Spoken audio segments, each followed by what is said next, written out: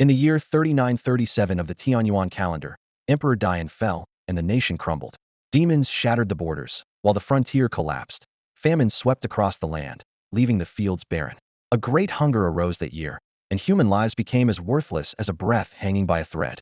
That year, both inside and outside the city, people fled. The soldiers who deserted, the refugees who escaped, and those running for their very lives all surged like a flooding tide. Cannibalism was no longer just a rumor. It became a grim reality that survivors witnessed with their own eyes and buried with their own hands. In the darkness, someone mustered their last ounce of strength to press a whisper tightly into Li Yuan's ear, like driving a nail deep into his fate. Yuaner, remember this. You are not my grandson. Your true identity is the Prince of Dian.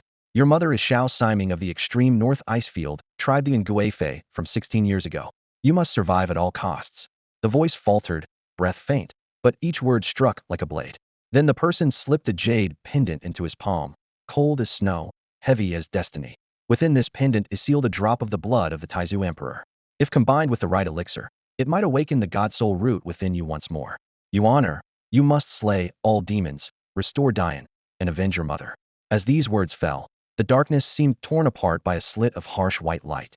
Li Yuan's eyes snapped open in that glare, as if pulled suddenly from deep waters. His chest heaved violently. His eyelids struggled to stay open, but his consciousness was not clear. It was shattered between two colliding memories, one belonging to his current life, the other to a past life. They tangled, churned, and tore at each other until he grasped one truth. He wasn't simply a transmigrant, was reborn in a strange world, and long-buried memories were now forcefully unearthed.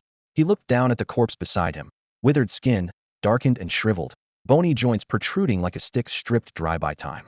This was no stranger. It was the old man who had been his guardian for 16 turbulent years, the former imperial physician of Dian. Li Yuan's throat tightened, but his gaze remained steady. He had long suspected this day might come. On the road of flight, there was no promise of a long life, only the determination to survive another moment. But he had never imagined that, on his deathbed, the old man would reveal the cruelest truth: that he was not a grandson but a prince, not an abandoned commoner, but a stolen dragon vein born from a sea of blood. That revelation dragged his memories backward 16 years into the past. He was born in the Dian imperial palace, swaddled and vulnerable, yet the malice of the world had already arrived. A night of demon assault locked down the palace gates. The imperial guards crumbled, and many princes and princesses were slaughtered in the chaos. And Nguifei perceived the doom and clenched her teeth, entrusting her child to the imperial physician with orders to flee with the infant. But he was born with the Dian God Soul root. His vital energy burned like a flame, and demons sensed him like bloodhounds. There was no hiding him. To ensure his survival, the physician made a harsh choice. He stripped the God Soul root from the prince and transferred it to his own grandson, allowing that boy to die in the prince's stead. In that moment, the physician gambled not with medicine but with fate, betting on a prince's future by exchanging it for a fragile infant's breath, accepting a burden of eternal guilt to send the one who truly deserved to live into the world. From then on, the physician fled with Li Yuan, wandering the world as fugitives. Over 16 years, they had changed countless names, wandered through endless desolate paths, evading bandits, starving refugees, and haunting shadows of demons. Li Yuan had witnessed a family of 3 tear each other apart over half a stale cake, and seen white bones left by the roadside, unclaimed. Yet he had also seen the imperial doctor coughing through trembling chest pains in the dead of night, still insisting on giving him the last bit of dry food. Now, with the old man dead and his secret delivered, only Li Yuan remained kneeling beside the corpse, knuckles white, finally whispering with a low voice, "Grandfather, may you rest well." He neither wept nor cried out to the heavens. He understood that in this world, emotions would not save a life, nor would one's identity. The only thing that could save him was survival, living on and getting stronger. Just as he was arranging the body, preparing to carry it on his back, a sharp voice boomed from nearby, dropping like a heavy stone. "Hey, kid over there, you're not from these mountains, are you?" Li Yuan looked up and saw a man standing at the edge of the mountain path. The man wore a deep blue rough spun short jacket with a crossed collar. His arms were powerful, yet his eyes shone with suspicion, as if ready to draw a blade any time. This place was the border of the Jiugong mountain range, one of the most mysterious regions in the southern frontier. Rumors said that the gushy ancient poisoning masters originated here, and the Jiugong nest suppressed the wild mountains, forbidding outsiders to enter easily. Li Yuan suppressed his emotions and answered with the most suitable words, "I'm here as a refugee." It was not a lie. Before slipping into unconsciousness, the imperial doctor had warned him. The outside world was rotten to the core, bandits rampant, demons lurking, and a broken, weak body alone meant a death sentence. Though mysterious, Jiugong Mountain was relatively peaceful, a breath of fresh air in this chaotic era.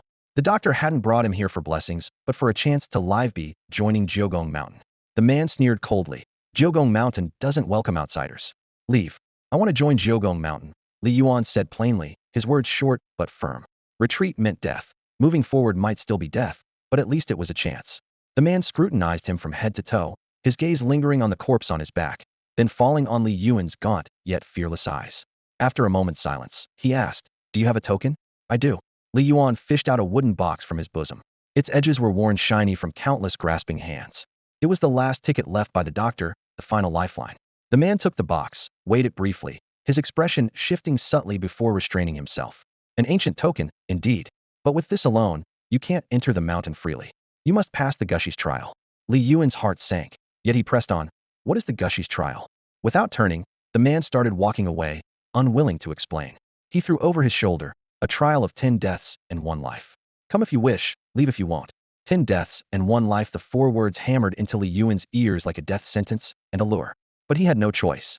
The outside world was 10 deaths and no life, while the mountains held at least a flicker of hope. So he lifted the imperial doctor's body onto his back, gritting his teeth and following, his footsteps unsteady but unyielding. They didn't walk far before the man stopped at a cave entrance. The gaping blackness resembled a mouth that would swallow you whole, silently waiting for someone to step inside. "My name is Qi Lin," the man said, turning back to introduce himself, "in the steward of the 12th cave in the 9th palace of the Jiugonggu Nest." The Jiugonggu Nest, the sacred place of the Gushi in the southern frontier, the pride of Jiugong Mountain. On his flight, Li Yuan had heard that name countless times. Some feared it like a tiger, others chased it like a prize. Now standing at the threshold, all he felt was cold detachment. This place accepted no refugees, only those who survived. Qi Lin raised a hand and pointed toward the cave entrance, his tone so flat it felt merciless. "When you're ready, go in. Pass the trial, and you'll enter Jiugong Mountain." Li Yuan set down the corpse on his back, swallowing the turmoil rising in his throat. In a low voice, he said, "May I bury my grandfather first?" Qi Lin glanced at him, eyes devoid of warmth. "What's the trouble? By the token you carry, once you die, they'll bury you and your grandfather together." A chill settled in Li Yuan's chest. Instantly, he understood in Qi Lin's eyes. He was already dead, just waiting to be dragged into that cave for the final blow. Still, he cupped his hands in a formal bow, voice softer but steadier. "Thank you." His thanks were no gratitude. They were swallowing humiliation and betting his life. He drew a deep breath and stepped toward the cave. A few paces in, the ground vanished beneath him, and he plummeted downward. Darkness roared past his ears, eardrums aching. Something briefly caught him, then he slammed hard onto the ground. Thud! Dust billowed as pain radiated from his back through his limbs. When he looked up, the space was oddly brighter. Sunlight slanted in from the far end of the pit, casting a cruel illusion of an escape route. The pit stretched 7 or 8 meters high, sheer rock walls smooth and unscalable by ordinary means. The exit above seemed a world apart. From above came a mocking laugh, light and careless, but heavy with life or death control. Perfectly 10 people complete. The trial officially begins. "Hey, people from the 12th cave," someone shouted urgently from the far end. "At least tell us what the test requires." No answer came from above. Silence stretched, like deliberately letting dread take root. Li Yuan's eyes swept the corners and crevices. Shadows curled around figures, men and women, old and young. Some hugged their knees trembling, others glared with fierce eyes. 1, 2, 3, 9. Together with himself, exactly 10. Only one survives. Qi Lin's words echoed sharply in his mind. 10 people, but only one allowed to leave alive. If so, this wasn't a trial but a forced slaughter, pitting them to tear each other apart until only a last breath remained. The pit held a tense silence. Everyone understood, yet no one dared move first. Because those who moved would expose themselves, and those who faltered would be devoured first. Li Yuan slipped into the shadow the sunlight didn't reach, cloaking his face in darkness. He knew this scene too well. 16 years on the run had taught him. In famine, mercy is poison. In desperation, hesitation is a blade. The weak die, the kind get eaten first. He scanned the others again. 6 women, 3 men. The women were mostly gaunt and pale, their clothes threadbare. The oldest looked about 40, the youngest barely 10. Of the 3 men, one was old, one thin, one stout. The stout man wore southern frontier attire, looking like a local, wealthed and strong, eyes slick with cunning and caution. Crucially, everyone else kept their distance from him. In a prison pit like this, space meant judgment, and isolation meant greatest danger. Li Yuan's gaze lingered briefly on the fat man, who immediately noticed and raised a hand to point at him, scolding, "New guy, don't just stare at me. This is a Gu Master's test, not a killing contest. You brainless fools, stop thinking about killing all the time, all right?" His words sounded reasonable, but the tone was all about asserting authority. Li Yuan didn't retort or argue. He simply averted his eyes, feeling colder inside. People like this who preach rules are often the first to break them. There's no justice in this pit, only life and death. A buzzing sound suddenly filled the air. At that moment, a small, dark red insect resembling a ladybug fell from above and lightly landed on the back of Li Yuan's hand. Its shell shimmered with a blood-red glow, its touch icy cold like a droplet of concentrated malice. Li Yuan's breath caught slightly. A goo insect had arrived. He wasn't alone. The other 9 each had the same insect settle on their hands. Only then did the 9 Palace Mountain people standing above the pit speak, their tone like the pronouncement of an unavoidable fate. Everyone, whoever can nurture the blood insect in their hand into their life-bound goo will have passed the test. The blood insect must be fed with blood, your own fresh blood. Only then will it obey your command and become your life-bound goo. The rules were clear, yet more insidious than kill or be killed. Feeding the goo with blood meant publicly cutting and bleeding oneself. In this trap for 10, whoever bled first became weakest. Whoever weakened first died first. The test didn't force them to kill, but it pushed them right to the brink where killing became inevitable. Li Yuan stared at the blood insect on the back of his hand, his mind racing. If he didn't nurture it, he'd never get out. But to nurture it was to hand over the key to his life. With no way to retreat, every choice was poisoned. As he struggled to find a way forward, suddenly something tapped gently deep in his mind. An unfamiliar, cold voice sounded without warning. Ding! Congratulations, you have obtained your first goo insect. Goo insect synthesis system activated. A goo insect fusion system? Li Yuan was startled. Memories from his past life suddenly surged in his mind, and just then, the mysterious system activated. Could this be the so-called reward for unlocking the Forbidden 18? Suddenly, a translucent panel appeared before his eyes. Goo Master Li Yuan. Black Jar Rotation 030 Realm. No low-grade original goo, no affiliated goo, no special traits. Description: insert any 3 goo insects of the same grade into the black jar. They will fuse into a higher grade goo insect and be automatically tamed. Note: the rarer the raw materials, the stronger the fused goo. 3 unknown star upgrade? Li Yuan's heart skipped a beat, a faint sense of familiarity washing over him like a mechanism from his previous life. He roughly understood the system's use as long as he gathered 3 blood insects. He could synthesize a stronger goo, perhaps even refine his own original goo. But the next question was difficult. How to obtain 3 blood insects?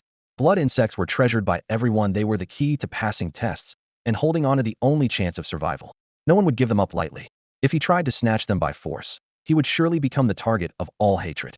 Suppressing the turmoil in his chest, Li Yuan took a deep breath and reminded himself to stay calm and wait patiently for the right opportunity.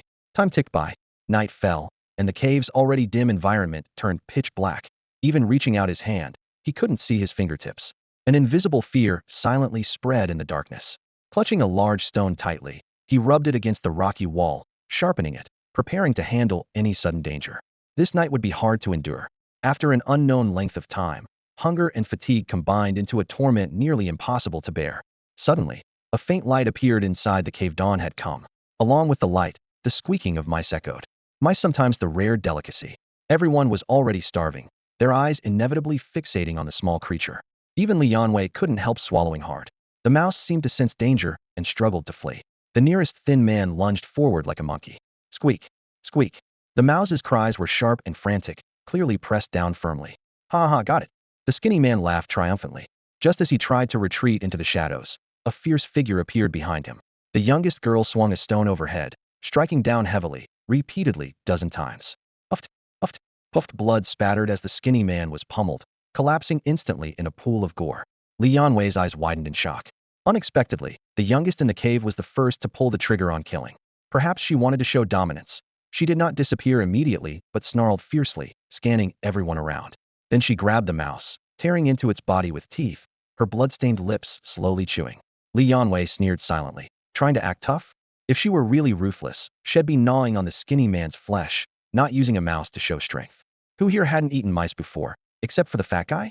The sun gradually rose, pouring light into the pit. The sight of the skinny man's mutilated corpse under the sunlight sent chills down their spines. Li Yuan's expression grew solemn. Though he had witnessed cannibalism before, he himself had never crossed that line. With his grandfather, a skilled healer, by his side providing careful care and guidance, hopes were placed on him to become the new emperor. His dignity could never be so brutally crushed. He fought to suppress himself, determined not to be driven to cannibalism by desperate circumstances. But the other's eyes grew darker, their primitive instincts starting to overrule morals. Just as the tension boiled over, Li Yuan suddenly noticed something. A bright red slowly writhing on the skinny man's corpse. A blood insect? Was that guy not really dead? He was shocked at first, then overwhelmed with joy. This was an incredibly rare opportunity. Li Yuan rose slowly, clutching the sharpened stone he had carefully crafted the night before. He stepped toward the slender man's corpse, immediately drawing the wary attention of those around him. Forcing himself to appear calm, Li Yuan's eyes flashed with fierce resolve. Towering and imposing, he ranked second only to the local fat man in strength among this group. No one dared to challenge him. They gripped their weapons tightly, ready to defend, watching his every move with suspicion. Stopping beside the thin man's body, Li Yuan suddenly reached down and grabbed the still writhing blood parasite. Without hesitation, he retreated into a shadowed corner. The local fat man snorted coldly. Thought you were going to eat him. You're taking that blood parasite to hatch a second one, trying to improve your chances of raising your own life goo, the fat man sneered. Looks like you actually know quite a bit about goo arts. Maybe we really will lose to you. His words were laced with hostility, a deliberate attempt to throw trouble onto Li Yuan's shoulders. Li Yuan laughed bitterly. Aren't you from the southern border? You know more goo arts than Mui hand a chance over? The fat man replied with a cold smirk. Of course I want to raise it, but you got to it first. Li Yuan curled his finger teasingly. Now I'll give it to you. You got the guts to come and take it? And if you do, you dare raise it? Huh. The fat man ignored him, only giving a harsh laugh. To these people, only fools would blindly try to raise two blood parasites in such desperate circumstances. There was no way it wouldn't drain all their strength in the end. When those fools died, the strongest would be the one who survived the trial alone. Li Yuan said nothing, waiting patiently. His expression gradually cooled, a calculating gleam in his eyes. Everyone was starving and on edge. Conflict was inevitable. That would be his key chance to seize a third blood parasite. Another night passed quietly. By early morning on the third day, everyone's will was pushed to the brink. Any humanity was crushed beneath raw, primal instinct. Everyone, let's share him. An old man broke the silence suddenly. His frail body barely held any strength, no match alone. He knew only unity could mean survival. All right, a woman agreed quickly. It's out of desperation, just to stay alive. If the heavens punish us one day, don't blame us. Some knelt and prayed tearfully. If we are condemned, blame the failures of the Dian royal family. The demons running rampant don't blame us, poor commoners. Though they spoke prayers, in their hearts it was a call to steady their nerves, steeling themselves to cross the forbidden line. The old man took the first step forward, followed by 6 women gathering in a circle around the thin man's corpse. Neither the fat man nor Li Yuan moved. They both knew that if these few had their fill, they would join forces to kill them afterward. Tension thickened. The women reached the corpse and exchanged glances, but none dared to be the first to bite. Old man, you started this. You go first. The girl who had killed the thin man challenged fiercely. You killed him. You eat first. The old man deflected nervously. Fear tightened the old man's chest. Cannibalism would drive them mad, bring heavenly wrath, and kill horribly. Even if he agreed, he didn't want to be first. If you don't eat, we'll kill you first. The girl raised the stone high. The others followed suit, lifting their stones. The old man's fear turned to panic as he realized he was trapped. He dropped to his knees before the corpse. Before he could speak, a stone slammed down hard. With a sharp thud, the old man collapsed. The girl shouted fiercely, "Sisters, kill those 2 stinking men first, or none of us will survive." Ordinary women were always physically weak, let alone fighting alone. Even several together could hardly move a man's body. The plan was clear at a glance. Eliminate the biggest threat first. Li Yuan narrowed his eyes. The young girl had clearly prepared well. First, kill the skinny guy, then set a trap to take out the old man, and only after that would they launch an encirclement. Clever girl. The fat man sneered, then looked at the group of weak women. Too bad, even all of you together can't beat me. Come and try if you think so. The girl retorted coldly. Better than us tearing each other apart and being devoured one by you stinky men. The fat man chuckled darkly, offering a proposition. You go kill that kid first, and I promise not to interfere. How about it? No way. The girl shook her head, and then turned her gaze to Li Yuan. Brotherly, why don't you come over and help us take down this fat bastard? This was a game of strategy, with everyone wanting to be the one who came out on top. Li Yuan answered simply, all right. His prompt agreement stunned both the fat man and the girl, who hadn't expected it. Are you crazy? The fat man's eyes blazed with fury. You think if I die, they'll just let you live? Li Yuan smiled faintly. I think you're a bigger threat to me than they are. He stepped toward the old man's lifeless body. The girl's eyes cooled. She fixed him with a stare, trying her old trick again. You go first, she said tersely. Li Yuan nodded and gestured for everyone to step back. Everyone, give me some space. I need to eat some meat and restore my strength first. The girl frowned, but weighed the situation and nodded in agreement. She stepped back 3 paces, and the other 5 women exchanged glances before retreating as well. Li Yuan crouched down and precisely grabbed the bloodworm wriggling on the old man's corpse. The fat man's face darkened, cursing inwardly. That foolish kid actually trusts those venomous women's lies. We have to kill him first. The system detected that the bloodworm possessed fusion abilities. Would he proceed with synthesis? The key was that acquiring the bloodworm was Li Yuan's true objective all along. He silently commanded, synthesize. Synthesis materials, 3 common bloodworms. Synthesizing.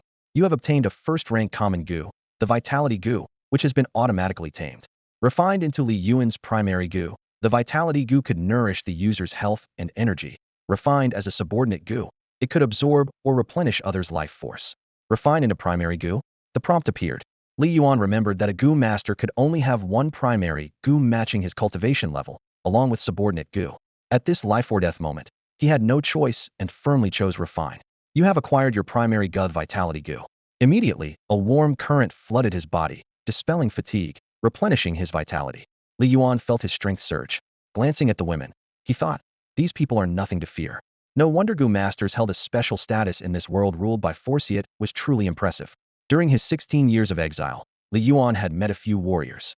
Those strong ones could tear demons apart with their bare hands, fly through the skies, disappear, and reappear at willpowers he had once envied greatly. But his royal mentor, the imperial physician, had said he lacked the foundation for martial arts and shouldn't indulge in such dreams. If he couldn't practice martial arts, becoming a goo master was a good alternative. Now tasting success, Li Yuan felt at ease. The bloodline healing prescribed by the ancestor emperor is too difficult, relying on rare medicines. The system's way is straightforward and effective. No need for bitter struggle. What are you waiting for? Aren't you going to attack? The fat man roared impatiently, his tone laced with frustration. The girl's cold voice abruptly cut through Li Yuan's thoughts. I've changed my mind. Li Yuan turned to look at her. You. The girl glared fiercely. Are you playing me for a fool? Exactly. I'm playing you. Li Yuan smiled broadly, his expression relaxed and confident. The girl's chest heaved with anger as she turned to the stout man beside her. You. Come over here and help us kill him first. How about that? No way. The stout man shook his head. I told you, if you want to kill him, do it yourselves. I'm not getting involved. That's my bottom line. If no one's willing to make a move, then let's just wait, Li Yuan said, his smile vanishing as he didn't attack immediately. After the blood chi goo returned to him, he clearly sensed his strength was somewhat drained and needed a moment to recover. Since the situation was already under control, delaying a little only made things safer. He put the life chi goo back onto the corpse, but unexpectedly the insect flew toward a dark corner, silently attaching itself to a woman there. Oh, it's quite picky, wanting fresh blood now. Li Yuan smiled faintly, resigned to letting it feed. There was no need to worry that the blood chi goo could be killed by a single slap. After all, this was a technique used by first-stage goo masters, corresponding to novice-level warriors. In his memories, a warrior of that rank easily defeated a dozen ordinary adult men without difficulty. Another night passed, but for Li Yuan, it was no longer torturous. Felt invigorated. By dawn, the remaining threats would basically be eliminated. Just then, Li Yuan sensed several women silently moving around him, creeping closer. Secretly planning a night attack on me. His heart sank as he sneered. Clearly, these women had no intention of seeing the next day alive. If that was the case, he would take them out all at once. Li Yuan rose quietly and, stepping silently, moved directly toward the biggest threat, the stout man. The stout man leaned against the stone wall, sometimes dazed, other times alert. Suddenly, a loud banging echoed from across.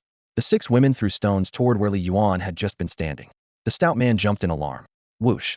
Taking the chance, Li Yuan dashed from the shadows and landed a fierce punch squarely into the stout man's abdomen. Ah! The man's agonized howl shattered the silence, his usually solid body staggering backward from the blow. Li Yuan didn't kill immediately. Instead, he swiftly grabbed the blood insect from the man, then grabbed his hair and slammed his head violently against the cave wall. Thud! Thud! Thud! First strike, second, third. After a few pained groans, the limp stout man went completely still. Your turn now, Li Yuan's voice echoed through the dark cave. In an instant, the 6 women's hair stood on end, chills running down their spines. Impossible. They never expected Li Yuan to strike first and kill the stout man with such speed and decisiveness. If he's that strong, why only attack now? Bang! Li Yuan made no effort to hide, his murderous aura blazing as he launched a full-scale slaughter. He moved swiftly in the darkness, knocking down one after another, first one, then the second, third, fourth, fifth. Finally, the girl. Li Yuan's powerful fist crashed hard into her chest. Her ribcage caved inward suddenly, and she flew backward, slamming into the cliff wall and dying instantly. Li Yuan admired the girl's cunning and methods, but death was death. She couldn't escape this fate. The imperial physician grandfather had taught him that killings must be decisive, but without great malice. This was merely necessary action. With a thought, Li Yuan gathered all the blood insects. A system prompt appeared again. Detected compatible goo insects. Proceed with synthesis? Synthesize. A flicker of anticipation rose in Li Yuan's heart. Can the fusion of the 3 vitality goo insects be further upgraded? Li Yuan silently pondered. This time, he had used 7 ordinary bloodworms for the synthesis. The virtual panel quickly flashed the result. You have obtained 2 first-tier vitality goo insects. They have been automatically tamed. Li Yuan immediately pressed the command to continue the synthesis. You must first upgrade the black jar's rank before exploring higher goo master realms. A voice in his mind reminded him. Li Yuan was momentarily taken aback. There were indeed restrictions here. It made sense. Without limits, spending one night in the goo nest would let him casually slaughter even the world's gods and immortals the next day. His gaze grew serious, mixed with awe and excitement. The virtual panel appeared again, clearly showing. Goo Master, Li Yuan. Black Jar, First Tier, 430 Progress. First Tier, Core Goo, Vitality Goo. Subordinate Goo, Vitality Goo. Only now did Li Yuan notice the number next to the black jar had risen from 0 to 4. Is this an experience bar? And does it increase daily? He mused over it. 3 goo insects were fused, and this was the 4th active day perfectly matching. If he persevered and maxed out the black jar's level, wouldn't he become invincible? This is much more reliable than some random kill quests, Li Yuan thought with quiet satisfaction. Such steady, practical growth felt solid and trustworthy. Now, I suppose I've passed the trial and can advance. Li Yuan glanced up at the 7 or 8 meter deep pit before him. To him, this massive chasm was no longer an insurmountable enemy, but a lock to be cracked. He inhaled deeply, then leapt upward, grabbing a 3-meter high jagged stone ledge. Using the momentum, he swung and caught another higher protrusion. After several determined climbs, he finally reached the top right, where he had fallen before. Clap, clap. Suddenly, applause echoed. The fires at the pit's mouth flickered to life. Li Yuan looked back to see 2 figures walking slowly toward him. One was Qi Lin, who had led him into the trial. The other was a middle-aged man with a kindly expression. The man spoke loudly. Young friend, well done. To form a core goo in just 4 days is rare indeed. It's been a long time since we've seen such outstanding goo talent in someone your age. Li Yuan's expression was complex. Having just faced life-or-death tests, he harbored little fondness for them, but couldn't deny that this practical trial fit perfectly with his understanding of goo cultivation. Sir, my name is Qi Xian, leader of the Baishir Hall in the 12th cave of the 9th palace. The middle-aged man introduced himself warmly. Leader, have I passed the trial? Li Yuan asked bluntly. Qi Xian smiled. I will report to the cave master and have a disciple token issued to you. Your goo master aptitude is excellent. You may freely choose any position within the 12th cave. What are the options? Li Yuan asked. Qi Xian handed him a booklet. Flipping it over, Li Yuan saw. Baishir Hall, responsible for recruiting disciples, assessments, mail delivery, and handling interpersonal matters. Goo Beast Garden, raising various goo insects and goo beasts. Goo Plant Garden, cultivating spirit plants used for nurturing goo. Remnant Goo Tower, managing and processing malformed goo abandoned due to cultivation failure. Li Yuan's eyes brightened, thinking, even malformed goo can be used in synthesis? That's a piece of cake for me. After all, the system only required 3 goo insects of the same rank to synthesize. Leader, I choose the Remnant Goo Tower. The Remnant Goo Tower? Qi Xian's expression changed, concern creeping in. Are you sure? That's dirty, exhausting work and quite dangerous. All the malformed goo from failed breeding efforts get tossed there. Accidents happen often during processing. Qi Lin also advised, it's truly not easy. Piles of malformed goo insects, and one small mistake can cause disasters. Their warnings only made Li Yuan more excited. Wasn't this exactly the stage tailor-made for him? Places like the Goo Beast Garden mainly cultivate high-grade goo insects, but since it's a sect resource, there are fixed quotas and deadlines every month that must be met. If he were to merge all those goo insects, he would definitely face serious consequences. Compared to that, the Remnant Goo Tower had none of those worries. It sheltered discarded and neglected useless Gaia to him. They were priceless treasures. I've already made up my mind, Li Yuan said eagerly, his tone full of anticipation. Then it's settled, Qi Xian replied without objection. Setting aside his usual desire to help others, he respected Li Yuan's choice and fate. By the way, what's your name? After talking for so long, he suddenly realized he didn't even know the young man's name. You can keep your own name, or you can forsake your past and receive a new name from the 9 palaces goo nest, Qi Xian said. Li Yuan with the wood radical, Yuan like a gold ingot. Li Yuan chose to keep his original name. All right, Qi Xian nodded. Your identity token will be issued in 3 days. Qi Lin, take Li Yuan to register at the Remnant Goo Tower. Follow me. With that, Qi Lin turned and left. Li Yuan hoisted the lifeless corpse of the old medic on his back and followed Qi Lin up the mountain path. From afar, The mountainside was covered with pavilions clustered tightly together, grand and imposing, carrying a heavy ancient charm. Along the way, Lin briefly introduced the origins of the Nine Palaces Gu nest.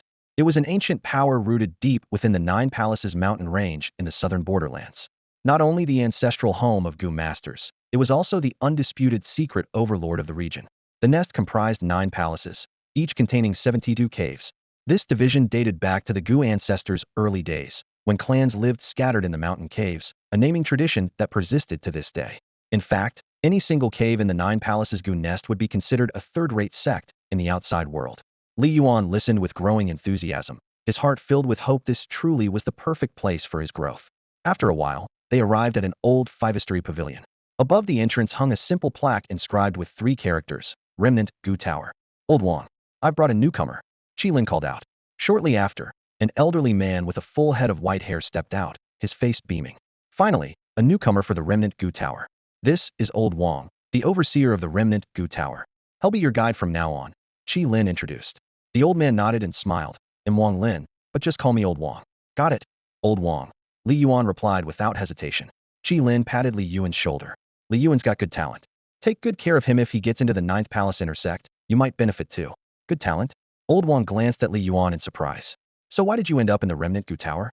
Lin chuckled teasingly. That was his own choice. Old Wang hesitated a moment, then advised, Li Yuan, I'd suggest you find another place.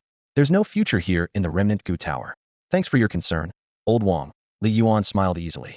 Now that you're so nice, I want to stick around even more. Lin laughed heartily. All right then. They'll leave you two to chat. Sigh. Old Wang let out a sigh. Since you're here, you might as well settle in. I won't keep you from entering the tower, but first, let me teach you the basics of Gu master cultivation. His gaze fell on the corpse on Li Yuan's back. Is that your lifebound Gu? A first lifebound Gu? That's a corpse Gua rarity indeed, Old Wang said with some surprise. Is that polite? Li Yuan said helplessly. That's my grandfather's corpse. Old Wang awkwardly scratched his head. Sorry. Lin told me you have good talent, so I thought you were some hardcore type who'd already formed their first corpse Gu. That piqued Li Yuan's curiosity. Old Wang, can corpses really be used to refine Gu? That's only natural. Crafting a life-linked corpse Gu, or Benming Shi Gu, requires both innate talent and skill. It's not a task just anyone can pull off. Li Yuan asked Wang Lin. Among our 12 caves, has anyone ever succeeded in forging a life-linked corpse Gu? No one. Wang Lin shook his head with a sigh. It's such a grueling and thankless job that only one deputy palace master in the 9th palace has ever managed it. Li Yuan frowned. You're not seriously planning to turn my grandfather into a life-linked corpse Gu, are you? Wang Lin chuckled without directly answering. I'm not that twisted. Li Yuan's face darkened. Who knows? Wang Lin said, gesturing toward the back mountain. There are plenty of twisted ones among us Gu masters. Let's go bury your grandfather first. That spot has excellent feng shui. When I die, I want you to bury me there, too. Since your grandfather isn't familiar around here, I can keep him company a while longer. Li Yuan was speechless, half joking. You want to be my grandfather's ghostly neighbor Wang? Carrying the corpse of the imperial physician, Li Yuan headed straight for the back mountain. Wang Lin followed, pointing at the coffin. See this? I prepared it for myself, but am using it first to lay your grandfather to rest. When I die, you'll get me a new one. All right. Li Yuan nodded, feeling a bit grateful to this gloomy yet reliable companion in the afterworld. Wang Lin smiled. Don't think him some saint. I just don't want my body exposed in the wilderness, and I hope someone will tidy things up after I'm gone. They talked casually as Li Yuan began digging the grave. Soon, he stood before the coffin, took a deep breath, and lowered the heavy box into the pit, then shoveled soil over it carefully. He didn't forget to bury Wang Lin's unengraved tombstone alongside. Grandpa, may you rest well. Li Yuan knelt by the stone, knocking 3 solid heads on the ground with a resolute voice. Your revenge? Your mother's revenge? I swear I'll avenge it. A gentleman's revenge takes 30 years, but it's never too late. He deeply buried the rage in his chest, clenching his fists until his knuckles whitened. Strong arms. Wang Lin suddenly commented with surprise. Your life-linked Gu is a kind blood Gu, isn't it? Compared to fighters, Gu masters typically have weaker physiques. Among first-stage Gu, the kind blood Gu is the most common and effective for boosting health and strength. Wang Lin guessed right almost instantly. Li Yuan nodded. How many days did it take? Wang Lin asked again. For days, Li Yuan answered curtly. Wang Lin inhaled sharply, then exhaled. Impressive. For days to forge a life-linked Gu? That's amazing talent. It's such a shame you ended up in the Remnant Gu Tower. Then he shifted gears. Let me tell you the basics of Gu master cultivation. His eyes gleamed with determination to mentor this newcomer. If Li Yuan can really join the 9th Palace's inner circle someday, he'll be more than just influential in old Ajihe, could make a grand impact. Li Yuan listened intently.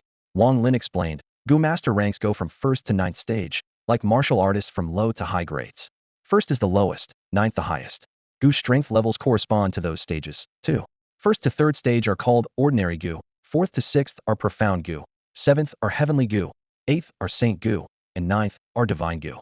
Each Goo Master can only forge one life-linked Goo and several subordinate Goo matching their level. For example, I'm a 3rd stage Goo Master.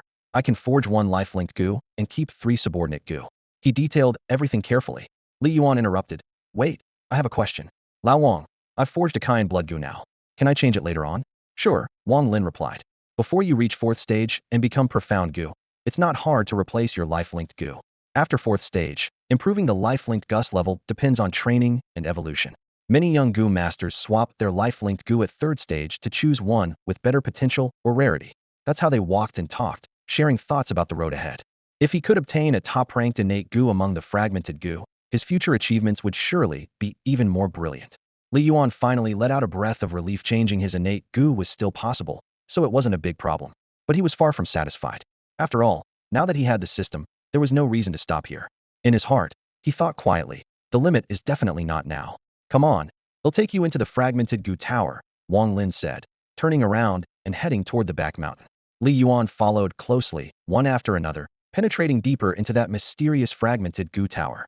The moment he stepped over the threshold, Li Yuan felt a slight shiver all over, an icy chill cut through him to the bone. Cold. Wang Lin smiled faintly. The fragmented Goo Tower handles countless dead and shattered Goo every day.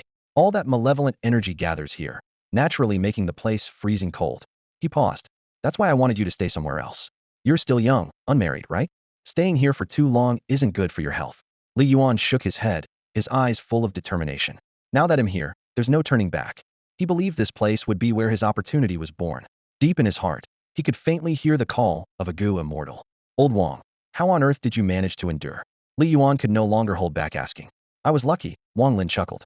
After coming in, I found an abandoned ice silkworm. I worked hard to raise it, and it became my innate Goo. Li Yuan patted his chest confidently. I'm young, strong blood, and chi I can handle it. Wang Lin teased with a smirk. Good blood and chi. You'd be better off trying to snatch a rich lady instead of suffering here. Li Yuan was momentarily speechless and could only offer a wry smile. Only then did he take a proper look around the room. The fragmented Goo Tower was filled with tens of thousands of jars of various sizes, piled high layer upon layer. Every jar was tightly sealed, some even transparent, revealing the faint wriggling shapes of Goo inside. A wave of excitement surged through Li Yuan's heart. This was truly paradise. A treasure trove for researching and breeding Goo. Wang Lin explained the tower's situation. The fragmented Goo Tower had 5 floors, each housing fragmented Goo of corresponding ranks. Their job was daily cleanup of dead Goo and selecting those capable of further metamorphosis to send back to Baishir Hall. Their quotas were clear. At least 100 first-rank Goo submitted monthly, 30 second-rank, and 10 third-rank Goo. 4th and 5th rank Goo were managed by higher-ups and not their concern. Just the 2 of us run this whole fragmented Goo Tower? Li Yuan looked around curiously. Wang Lin pointed toward the 4th and 5th floors. There's someone up there. We can't go up, haven't even seen him. No need to meddle. Li Yuan nodded and didn't ask further. Then Wang Lin patiently explained the details of breeding Goo and handed Li Yuan several manuals on Goo cultivation, including one called The Beginner's Art of Goo Mastery. The name was plain but the contents solid and practical. From today on, the 1st floor is your responsibility. I won't interfere anymore, Wang Lin said before leaving to rest in the nearby quarters. Late at night, Li Yuan's eyes gleamed with excitement. He only needed to hand over the required number of Goo that successfully metamorphosed each month, and here were tens of thousands of fragmented Goo waiting for him to meld and empower himself wildly. He approached a black jar wrapped with yellow cloth, on which was written, Fragmented Goo Species, First-Rank Essence-Raising Goo. Li Yuan opened the breeding manual for first-rank Goo and read detailed instructions. This Goo specialized in nurturing the master's spirit. It could absorb others' essence and deepen the cultivator's sleep quality. A system prompt flashed, detecting compatible fragmented Goo. Fuse now?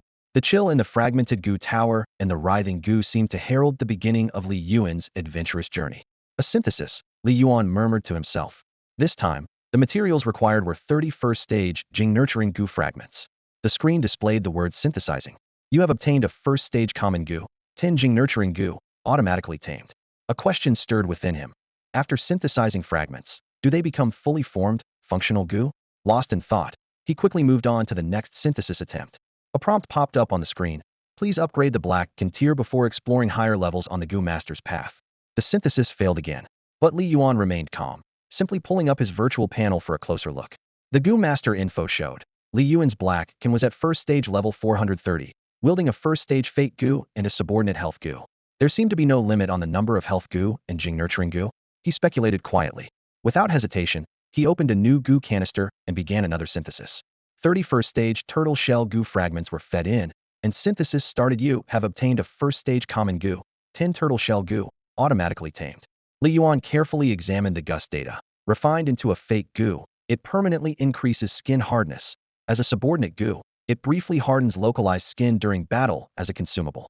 He recalled the Goo Master Manual's explanation. The nurturing effect of a Fate Goo is permanent, while subordinate Goo are mostly consumables with short-term effects, and different control methods. Fate Goo are controlled by mental intent alone. Subordinate Goo require an external medium. The upside of subordinate Goo is that when they die, they don't lash out at the Goo Master. Li Yuan glanced at his subordinate Goo list and saw that the Health Goo, Jing Nurturing Goo, and Turtle Shell Goo had all been added. Doesn't that make me unstoppable? He thought with a smile. That night, Li Yuan worked tirelessly, wildly synthesizing Goo. Still, he carefully saved some fragments, wary of revealing a flaw to outsiders. But a new problem quickly arose throughout the entire night. He failed to synthesize even a single rare Goo, let alone an exotic Goo worthy of the leaderboard. All he ended up with were basic scraps.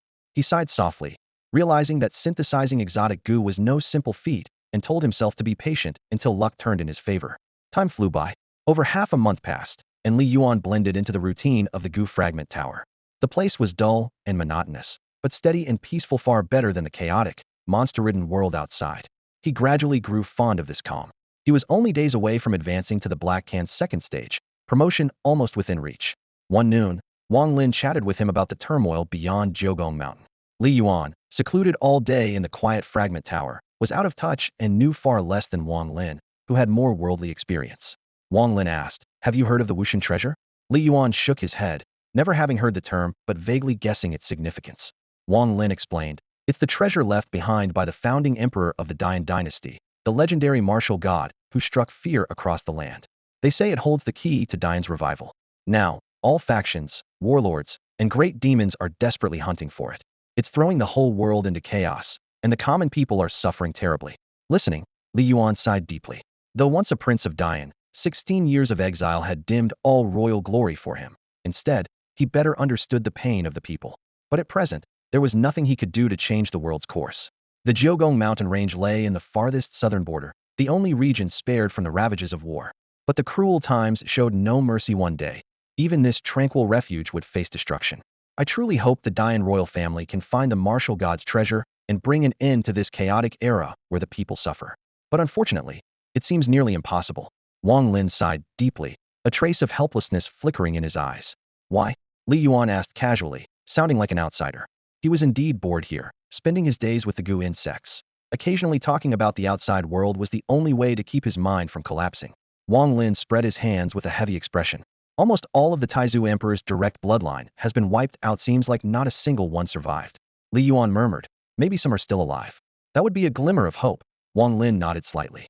After all, only a direct descendant of the Taizu Emperor can unlock the martial god's treasure. Li Yuan smiled wryly. Even if descendants exist now, those who show themselves would only be keys to unlock the treasure. True, Wang Lin agreed deeply. Dian has long been a name in name only. No one has managed true unification yet. Lowering his voice mysteriously, he continued, "I've even heard that demons infiltrated the imperial palace a long time ago, secretly setting traps and special seals to capture the late emperor, and then gradually wiping out the royal bloodline." Li Yuan's heart jolted. He had heard this before when his memories from 2 lives returned. But the real question was, who spread these rumors? And with what purpose? With the blood feud between his biological mother and the imperial physician grandpa, how could he not care? "Old Wang, where exactly did you get these stories?" Li Yuan pressed. "It's common knowledge by now," Wang Lin said indifferently. "Some even say that the Ming imperial consort, once the emperor's favorite, was a demon in disguise. The emperor became obsessed because of her, which allowed the demons to capture him. Honestly, with his rank as an 8th rank martial saint and supreme national fortune backing him, how could he be controlled so easily? It was just a femme fatale causing trouble." Wang Lin recounted the rumors like a storyteller, vivid and lively, but Li Yuan listened skeptically. The martial saint level wasn't so easily swayed by beauty. There had to be other means. But what exactly, he couldn't say. He treated it as just a story, quietly suppressing the turmoil in his heart. knowing nothing could stop him from cautiously surviving step by step. Li Yuan counted the days. It was the 27th day since joining the Remnant Goo Tower and the 30th day since the Black Jar fusion system activated. He pulled up the virtual panel, which detailed all his Goo insect info. Goo Master Li Yuan, Black Jar 2nd Tier 0100, 2nd Tier Fake Goo. Possessing Vitality Goo Subordinate Goo, Essence Nurturing Goo, Turtle Shell Goo, Bloodthirsty Fierce Mosquito, Foul Poison Bug, Wind Chasing Butterfly. Suddenly, a prompt popped up, multiple subordinate Gus detected. Select one to refine as your fake Goo. Li Yuan's eyes lit up, excitement surging had automatically broken through to the 2nd tier. The system clearly stated he could have multiple fake Gus, shattering the Goo Master tradition of a single fate Goo lineage passed down through generations. A Goo Master's fake Goo is linked to their soul. Losing the fate Goo likely kills the master. Only very rare exceptions exist. That's why Li Yuan yearned for multiple fate Gus. After all, everyone fears death. The second fate Goo can't be chosen casually, he thought. It must come from the exotic Goo list, a rare one, or be synthesized into a high-level Goo. He peered through the dim light of the 2nd floor, secretly examining those mysterious Gus. The space around him was silent and cold. Only the pale glow of his panel gave off a sharp, modern contrast. He knew this breakthrough was just the beginning. The real storm was yet to come. Li Yuan climbed up to the 2nd floor. Before him, the young boy was fully focused on handling the remaining Goo insects. Wang Lin furrowed his brow, clearly displeased by Li Yuan's arrival. Li Yuan, what are you doing up here? The aura is too strong. Go back downstairs, Wang Lin warned cautiously. Li Yuan replied calmly. Old Wang, I've already reached the 2nd tier. Wang Lin was startled, standing up abruptly and raising his voice. What did you say? Say it again. I'm now a 2nd tier Goo master, Li Yuan said firmly, without hesitation. Wang Lin's eyes widened in disbelief, and after a moment, he blurted out the phrase he knew best. Damn impressive. Then realization dawned on him. A prodigy who refined his original Goo in 4 days and took only a month to reach the 2nd tier wasn't entirely unbelievable. He laughed aloud, as if relieved. I've been mediocre for too long. I'd forgotten what a genius looks like. Wang Lin's laughter carried a long-lost hope. Finally, he saw a chance for the boy to enter the inner sect of the 9th palace. Old Wang, your health isn't good. From now on, leave the management of the 2nd floor to me, Li Yuan said without hesitation. You kid, you even know how to care for an old man, Wang Lin said, shaking his head with a smile. Li Yuan knew well that taking over the 2nd floor wasn't just about caring for Wang Lin. The real treasure lay in these residual Goo insects, far more practical than the famed warrior god's hoard. Wang Lin stretched lazily and looked at Li Yuan. You're full of vigor and yang energy. Busy all day with those leftover Goo insects. You really are a born workhorse. So take good care of yourself and enjoy your twilight years. When I reach the 3rd tier, they'll take everything over, Li Yuan replied with a smile. Good kid. You're thoughtful, Wang Lin gave a thumbs up. Years ago, when he saw the boy carrying his grandfather's body up the mountain, he knew this child was filial. After a brief chat, Wang Lin went to rest. Li Yuan picked up the 2nd floor management manual and leafed through detailed records of Goo insect storage and dispatch. His eyes darted back and forth as he carefully searched for his target. Soon, he found the name of a rare species, the 2nd tier mortal Goo, Qianming centipede. He approached a large jar and lifted the lid. Inside, the centipede's body was broken in half but still writhed relentlessly, its vitality astonishing. You're exactly the raw material I need, Li Yuan thought. He prepared to add 2 other Goo insects, Secondier Vitality Goo and 2nd tier Essence, Nurturing Goo, harnessing the lingering power of the longevity herb inside the Qianming centipede's body. Longevity herb? What is that? Li Yuan was unfamiliar with herbs, but he decided to proceed with synthesis first. The black jar shook violently as the Goo insects fused, their energy fluctuations growing stronger. Shortly after, a faint golden glow appeared inside the jar. It actually appeared. Li Yuan's eyes lit up. When the synthesis ended, the system notified him. You have obtained a 2nd tier exotic Goo rebirth Goo, which has been automatically tamed. The rebirth Goo is a rare type not limited by cultivation level. Once refined into a primary Goo, it grants the Goo master the strange power to survive near death so long as their heart remains intact. They cannot die and it cannot be converted into a subordinate Goo. Li Yuan had read about the rebirth Goo in a Goo master manual. It was notoriously difficult to cultivate, requiring the Goo master to feed it with their own flesh and blood between the internal organs for 10 years, a painfully grueling process. Yet here he was, synthesizing it so effortlessly. Although the Qianming centipede is a rare species, both the Vitality Goo and Essence Nurturing Goo are just ordinary mortal Goo, so they shouldn't have raised the odds of producing an exotic Goo. Could it be related to the longevity herb? Without a doubt, this was an extraordinary stroke of luck. It seems that the 1000-life centipede accidentally consumed the Everlife herb, and its taming Goo master was completely unaware, giving Li Yuan an unexpected windfall. This surprising discovery immediately opened a new avenue of thought for Li Yuan. Perhaps feeding rare treasures and precious items to goo insects before synthesizing them could greatly increase the chance of obtaining rare or even extraordinary goo. The system's subsequent prompt was even more straightforward. Refine the resurrection goo to become his life goo. Li Yuan's heart stirred. How could he not do such refining? Of course, he would go ahead. In an instant, he felt a scorching heat fill his whole body, blood surging through his veins, as if his internal organs were being seared by fierce flames, churning violently. A goo master's physical breakthrough largely depends on the life Gus nourishing feedback. As an extraordinary goo, the resurrection Gus feedback brought enormous benefits. His physical fitness improved comprehensively. He felt like a hexagonal warrior, incredibly resilient. At this moment, Li Yuan was clear-headed and fully realized the marvels of having multiple life goo. Becoming stronger was a small matter. The key was that the resurrection Gus life-saving ability had become an absolute shield. As long as his heart remained unbroken, even near death he could revive, making him nearly invincible in low-level combat. He enjoyed all these advantages without fearing any backlash from the resurrection Gus death, a truly miraculous gift. Li Yuan grew even fonder of this leftover goo tower. It was truly his unique treasure trove. He would survive and persist no matter what. His only goal was to survive until the world revered him like a god and feared him like an immortal. The next day at mealtime, Wang Lin glanced at Li Yuan, frowning. "Kid, why does your vitality seem to be getting stronger? Could it be that I'm just growing old and weak?" After years of running around the leftover goo tower, absorbing poisonous energy, old Wang felt weak. Otherwise, he wouldn't have already bought and placed a coffin behind the mountain. Li Yuan smiled and replied, "Old Wang, don't be confused. My vitality goo has already advanced to the second stage, so naturally it's much stronger now." Wang Lin suddenly slapped his forehead. "Then how's your goo control formula coming along?" Li Yuan shrugged. So I guess. That can't be sloppy." Wang Lin's gaze turned serious. The goo control formula determines a goo master's combat power, especially against martial artists. If you haven't mastered it, your goo won't pose any real threat. Li Yuan practiced diligently, but always felt it was useless. The goo control formula has 3 stages. The first uses scent to lure goo, via blood or food carrying their smell. That's the lowest stage, and how most low-level goo masters command subordinate goo. The second stage controls them through objects like flutes, zither, or umbrellas. The third stage is mind control. Masters can command subordinate goo by will alone. But importantly, any goo master can already control their life goo by thought. The goo control formula mainly applies to subordinate goo. Since all the goo Li Yuan has tamed can be controlled by thought, he's already at the highest stage. So the formula is nearly ineffective for him. By the way, you're now in charge of the first and second floors of the leftover goo tower. There's something important I need to tell you. Wang Lin's expression grew grave. Clearly recalling something crucial, his tone dropped even lower. "This matter is very important. You must remember it carefully. This concerns your job and your future," Wang Lin said in a low voice, his gaze serious as he looked at Li Yuan. "Old Wang, I understand. I will remember every word." Li Yuan immediately straightened his back. This job was a golden opportunity he could never afford to lose. Being dismissed or transferred would be a heavy blow. You know well that raising poisonous insects is no simple matter. Wang Lin looked around to make sure no one was listening before continuing. The sect leader takes this very seriously and enforces strict controls.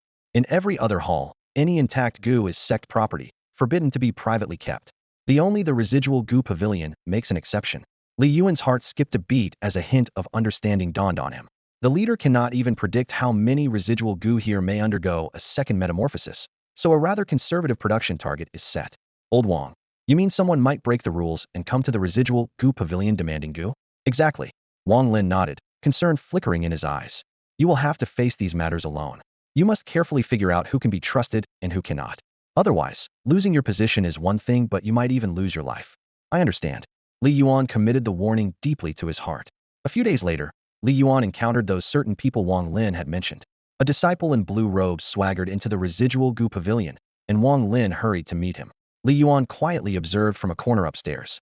"Hey, old Wang. The residual goo have been looking mighty good lately," the disciple said, patting Wang Lin's shoulder with a teasing tone. "The mountain and water of our sect are excellent, so the goo we raise grow healthier. Even residual goo can turn into fine ones." Wang Lin replied with a wide smile, bowing slightly. "Well then, they'll have to visit more often."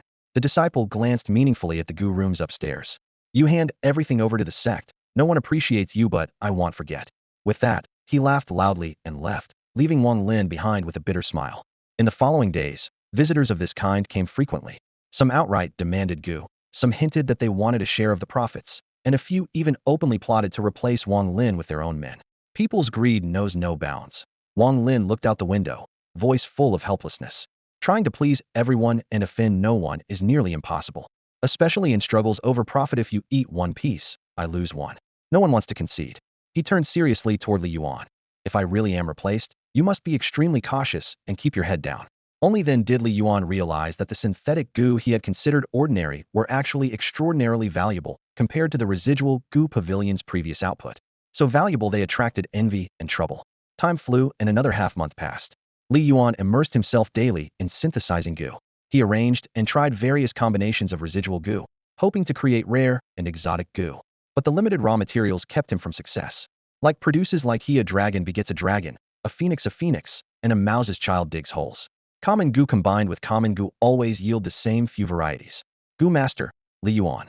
Black Jar, second stage 14100. Realm, second stage. Life goo, vitality goo, regeneration goo. Subsidiary goo, vitality goo, essence nurturing goo, turtle shell goo, bloodthirsty mosquito, stinking poison bug, gale butterfly, murderous peak, infatuation incense. To acquire rare or exotic goo, patience is key. Li Yuan took a deep breath, struggling to calm his restless heart. Old Wang, Old Wang. A deep voice suddenly shouted outside the pavilion, breaking Li Yuan's thoughts. He strode to the window and looked out, silently sighing. Here we go again, never ending. Goo masters have many ways to train their core goo, the simplest being to consume other goo or feed them rare treasures, but both require great expense. These people targeting the residual goo pavilion simply want to cut costs. If we don't find a way to stop it, this will never end, Li Yuan frowned. If they really replace Old Wang, my days will only get harder. After thinking it over, Li Yuan decided to go downstairs and assess the situation. When the visitors saw Li Yuan appear, his eyes narrowed sharply as he examined him closely. Then a meaningful smile spread across his face. Brother, are you a new disciple at the Kingu Tower? Yes. Li Yuan's eyes swept over him, scrutinizing carefully. The man was neatly dressed, dignified in appearance, not an ordinary disciple by any means. I'm Sun Meng from the Zhanwei Hall. Consider me your senior brother. My life form goo insect got a little damaged recently, so I came to Kingu Tower to get some goo insects for nurturing. Before Sun Meng finished speaking, Li Yuan was already alert inside. Old Wang had warned him that people from the Enforcement Hall and the Zhanwei Hall were troublemakers, especially mentioning Sun Meng, a second-stage goo master and a distant relative of the sect leader. Sun Meng often relied on his connections to demand goo insects from Old Wang with unreasonable frequency, almost causing Old Wang to fail his assessments. Oh, the Kingu Tower is under my charge now. Old Wang has retired, Li Yuan replied calmly. Sun Meng raised his eyebrows, puzzled. What's with this kid? He really doesn't know the rules. Then he said, fine, junior brother, help me pick out some goo insects. He sized up Li Yuan again, noticing his youth but also a certain potential. He was already planning to talk to Li Yuan's uncle to try to transfer the young man out of the Kingu Tower soon. Talented young men like you shouldn't be wasted here. Li Yuan's eyes flickered, but he said nothing. We're out of goo insects. Li Yuan answered decisively. Out. Sun Meng frowned. I remember Kingu Tower produces plenty each month, at least a dozen first-stage goo insects. Old Wang always saves some for me. Shall we call Old Wang out to talk? His eyes showed impatience. Old Wang doesn't manage this anymore. I do. Out means out. Li Yuan's tone was firm. Inside, he hoped to end this here, but if pressed further, especially imagining a replacement for Old Wang, he'd have to take action. Even a saint would lose patience being stepped on by a few dogs. Sun Meng was nearly furious, thinking this new disciple must be crazy from exposure to the sinister aura of the Kingu Tower. Junior brother, are you deliberately opposing me? He threatened grimly. One word from me, and you'll be stuck here for life. Don't dream of transferring. Is that so? Li Yuan smirked coldly. Then I guess he'll just have to offend you even harder. Thanks for the tip. Sun Meng took this as blatant mockery, his face darkened. Fine, just you wait. Next time you go out, don't let your body get left to rot in the wilderness. Before he finished, a figure dashed out from beside the Kingu Tower. It was Old Wang. These past days had been patiently teaching Li Yuan how to handle social matters, especially warning him to be careful with Sun Meng, who was narrow-minded and not worth offending. If he wanted some goo insects, just give a few and be done with it. But Li Yuan had a hot temper and ignored the advice completely. Senior brother son, Wang Lin smiled apologetically as he approached. This young one means no harm, just too young and straightforward, lacking finesse. Please understand. Sun Meng snorted coldly, his expression easing a bit, but still full of complaint. Wang Lin guessed Sun Meng might pick a fight after Li Yuan left, so he chose not to argue with the young man. The goo insects are all ready. I'll get them for you now. Wang Lin turned to act. Sun Meng's expression softened slightly. Old Wang, you need to teach him more. Too much stubbornness will break a person. Of course, Wang Lin nodded quickly. Besides, I'm not taking more than I should. These goo insects, senior brother's son, are rightfully yours. You were injured for the sect. Your life form goo damaged. Getting a few replacements is perfectly fair. Though old Wang agreed outwardly, he thought to himself that the sect's compensation haul covered all injuries anyway. Sun Ming repeatedly demanding insects from Kingu Tower was totally unreasonable. If it weren't for Li Yuan boosting the tower's output, Sun Ming might have already faced punishment from the sect. Senior brother's son, please wait. Wang Lin pulled Li Yuan aside. Why did you clash with him? Didn't I warn you that Sun Ming's heart is smaller than an asshole? Don't offend him, even once. Let this slide. Just pick a few good goo insects as a gift, don't make an enemy. Wang Lin sighed. Young people are reckless, their path won't be easy. Li Yuan nodded. Okay, you'll get them. Wang Lin finally relaxed, thinking it was good Li Yuan listened. Otherwise, things could get ugly.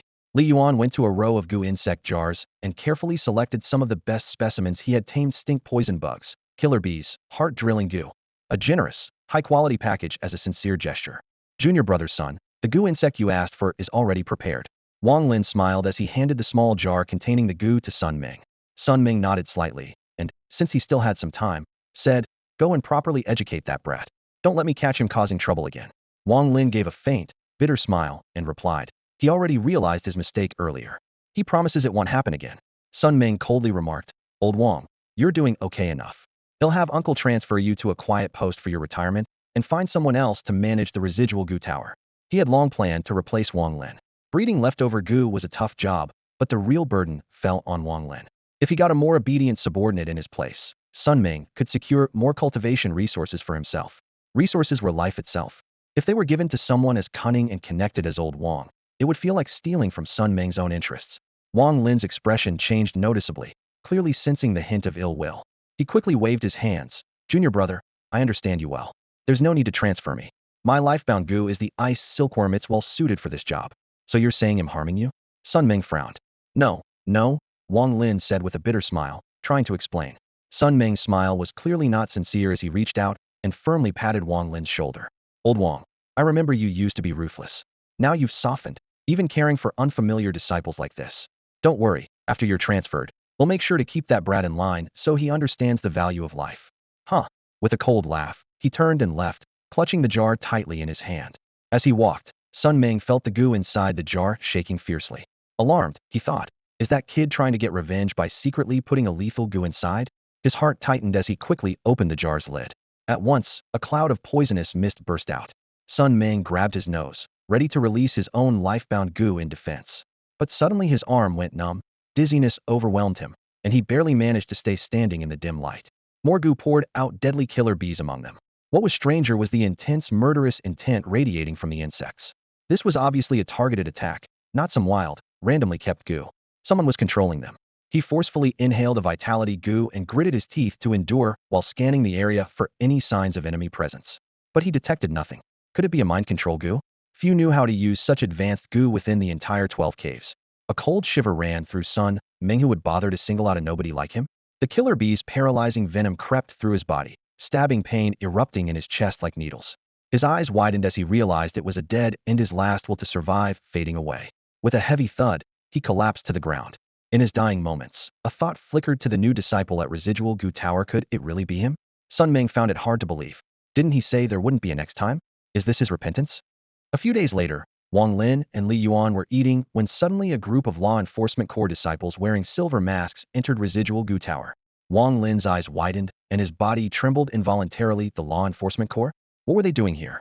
Before anyone could say a word, one masked disciple stepped forward, his aura icy, and declared, Wang Lin, the manager of Residual Goo Tower, come with us. I am, Wang Lin said nervously. You're suspected of killing a fellow disciple. Come with us for investigation.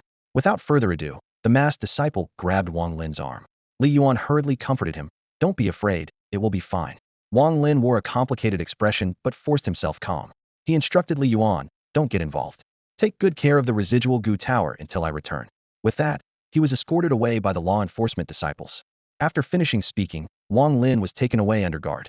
Li Yuan furrowed his brows tightly, an uneasy feeling rising within him. He had a rough idea of where the trouble stemmed from. This matter was likely connected to him somehow, but it couldn't possibly drag even old Wang into trouble, right? Meanwhile, the atmosphere in the interrogation chamber was heavy and tense. Wang Lin was brought inside the law enforcement hall. Having served the 12 caves for decades and weathered countless storms, He was accustomed to facing harsh situations and felt little fear. Sun Ming was dead. The hall chief, Qi Wang, fixed his sharp eyes on Wang Lin, an invisible pressure spreading slowly like an unbreakable cage. Sun Shidi is dead? Wang Lin's expression stiffened, clearly shocked. Indeed, the man had died 5 days ago on the way back from the remnant Gu Tower to the Battle Guard Hall dormitory, and Qi Wang had been among the last witnesses. Qi Wang's voice was cold and calm. Do you think I suspect you killed Sun Ming? Wang Lin gave a bitter smile and shook his head. Do you really think I have that ability? I'm not capable of something like that. Qi Wang shook his head slightly and said sternly, though there's no direct evidence, you are the prime suspect. He then unrolled a detailed record from a scroll. It clearly stated, Sun Ming died from a Gu attack, poisoned repeatedly by second-stage Gu such as stinking poison Gu, killer bee, and piercing heart Gu, succumbing on sight. All the Gu came from the remnant Gu Tower. Those Gu, you gave them to Sun Ming, didn't you? Qi Wang's gaze was relentless. Yes, I admit it was me, Wang Lin said quietly. He is the cave chief's nephew. I didn't dare refuse. Misappropriating sect property is an aggravating crime, Qi Wang reminded coldly. Such secrets were often an open secret, but once laid out officially, the implications were far graver. Wang Lin knew this well and braced himself to admit it. A living sentence was better than a death sentence. Did you tamper with the Gu in any way? Qi Wang pressed on. Chief, I'm only a third-stage Gu master, nowhere near the level of mind-controlling Gu. I couldn't alter those Gu, Wang Lin defended.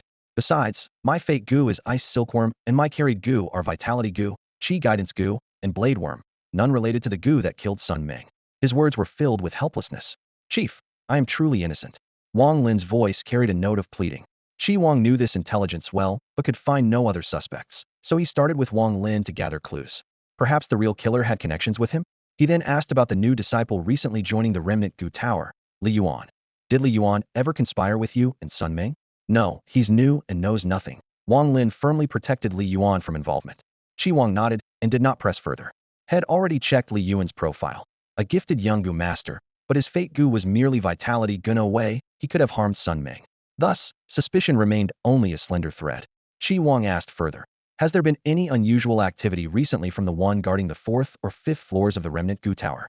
Wang Lin shook his head but inwardly speculated that perhaps Sun Ming, who often went to the tower to collect debts, angered the guardian Gu master, leading to his death. After all, that guardian hailed from the inner gates of the 9th palace, with credentials rivaling the cave chief. Qi Wang continued questioning, and Wang Lin answered truthfully one by one. All right, you may leave. Qi Wang waved his hand, declaring Wang Lin innocent. This matter is too strange. Maybe, as you say, the one who acted isn't someone you can control. Thank you, Chief, for clearing me. Wang Lin bowed as he prepared to exit. Suddenly, a figure appeared at the entrance and his pupils constricted sharply. The cave chief is here. Everyone immediately saluted in unison. Qi Wang, have you determined Sun Ming's cause of death? The cave chief, Huang Funan, asked. Qi Wang shook his head. No, not him. Huang Funan pointed toward Wang Lin. No, Qi Wang answered clearly. Wang Lin had neither motive nor ability. None of the clues connect to him. He is innocent. Huang Funan sneered coldly. Sometimes, Chief, you're too soft. Murder cases like this won't be solved by slow investigation. You've probably known who the killer is all along. His tone shifted. If that's the case, then we should use special means to force a confession.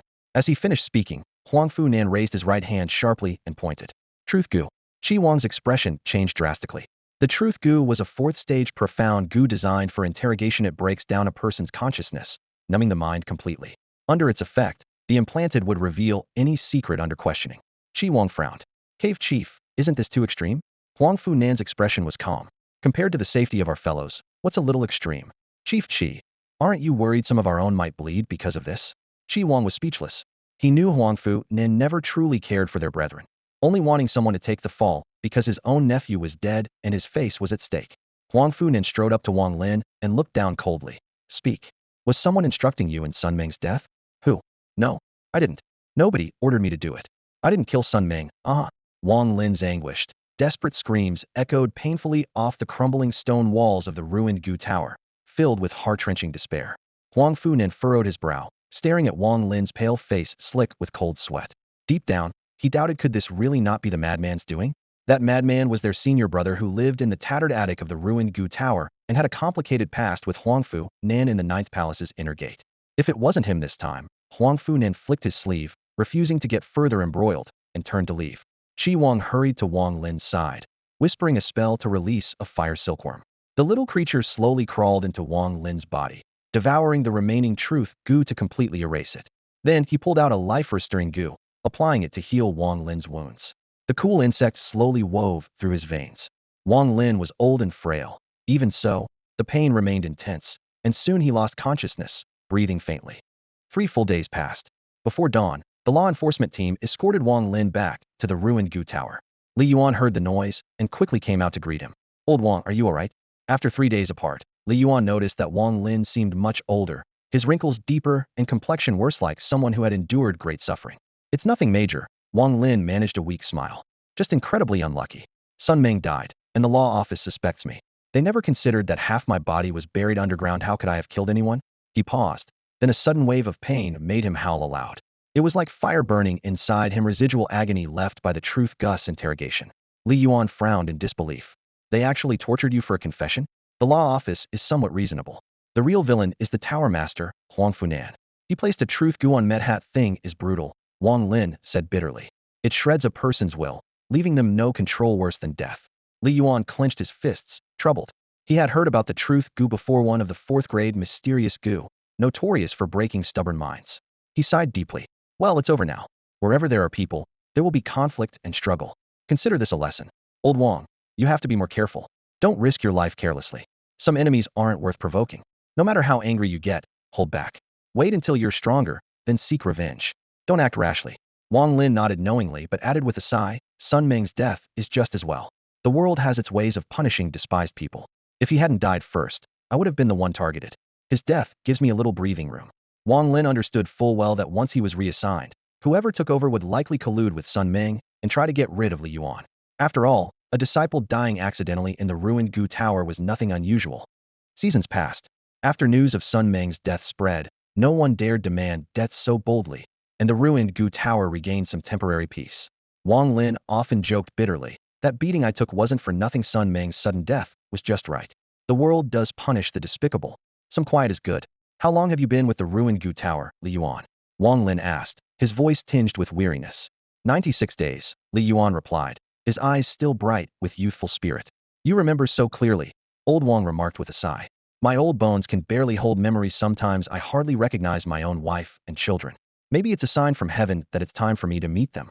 Lately, Old Wang's words were often nostalgic and tinged with melancholy, recalling days long gone. Li Yuan stood quietly beside him, unsure how to comfort.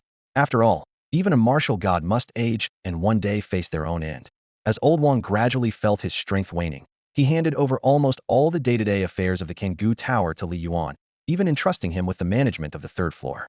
Just as Li Yuan was busy, Wang Lin suddenly asked, "What's going on, Old Wang?" Li Yuan echoed the question. Old Wang replied slowly, "I'm planning to leave the 12 caves for a while, to visit my hometown. Maybe my wife and children are still alive, waiting for me there." Wang Lin's expression changed slightly, a faint sense of foreboding in his heart. With a hint of regret, he asked, "You're really going to go?" Li Yuan was momentarily speechless, turning over the thought in his mind. Over the years, Old Wang had never failed to return home, yet the place had long since fallen into ruin. No one was likely left alive there. His wife and children had probably perished in some calamity. Li Yuan felt powerless to stop him. That's an old man's obsession. How else could he find peace if he doesn't go? Wang Lin said, "Now that you're capable of managing things on your own, and your skill with the Gu surpasses mine, I see destiny's guidance in you." Li Yuan smiled. "Old Wang, you're getting more mystical by the day." Wang Lin's expression grew serious. "When you first came to Gu Tower, I thought you were just asking for trouble, wasting your talents. But now it's the opposite. I think you really belong here. Isn't that fate?" A light flared in Old Wang's eyes, his voice growing excited. "Maybe when I return, I truly can see my wife and children one more time." Li Yuan forced a smile. "Then I wish you good luck. I don't usually believe in fate, but sometimes I do." The next morning, Wang Lin actually left. He said he had dreamed his wife and children had come back, and told Li Yuan to wait for his good news. Li Yuan couldn't help feeling a bit reluctant. After Old Wang's departure, he was alone in the Gu Tower, with no one even to share a meal or conversation. The emptiness was palpable. Still, he harbored many hopes, his goals clear. The virtual panel unfolded before his eyes. Gu Master Li Yuan, Black Jar, 3rd level 0300 realm. His 3rd level host Gu were the Vitality Gu and Resurrection Gu. His subordinate Gu included Vitality Gu, Essence Nourishing Gu, Bullhide Gu, Bloodthirsty Mosquito, Stink Poison Insect, Wind Chasing Butterfly, Killer Peak, Love Potion Fragrance. Now, he could start refining his 3rd host Gu. Li Yuan was patient. Except for the first vitality goo, formed out of necessity in desperate times, he had taken his time selecting the others carefully. The vitality goo favored longevity, but was weaker in combat and less evolved again. The resurrection goo improved overall physical quality and survival. Next, he intended to focus on enhancing his offensive capabilities. Li Yuan's goal was to become a perfectly balanced, all-round, six-sided warrior. He understood well that the three key elements of frontline combat power were strength, speed, and defense. Improving any one of those was crucial. Ascending to the third floor, Li Yuan found very few third-level Kingu, totaling less than 1,000. The sec's goal for the Kingu Tower was to cultivate 10 third-level Gu to send to the Baishur Hall. Unfortunately, basic materials had been scarce recently. Thinking back to how lucky he had been to find that 1,000-life centipede that had devoured eternal grass, he smiled wryly. He decided to start synthesis with Gu specialized in attack. Selecting the original materials, the third-level Kingu Sword Chi Gu, third-level Kingu Blade Edge Gu, and third-level Kingu Diamond Tough Bu initiated the fusion. Synthesizing, you have obtained a third-level common Gu, the Blade Sword Gu, which has been automatically tamed. The Blade Sword Gu, when refined into a host Gu, could help the Gu master condense sword and blade energy on the fingertips. As a subordinate Gu, it served as a consumable that could visibly manifest as sword or blade shapes for a short time. Li Yuan inspected the new Gu. The silvery, slender blade sword Gu looked like polished silver segments linked together. Though only finger length, it could extend over 3 feet when unfolded. Holding it felt as solid and sharp as a real sword. Li Yuan marveled. Truly remarkable. Not bad at all. Yet it still fell short of his ultimate expectations. He raised his hand, spreading out the materials again. Continue synthesizing. Li Yuan couldn't handle a saber, let alone a sword. The purpose of the sword and saber Gu was basically to give him a technique similar to the Six Veins divine sword from his past lives novels. Looks impressive, but actually pretty weak. He sifted through the bug fragments with his fingers and selected 3 materials. Translucent wing shards from the wind-chasing butterfly, a blue discarded shell from the spring cicada, and a few antennae left behind by a shadowfly. Synthesizing. The bug fragments dissolved in his palm, turning into 3 streams that wove together.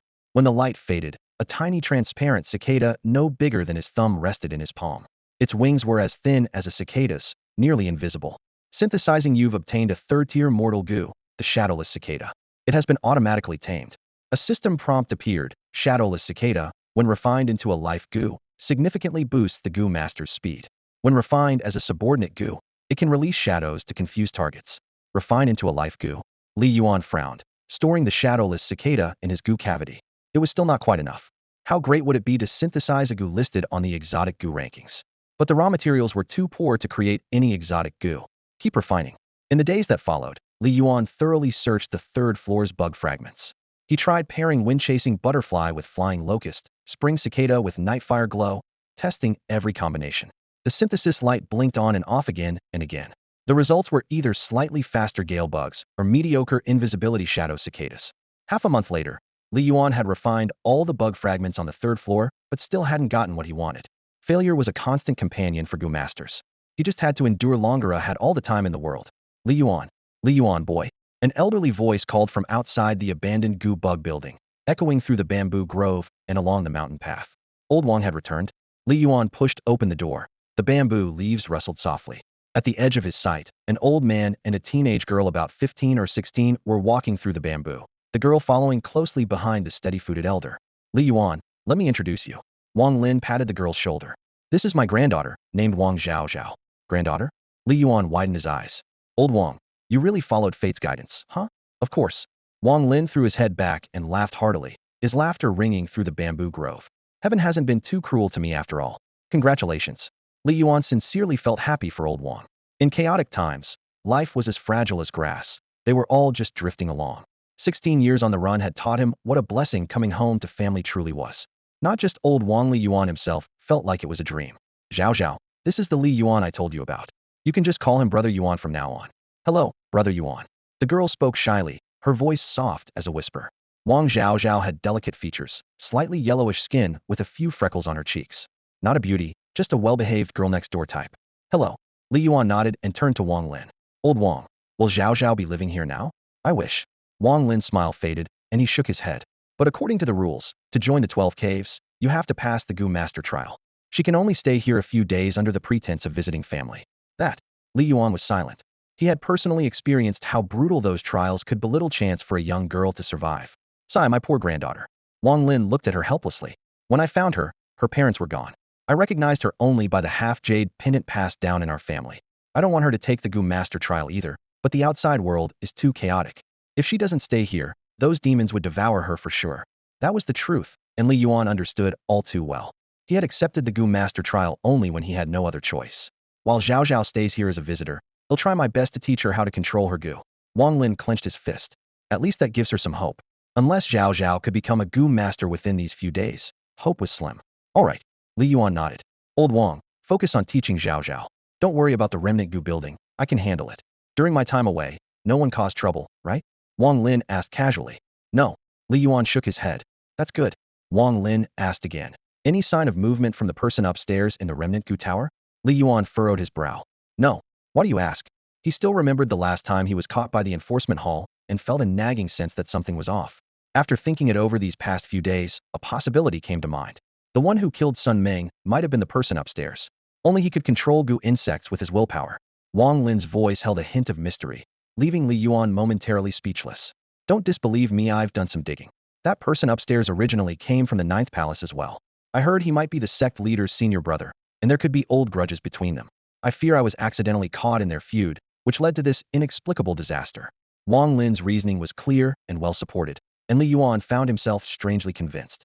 After all, he had grown curious about the person upstairs too and didn't want the stability of the remnant Gu tower threatened. If they were to gather higher-grade raw materials in the future, they would have to rely on that place.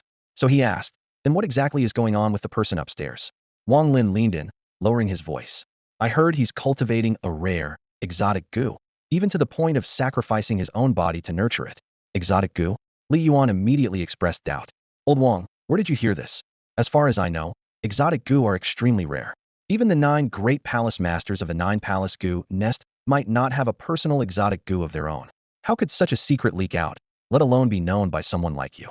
It was the enforcer, Qi Lin, who took you to the Gu master trial who told me, Wang Lin replied bluntly. Li Yuan's eyes widened. Have you heard this before? No, not a word. Wang Lin shook his head. Suddenly, Li Yuan's eyes brightened.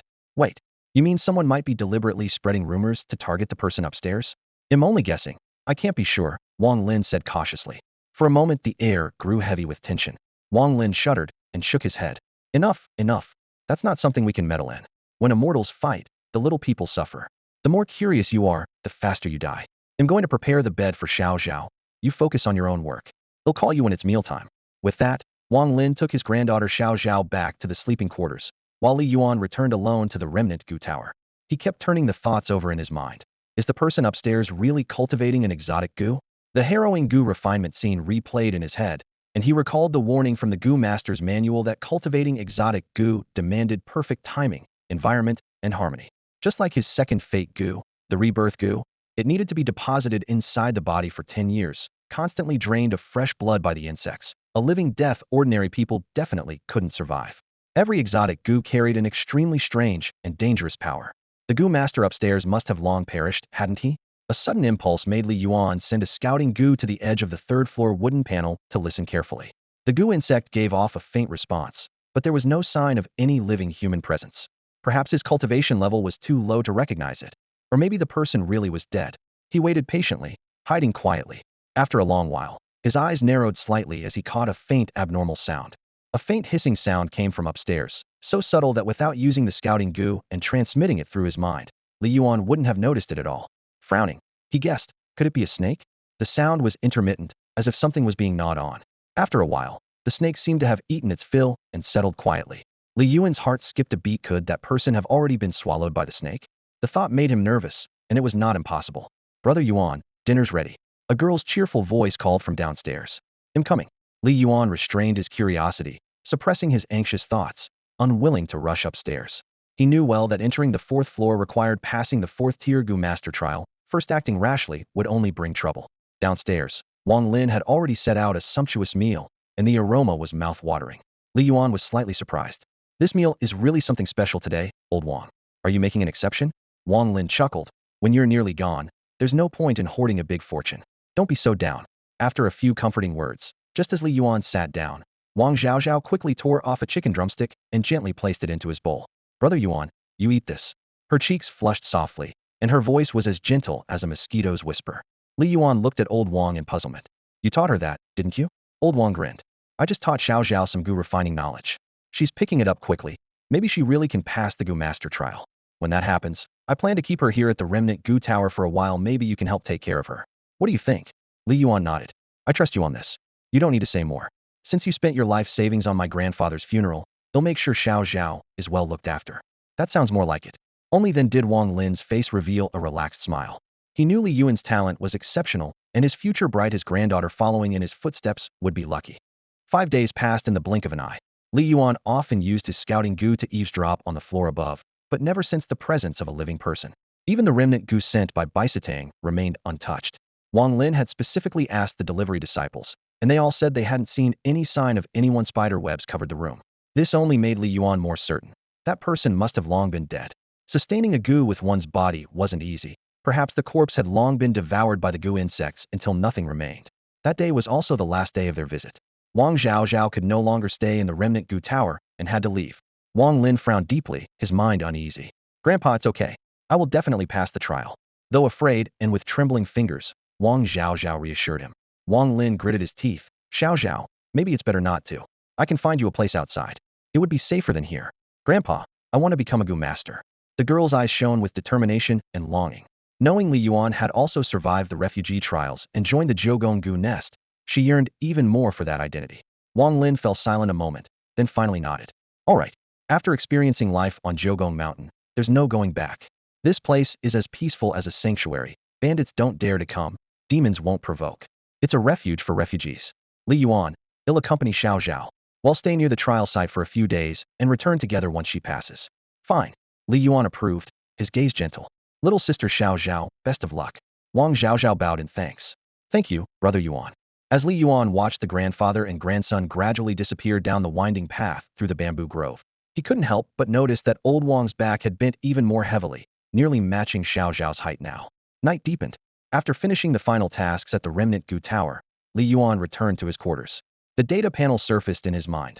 Goo Master, Li Yuan, Black Jar rank 3, level 21 out of 300 at rank 3. His third rank life, goo were Vitality Goo and Revival Goo. To reach the fourth rank, he still needed at least a year of effort. From then on, progress in cultivation would only slow further. Li Yuan had mentally prepared himself for this long wait, fully aware he was destined to witness the endless changes of time, people, and things. Xiao Zhao's evaluation results remained unknown, and silently he prayed she would survive, at least so he'd have a companion to talk to and ease his loneliness. Thinking of this, he slowly drifted into sleep. Late at night, a sharp, piercing cry suddenly shattered the silence, striking a nerve and jolting Li Yuan awake. Who could it be? The remnant goo tower was surrounded by the reconnaissance goo he had planted, leaving no movement undetected. Silently, he rolled open eyes. Instantly, the many eyes of a flying insect in the bamboo grove blinked wide, transmitting a clear image into his mind. A figure dressed in black had arrived outside the tower, effortlessly unlocking a door protected by an Elder's 9 Palaces goo format Iona forbidding seal. This was clearly an intruder. According to old Wang, without a key, opening this seal would require a 5th rank goo master. This black-clad man was no 5th rank, yet he opened the door with ease, obviously an insider with a key. Could he be after the mysterious elder upstairs? Li Yuan speculated the intruder was testing the waters because someone had secretly killed Sun Ming, forcing another to take the fall upstairs. If old Wang's words were true, this black-clad man was very likely a spy sent by the cave master Huang Funan. Li Yuan did nothing to stop it. In fact, he felt a tinge of relief. That mysterious elder upstairs had long irked him, and had always wanted to see floors 4 and 5 for himself. After the intruder successfully slipped into the tower, Li Yuan again summoned Open Eyes, quietly awakening another reconnaissance goo. Opening Eyes consumed 1 reconnaissance goo each time, so most goo masters used it sparingly, but Li Yuan had no shortage. The black-clad man seemed completely unaware that countless watchful eyes silently followed him. Sure enough, the intruder moved straight toward the 4th floor. He hesitated nearly half an hour outside the door, reluctant to enter. In his mind, Li Yuan urged him on, as if remotely coaxing him, just go in already. Finally, the man took a deep breath and violently pushed open the heavy door. He stepped inside cautiously, barely a step or two, when a huge shadow suddenly swept past. The intruder vanished from sight instantly, not even managing a scream. What was that? A snake? A giant python? A chill ran down Li Yuan's spine. He was grateful he hadn't gone upstairs himself. If he had, the consequences would have been far worse. After silently mourning the unknown Good Samaritan for 3 seconds, he abandoned all thought of ascending the stairs. Even with Revival Goo, Being swallowed alive by such a creature would mean a certain death. Meanwhile, atop the mountain peak, the cave master Huangfu Nen slowly opened his eyes. His voice rang out in shock. You madman, you're still alive. 10 years ago, he had attempted to infiltrate the remnant goo tower using corpse goo but was driven away by a powerful presence. Now, trying again, he still couldn't overcome it. Yet somehow, the madness seemed only to have deepened. Recalling the moment his corpse goo was consumed, he vaguely saw a blurry image that mad senior brother seemed to have transformed himself into a snake. At this point, the story grows ever more tangled and uncertain. After being banished from the 9th palace to the 12th cave by his master, you didn't reflect and mend your ways. Instead, you sank deeper into debauchery, becoming a grotesque figure, neither fully human nor goo, neither male nor female. Huangfu Nen muttered under his breath, a mix of hope and worry in his tone. He had always felt this madman was on the verge of success, and that was his chance. If he could devour the madman's destined goo, he might finally reach the level of a 6th turn goo master. This could be his last, desperate hope. At this point, Li Yuan remained outwardly calm, as if everything was normal. 10 days later, Lao Wang and Xiao Zhao returned together. The obvious difference from when they parted 10 days before was that Xiao Zhao's eyes were tightly wrapped in a thick piece of black hemp cloth. What happened? Li Yuan furrowed his brows, a note of doubt in his voice. Lao Wang sighed helplessly. Xiao Zhao lost her sight during the goo master trial, but the bloodworm miraculously fused with her eyeballs and evolved into a rare goo. The blood-eye goo? Li Yuan exclaimed in surprise. Exactly. Wang Lin's expression was heavy. There are only 33 rare goo in the world, most of their breeding methods lost to time. Under ordinary circumstances, Xiao Zhao suddenly possessing a rare goo should be considered lucky. But the blood-eye goo is different. Li Yuan pressed for more details. To refine the blood-eye goo, one must pay the price of blindness. In exchange, it grants powerful perception and even allows the user to briefly replicate another's secret martial techniques using their own blood. That's manageable for an old hand. But Xiao Zhao is young and inexperienced. She hasn't fully adapted to this ability yet, and could be in danger at any moment. Wang Lin's eyes were filled with worry as he spoke. Has this been reported to the sect? Li Yuan asked. Yes, it had to be. Lao Wang nodded. But I sincerely hope no one gets too greedy. Though this is a pure land, even pure lands are not free from turbulence. Since the enforcement hall incident and the mysterious infiltration at the remnant goo tower, Li Yuan had come to a deep realization. Wherever there are people, there will be conflict. The calm is only an illusion. Xiao Zhao, Grandpa's fine. Don't worry. Xiao Zhao's face was small to begin with, and the shadow cast by the black hemp cloth made half of it appear especially solitary. She smiled bitterly but spoke firmly. I'm a goo master now, and in the future, I'll be as strong as Brother Yuan. I'll protect myself and make Grandpa proud. You definitely will. Li Yuan smiled gently. Lao Wang often praised Li Yuan's talents in front of his granddaughter, which made Xiao Zhao treat him like a role model. Li Yuan did not tell Lao Wang about the night the black-clad intruder infiltrated the remnant goo tower. That was beyond what Lao Wang could handle. Deep down, Li Yuan had a foreboding. The mastermind would not stop, and they would come again. The seasons changed quietly, and half a year passed. During that time, the black-clad figure had indeed infiltrated 6 times, each time seemingly delivering food to the entity upstairs. During one secret observation, Li Yuan finally saw what was devouring the black-clad figure. A giant python-like serpent whose head and eyes bore human features, with a faintly feminine yet ambiguous aura, not quite male, not quite female, a bizarre and eerie form. A chill ran through Li Yuan's heart. He suspected this might be an existence condensed by the goo master upstairs from their own goo fusion. He dared not act rashly and chose instead to watch and wait for a better opportunity. Though the black-clad mastermind had witnessed the monster's strength, they continued to probe, indicating the two were evenly matched. This situation suited Li Yuan perfectly. Brother Yuan, dinner's ready. A voice called from inside the room. A clear, sweet voice came from downstairs coming. Li Yuan responded and headed down. Half a year had passed, and Wang Zhaozhao had fully adapted to life as a blind person. The clumsy figure from before had now become indistinguishable from an ordinary person. Old Wang had completely settled into retirement, dedicating himself to health and longevity. The affairs of the residual goo mansion were entirely managed by Li Yuan, while the daily chores were handled by little Zhao. Brother Yuan, you've worked hard. Eat more vegetables, Wang Zhaozhao said warmly. Now that they were more familiar, she no longer held back and eagerly served Li Yuan food and poured his wine, her face full of smiles. No need to be so polite, Li Yuan waved her off. Brother Yuan has been so good to Grandpa and me. This is the least we can do to repay you, little Zhao said gratefully. She felt a little regretful because she had fewer chances to meet Brother Yuan lately, and her memories of him were fading, leaving only the impression that he was very handsome. Neighbor Wang laughed. Getting you as a companion is truly a blessing for this old man's later years. He even suspected Li Yuan might have feelings for little Zhao, and worried she might be harmed by poisonous energy, never let her enter the residual goo mansion to work, taking on all the tasks himself. Li Yuan was an honest and hardworking young man, though a bit stubborn and socially inexperienced. After a satisfying meal, Li Yuan returned to the residual goo mansion and just then encountered a disciple from Baishir Hall who came daily to deliver residual goo. Goo Master Li Yuan possessed a black jar with a third-grade goo at 199,300 level, nurturing his third-grade life-born goo, vitality goo, and resurrection goo, still about 3 months away from reaching 4th grade. His long failure to synthesize a rare goo proved how incredibly scarce they were. Li Yuan fully understood why Old Wang worried about little Zhao rare goo tempted goo masters irresistibly. Senior brother, I've brought the residual goo. A soft voice interrupted his thoughts. A voice came from downstairs. Come in. Li Yuan had been at Jiugong Mountain almost a year now. The delivery disciples had changed twice, and he had gained prestige as senior brother. A pretty young woman appeared carrying a goo jar, sneaking a glance at him now and then. Li Yuan replied calmly, Senior brother, Baishir Hall sent today 621 first grade residual goo, 99 second grade, 16 third grade, 3 fourth grade, and 1 fifth grade. Please verify and sign. Junior sister Lin Weiwei carefully set down the jars. Li Yuan checked the jars one by one and, confirming their contents, signed the record scroll. Keep the 1st through 3rd grades here. Send the 4th and 5th grades upstairs. Yes, senior brother. Lin Weiwei glanced at him once more before pouting slightly and carrying the jars upstairs.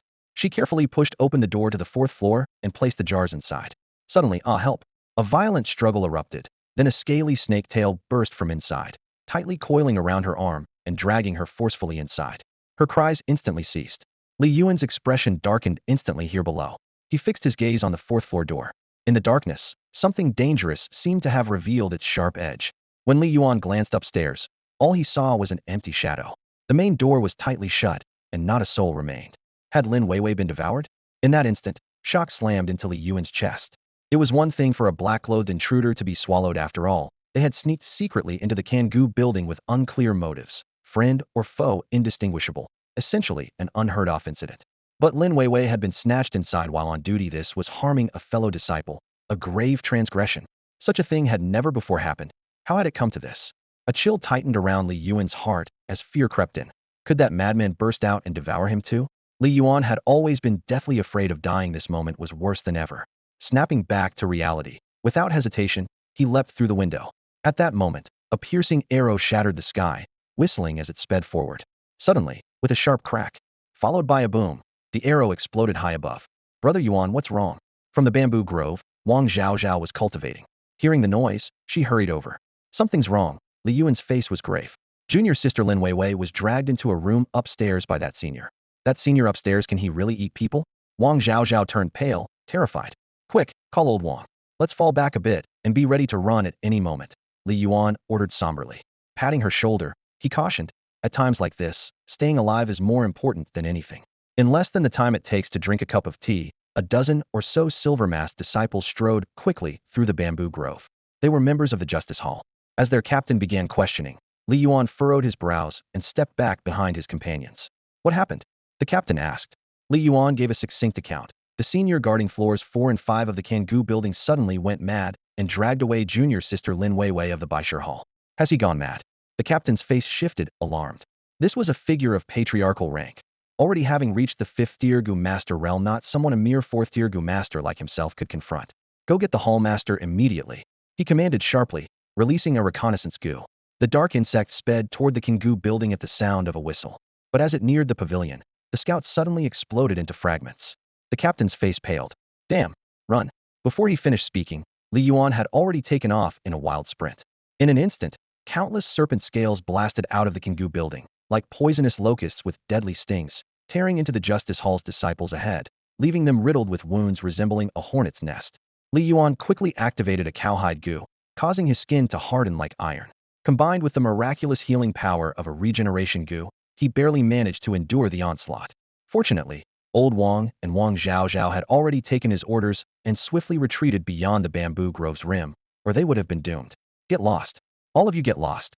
A sharp, gender-ambiguous roar rang out from inside the Kangoo building, rippling invisibly like a wave. Huang Funan, how dare you frame me? May you die a terrible death. Oh, the crazed figure's screams and roars echoed from within. While running, Li Yuan held tightly to these vital pieces of information. Huang Funan. So he was the sect leader? Now the origins of the black-clothed ones became clear. They were all dispatched by him, and likely injected with some potent drug that drove that senior mad. Suddenly, the urgent ringing of bells filled the air. Senior brother Shi, you've fallen into goo addiction. A figure cloaked in a cape descended steadily with a cold, imposing gait. Huang Funan, how dare you frame me? The anguished, suppressed voice shouted from inside. Addicted to goo refinement, harming fellow disciples, slaughtering Justice Hall members Shi Wuli. Even if elders from the Ninth Palace come, they won't forgive you, the cloaked figure chastised coldly. Get lost. The voice inside thundered in rage. In an instant, the atmosphere tightened to an unbearable pitch. Shi Wuli shouted angrily, and countless shadow-like flying snakes burst wildly from the building, fiercely attacking Huang Funan. Yet Huang Funan remained unshaken. Instead, he stepped forward with a cold and sharp tone. Today, I, the cave master, will rid our sect of you. This abomination, neither human nor ghost. With that, he shook the bell in his hand, and more than a dozen corpse puppets surged out like phantoms. Li Yuan quickly retreated to a safe distance, watching the battle unfold from afar. Those corpse puppets? They looked eerily similar to the black-clad figures that appeared when the ruined goo building was infiltrated at night. Suddenly, everything clicked. The ones consumed over the past 6 months weren't living humans at all, but corpse goo controlled by Huang Funan. Only then did Li Yuan get a clear look at Shi Wuli's form had reverted to human shape, but was completely naked, with terrifying snake-like patterns coiling over his body, and his arms had turned into serpents. He suddenly recalled the Goo Master's manual, specifically the list of exotic goo worms. Only one was related to snakes, the Heavenly Dragon Goo. Its crafting conditions were even more stringent than the Resurrection Goo. Resurrection Goo required nurturing inside the viscera, feeding it with vital blood for 10 years, enduring agony almost worse than death to mature. But the Heavenly Dragon Goo demanded 9 rebirths. Though called rebirths, the manual didn't specify exactly what that meant. It seemed more like enduring repeated deaths. This process was said to be capable of transforming a tenacious snake into a heavenly dragon. How many times had Shi Wuli truly been reborn? Li Yuan could not tell, but it seemed no more than a few times. The battle with Huang Funan proved he was clearly at a disadvantage. Flying snake Goo couldn't outmatch corpse control Goo. Brother Yuan, who's coming? Wang Zhaozhao couldn't see but felt a shift in the energy field, sensing a formidable opponent approaching. Her heart tightened. These people were already enemies to each other. Surely none were good guys. Wang Lin popped his head out from the corner, cursing under his breath. After last time's interrogation using the truth Goo by Huang Funan, he had completely lost faith in the sect's leaders. Oh, the cave master has arrived, Wang Zhaozhao immediately recognized. Wang Lin narrowed his eyes and observed the fight. This is my first time watching a battle between 5th-tier Goo Masters. Truly awe-inspiring. Although a Goo Master can only have one primary Goo worm, there is no limit to secondary Goo worms, each showcasing unique abilities in combat. Understanding how Goo worms interact and complement each other is an essential skill for any Goo Master. Grandpa, who's stronger, a Goo Master or a warrior of the same level? Wang Zhaozhao asked with curiosity. Wang Lin was a bit helpless due to his limited experience and gave a vague answer. Both have their strengths. The Tianyuan continent has produced many martial gods across history, but only one Goo immortal. Time passed, and the clamor inside the ruined Goo building gradually subsided. Most of Huang Funan's corpse puppets had been devoured, even his arms mangled from bites. Meanwhile, Shi Wuli was nailed to the ground by several dark, heavy rods, immobilized. Surprisingly, Huang Funan had won. Old Wang's teeth itched fiercely, boiling with rage. If he had lost, once Shi Wuli broke free, the entire 12Ks would have ended in disaster. Li Yuan sighed helplessly. For now, I guess we should consider this a stroke of luck. Indeed, Wang Lin sighed. Shi Wuli is a wild card. Keeping him locked in the ruined Goo building is only temporary. Sooner or later, he'll consume all of us. Everyone's gaze was fixed on the defeated Shi Wuli. Huang Funan lifted him with one arm and shouted loudly, "The menace is removed. The ban is lifted. This matter will be handled by the Baishur Hall." With those words, he spat out a flying wing Goo worm from his mouth, a 4th-tier, mysterious Goo capable of transforming into insect wings and granting the master short-term flight ability. Huang Funan spread his wings and quickly flew away. However, Li Yuan frowned deeply. From the echoes detected by his reconnaissance Goo, he sensed there was still a small snake inside the ruined Goo building, frantically devouring the remaining Goo worms. "Dare touch my treasure?" Li Yuan said coldly. "They can't bully the big ones, so now they want to mess with this small one?" His voice was filled with bitterness and vigilance. Li Yuan did not rush recklessly into the residual Goo tower. Instead, he took control of the insects inside the tower and began to surround the little snake. Hissing, the little snake flicked out a slender tongue, its expression fierce yet somehow unsettlingly calm, almost human-like. Li Yuan raised his brow, a suspicion forming in his mind. Could this little snake actually be a part of Shi Wuli's own body? If so, he had to silence it quickly. The small snake was exceptionally agile, swallowing one of the smaller goo insects whole. Clearly, it was the natural predator of these tiny venomous creatures. After several tests, Li Yuan realized this snake's strength was far weaker than he had expected, so he decided to strike personally. With the life revival goo protecting him, he was least afraid of such venomous swarms at this moment. Meanwhile, in the cave lord's mansion, Shi Wuli was being suppressed by Huang Fu Nan's secret technique, leaving him trapped in confusion. Huang Fu Nan's plan had succeeded, and Shi Wuli quickly fell into a disadvantageous position. Sensing he couldn't resist, Shi Wuli knew the danger well and immediately let his life goo sustain heavy injury and exit his body. He had long fused himself with the flying snake goo, so even if his original body perished, he could be reborn through the flying snake goo as long as he consumed enough restorative supplements. The residual goo tower's insects, the vigorous young boy, and the girl holding rare goo were all perfect sources of nourishment. Were it not for the concern over Huang Fu Nan's vigilance, Shi Wuli would have already unleashed slaughter to devour them all. Now that his presence was exposed, he had no reservations and prepared to hunt without mercy. But soon, he sensed something unusual. The insects inside the tower remained oddly intact and were united in attacking him. Someone was secretly controlling them. Whoever commanded the goo had to be at least on his level in cultivation. Killing him outright would have been easy, no need for such elaborate tactics. So what was the true purpose? While Shi Wuli was consumed by doubts, a figure burst through the door, the vigorous young boy. Shi Wuli's heart leapt with joy as his gaze locked onto the youth rushing forward like an eagerly awaited vessel for reincarnation. Thinking, if I devour this boy, then that rare gub-bearing girl afterward, my body will be restored greatly. I might even recover enough to turn the tables on the heavily wounded Huang Fu Nan. Excitement surged through Shi Wuli, growing stronger by the second. When Li Yuan charged in close, Shi Wuli suddenly spat out a drop of poison. This was his life-bound venom. Anyone below the 5th level goo master who touched it would immediately lose strength and be unable to resist. The flying snake lunged swiftly, opening its wide maw to bite Li Yuan's neck. But a large hand gripped its throat precisely at the 7th pulse point, while the other hand pinned down its head firmly. Shi Wuli was stunned. The poison, why doesn't it work? Then he suddenly realized the insects that had been attacking him were all obediently returning to surround the boy, as if acknowledging his sovereignty. Shock overwhelmed Shi Wuli and his heart pounded fiercely. So many goo insects, at least 60 or 70 varieties. Controlling them all was no ordinary feat. Even a palace lord would struggle to do it alone. This was not the work of a normal goo master, but a goo immortal level being. Panic spread as he frantically commanded his life-bound flying snake goo to struggle, desperately trying to break free from Li Yuan's grip. Li Yuan pressed harder on the snake's throat, allowing no room for escape. No, no, Shi Wuli roared, unwilling to accept defeat, silently questioning. Why does the venom still have no effect? I'm about to die? The snake let out a mournful scream, broke free briefly, and twisted violently to bite Li Yuan's arm viciously. Li Yuan's gaze suddenly sharpened and his eyes widened. You're the original body? Huh. The flying snake goo speaks human words. I have long since fused with it. It is me, and I am it. You died without regret. An alarm blared in his mind as he sensed the boy concealed a world-shaking secret, one capable of overturning the entire goo master lineage, and now, all of it was in his hands. At this moment, he felt as if he had reached a dead end, no way out. Yet in the darkness, a glimmer of light appeared, like suddenly emerging into a clearing after a long, winding path. Thick, viscous venom rapidly flowed down the sharp fangs into the boy's body. He was fully convinced this time the boy would fall before he finished speaking. The flying snake's throat was suddenly grabbed firmly by a large hand, its vital spot pressed tightly. Li Yuan, furious, unleashed a powerful goo skill, bones shattered with a sharp crack. The flying snake's bones were completely broken. No, impossible. Even a level 6 goo master would rarely survive venom of that potency, yet the boy before them remained completely still, utterly unaffected. Shi Wuli's consciousness blurred as he approached death. Vaguely, he saw the boy's eyes flash two strange colors, crimson and deep blue, which vanished instantly. He also glimpsed a centipede-like pattern, looking like a time-worn chain eaten away by blood, with segments linked in succession. An alien Guth resurrection goo. As Li Yuan crushed the flying snake's head, Shi Wuli's main body in Huang Fu Nan's mansion completely lost signs of life. Dead.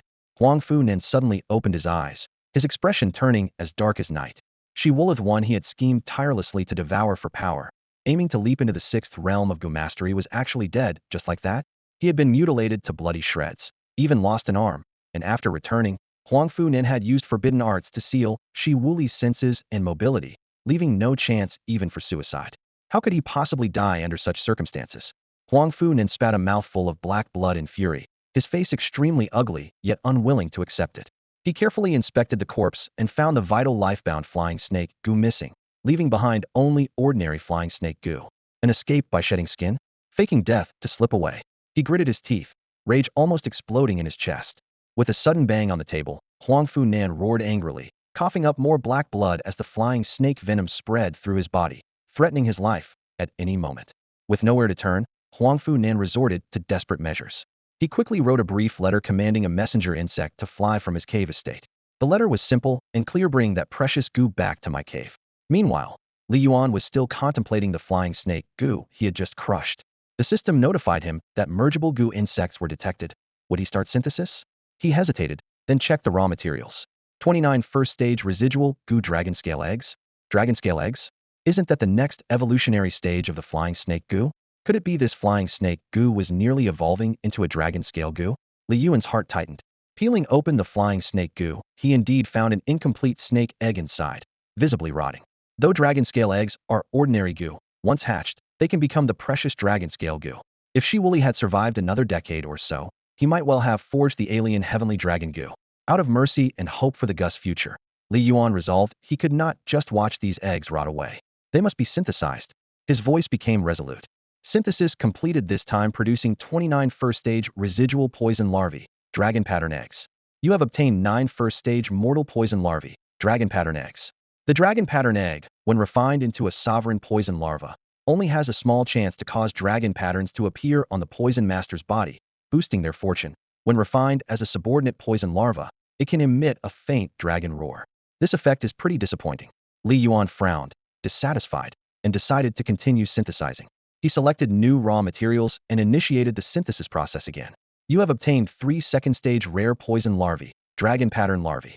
When refined into a sovereign poison larva, the dragon pattern larvae have a 50 chance of producing dragon patterns on the master's body, enhancing their luck.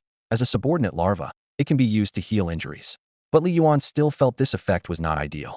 Though classified as rare poison larvae, their actual use was limited. Their value was mainly due to the extremely slim chance they could evolve into exotic larvae. What good is a luck boost anyway? Besides, it's a gamble. Having learned hard lessons from terrible experiences caused by some penguin game in his past life, Li Yuan absolutely refused to bet on fate. A 98 success rate? For him, that was almost zero. So he continued synthesizing. After choosing fresh raw material, a new round of synthesis began. You have obtained a third-stage rare poison larva, tricolor exotic fire python.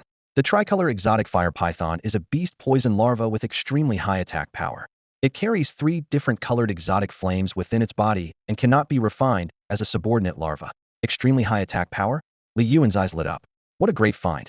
Among rare poison larvae, the tricolor exotic fire python is comparatively scarce, and it can still evolve further in the future. This is the one. Li Yuan decided to refine it into his sovereign poison larva. The glow inside the black jar gradually faded. He took a closer look. A small snake about a foot long peeked out its head. Its body was warm white, with scales dotted in emerald green, crystal blue, and crimson red, gleaming softly. This little creature was pretty adorable. On its head, the tricolor exotic fire python sported 2 short horns, like fresh buds just sprouting. Its exposed body was smooth and agile, its eyes round and bright with intelligence. It looked nothing like the cold, ferocious flying snakes. It was entirely a different species. Li Yuan smiled and said, "Come on, show me what you've got." The tricolor exotic fire python stopped crouching and raised half its body upright, with a cutely fierce expression on its face. Taking a deep breath, it suddenly spewed out a crimson flame. The fire landed perfectly on the flying snake's corpse. It hissed loudly as the blazing flame quickly engulfed the corpse, leaving no ashes behind as if it vanished into thin air. A first-rate method of erasing evidence. Li Yuan was very pleased with that ability. He reached out to stroke the python's head and added, "What about the other 2 flames? Let's see them too." The little python nodded like a person and opened its mouth again. This time it exhaled a crystal blue flame. Though clearly fire, the flame carried a strong chill, freezing the black jar's surface solid like ice. Suddenly, crack! In less than 3 breaths, the black jar began to shatter from the inside. Though it looked frozen, the flame contained an erosive power that broke down the jar's structure. Not bad at all. Li Yuan's lips curved into a smile. "And the last flame?" he asked.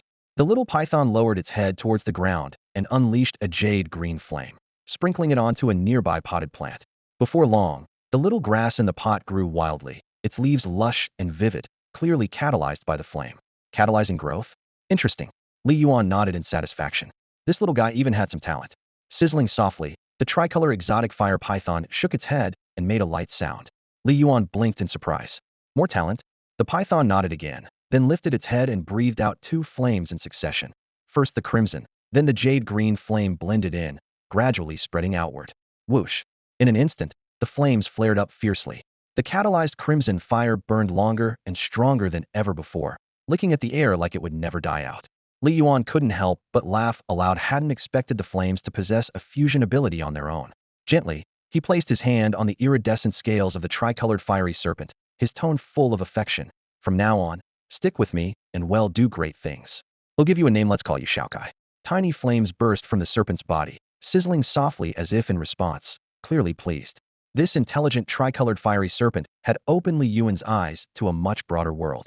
The realm of goo masters was far richer and more fascinating than he had imagined. There were not only insect goo, beast goo, and corpse goo, but even plant goo, countless unknown fields waiting to be explored.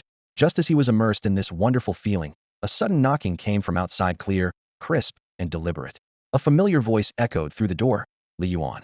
It was the hall leader of Beishitang, Qi Xian. I'm coming. Li Yuan put down the fiery serpent and went to the door. As soon as it opened, Qi Xian's figure appeared. Long time no see, Li Yuan. When Li Yuan passed his goo master tests and joined the 12 caves, Qi Xian had already praised his talent. Almost been a year, right? Li Yuan asked. Qi Xian nodded, admitting it was only their second meeting. Half jokingly, he said, I heard you've been holed up all day in the residual goo tower, never stepping out or taking leave. Don't you find it boring? Li Yuan's lips curled slightly in a faint smile. It's fine. I like this kind of life. Qi Xian's expression turned serious. Today's events were unexpected. Luckily, you were fortunate not devoured as food by that one. His voice was full of relief. Want me to arrange someone to clean the residual goo tower for you? No need. Li Yuan shook his head, his tone cautious. The aura there is too heavy. Most people wouldn't tolerate it. I'd rather handle it myself, to avoid complaints. Hearing this, Qi Xian silently admired him. You've got a good heart, willing to work hard without complaint.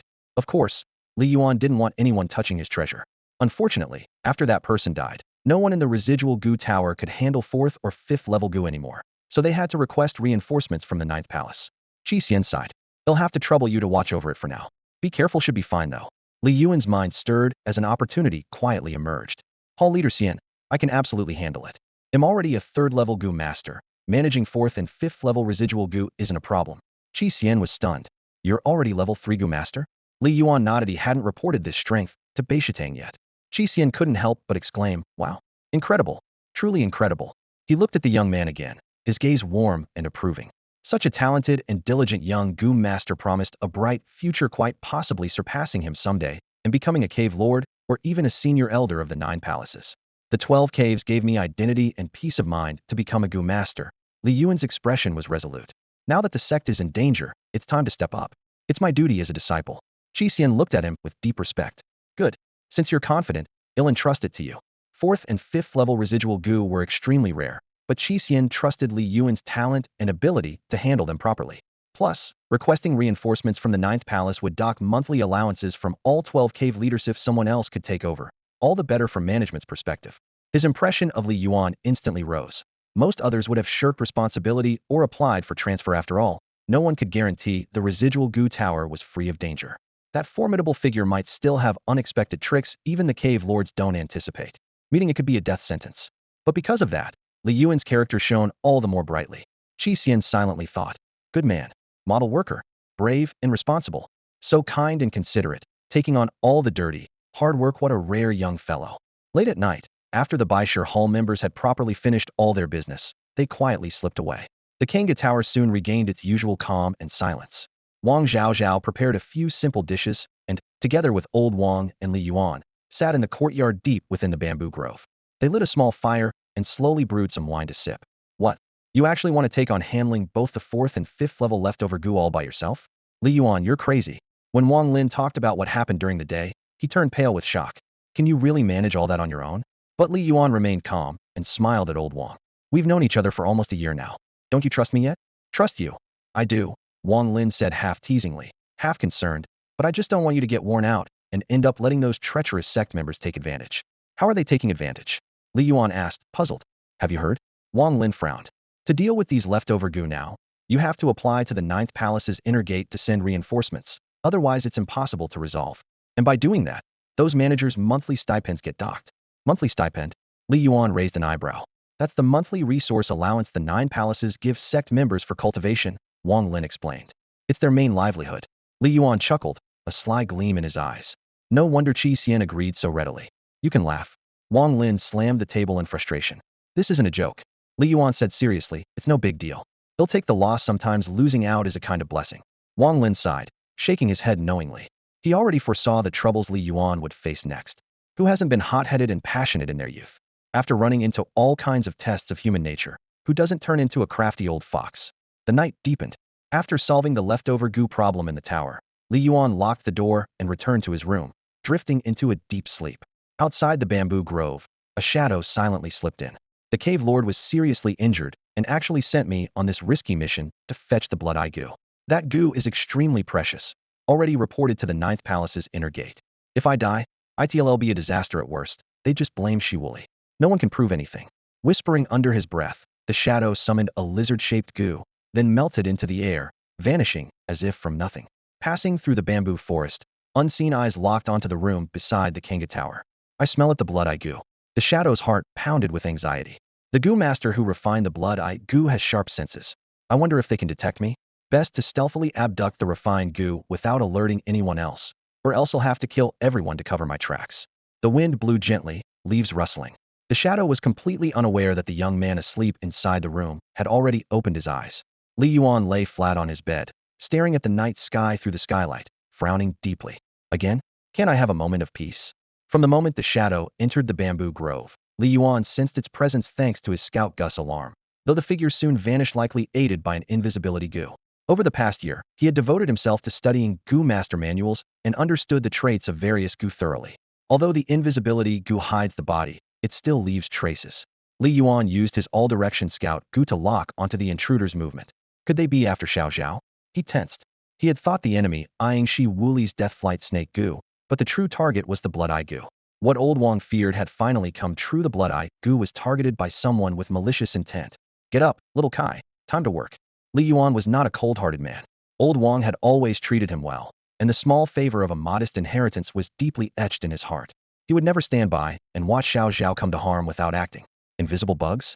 Who didn't carry a few? Li Yuan quietly summoned one, using its invisibility to vanish from sight, then silently rose and slipped out of the room. Meanwhile, a shadow had crept to the door and was skillfully prying open the lock. Suddenly, bang! The door was flung open with a heavy impact, and a furious fist shot out, brimming with anger. Xiao Zhao, wake up! Someone's breaking in. Li Yuan, don't sleep. It was Wang Lin, the one striking. Li Yuan's heart jumped. This old hand had clearly been guarding Xiao Zhao all along, and was well prepared. The shadow was caught off guard by Wang Lin's surprise attack. The invisible bug's protection was instantly broken, revealing his form. It's you? Wang Lin exclaimed, his expression turning grave. Ao Shuang, as the deputy leader of the War Guard Hall, what are you doing sneaking around here at night? Exposed, Ao Shuang's twisted grin deepened as he sneered coldly. I only planned to kill one of you, but now it seems I'll have to wipe you all out. Clad in a golden aura of energy, Ao Shuang's primary goo creature was a 4th-tier, Xian Guth golden armor gets shimmer like an impenetrable steel suit. Die! He roared, throwing a powerful punch. Though Wang Lin struck first, he couldn't shake Ao Shuang's formidable strength. His blow failed to land. Bang! Wang Lin took the punch heeded and was blasted backward. Grandpa! Though invisible, Wang Zhao could sense the aura and shouted in panic. Xiao Zhao, run! Get out of here with Li Yuan. Wang Lin knew he was doomed today, only hoping the 2 younger ones could escape. Ao Shuang sneered, ready to deliver the fatal blow, when suddenly a chill surged from his feet to his head. Instinct for survival forced him to retreat quickly. As he dodged, a burst of scarlet flames dropped onto the spot where Head stood, sizzling loudly as the ground scorched, and a deep pit formed beneath. Any who got caught in this fire would be instantly incinerated. Turning his head with surprise, Ao Shuang saw a youth standing there. A dazzling yet dangerous tricolored little snake coiled on his shoulder, spitting flames from its mouth. Though unfamiliar with this creature, Ao Shuang could tell it was extraordinary, most likely a rare and precious goo. 2 rare goo creatures? After his initial tension, Ao Shuang's excitement overcame his fear. The blood-eye goo would go to the cave lord, and this even more valuable beast goo would be his prize. Good goo creatures, but a poor owner. He suddenly spun around and dashed toward Li Yuan with agile speed. Li Yuan nimbly stepped back, keeping his distance with a light laugh. Want a race? You're outmatched. Wind-chasing butterflies. In an instant, 2 wind-chasing butterflies fluttered out from beneath his feet, sharply boosting his speed. To Ao Shuang's shock, the distance not only failed to close, it widened. His pupils snapped tight as suddenly a dozen or so wind-chasing butterflies circled Li Yuan like a tornado, flinging him far ahead. During the chase, the tricolored snake coiled on Li Yuan's shoulder ignited, then let out a fierce python's roar, hurling a blistering fireball. Roar! The fireball surged toward Ao Shuang. Prepared, Ao Shuang nimbly dodged. You think you can hurt me? Not a chance, Ao Shuang sneered. Handling so many goo bugs must exhaust you. Let's see how long you last. Li Yuan's lips curled slightly as the tricolored snake exhaled again, this time breathing vivid green flames. Ao Shuang narrowly avoided the scorching green blaze. I said, your goo creatures are fine, but you just don't have what it takes. Before he could finish, the flickering flames behind Ao Shuang suddenly flared to life, bursts of fire climbing his golden aura armor, burning like a persistent, bone-deep sore. At last, he fully grasped the dire seriousness of the situation. Well done, Xiaokai. Li Yuan was thrilled beyond words. This was their first time fighting side by side, and an incredible bond sparked between them. Xiaokai flicked out her tongue, head held high, eyes cold and disdainful as if looking down on a worthless pile of trash. That worthless trash was Ao Shuang, burning painfully in the red flames. Damn it! Ao Shuang had lived for decades, yet this was the first time in his life had ever been so contemptuously regarded by a snake. In the distance, Wang Lin's eyes widened in shock, completely stunned. Li Yuan, could he really be this powerful? When did that kid switch to such a formidable Korgu? He had really been hiding it well. After the surprise, Wang Lin felt more joy swelling inside him that meant Li Yuan now had the power to protect himself. If Xiao Zhao stayed by his side, she would be safe too. Wang Zhao sensed the shift in atmosphere and looked up, asking, Grandpa, is Brother Yuan going to win against the bad guy? Wang Lin nodded. But deep down he still worried the golden clothing goo was a fourth-level mysterious goo, not to be underestimated. The outcome was still uncertain. Deep in the bamboo forest, Ao Shuang tried again and again to extinguish the red flames burning on his body, but to no avail. The only way to get rid of this fire was to kill Li Yuan. Kid, today you'll learn what it means to face a fourth-level mysterious goo master. With those words, Ao Shuang suddenly opened his mouth wide. A golden goo insect flew into his palm, emitting a sharp, piercing cry. The mysterious energy radiating from it slowly spread to all of his subordinate goo. Going all out now? Li Yuan's heart sank. This technique was called the Core Mysterious Seizure Technicia, must have ultimate skill for every fourth level or above goo master. It consumed a massive amount of the master's spirit and essence to strengthen subordinate goo in their own power, but using it too much significantly shortened their lifespan. Ao Shuang waved his hand, sending a dozen or so arrow-like goo flying out like sharp projectiles. Empowered by the core mysterious energy, their speed was blinding, and Li Yuan barely had time to react. But he had his Sea of Goo strategy, the sword and blade goo. In an instant, he used up all of his blades, manifesting countless slashes and sword energies to parry. That's enough. A cold voice whispered in Li Yuan's ear. Using the barrage of arrow goo as cover, Ao Shuang vanished and launched a stealthy flank attack. Swish, swish, swish. Golden fists flashed alongside the arrow goo, forcing Li Yuan to retreat step by step. When faced with the oncoming fists of the golden clothing goo, Li Yuan dodged, but the arrow gus assault was nowhere to escape. He hurriedly released his cowhide goo to shield his vital spot, but one arrow still pierced through his throat. Blood splattered as Li Yuan gritted his teeth and muttered, Fine, he'll just die for now. Before his words even ended, he collapsed heavily to the ground. A third-level mortal goo master facing off against a fourth-level mysterious goo master, that gap was immediately clear. Yet Ao Shuang looked coldly at the fallen boy and nodded with approval. If you can force me this far, I acknowledge you. Feeling relieved, Ao Shuang took a step forward, ready to seize the little tricolored python. Just then, he sensed something unusual and turned to look. The girl who had been wearing the blood-eye goo was flying toward him. Somehow, she had removed her blindfold. Her eyes were blood red, and scarlet energy coursed over her body like a crimson cloak. Her aura rivaled Ao Shuang's golden clothing goo. Is that the blood-eye gus replication ability? Too bad. You're too weak, Ao Shuang said, throwing a punch that carried fierce wind, easily knocking Wang Zhao back several steps. Then he strode toward Li Yuan, heart pounding with excitement, reaching out for the little python. At that moment, the boy on the ground suddenly opened his eyes. At the same time, the little python's eyes also snapped open. A sharp breath cut through the air. Brilliant blue and emerald green flames erupted simultaneously, two towering columns of fire intertwining in the air before instantly engulfing Ao Shuang's figure. At such close range, his pupils suddenly contracted, but his feet felt nailed to the ground. How could this be? Before he could finish, ice crystals spread from his fingertips, instantly covering his entire body. Li Yuan delivered a powerful kick, The ice sculpture shattered on impact, scattering countless fragments across the ground. Still not strong enough in attack methods, Li Yuan frowned as he looked at the ice shards. Shao Kai's tricolored flame packed plenty of power, but had a long casting time and a considerable cooldown. Against a true master, such vulnerabilities could be fatal. Today's victory came down to Ao Shuang not knowing about the resurrection goo. Faking death at the last moment fooled the opponent, who let his guard down, allowing the decisive strike. My combat experience is still too limited, Li Yuan thought, clenching his fists. Brother Yuan. Wang Zheao's cry interrupted his thoughts. The little girl's face was streaked with blood and tears, looking particularly pitiful. It's all right, Li Yuan said, reaching out to gently touch her head. Li Yuan. Wang Lin stumbled forward, his face pale as paper. That punch earlier had almost taken his life. Just recalling it still made him shudder. Unbelievable. You're simply unstoppable. He gasped for breath, eyes filled with amazement. I've lived for decades and have never seen a third-turn ordinary Goo Master defeat a fourth-turn profound Goo Master. Today I've truly opened my eyes. Second turn defeating third turn, fourth turn beating fifth turn, that was nothing unusual. But third turn defeating fourth turn was a reversal crossing the mortal and profound boundaries. Even the inherent profound stealing technique could plunge most people into despair. All right, Li Yuan waved dismissively. Deep down, he knew this victory was entirely due to equipment advantage. His skills still had a long way to go. Old Wang. Ao Shuang is Vice Hall leader of the War Guard Hall, and we have no enmity with him. Why did he attack at night? Wang Lin narrowed his eyes. I guess it has something to do with Huang Funan. He was severely wounded in a fight with Shi Wuli, probably planning to capture Xiao Zhao for the precious goo to heal. Seems like you've suspected this for a while. So what if I did? Wang Lin let out a bitter laugh. Absolute power makes everything else useless. If not for you, we'd all be dead. He paused. Just act like nothing happened. This was Huang Funan's doing. Reporting it won't help unless you can escalate it all the way to the 9th Palace intersect. Should we leave here? Wang Lin was worried about retaliation from Huang Funan. No need, Li Yuan shook his head.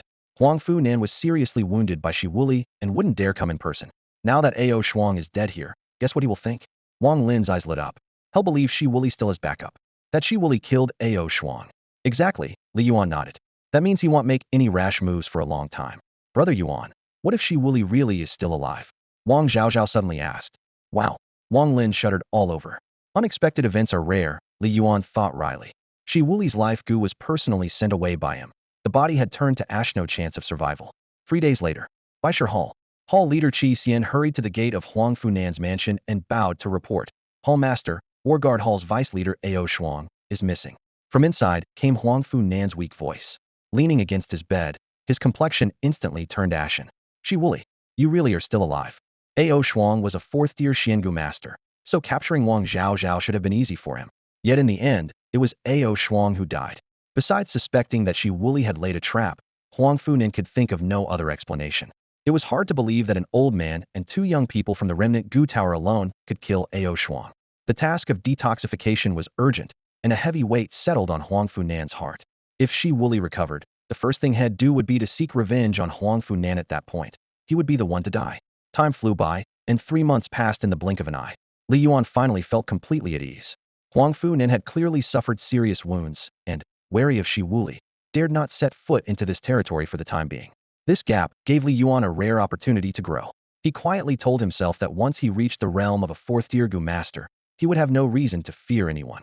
According to information he had obtained, Huang Funan and Shi Wuli were both 5th-tier Goo Masters. As long as he became a 4th tier, he could protect himself and avoid being easily defeated. The virtual panel appeared clearly before his eyes. Goo Master, 3rd-tier status, level 291 out of 300, possessing 3rd-tier Life Essence Goo, Vitality Goo, Resurrection Goo, and a 3-color exotic fire python. It had been almost a year and a half since joining the 12 caves, and time had rushed by like flowing water. Day after day spent living with the goo almost made him forget what the outside world truly looked like. Suddenly, Wang Zhaozhao ran in staggering, her voice trembling and tearful. Brother Yuan. Li Yuan frowned. What's wrong? Wang Zhaozhao, eyes brimming with tears, sobbed. Grandpa is dying. You have to come see him. Li Yuan's brow tightened as he hurried to the dormitory. Old Wang was advanced in years and had long been weakened by the malignant aura in the remnant Goo Tower. Coupled with harsh interrogation at the enforcement hall and being struck by Ao Shuang's punch 3 months ago, his health had steadily deteriorated. 2 weeks earlier, he had been bedridden, growing weaker day by day. Li Yuan had prepared himself long ago for this moment. Entering the room, he saw Old Wang thinner than ever, his face pale and breath faint like a candle flickering in the wind, on the verge of going out. Li Yuan sat beside the bed, his gaze fixed on him. People are not plants, but who can remain unmoved? Waves of sorrow rose in his heart, yet life's impermanence left him helpless. Birth and death, sickness and old age, these were inevitabilities no one could avoid. Old Wang forced out a faint smile, his voice weak but warm. Li Yuan, you're here. Li Yuan said nothing, silently keeping him company. You look stronger, full of spirit, your vitality flowing within. When I see you, it's like witnessing new life. Old Wang's voice grew clearer. Then live longer, Li Yuan replied softly, a pang of sadness deep inside. But facing life and death, he had no comforting words to offer. Except for when his physician grandfather died. This was one of the few times he had shed tears over death. Old Wang chuckled lightly. I wish I could. He faced death with calm acceptance, yet deep down still longed for more time. Suddenly, he asked, Li Yuan, do you believe in fate? Li Yuan thought for a moment. Sometimes I do. He wouldn't loudly declare my fate is mine, not heaven's, but he admitted some things did feel like destiny's design. Old Wang smiled, his condition a little better, his tone lighter. You're much stronger than I was. When I was young, I never believed in fate, but after decades of ups and downs, I realized how ordinary I am. I never had the chance to witness true genius or bask in anyone's brilliance. Your presence gradually made me understand that fate really exists. With your talent, you shouldn't have ended up in the remnant Gu Tower, but that is fate. That is destiny. His eyes looked sincerely at Li Yuan. You make me see the youthful self I once dreamed, all full of talent and spirit. Thank you. Those words stirred something deep within Li Yuan. Countless moments intertwined. The flow of life gathered into profound emotion. Old Wang was right, some destinies cannot be escaped, only faced with acceptance. Wang Lin grew more spirited as he spoke, reaching out to brush the dust from his face and clothes, his eyes sparkling brightly. Li Yuan looked into those eyes and understood deep down that this was just a fleeting flicker of life. Old Wang, cut the fancy talk and give me something useful, Li Yuan urged with a wry smile. Wang Lin laughed heartily. You kid. At first I thought you were honest and hardworking, someone who would just take whatever came your way. But now I see I was wrong. You hide your slyness even better than I do. You're really cunning. Well, that's good. It's better to be forced by life's harshness into seeing the world's truth than to live in blind ignorance. He patted Li Yuan's shoulder with a bright smile. Li Yuan wasn't fooled. Then why don't you just say what's really on your mind? What's the use of heart-o-heart now? Wang Lin sighed, his voice suddenly somber. The only thing I care about now is Xiao Zhao. I want to ask you to take good care of her. He wanted to add, and marry her to you, but hesitated and stopped. Li Yuan was silent for a long moment. Wang Lin knew Li Yuan's talent destined him for greatness, something Xiao Zhao couldn't share. Letting her stay with Li Yuan for a time was already a blessing for the Wang family. Expecting more was too much. She's my sister. As long as I'm around, I'll never let her suffer harm. Don't worry, Li Yuan said firmly. Every day, Xiao Zhao washed Li Yuan's clothes and cooked his meals without complaint. Even if old Wang kept quiet, Li Yuan had already resolved to look after her well. Hearing this, Wang Lin was satisfied and chuckled. Then go on with your business. Me and my good granddaughter will have a little chat. Okay. Li Yuan nodded, staring deeply at old Wang. In his heart, he whispered take care, knowing this was the true farewell. No overwhelming sorrow, just a faint loneliness. Then he turned and left the room. Inside, Xiao Zhao knelt by the bed, holding her grandfather's big hand tightly in hers. Xiao Zhao, what do you think of Li Yuan? Wang Lin asked. Well, Yuan Gij treats me well. He's a very skilled Gu master. I look up to him, Xiao Zhao said, her eyes shining. Do you like him? Wang Lin smiled. Blushing, Xiao Zhao replied, Grandpa, what are you saying? Yuan Gij has told me he only sees me as a little sister. Before she finished, Wang Lin teased. Men's words you only have to believe half. Back then, I also saw your grandma as my little sister, but I still married her, he laughed heartily. Xiao Zhao's cheeks turned even redder. But Yuan Gij is so talented, and I'm blind. I'm not worthy of him. Silly girl. Wang Lin patted her shoulder gently. Some men don't care about family background or talent or looks when choosing a wife. They just want a good wife who keeps the home happy and prosperous. Xiao Zhao felt her heart waver and murmured, but. Enough with the buts. Old Wang cut in with a smile. Li Yuan is a mighty dragon. Whether you can catch him depends on you. But remember, love has to happen naturally. It can't be forced. Suddenly, Wang Lin began to cough violently, blood spraying and staining his clothes. Xiao Zhao, stop talking and let Grandpa rest. She cried, tears streaming down her face in panic. Don't be sad. Birth and death, sickness and old age, these are inevitable for everyone. Wang Lin reached out his hand, revealing a crystal clear, silver glowing ice silkworm in his palm. This is my life-bound Gu, the ice silkworm. It has brought me endless luck, helping me become a third-grade Gu master. Now it's about to evolve. I want it to devour my heart, for one final gamble. He looked deeply into Xiao Zhao's eyes, his tone resolute. When Grandpa dies, you must cut open my chest, take out the ice silkworm, and give it to Li Yuan. After its transformation, the ice silkworm would become a fourth-grade mysterious goo. Wang Lin knew its power far exceeded what Xiao Zhao could wield, but for Li Yuan, it would be an invaluable gift. This is the only way I can pave a path for you, he said softly. Xiao Zhao gripped her grandfather's hand tightly, tears streaming down, feeling a whirlwind of emotions, gratitude, sorrow, and determination all at once. Late at night, heart-wrenching cries echoed through the house. Old Wang had finally passed away. Li Yuan's mood was heavy as he stepped out of the old Gu residence, where he saw Xiao Zhao carrying old Wang's body out of the bedroom, her face still streaked with tears.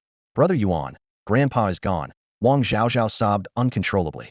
Let's bury Grandpa on the hillside behind the house, Li Yuan said softly. He and my grandfather are both buried there. At least he'll have company, not be alone. This was old Wang's final wish, arranged long before his death. In the Jiogong mountain region, common folk kept funerals humble and simple, following the natural order and resisting extravagance. Following his wishes, Wang Zhaozhao went to the back hill, chose a plot, dug a grave, laid the coffin to rest, and set up a tombstone. Thus, old Wang's life quietly came to an end. Grandpa, I wish you a peaceful journey. Wang Zhaozhao wept before his grave for a long time, until deep into the night. Beside her, Li Yuan lit paper money and a few spirit paper gubyug-like creatures crafted from paper money. This unique Jiogong mountain funeral custom used such spirit paper goo to bless the dead, a kind of ceremonial spectacle in grand funerals. Old Wang, you said you saw in me the talent and ambition you dreamed of. Today, I burn these rare goo for you. May they serve as your companions in the underworld. Li Yuan murmured, pouring out 3 cups of yellow wine onto the grave to bid farewell. 7 days later, as Li Yuan slept, someone knocked at the door. Brother Yuan, I have something for you. It was Wang Zhaozhao outside. Li Yuan put on his clothes and opened the door. The girl held a jade box in her hands, looking tired. Xiao Zhao, why are you here so early? Haven't you slept all night? He asked with concern. I wanted to spend more time with Grandpa. Wang Zhaozhao's voice choked with emotion. She had barely left her grandfather's grave for the past week and had grown thin. Even for Gu masters with strong constitutions, such hardship was hard to bear. This is what Grandpa entrusted to me before he died. She handed over the jade box. Li Yuan took it and slowly lifted the lid. Inside was a huge cocoon, oddly shaped, not round, but resembling a heart woven from white silk. A faint chill emanated from it, a sensation Li Yuan found strangely familiar. It seemed similar to old Wang's life ice silkworm, but different. Grandpa told me before he died that his life ice silkworm swallowed his heart to help the silkworm he had followed for decades complete its final transformation. I'm not sure if it will succeed, but I'm giving it to you as he wished. Tears welled in Wang Zizhao's eyes as she choked. Old Wang, old Wang. Li Yuan sighed deeply. Compared to himself, he was still too young. Now that Grandpa had passed beyond the Yellow Springs, he was still scheming, worried that Li Yuan wouldn't take good care of Xiao Zhao. This inheritance weighed heavily on his heart.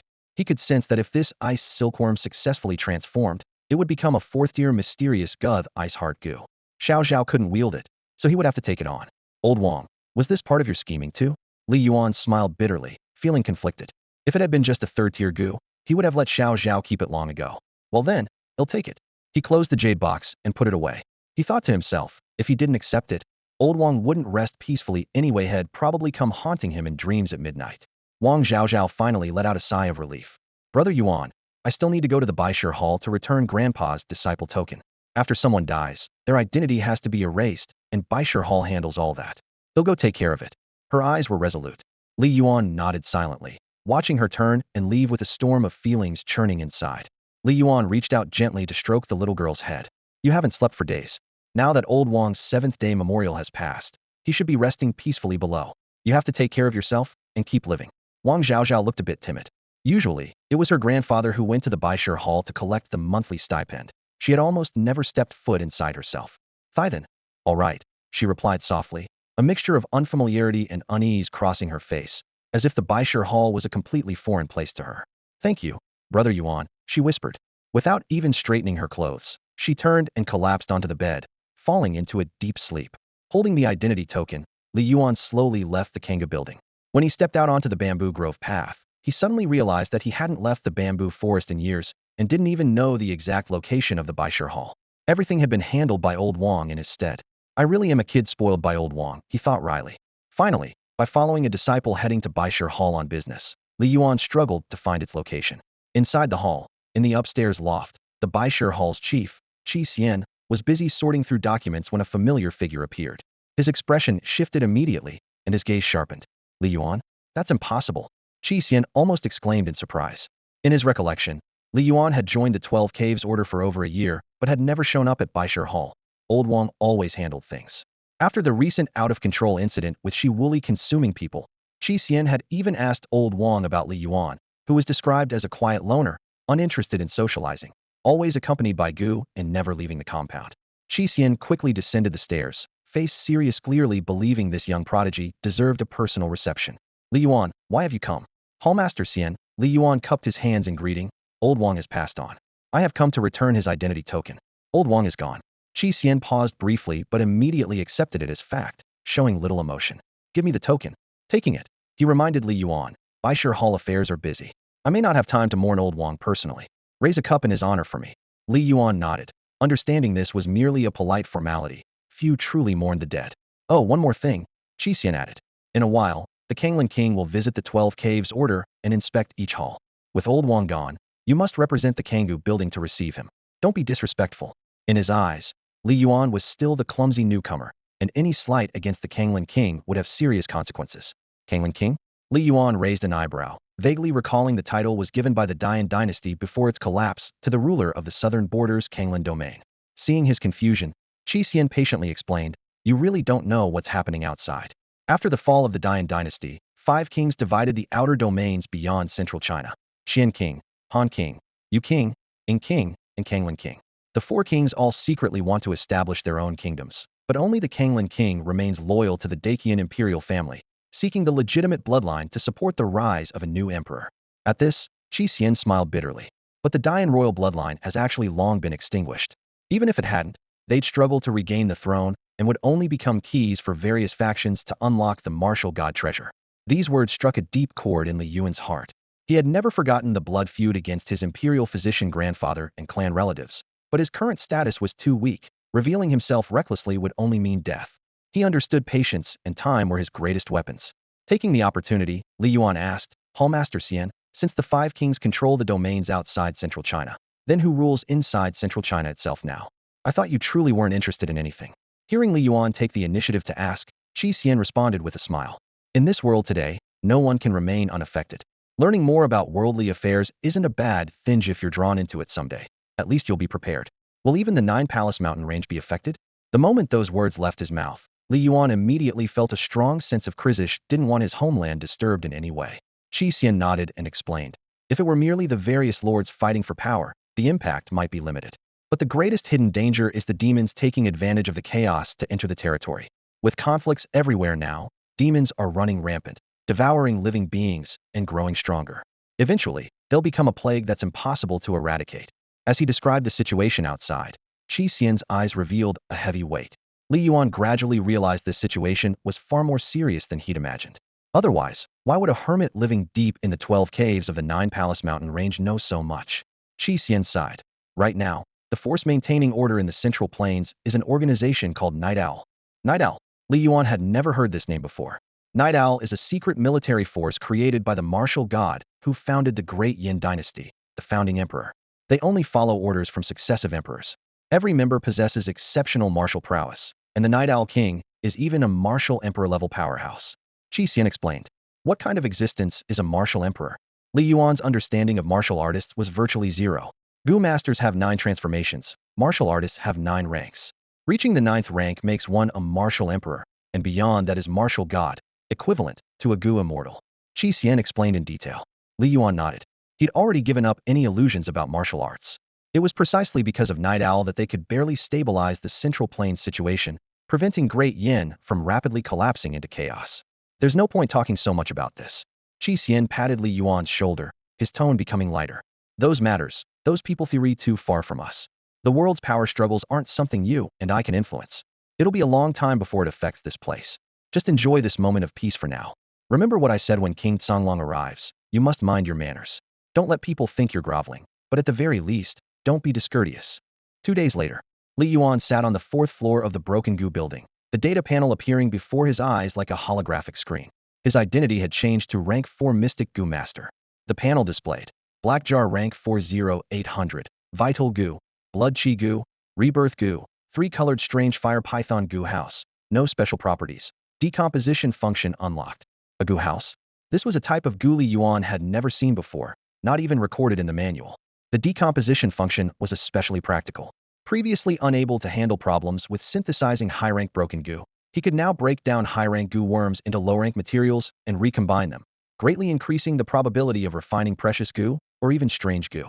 With a thought, Li Yuan retrieved several rank 5 broken goo from the 5th floor and selected 2 colorful garment dumplings to begin decomposition. The black jar shook violently as brilliant 5-colored light overflowed from its opening. The colorful garment dumpling was a special type of mystic goo, resembling colorful slime, capable of absorbing the power of the 5 elements. When refined as a vital goo, it could enhance a goo master's affinity with the 5 elements. Decomposition completely obtained 6 rank 3 mortal goo colorful garment silkworms and 1 5-colored treasure liquid. It can even decompose treasures? A flash of pleasant surprise crossed Li Yuan's eyes. He recalled the scene when he previously synthesized the resurrection goo, realizing that the key lay in the 1,000-life centipede that had accidentally consumed the eternal grass. If it had a decomposition function from the start, he could have directly extracted the eternal grass from the centipede's body, giving him far more choices and greater flexibility. Next, he selected the raw Materiala 5-stage remnant corpse-controlling goo. After decomposition, Li Yuan obtained 3 copies of the 3-stage common goo, slave-controlling goo, along with a bottle of bewildering water. This substance was indeed eerie and unsettling, raising his guard. Li Yuan was deeply impressed by the corpse-controlling goo, which was Huang Fu Nan's designated fake goo and extremely valuable. In the hands of its owner, it could control dozens of corpse puppets simultaneously, wielding tremendous power. Then, Li Yuan activated the frenzied decomposition mode. He continuously acquired 3 copies of 3-stage common goo, face-enhancing goo and a bottle of rejuvenation elixir, 3 copies of 3-stage common goo, yang energy goo and a single golden spear herb, and 3 copies of 3-stage common goo, wind-chasing butterfly goo along with a divine walk herb. Repeating this process, Li Yuan spent an entire day breaking down most of the 5-stage remnant goo, leaving only a small portion to handle the sect's surprise inspections. When it was finally time to synthesize, the dazzling array of treasures and new goo before him lifted his spirits. The stranger the materials, the more likely he would achieve a miracle. Without hesitation, Li Yuan issued the command, "Combine." He selected the face-enhancing goo, wind-chasing butterfly, and slave-controlling goo, added the multicolored precious liquid, and supplemented with divine walk herb. The synthesis began. At last, he obtained a 4-stage profound goo, the astonishing swan butterfly. If refined into a designated fake goo, the swan butterfly could gradually enhance the goo master's appearance, whitening skin and beautifying features especially suited for women. But as a subordinate goo, it was purely ornamental, with no combat ability whatsoever. "This really is a beautiful waste," Li Yuan said with a bitter smile, furrowing his brow. "But I'm handsome enough already, no need to get prettier. Better to leave it as a chance for someone else." Unwilling to stop, Li Yuan pressed on with synthesize a process that lasted 7 full days. After 7 days and nights, a voice of excitement rang out. He had obtained the 4-stage rare goo, illusion garment. The illusion garment not only concealed the goo master's aura and form, but could also camouflage appearances and affect others. Unfortunately, it was not a combat rare goo, serving more as an auxiliary and concealment tool. Li Yuan pondered for a long time, feeling the illusion garment perfectly matched his current needs and would greatly aid in investigation and intelligence gathering. He decided to refine it. The illusion garment resembled a plump, white slug. As it crawled beside Li Yuan, its surface shifted and merged like a chameleon, blending smoothly into the environment. "Slug, go turn that flower pot into a black jar," Li Yuan commanded. The slug shot forward and quickly landed on the pot. Within moments, the flower pot transformed under its influence into a pitch-black jar, indistinguishable from the real thing by scent or touch. The camouflage was astonishingly convincing. Li Yuan then ordered the slug to transform a tree into a human figure. The illusion was just as vivid, enough to fool any onlooker. This truly lived up to the name rare goo. Stretching lazily, Li Yuan said, "Another phase of my goals completed. Next will be gradually raising my other designated fate, goo to 4-stage. Plenty of time remains." 5 days later, Li Yuan received news from the 100 Affairs Hall. Kanglin King was confirmed to personally visit the 12 caves for inspection. Li Yuan would represent the remnant goo tower to fully handle the reception. Clearly, a new challenge was approaching him. Li Yuan disliked receiving outsiders. Unfortunately, with Old Wang gone and Xiao Zhao even more socially anxious than him, he had no choice but to step forward to host the guests. If what the hall master said was true, King Kanglin was indeed a virtuous ruler of his time. While several other princes of different families had abandoned the Dian royal house to establish their own domains, King Kanglin remained steadfast in supporting Diana rare and precious loyalty. Sadly, Dian was now a shadow of its former self. Even if King Kanglin took a stand, he He lacked the power to reverse the situation. Only by eradicating the demons could the fundamental calamity be resolved. Li Yuan dared not take a misstep, fearing a single mistake could mean total defeat. Moreover, the inherited root bone in his body had been stripped at birth. Whether he still counted as a legitimate member of the Dian royal bloodline was not a matter he could decide by himself. Brother Yuan, do you think King Kanglin's visit is to try to win over the Jiugonggu nest? Could the flames of war really be spreading to the mountains? Wang Zhaozhao asked in a low, anxious voice. She hated where it had stolen her parents and cast her adrift. With her parents gone and her grandfather deceased, Brother Yuan was now the only familiar person left. The mere thought of war returning was unbearable. Don't worry. Li Yuan gave a faint smile. What must happen cannot be avoided. All we can do is cultivate ourselves and grow stronger. Just then, through the mountain path beneath the bamboo grove, a group approached, talking and laughing. Li Yuan focused his gaze and saw a man leading a pair of 7 or 80-year-old twins, a boy and a girl. The man wore a blue python robe embroidered with 9 pythons and 5 claws, the supreme martial rank of a marquis, on par with a prince of royal blood, proudly displaying King Kanglin's status and strength. His presence was overwhelmingly powerful, causing Li Yuan's expression to grow serious. This was by far the strongest person he had ever encountered, surpassing even the Duke of the 12 Caves, Huang Funan. The energy and spirit of a Gu master already ranked below that of a martial artist, let alone King Kanglin, who was at the pinnacle of martial warriors. Even from a distance, separated by a strip of bamboo forest, Li Yuan felt a mountain-like pressure. This world was ultimately governed by martial supremacy. To most outsiders, Gu masters were a niche practice, often dismissed as using gimmicks or inferior methods. Before long, King Kanglin and his entourage arrived at the small bamboo grove in front of Kinggu Tower. Greetings, King Kanglin. Li Yuan cupped his hands in respect. No need for formalities. King Kanglin, Xiao Yuan, glanced at him, then smiled faintly. The 12 Caves do have some talented individuals. You flatter us, Your Grace. The Hall Master of Baishir Hall, Qi Xian, quickly replied modestly. This is Li Yuan, the steward of Kinggu Tower, whose talent is quite impressive. Li Yuan, please introduce Kinggu Tower to the king. Li Yuan maintained a calm demeanor and steady gaze. Your Grace, please follow me. Xiao Yuan bowed slightly and led the way into the depths of the bamboo forest. Qi Xian followed cautiously, wary that Li Yuan might unwittingly offend the king. Wow! Look, butterflies, so beautiful. The young princess suddenly called out gleefully, running a few steps to chase a swirling cluster of butterflies among the bamboo. Princess, be careful. Qi Xian hurried to stop her. This was the 12 Caves, full of various Gu insects. The princess was still young and untrained. Any accident could be fatal, and no number of lives would compensate for her loss. It's fine, let her play. Xiao Yuan responded indifferently, dismissing the few low-level Gu insects as insignificant. The young prince, King Kanglin's little heir, snorted coldly, appearing old-fashioned and disdainful. Though both descendants of Xiao Yuan and twins, the princess and the heir had completely opposite personalities. Li Yuan didn't interfere much with their differences. He led Xiao Yuan and the others on a circuit around the remnant Gu Tower, casually explaining the entire process from breeding to metamorphosis of the remnant Gu. It was truly troublesome. No wonder outsiders dismissed the path of the Gu masters as mere trickery. Xiao Shizi couldn't help but complain. Liar, don't be so rude. Xiao Yuan scolded immediately. Nyanya. The young heir, airing a bit of a tantrum himself, didn't dare openly defy his father for long. He quickly pulled a face and dashed out of the remnant Gu Tower. Li Yuan paid little mind to the child's mood swings. After all, these two with very different social statuses were bound to speak differently. It was normal for Xiao Shizi to vent some harmless frustration.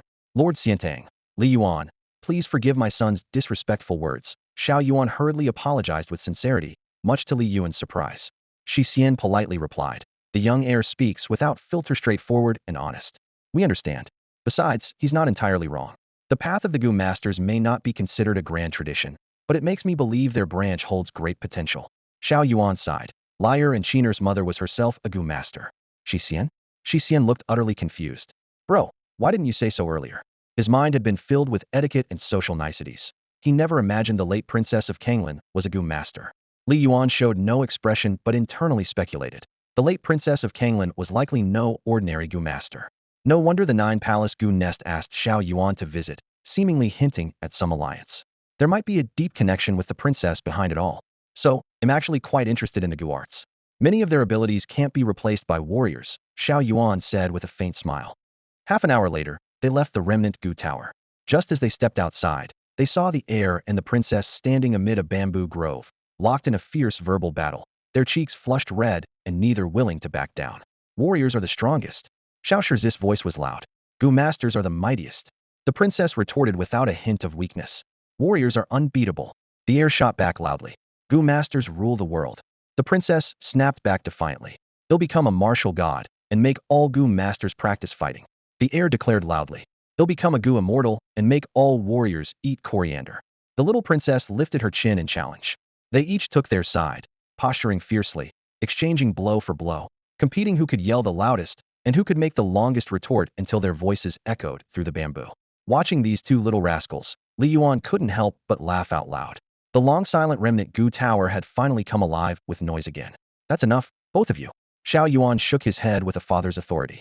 Whether you want to become Gu masters or warriors, you have to lay a solid foundation and study hard first. In the future, let your strength speak for itself. Arguing won't do any good. Humph. Both princess and heir huffed and turned away with a flick of their sleeves. Come on, let's go to the next hall, Xiao Yuan said as he half-pulled one of them along, somewhat helpless. Please take care, Your Highness. Li Yuan finally sighed with relief, silently hoping this prince would stop bothering him. But only a few steps later, the group stopped again. The little princess, Xiao Qiner, kept glancing back as she walked. Suddenly her steps froze, and her small feet dragged long scratches across the ground. Qiner, is there something else? Xiao Yuan bent down to ask. A child's thoughts were hard to hide. Xiao Qiner blinked her sparkling eyes, staring fixedly into the depths of the bamboo grove. She pouted earnestly. Father, I want that flowered butterfly. Xiao Qiner lifted her delicate white hand and pointed at a tall bamboo stalk. Everyone followed the little prince's gaze and saw a colorful butterfly quietly resting on the bamboo. With its wings spread wide, the butterfly displayed dazzling, vivid colors. Its beauty was breathtaking. Xiao Yuan was momentarily stunned, then immediately understood the barely concealed joy on his daughter's face. The butterfly was about half a foot long, its wings like a painted scroll, as if condensed with all the world's splendor and fantasy. Its wing background resembled the midnight ocean deep, mysterious blue gently tinged with wisps of dreamlike purple light. It was unforgettable at a glance. For this innocent little girl full of childlike wonder, it was an irresistible treasure. Just as Xiao Yuan was about to ask about it, he turned to Qi Xian and said, Sect Leader Xian, is this butterfly also an insect from the Kanga Tower? Qi Xian furrowed his brow and hesitated for a moment before reluctantly replying. Judging from its aura, it's indeed an insect. But the 12 caves usually don't raise this type of insect. It's probably one of the Kangu insects that evolved abnormally during cultivation. In any case, professional matters are best left to experts for judgment. Seeing that Qi Xian clearly didn't understand much, Xiao Yuan took his daughter's hand and turned to leave. He asked Li Yuan, is this butterfly yours? Li Yuan nodded in agreement.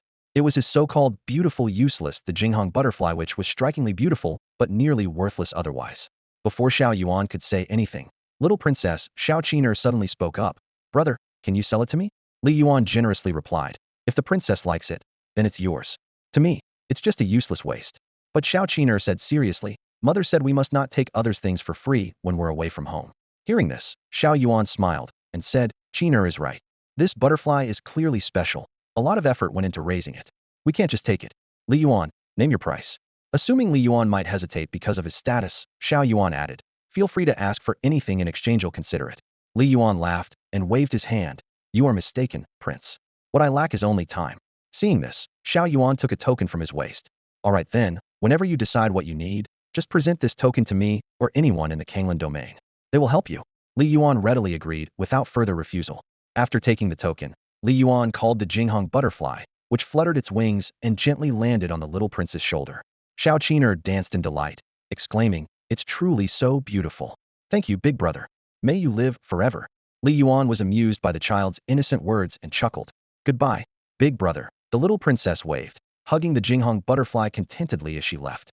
Li Yuan watched their group disappear at the edge of the bamboo forest, exhaling deeply as he silently thought, I hope we don't meet again. If we do, it may mean that the war is drawing near. Time flew by, and another year passed. The Kanglan king had not yet set foot in the 12 caves, and Li Yuan's worries had not yet come true. The Kanga Tower remained peaceful and stable. Li Yuan enjoyed this rare tranquility, spending his days studying insect refining and often checking his status panel. Insect Tamer Li Yuan, Black Jar, 4th stage, 381,800. Possessing 4th stage life insect, vitality insect, resurrection insect, tricolor flame python, and illusion robe insect house. He had been refining insects in the southern border region for nearly 2.5 years, accompanied by Xiao Zhao, who talked with him, dined with him, and shared thoughts about the insect tamer's path during their free moments, easing his loneliness. Seasons changed from spring to autumn as life flowed steadily like water. One day, while Li Yuan was focusing on insect refining, Wang Zhaozhao suddenly came running in excitedly, calling out, "Brother Yuan, you've advanced to the third level of the Gu Master realm?" Li Yuan could tell right away. "What's the point?" Wang Zhaozhao pouted. "Can't you just pretend not to know and try to guess instead?" Alright, he'll do that next time," Li Yuan chuckled. He looked on warmly at the young girl growing before him, his thoughts drifting once more to old Wang. The precious Gu old Wang had bequeathed to him before passing the ice heart Gu had been carefully preserved and never used. He planned to save it for Zhao Zhao. Poor old Wang had remained stuck at the third Gu Master level his entire life. Yet Zhao Zhao, just barely 18, had already reached that same realm. The gap between them was undeniable. "Brother Yuan, thank you." Wang Zheozheo's voice held a hint of sincerity. She knew exactly whose efforts had made today's achievement possible. Without Brother Yuan's guidance in nurturing her blood-eye Gu, his tutelage, and the resources had provided, she wouldn't be where she was now. "Thanking me again?" Li Yuan teased with a smile. Zhao Zhao hesitated for a moment, then added, "Thank you for washing my clothes and cooking my meals, for keeping me company and cheering me up, for watching the scenery with me." Li Yuan counted off seriously. "But aren't those just ordinary things?" "Exactly, just ordinary things," she said softly. The girl stood quietly in the breeze for a long moment, a gentle smile appearing at the corner of her lips. Li Yuan changed the subject. "Train while the fourth-level Gu Master realm is a huge barrier. Getting past the divide between profane and profound is no easy feat." Zhao Zhao didn't sound proud, but her voice was steady. "Grandpa was stuck his whole life at the third level, never crossing into the profound. I will be the one to step through." "Brother Yuan, what realm are you at now?" This was the first time Shed asked him directly. Since joining the Broken Gu Tower, Li Yuan had always been a mysterious, powerful figure in her eyes, never revealing his true level. She admired him as both a role model and an idol. "I'm just like you, climbing the mountain one step at a time," Li Yuan replied without getting specific. Zhao Zhao didn't press further, silently vowing to keep pace with Brother Yuan, climbing relentlessly. Another night, the reconnaissance Gu which hadn't sounded an alarm in a long time once again transmitted a signal of danger. Li Yuan, lying in bed, opened his eyes calmly. He had expected this day and was prepared. His survival philosophy was to always envision the worst, even while living peacefully. Stay vigilant. Prepare for trouble before it comes.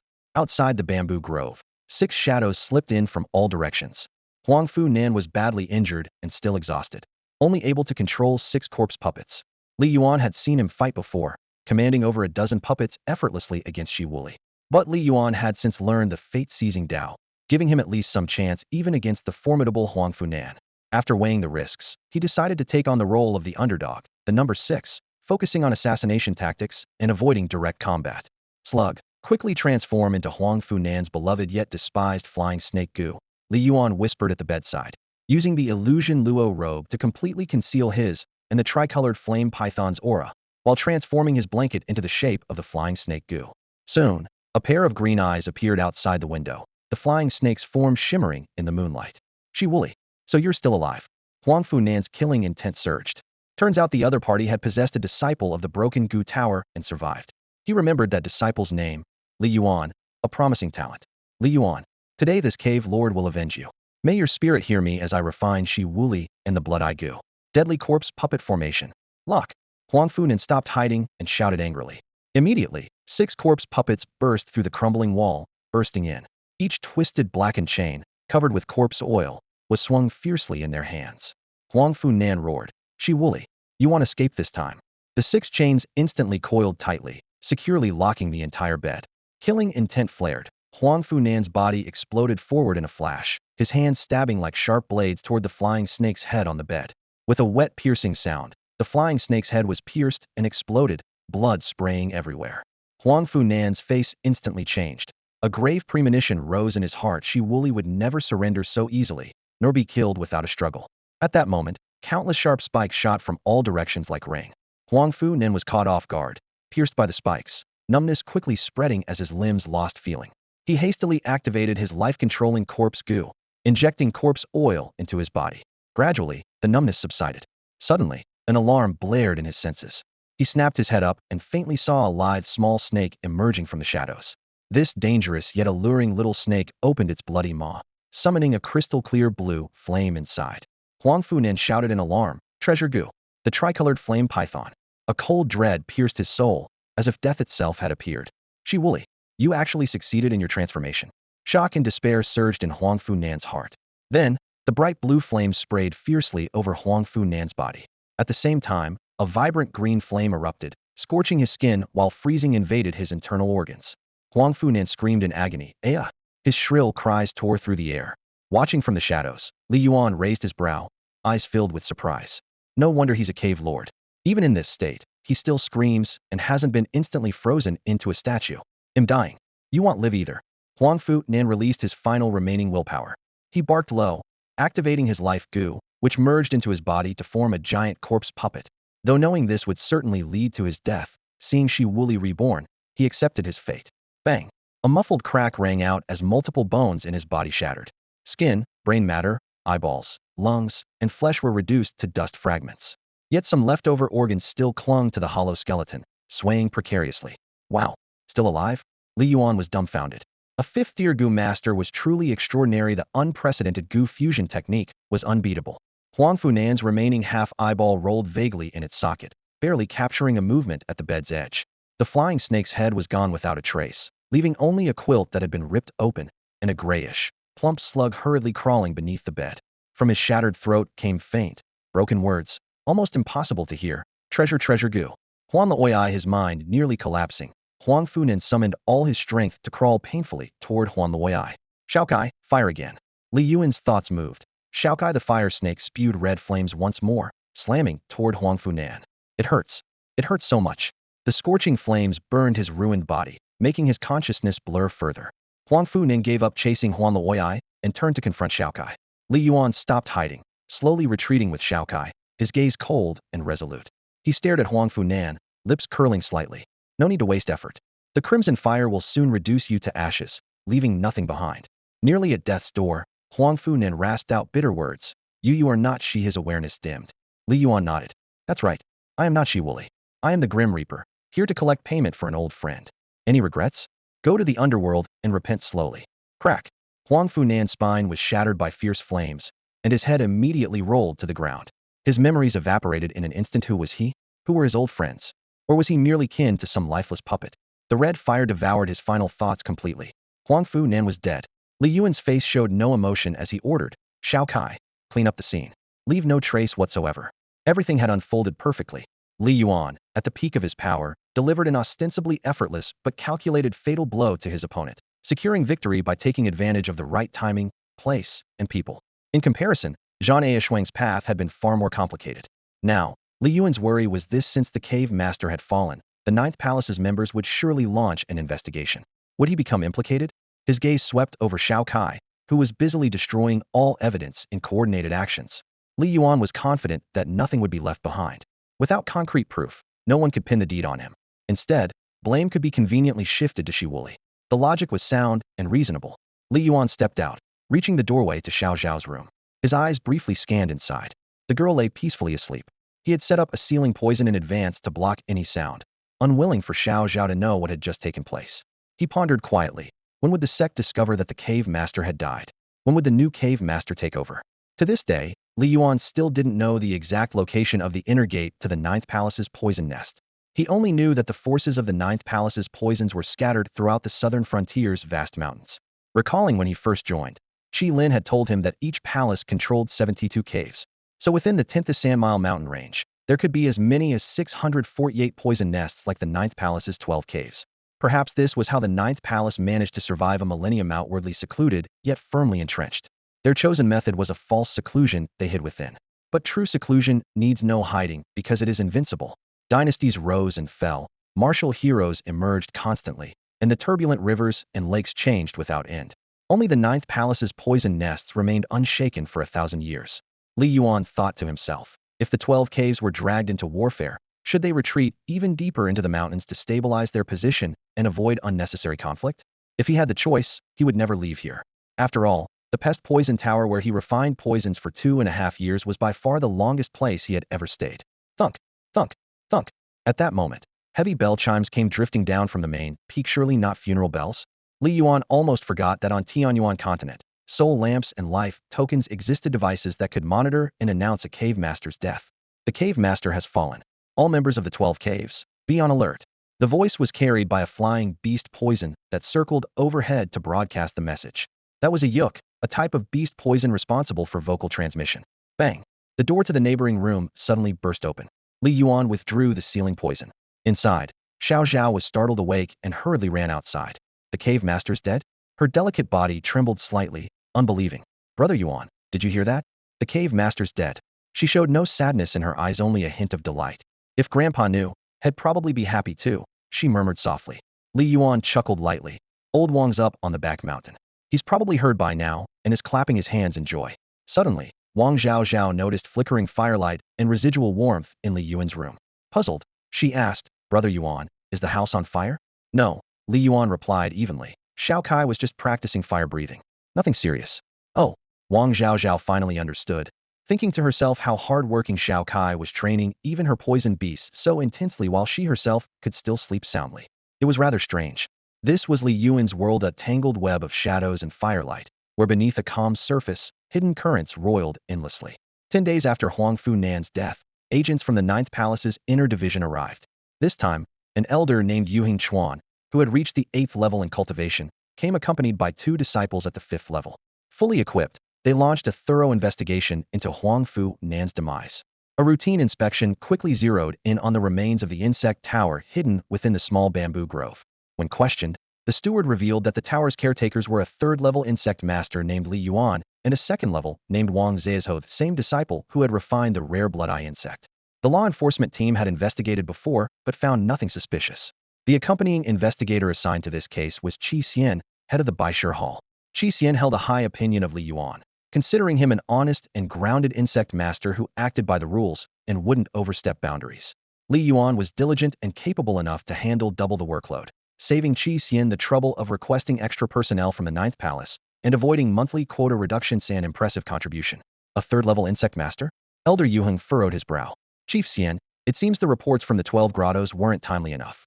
Qi Xian was taken aback and asked what he meant. Yuheng Chuan smiled half-mockingly. I believe those 2 in the ruined insect tower have already broken through their levels. One is clearly 4th level, the other 3rd level. Qi Xian was stunned into silence. Both had secretly advanced without his knowledge. But Yuheng Chuan waved it off calmly. Don't panic. Even a 4th and a 3rd level together wouldn't be capable of killing Huang Fu Nan without leaving any trace. Qi Xian guessed the killer must be a high-level insect master or warrior. After all, Huang Fu Nan was strong and showed no sign of struggle, so the culprit's skill had to be extraordinary. Careful examination of Huang Fu Nan's residence found no battle damage, confirming the killer's exceptional subtlety. Still, Yuheng Chuan admired these 2 disciples, seeing great talent worth nurturing. The investigation was just routine for him, but this unexpected discovery brought him pleasure. Bring them here, Yuheng Chuan ordered. Yes, sir. Qi Xian was visibly pleased. If Li Yuan and Wang Zhaozhao gained the elder's favor and were recruited into the Ninth Palace's inner sect, Qi Xian's standing and rewards would surely rise. He hurried to the ruined insect tower and cheerfully asked Li Yuan, since when did you advance to 4th level? Why didn't you tell me? Li Yuan's heart tightened. He hadn't expected Elder Yuheng to see through him so easily. Luckily, he hadn't worn the illusion Luo robe today, or he might have been exposed. Qi Xian patted him on the shoulder. Elder Yuheng of the Ninth Palace requested to meet you and Wang Zhaozhao. Make a good impression. Being admitted as an inner sect disciple will open vast opportunities. Li Yuan responded politely with a slight bow. Thank you, Chief Xian. He called Wang Zhaozhao, and the pair followed Qi Xian into the bamboo grove to meet Yuheng Chuan. The elder scrutinized Li Yuan and furrowed his brows further. How long have you been with the 12 grottos? 2.5 years, Li Yuan replied. You have good talent worthy of joining the Ninth Palace's inner sect. But what is your core insect? Yuheng continued. Qi and blood insect. Li Yuan answered calmly, with faint confidence. Qi and blood insect. Yuheng was shocked and frowned. Foolish. Before reaching 4th level, why didn't you switch to a more promising insect? With such talent, using a Qi and blood insect is like a mighty general riding a dog cutting off your own path forward. Li Yuan was unfazed and replied coolly, I think the Qi and blood insect isn't bad. Not bad, my foot. Yuheng bluntly dismissed him with disdain. Their exchange highlighted Yuheng Chuan's exacting standards for talent and underscored the critical importance of the core insect for an insect master's development. After all, potential often depended on the strength and nature of their core insect. The entire investigation proceeded briskly and calmly, hinting at the Ninth Palace's new round of selecting and positioning top talent. Meanwhile, Li Yuan and Wang Zhaozhao stood at a fresh turning point, an uncertain future ahead, but brimming with potential. Yuheng Chuan burst out in anger. You don't seriously believe those fools' nonsense, do you? That only useless goo masters exist, and there are no worthless life-born goo? His eyes blazed with fury, his voice trembling with barely contained rage. Li Yuan looked slightly taken aback. This was supposed to be an investigator, so why the sudden change in attitude? Well, never mind. Yu Hengchuan sighed heavily, expression grave. You've now reached the 4th turn level. Without a special opportunity, your life-born goo cannot be replaced. Arguing won't change that. Your future potential depends entirely on whether your Qi blood goo can continue to evolve. If the Qi blood goo stagnates, the best your goo master career can achieve is barely reaching before the 6th turn. Then he turned to Wang Zhaozhao in a calm tone. How long have you been in the 12 caves? 2 years, she answered.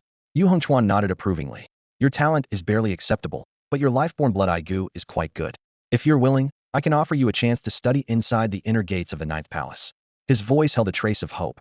Xixian stood nearby, eyes darting around, helplessly sighing inwardly. Wang Zhaozhao is blind, yet she still hesitates? It's really disheartening.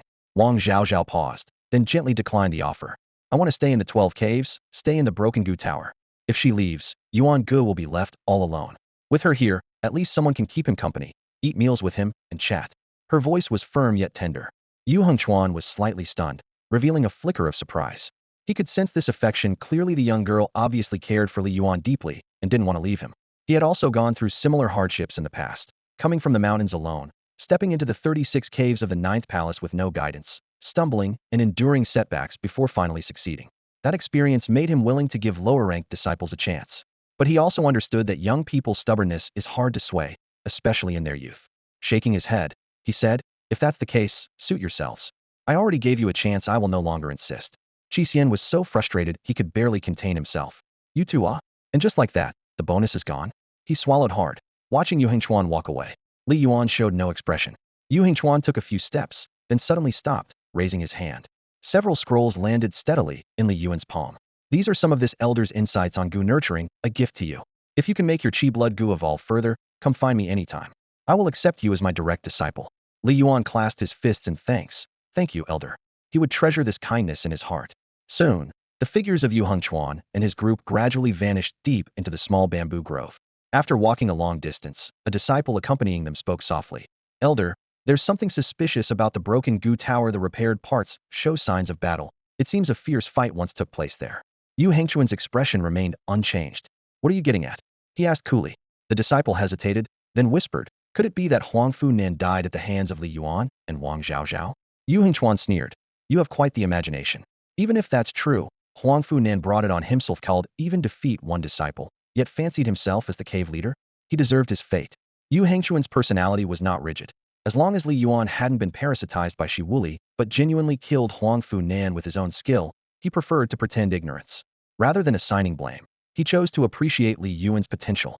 The two disciples fell silent, understanding that Elder Ye's actions carried deeper meaning. After leaving the small bamboo grove, Yu Hengchuan never appeared again.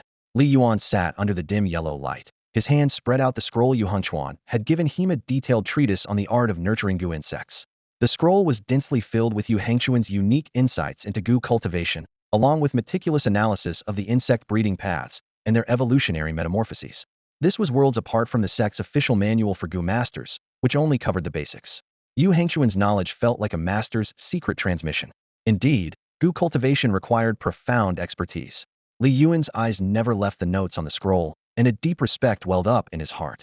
The sect's handbook only offered crude guidance on goo evolution, simple directional cues without elaborating on the precise methods for training or guiding their transformations. In contrast, Yu Hengchuan's notes went into obsessive detail, covering everything from rearing environments and timing milestones to material combinations. These were exactly the instructions Li Yuan most desperately needed. While other goo masters faced harsh conditions, scarce ingredients, and long incubation periods, Li Yuan realized that once he figured out the correct evolution path, the rest could be managed through adaptation and shortcuts. Life is often full of surprises. Yu Hengchuan's arrival had unexpectedly become a once-in-a-lifetime opportunity for Li Yuan. As he studied the notes, he discovered a potential evolution path for the Qi blood goo. The Qi blood goo was among the most common first-tier goo insects. Because it was so widespread and easy to cultivate, its scarcity was nearly zero, and its evolutionary potential was generally dismissed as negligible, with almost no chance of mutation or transformation. Yu Hengchuan had tried many times and mostly failed, leaving only a rough outline of the Qi blood goo's highest possible evolution. According to his theory, the Qi blood goo might evolve into a giant goo, or even the legendary Pantheon Gathese sounded like fairy tales. While there were rare cases of evolution into giant goo, the Pantheon goo remained purely theoretical. Only through experimentation could the truth be revealed. After thoroughly digesting the treatise, Li Yuan sought out Qi Xian to help procure some necessary medicinal herbs and spirit grasses. When Qi Xian mentioned Yu Hangchuan's previous visit, his tone was tinged with regret, but toward Li Yuan he was unusually warm, no longer treating him like a mere junior disciple. Instead, he showed them a measure of respect and even flattery. In under a week, Qi Xian came to the bamboo grove gate carrying a heavy sack of materials on his shoulder. Li Yuan, I've gathered all the materials you asked for. You are one of the sect's outstanding disciples, so I'm only charging you the cost for these, Qi Xian said with a smile. Li Yuan clasped his hands in thanks, feeling a surge of warmth inside. Though his life still seemed calm on the surface, the boost in his strength had clearly elevated his standing. He sensed undeniable change. Qi Xian then asked, are these materials for the evolution of your life-bound Qi blood goo, inspired by Elder Ye's insights? Qi Xian could tell Yu Hangchuan had taken a special liking to Li Yuan. That day, Yu Hangchuan had made his admiration clear and even promised that if Li Yuan successfully evolved his life-bound Qi blood goo, he would take him as a personal disciple. Yu Hangchuan was in the prime of his career, destined for greatness, with the potential to become a palace lord. Becoming his disciple would be like stepping onto a fast-rising ladder. Yes, Li Yuan nodded, his gaze steady. I've already drawn attention. I can't afford to keep using a basic Qi blood goo as my life-bound goo. Evolving it is exactly what I need. Keep it, you'll make it. They'll be waiting for your good news. Qi Xian encouraged with a smile. After delivering the materials, he wisely chose not to press further and quietly took his leave. Li Yuan shouldered the sack of supplies and returned to his room in the ruined goo tower. He gently closed the door behind him. Slowly, the interface panel appeared before him, thick with tension and anticipation in the air. Under the dim, yellowish light, the goo master Li Yuanzheng sat quietly, gently flipping through a thick manual on fourth-stage goo techniques. The table beside him was piled high with a dazzling array of precious ingredients. Before him, a black jar emitted a faint glow. Its progress in the fourth stage measured at 452 points. His two sworn goo beasts at this level were the Qi blood goo and the rebirth goo. At this moment, he was carefully sorting and arranging various rare materials, preparing to strengthen and synthesize his Qi blood goo. He began by extracting essence from Immortal Grass and blood oysters, slowly adding them into the black jar while infusing it with profound energy to begin the fusion. Flames roared from the furnace, and the goo toxins curled upward in wisps. Your Qi blood goo has improved slightly, the system announced. Li Yuanzheng frowned, feeling uneasy. Only a slight improvement? He had expected difficulties but still felt a pang of disappointment. Try again. He quickly grabbed sea oysters, fire tiger gallbladders, and elephant blood meat, tossing them into the furnace. The energy inside became more chaotic and concentrated. When the synthesis finished, the system announced again, your Qi blood goo has improved moderately. This small gain was far below his hopes. Gritting his teeth, Li Yuanzheng understood this path would not be easy. Unwilling to give up, he added more ingredients, his face darkening. Black jar, show me your limits. The synthesis began anew, the cold goo energy enveloping the room. Day after day passed in silence. 3 months slipped away slowly and painfully. Fatigue and anxiety filled Li Yuanzheng's eyes. His wealth was nearly exhausted, and each failure taxed his spirit.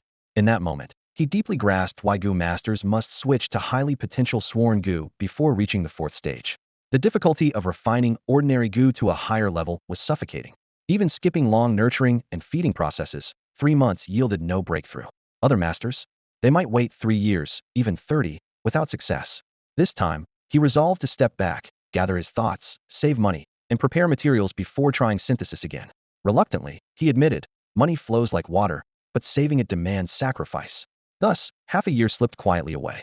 As Li Yuanzheng focused on dismantling a 5th-stage broken goo, a familiar child's voice called from downstairs. Big brother, are you there? Startled, he found the voice surprisingly familiar, yet couldn't place it immediately. Rising, he opened the door to see a girl in a light yellow ruchuan standing there, accompanied by a formidable female guard. Instantly, Li Yuanzheng recognized her as Xiao Qiner, the young princess of the Kanglan domain. He glanced around the empty hall. Kanglan King, Xiao Yuan, and heir Xiao Li were absent. Only she and her guard remained. Xiao Qiner waved excitedly. Big brother. Her voice was bright and childlike. Greetings, young princess, Li Yuanzheng bowed, guessing that her sudden visit must be important. Xiao Qiner hurriedly explained, Jinghong is dying. Please help save it. She held a flower basket containing a barely alive Jinghong butterfly, its brilliantly colored wings fluttering weakly. Li Yuanzheng accepted the basket, somewhat surprised.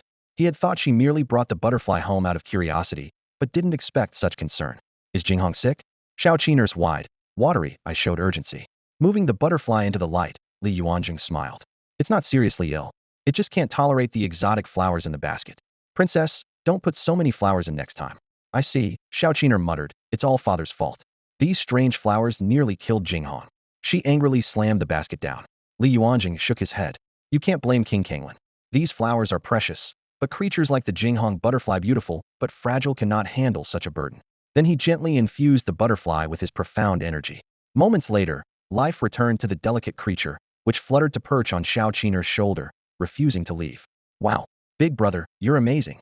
Xiao looked up at him with admiration. Someday, I want to be a powerful goo master like you. The female guard whispered, Princess, we shouldn't stay long. We must go. All right. Xiao reluctantly waved goodbye. Big brother, thank you for saving Jinghong. She then gestured to the guard. Sisterly, please pay the doctor's fee. No need. Li Yuan waved her off. If the princess doesn't want this flower basket, you can consider that the fee. Li Yuoqian was about to pay but froze when Li Yuan smiled warmly. If big brother likes it, just take it. Confident, Xiao waved her hand, showing the proud air of a little wealthy lady. Good. I have one more favor to ask, Li Yuan suddenly said, turning his gaze to the guard. Miss Li, I'll need your help with this matter. Li Yuoqian's expression grew stern, a faint displeasure creasing her delicately arched brows. Could he really be seriously ill? Do you think we're that close? She was about to snap sharply. Before the words left her lips, Li Yuan produced a token from his waist. The intricate emblem shimmered, silencing her instantly. Miss Li, previously Prince Kanglin entrusted me with this token, saying that if I ever found myself in danger, I could seek your help. Does this still hold? Li Yuan's tone was formal and steady. This token was what he had traded over a year ago to obtain the Jinghong butterfly, a rare treasure that today finally proved useful. Li Yuoqian's expression shifted slightly as she nodded gently. When the prince speaks, his word is law. It certainly does. Li Yuan continued, I wish to request some medicinal herbs and spirit treasures, but my channels are blocked, and I have no allies nearby. I'd like to ask for your assistance. By this point, he understood that relying solely on ordinary fragmented or forged goo bugs would no longer yield results. Only rare treasures and precious materials could truly enhance their power. Li Yuoqian's face turned cold. No problem. Give me your list. Li Yuan, prepared for this, handed her a detailed inventory. She reminded him, once found, these items will be delivered directly to the prince's residence. But with the war tightening, manpower is stretched thin. It may take some time. Puzzled, Li Yuan asked, how severe is the conflict now? Li Yuoqian's expression darkened. Most of the southern frontier is already affected. If the rebel forces and demons break through the county towns there, it will bring chaos to the Jiugong mountain range. Her brows knitted with frustration. Regarding cooperation, the Jiugong Gu Nest leaders have been evasive with the prince. At such a critical moment, they want to remain uninvolved. Are they afraid the demons will consume them? Realizing it was inappropriate to say more, she stopped abruptly and left with the young princess. Watching them walk away, Li Yuan felt the weight of urgency settle deep in his chest. War was no longer distant. Soon, the Jiugong range would face the invasion. He thought grimly that the Jiugong Nest would have no choice but to join the defense, supporting Prince Kanglin and the southern frontier troops. No matter what, strengthening their power was top priority. He bent to pick up the floral basket the little princess had carelessly tossed aside. Though from a wealthy family, even he couldn't recognize all the exotic flowers inside. Only 2 or 3 were familiar, but their value equaled all his savings combined. It reminded him of his past life, when he labored endlessly yet couldn't compete with a noble family's single day's interest earnings. Now reborn as a prince, yet still doomed to be a workhorse, it was hardly better. One advantage of his primitive material system was the ability to instantly identify these ingredients. He dropped the rare flowers and herbs into a black jar. A virtual interface quickly appeared. Dragon's blood grass, a rare herb growing at the dragon's burial site. Heavenly frost flower, an uncommon bloom atop the northern snow mountains. Star moon vine thrives without sunlight, nourished only by starlight and moonlight. Lone vine found in the hidden depths of ancient forests. Looking at the precious herbs, a realization dawned. The young prince's fondness for the Jinghong butterfly was sincere. Prince Kanglin wouldn't have entrusted the creation of such a priceless basket if not to fulfill his daughter's wish. For a moment, a fleeting thought crossed his mind. Am I being a bit heartless? But he dismissed it quickly. What nonsense. Am a nobody, why would I care about a great ruler's feelings? That only bring me trouble. Better to focus on growing stronger and keeping himself alive. He then commanded gravely, Black jar, synthesize. Starting with the base of the vital qi insect, Li Yuan added a stem of dragon blood herb and a strand of star moon vine. He didn't try to mix every rare flower and herb. He had a knew that combining different spiritual medicines with conflicting properties would throw the vital qi insect's evolution off course, often causing negative effects that canceled each other out. This was a valuable lesson had learned through countless failed attempts. Now he focused intently on driving the insect synthesis forward. Suddenly, the vital chi insect underwent a profound transformation. It completed its metamorphosis, advancing to a fourth-stage rare insect, the giant spirit insect. Named Giant Spirit for its imposing aura, its presence resembled a mighty mountain range, with blood surging like a long, powerful river. This insect could raise a host's vital energy to a transcendent realm in an instant, unleashing power capable of shaking mountains and rivers.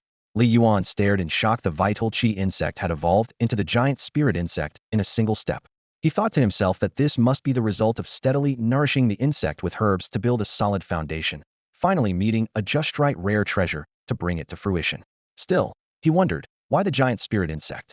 According to Yu Hengchuan's notes, the next stage after the vital chi insect is supposed to be the giant insect. The giant spirit differs by only one character in name, yet its presence vastly surpasses the giant insect. Could it be an enhanced version? Already brimming with vitality himself, Li Yuan felt the insect's successful transformation energizing him even more. Eager to test the new insect power, he watched as a blood-red insect slowly crawled out of the black jar, about the size of a palm. Its wings were hard, thin, and translucent, its antennae sharp and sparkling. This was the giant spirit insect itself. Li Yuan shouted sharply, "Giant spirit, activate!" The insect connected with his mind, quickly channeling vital energy throughout his body. Instantly, his muscles bulged fiercely, stretching his robe to a painful tearing sound. A torrent of scorching chi and blood surged from his core, seemingly dyeing the surrounding air a deep crimson. His aura flared like roaring flames, devouring everything nearby. The fierce roar of vital energy thundered in his ears, sending waves of exhilaration through his entire being. The power far exceeded all expectation. Li Yuan grinned widely, saying, "Now one punch could kill 100 bulls." Before he finished speaking, he unleashed a devastating blow. With a deafening boom, a shockwave rolled out from his fist like a fiery dragon streaking across the ground, tearing up earth and cracking nearby walls, sending clouds of dust billowing. The aftershock blasted into a bamboo grove, causing leaves to scatter and stalks to snap into fragments, littering the ground. Had he possessed this might when facing Huang Funan, he would have needed no subtle stratagem's punch could have shattered his enemy to pieces. The vital energy surging within him not only augmented Li Yuan's strength, but also sharpened his mindset, making him favor brute force. Just as he was reveling in this newfound power, the door of the residual insect tower was suddenly thrown open with a heavy push. "Brother Yuan." Wang Zhaozhao rushed in anxiously, calling out, "Are you all right?" Without waiting for a reply, she tried to rush toward him. Li Yuan froze instinctively, his face flushing red with embarrassment. His first time activating the insect's power hadn't gone smoothly. His clothes had been ripped apart, and now he was standing there nearly naked. Thankfully, Zhaozhao was blind. Otherwise, this scene would have been utterly exposed. He cleared his throat and said, "I'm fine.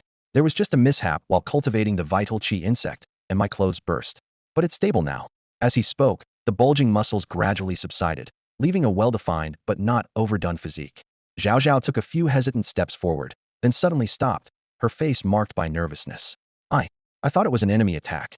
You really scared me, Brother Yuan. I'm so relieved you're okay." Her words trembled with tension and then a sigh of relief. She blushed and quickly backed away, almost stumbling. Li Yuan looked a little surprised but grinned. "Why are you blushing, Zhao Zhao?"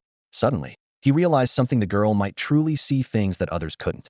And so, amid this delicate moment, the story quietly unfolded.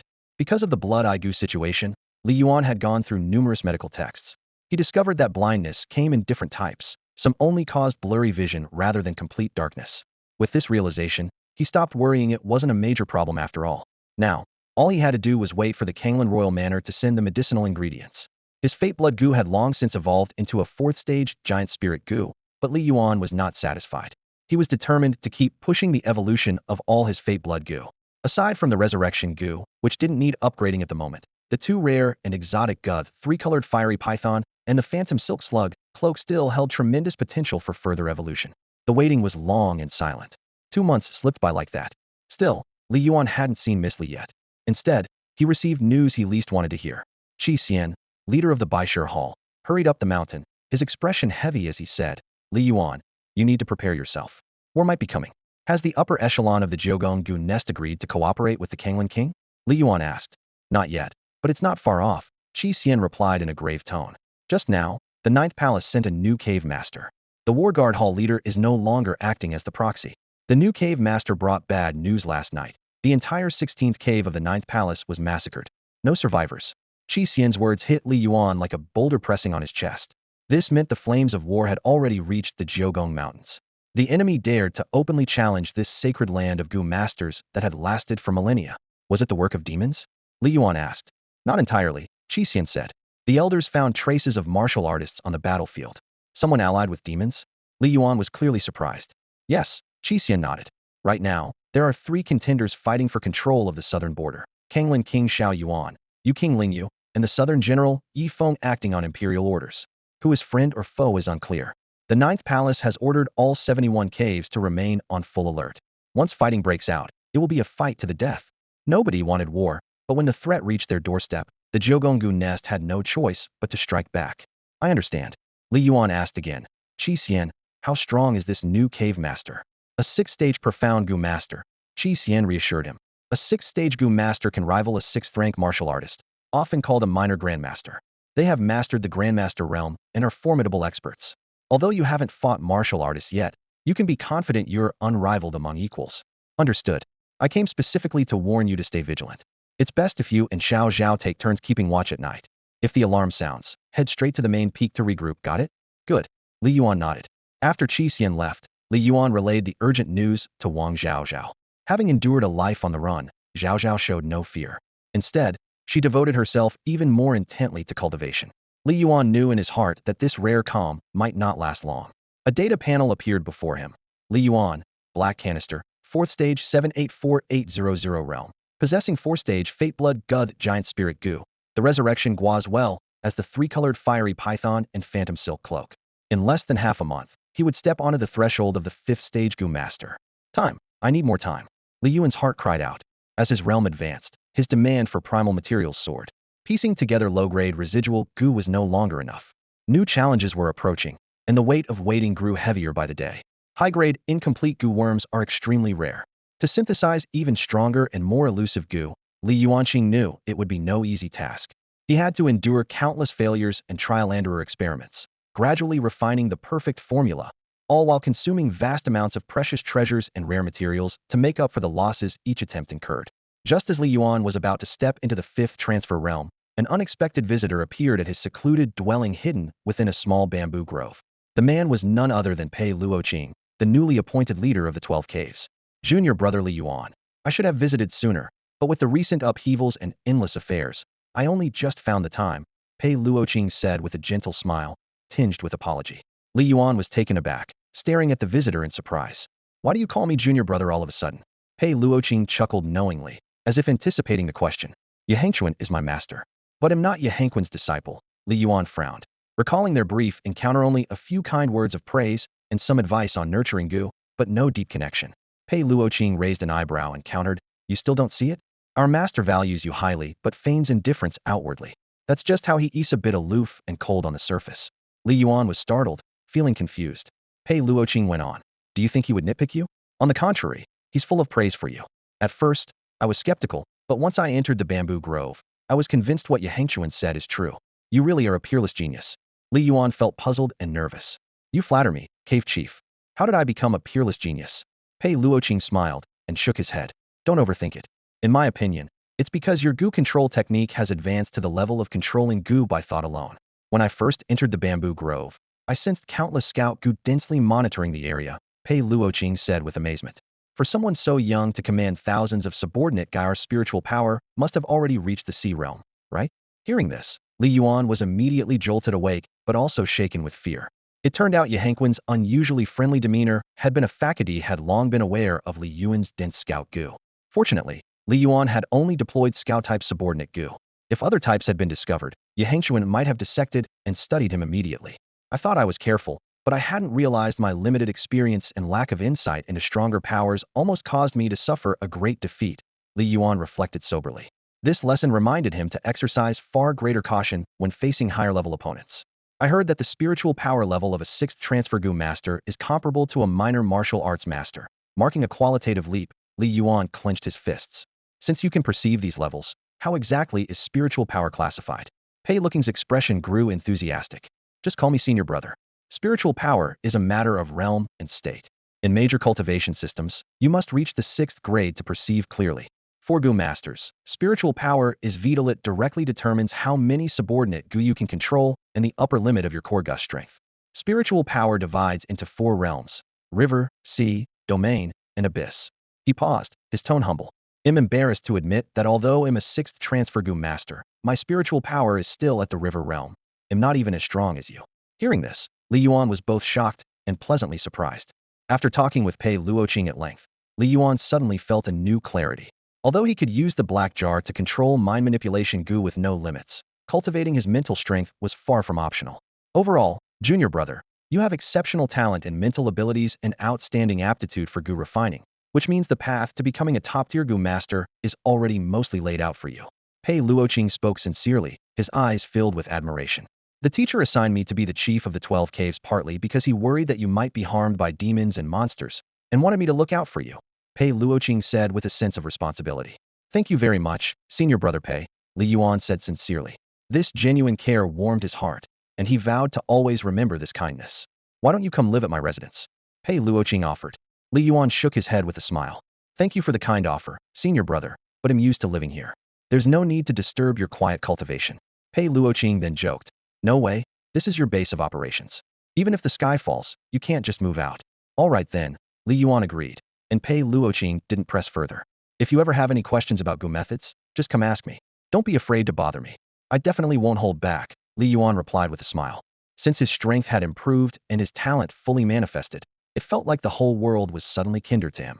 After Pei Luoqing left, Li Yuan returned to the residual goo tower. His data panel appeared. Goo Master, Li Yuan.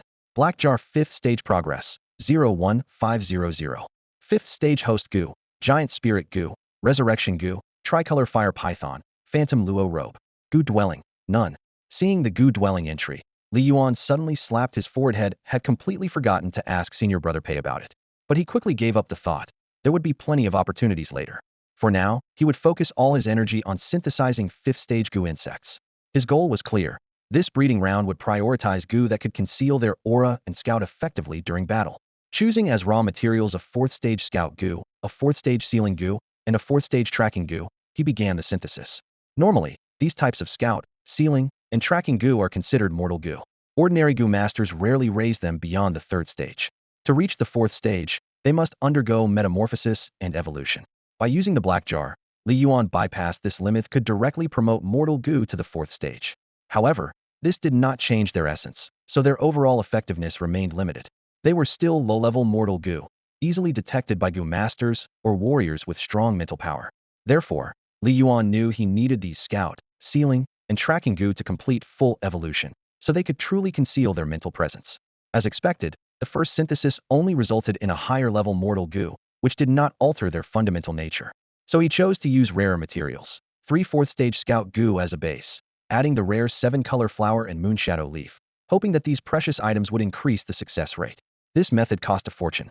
Since Li Yuan usually lived reclusively in the mountains, he didn't have much wealth and had to be frugal. As the synthesis began, it went as hope. Had successfully created a 5th Stage Profound Goo called the Moonlight Mirror Bug. If refined as a host goo, this goo could greatly boost a goo master's combat ability at night. If made a subordinate goo, it could hide under moonlight and scout activity within a certain radius. The Moonlight Mirror Bug's power relied entirely on moonlight. Pocketing the leaves, Li Yuan thought, it worked. Pretty good luck this time. Though the chance of synthesizing profound goo with precious treasures is usually low, the full moon hanging high blessed this attempt with added protection. As night fell like ink and moonlight filtered through the dense bamboo forest, Li Yuan released the Moonlight Mirror Bug and focused his mind to link with its spirit. The vision in his mind gradually sharpened, revealing a misty miniature scene of the bamboo grove and the residual goo tower. He felt his mind extend along the moonlight, sensing movements around him. This kind of scouting was now possible. A single moonlight bug was equivalent to dozens of scout goo, representing a qualitative leap-like, setting up a miniature heavenly eye over the small bamboo forest. It could monitor everything within a certain radius outside the grove. Any movement would be observed. The drawback was that it only functioned on moonlit nights. Li Yuan knew one moonlight bug was far from enough. He had to brew more. He selected 2 4th-level seal pressing goo and 1 4th-level tracking goo from his materials, combined them with sky antenna vine and spirit gathering stones, and began synthesis. As spiritual energy surged in the refining array, he finally birthed a 5th-level profound guth ant nest goo, a reconnaissance type goo.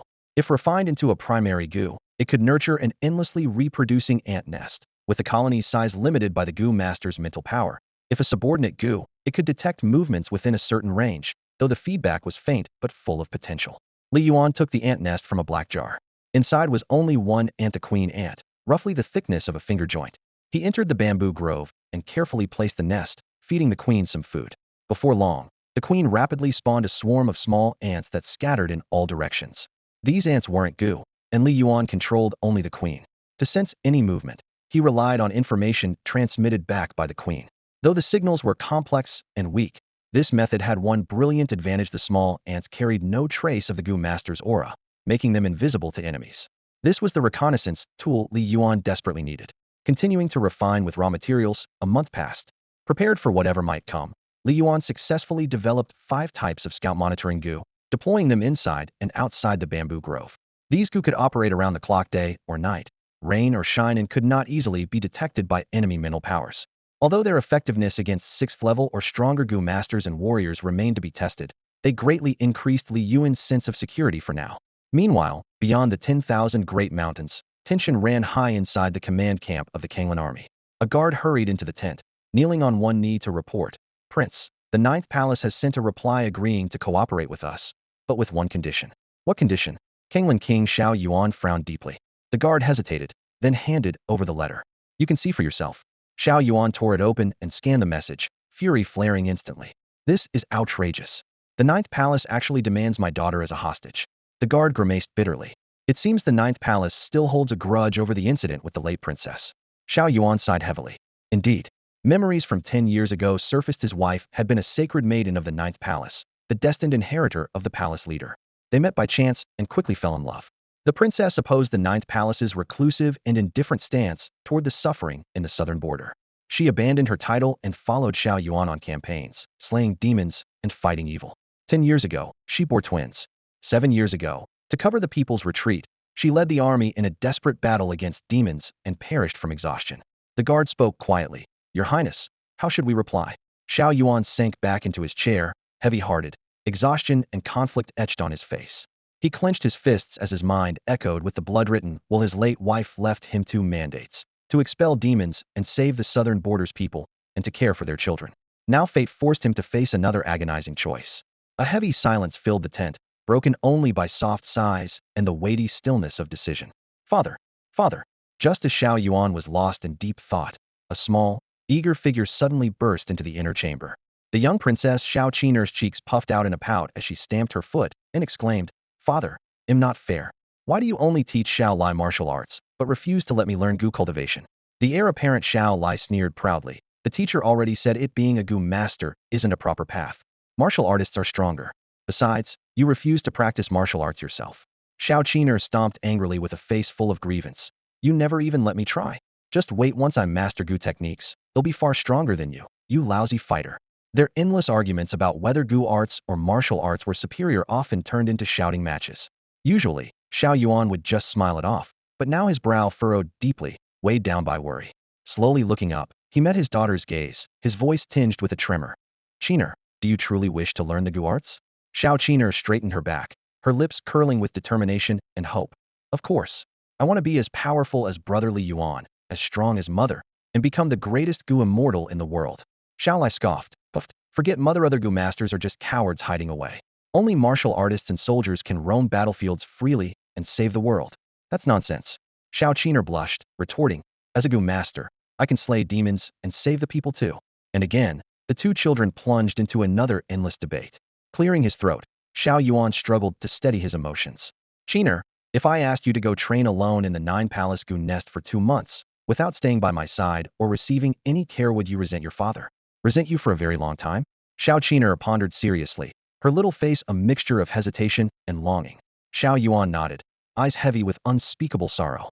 None could foresee how long the coming calamity would last. Would it wait for the return of the royal bloodline, the birth of a new martial god, or for this land to become a demon's paradise? The pain within him stirred slightly.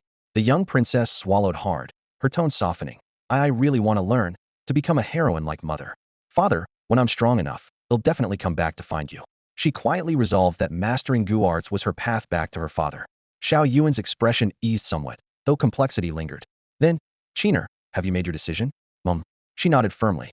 In that case, your father will give you a test. Only if you pass this trial may you officially study the Gu arts. Xiao Yuan's voice was calm, but carried an unyielding seriousness. Curious, the little princess asked, what kind of test? Xiao Yuan sighed. I will send you to Mount Jiogong to live alone for 2 months. No one will care for you.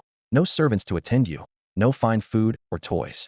If after 2 months you still persevere without regret, then your father will agree. As the princess of Kanglan domain, Xiao Qiner had been doted upon all her life, never knowing true loneliness or hardship. She did not yet understand how difficult this path was, just as Xiao Li shouted about slaying demons because he had never witnessed the world's cruel realities. Xiao Yuan had to consider everything carefully. Only a child with a resolute heart could endure such a test. If your will is as strong as iron and unshakable, your father will send you to the 9th palace as a hostage to study Gu arts. That may not be a bad thing after all. His words were filled with complicated hope and worry. Okay.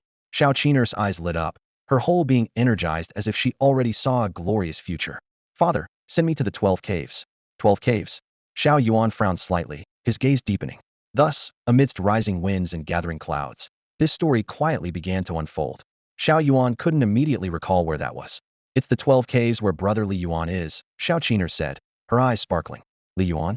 That name flickered in Xiao Yuan's mind, the young Gu master his daughter mentioned every day, the one who gave her the Jinghong butterfly. All right, Xiao Yuan nodded. Having a familiar face nearby would help Qiner adjust more quickly. A completely unknown environment would be too difficult for her. Yay! Xiao Qiner jumped up, turned to Xiao Li, and pulled a silly face, sticking out her tongue. Blah, I'm going to be a Gu master. TCH. Xiao Li rolled his eyes. It's just a minor path. Only cowards study it. Just you wait. Xiao Qiner put her hands on her hips and glared. When I come back, we'll see who's truly powerful. The two bickered again. 3 days later, Li Yuan paced around the newly retrofitted Gu Master Fortress, nodding with satisfaction. Scout insects were scattered all around, and layered defensive Gu formations created truly comprehensive, blind spot protection. Buzz. Suddenly, an alarm sounded in his mind. Someone was rapidly approaching the small bamboo grove. Li Yuan was about to rise when the visitor landed in front of the ruined Gu tower. Seeing Li Ruoqian's relaxed and graceful figure, all of Li Yuan's pride vanished instantly. In front of absolute strength, no amount of surveillance or defense mattered. Luckily, it wasn't an enemy. Miss Li, Li Yuan cupped his hands in greeting. Li Yuan, I've brought the item you requested. Li Ruoqian set down a heavy wooden box. Inside were the rare treasures Li Yuan had asked the Kanglan Manor to find. Thank you. Li Yuan handed over a money pouch. This is your payment. The Kanglan King's token only granted him access. The silver had to come from himself. No need. Li Ruoqian waved her hand. The manor happened to have a favor to ask in return, so consider this payment settled. What favor? Li Yuan raised his eyebrows. Even the Kanglan Manor couldn't handle it and needed him to help? Don't worry. Li Ruoqian smiled lightly. The Lord wants to place the young princess with you for 2 months to experience the life of a Gu master in the mountains. Huh. Li Yuan was stunned. An odd image from some past life variety show flashing in his mind. A proper princess, forgoing her status to experience mountain life? You'll definitely want more rare treasures in the future. Having the manor's help will make things much easier, Li Ruoqian winked. This deal is well worth it. Haha, Miss Li makes a good point. Li Yuan had to admit it. He would be relying on her often later on, and the price of hosting the young princess for 2 months was a bargain. Then it's settled. Li Ruoqian turned away. The young princess will come up the mountain on her own soon. Don't worry too much, just let her find her own way. No problem. Li Ruoqian's figure flickered and vanished from sight. That was fast. Li Yuan whispered to himself in awe. Her presence was even more overwhelming than senior brother Pei Luoqing's. She was probably close to breaking into grade 7. He now understood the martial system better. Grade 6 was a lesser grandmaster. Grade 7 was a full grandmaster able to condense indestructible grandmaster blood with regenerative limb growth. The foundation of Kanglan Manor was truly profound. Before long, a small figure appeared at the end of the bamboo grove. The little girl struggled beneath 2 shoulder poles, each step labored and sweat gleaming on her forehead. Brother Li Yuan, are you there? The steep mountain path left Xiao Qiner breathless. Her face flushed red, yet she showed no sign of fatigue. Instead, she stood with hands on her hips, wearing an expression full of confidence and a hint of the proud young princess air. Seeing this, Li Yuan's eyes curved into a smile, the kind of joy he only felt when welcoming the god of wealth. Xiao Qiner took several deep breaths, then looked up firmly and said, Brother Li Yuan, I'm not a little girl anymore, and I'm no longer a princess here. Just call me Qiner. Time urged the child to grow fast. Li Yuan vaguely recalled when he first met Xiao Qiner, her height barely reached his thigh. Now she was taller than his waist, her facial features gradually sharpening, no longer a naive kid, but starting to radiate the aura of a youthful young lady. Let me help you with your luggage, Li Yuan said with a smile. No need, Xiao Qiner refused seriously. Father said not to trouble others. I have to rely on myself. That's the only way to be worthy of being a skilled Gu master. Li Yuan's lips curved into a slight smile as he thought, your father only trains in martial arts. Not many understand Gu technique. So how could he know the hardships of a Gu master? But he didn't interfere further.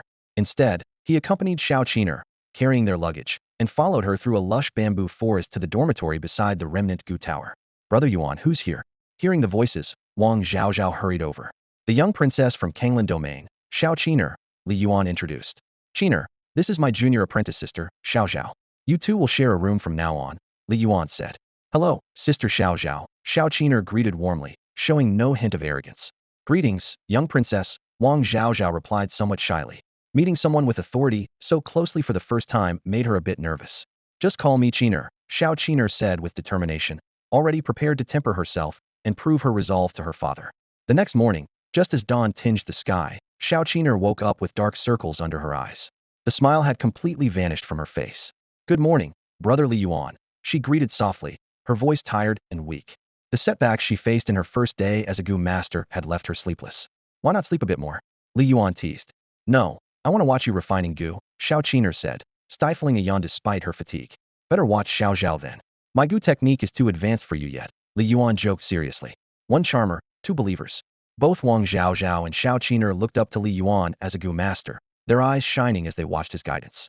The Gu refining process is complex and painstaking, requiring patience and precision, as well as courage. One must be cautious daily but bold in critical moments. With that gamble, even a remnant Gu can be refined into a rare treasure. Wang Zhaozhao operated the equipment while explaining, these formulas were taught to me by brother Yuan. Xiao Qiner squatted beside them, bewildered but nodding attentively. Sister Xiao Zhao, how long does it take to refine one Gu? She asked curiously. If quick, a few days. If slow, months. The slowest can even take 10 or 20 years, Wang Zhaozhao answered matter-of-factly. What? That long? Xiao Qiner's expression dimmed immediately. This was nothing like her imagination of Gu masters whistling to summon Gu insects, shaking a bell, and instantly commanding an army of Gu. You're thinking of Gu immortals, not Gu masters, Wang Zhaozhao smiled as she corrected. You can't aim too high. Start by refining your first Gu. But you're still young. You can only learn to cultivate the Gu insects, not refine your own name Gu yet. First, get familiar with the process, seek inspiration, and absorb knowledge from books. It'll be many years before you truly become a Gu master. A young body is not fully mature, and the spirit is unstable. Recklessly refining Gu risks severe backlash. But I want to become a Gu master quickly, Xiao Qiner whispered, her eyes flickering with faint longing and anxiety. Xiao Qiner pouted slightly, staring at sister Xiao Zhao in front of her, and asked, is there any way to break this restriction? Yes, Wang Zhaozhao replied calmly. But that method is only known to those inside the Ninth Palace's inner gate, and the conditions are extremely harsh. A glimmer appeared in Xiao Qiner's eyes as understanding dawned on her. I see. Father said that as long as I stay here for 2 full months, he will arrange for me to study in the Ninth Palace. As she finished speaking, a bright smile spread across her face. That means you'll become a Gu master soon, yes? Yes. Wang Zhaozhao was momentarily taken aback. The young princess was usually warm and approachable, yet these words created an almost insurmountable divide between them, close enough to touch, but still far beyond reach. These were the things Wang Zhaozhao had dreamed of her entire life, but they came naturally and richly to the princess by birthright. Li Yuan sat nearby, expression calm and unreadable. He found the situation quite reasonable. From the start, Xiao Qiner's identity was meant to add prestige. Now, this transformation only widened the huge gap between her and the humble-born Xiao Zhao.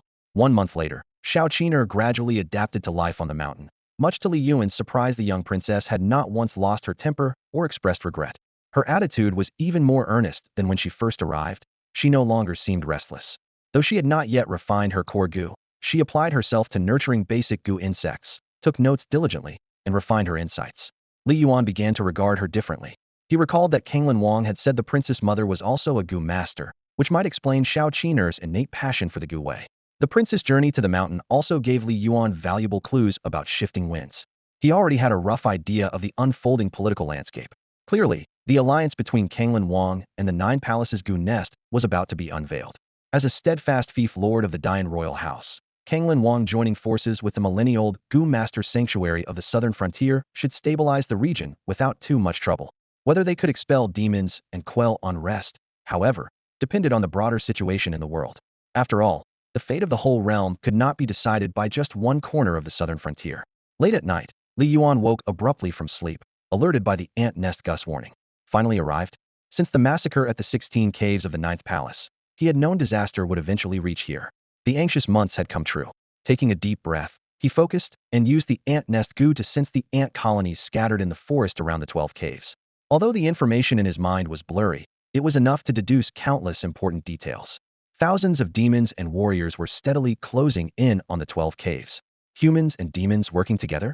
Li Yuan's heart shook. This would greatly complicate the entire world situation. Still, he sneered inwardly. No matter when or where, some people always betray their homeland and even their own kind for selfish gain. We should be able to hold. Li Yuan counted on his fingers and confirmed two extremely powerful auras lurking nearby, one from the demon faction and the other a human warrior. Outside a small bamboo grove, a towering ancient tree cast thick shadows. Li Yuan leaned against its trunk, sword cradled in her arms as she rested. Suddenly, she furrowed her brows and sharply opened her piercing eyes, fixating on the distance. Demons? She whispered, her expression tightening with seriousness. They actually found this place. Are they here to assassinate the princess? Though her voice was soft in the night, it carried a clear sense of alertness and resolve.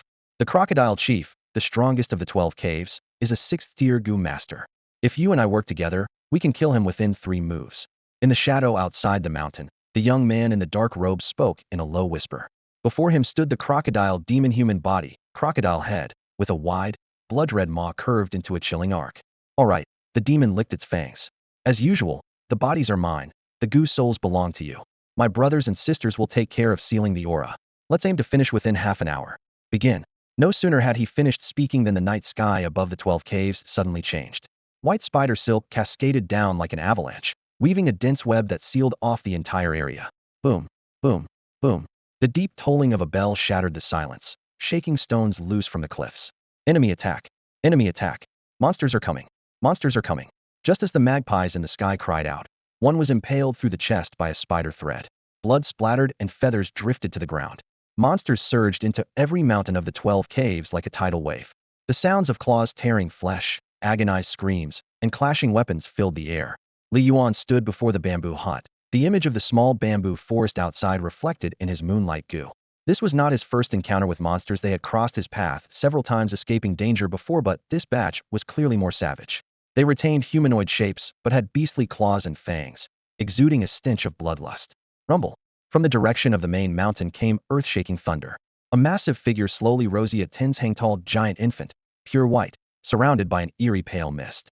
Brother Li Yuan, what is that? Wang Zhaozhao and Xiao Qiner rushed out, the young lattice voice trembling. A goo. Li Yuan narrowed his eyes as an ancient text surfaced in his mind. The ginseng infant goo, made from a 1,000-year-old ginseng fruit and nourished by ginseng trees, taking 6 years to mature. It resembles a giant infant, about 10 zhang tall. This monster matched the description perfectly.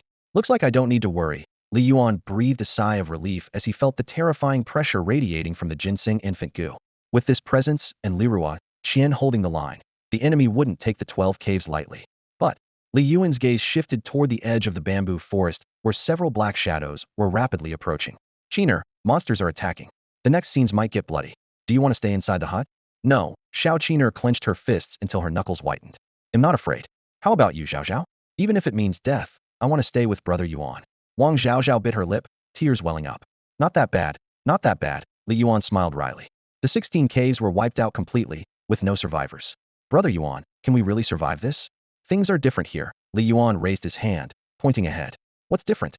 Because there is. Roar. A deafening tiger's roar cut off Li Yuan's sentence. A dazzling striped tiger burst through the bamboo, bearing deadly fangs. Damn it. Li Yuan's face darkened. Shao Kai, get him. Shao Kai, already ready to strike, opened her mouth wide and unleashed a roaring crimson flame. The tiger demon tried to dodge, but its feet suddenly froze. The bamboo roots on the ground writhed like living creatures, entwining its limbs. Before the monsters climbed the mountain, this was a peaceful bamboo grove.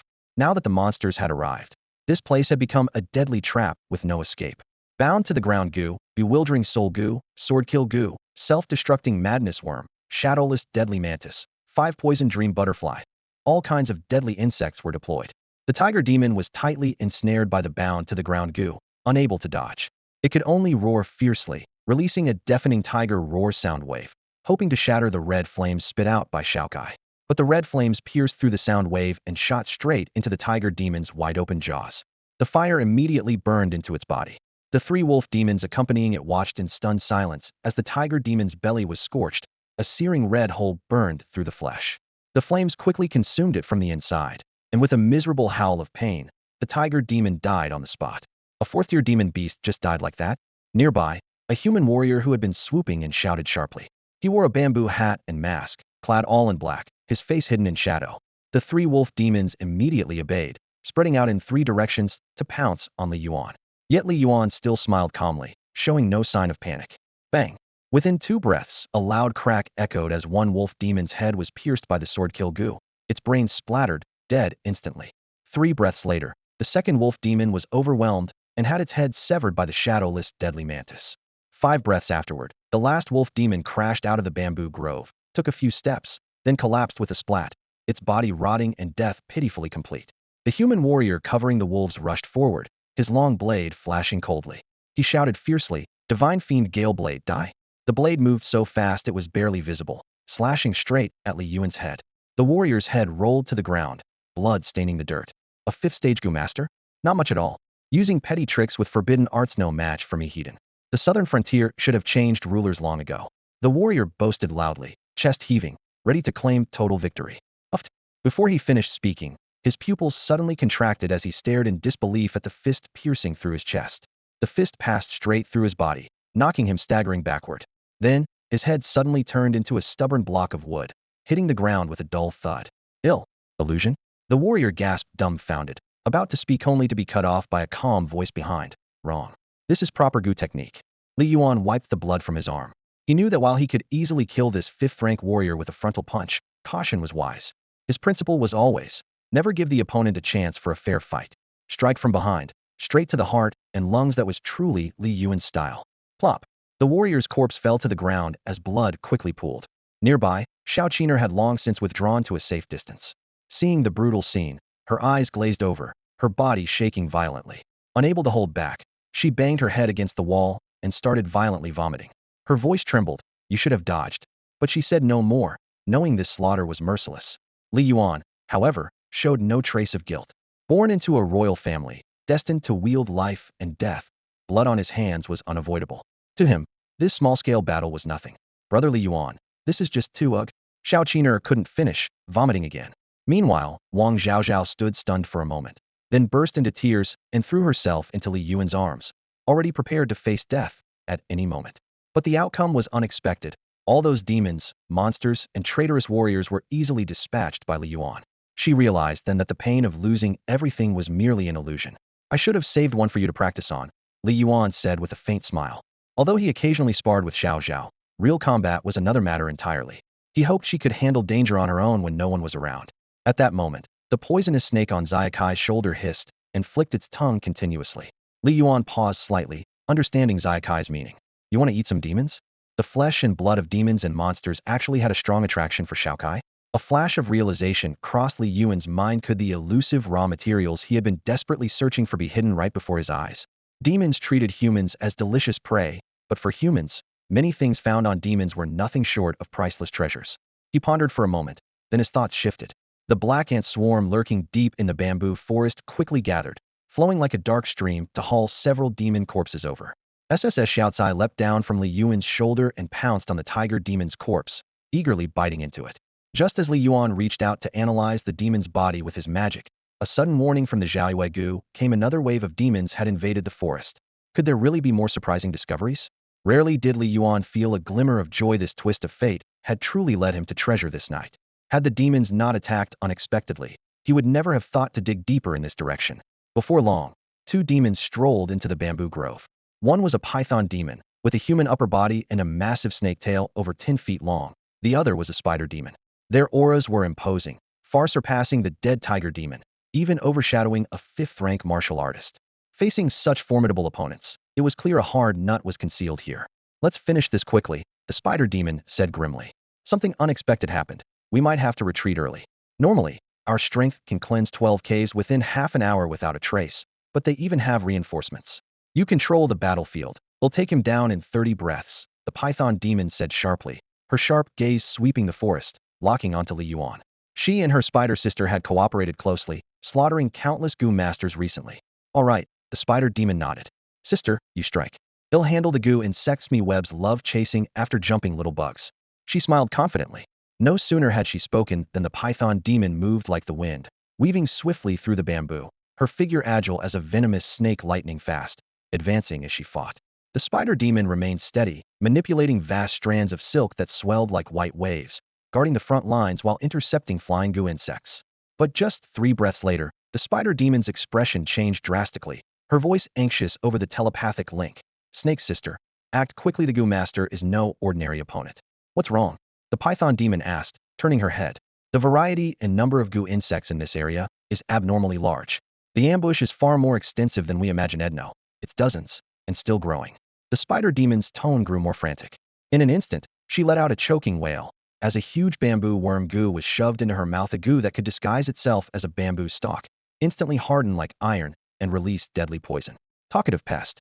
The python demon's eyes flashed cold light as she sensed danger, unleashing her full power in an explosive burst. With a roar, she surged forward like an arrow released from a bow, shooting straight at Li Yuan. Li Yuan's gaze burned hot as his center of gravity dropped, feet firmly planted in a horse stance. White mist rose from his body as his skin turned fiery red, as if a blazing furnace burned within, his organs rumbling deeply.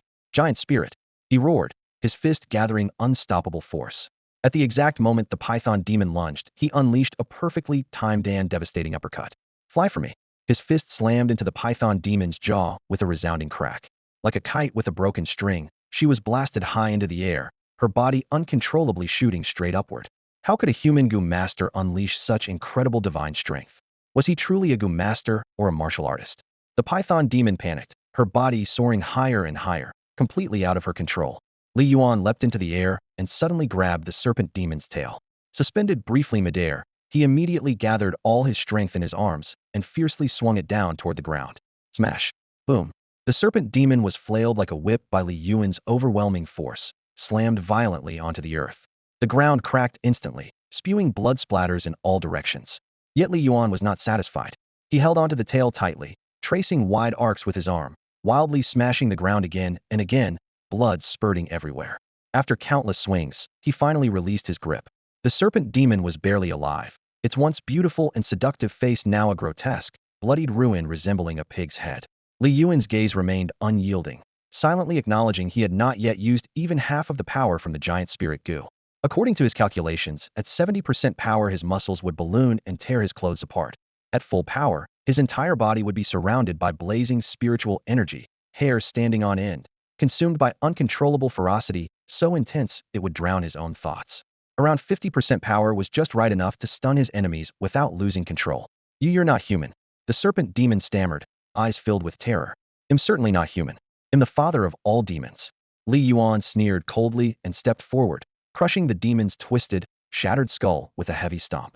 Deep in the bamboo forest, a spider demon witnessed everything, its fear far greater than that of the serpent demon. It struggled desperately but was surrounded and immobilized by a torrent of dense goo insects. Li Yuan approached the spider demon and pointed at the white silk canopy woven into 12 holes above its head. Did you make this? The spider demon's mouth was blocked, so it could not answer. Shaking his head, Li Yuan launched a fist straight forward. Burning spiritual energy steamed over his arm as his fist pierced the spider demon's chest, gripping the violently beating heart. With a crushing squeeze, bang! The organs burst and the spider demon died on the spot. The battle over, Li Yuan exited the giant spirit goo fusion state and stared down at the huge bloodied hole punched through the spider demon's chest, his mind deep in reflection.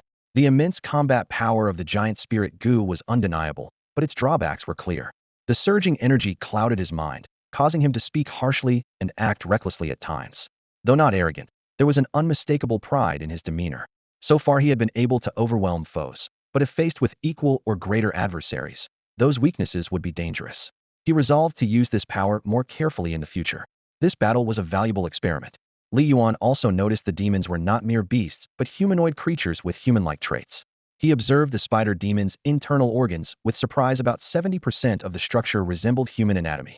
What exactly were these demons? The question lingered in his thoughts.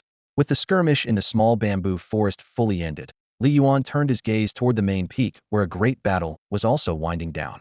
The demon forces were retreating in orderly fashion. Outside the quarters, Xiao Qiner had witnessed the entire fight. Though she didn't fully grasp all the combat details, her heart was deeply shaken.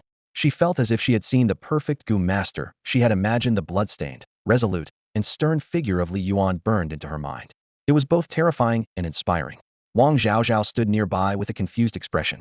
Even the faintest trace of battle aura overwhelmed her. She recalled words of encouragement Li Yuan once gave her, but now she fully understood that Yuan Gige had risen far beyond her reach, had become a god to be admired from afar. Half an hour later, two figures stepped into the small bamboo forest. Pei Luoqing and Li Ruoqian took in the scene of scattered demon corpses, gasping sharply in shock. Their eyes couldn't hide their astonishment. Junior brother, you've already reached the 5th stage of the Gu Master realm? Pei Luoqing couldn't hide his surprise. Li Yuan nodded calmly. Yes. There was no need to hide one's cultivation level. Revealing talent and moderation was actually a form of self-protection. Only the identities of multiple core Gu beasts were absolute secrets that never got exposed. Click, click, your talent truly is exceptional, junior brother. I never doubted you, Pei Luoqing said with genuine satisfaction. Li Ruoqian had noticed long ago. Otherwise, she wouldn't have felt comfortable entrusting the young princess to Li Yuan's care to deal with the strongest foes in the demon squad. Yet his performance exceeded even her expectations. The battlefield at the small bamboo grove clearly showed a one-sided battle. Li Yuan had single-handedly crushed a group of demons. All the demons were annihilated, while Li Yuan only had some dirt and stains on his clothes. They simply weren't on the same level. Senior brother Pei, Miss Li, have you discovered which faction these traitorous warriors belong to? Li Yuan's greatest concern was uncovering the rebels' background. He had long suspected that someone wanted to muddy the waters, dragging all 12 caves into the mess and forcing his hand in this conflict. Pei Luoqing shook his head. There are some clues, but nothing certain. Li Ruoqian explained. Because the 16th cave of the 9th palace was slaughtered, the 9th palace once suspected the prince, straining relations between the two sides. The Kanglan royal mansion has been secretly investigating, hoping to take this opportunity to expose the true culprit. Li Yuan's heart tightened slightly. In fact, he had always regarded the Kanglan prince with great suspicion. Though the prince's reputation was strong and he was beloved by the southern border people, Li Yuan had never looked deeply into him and dared not trust him lightly. Pei Luoqing cupped his hands and said, thanks to Miss Li's help this time. If not for you, the 12 caves might not have come out well. Li Ruoqian gave a faint smile. Master Pei's strength is formidable. Holding the line until reinforcements arrived was a great feat. Li Yuan was a bit startled inwardly. Pei Luoqing's power clearly far exceeded that of an ordinary 6th-stage Gu master, indirectly proving the high regard Yu Hingchuan had for him. After a brief conversation, Li Ruoqian went to comfort the frightened young princess. Pei Luoqing scanned the pile of demon corpses on the ground and asked, Junior brother, do you want me to help clean up these demons?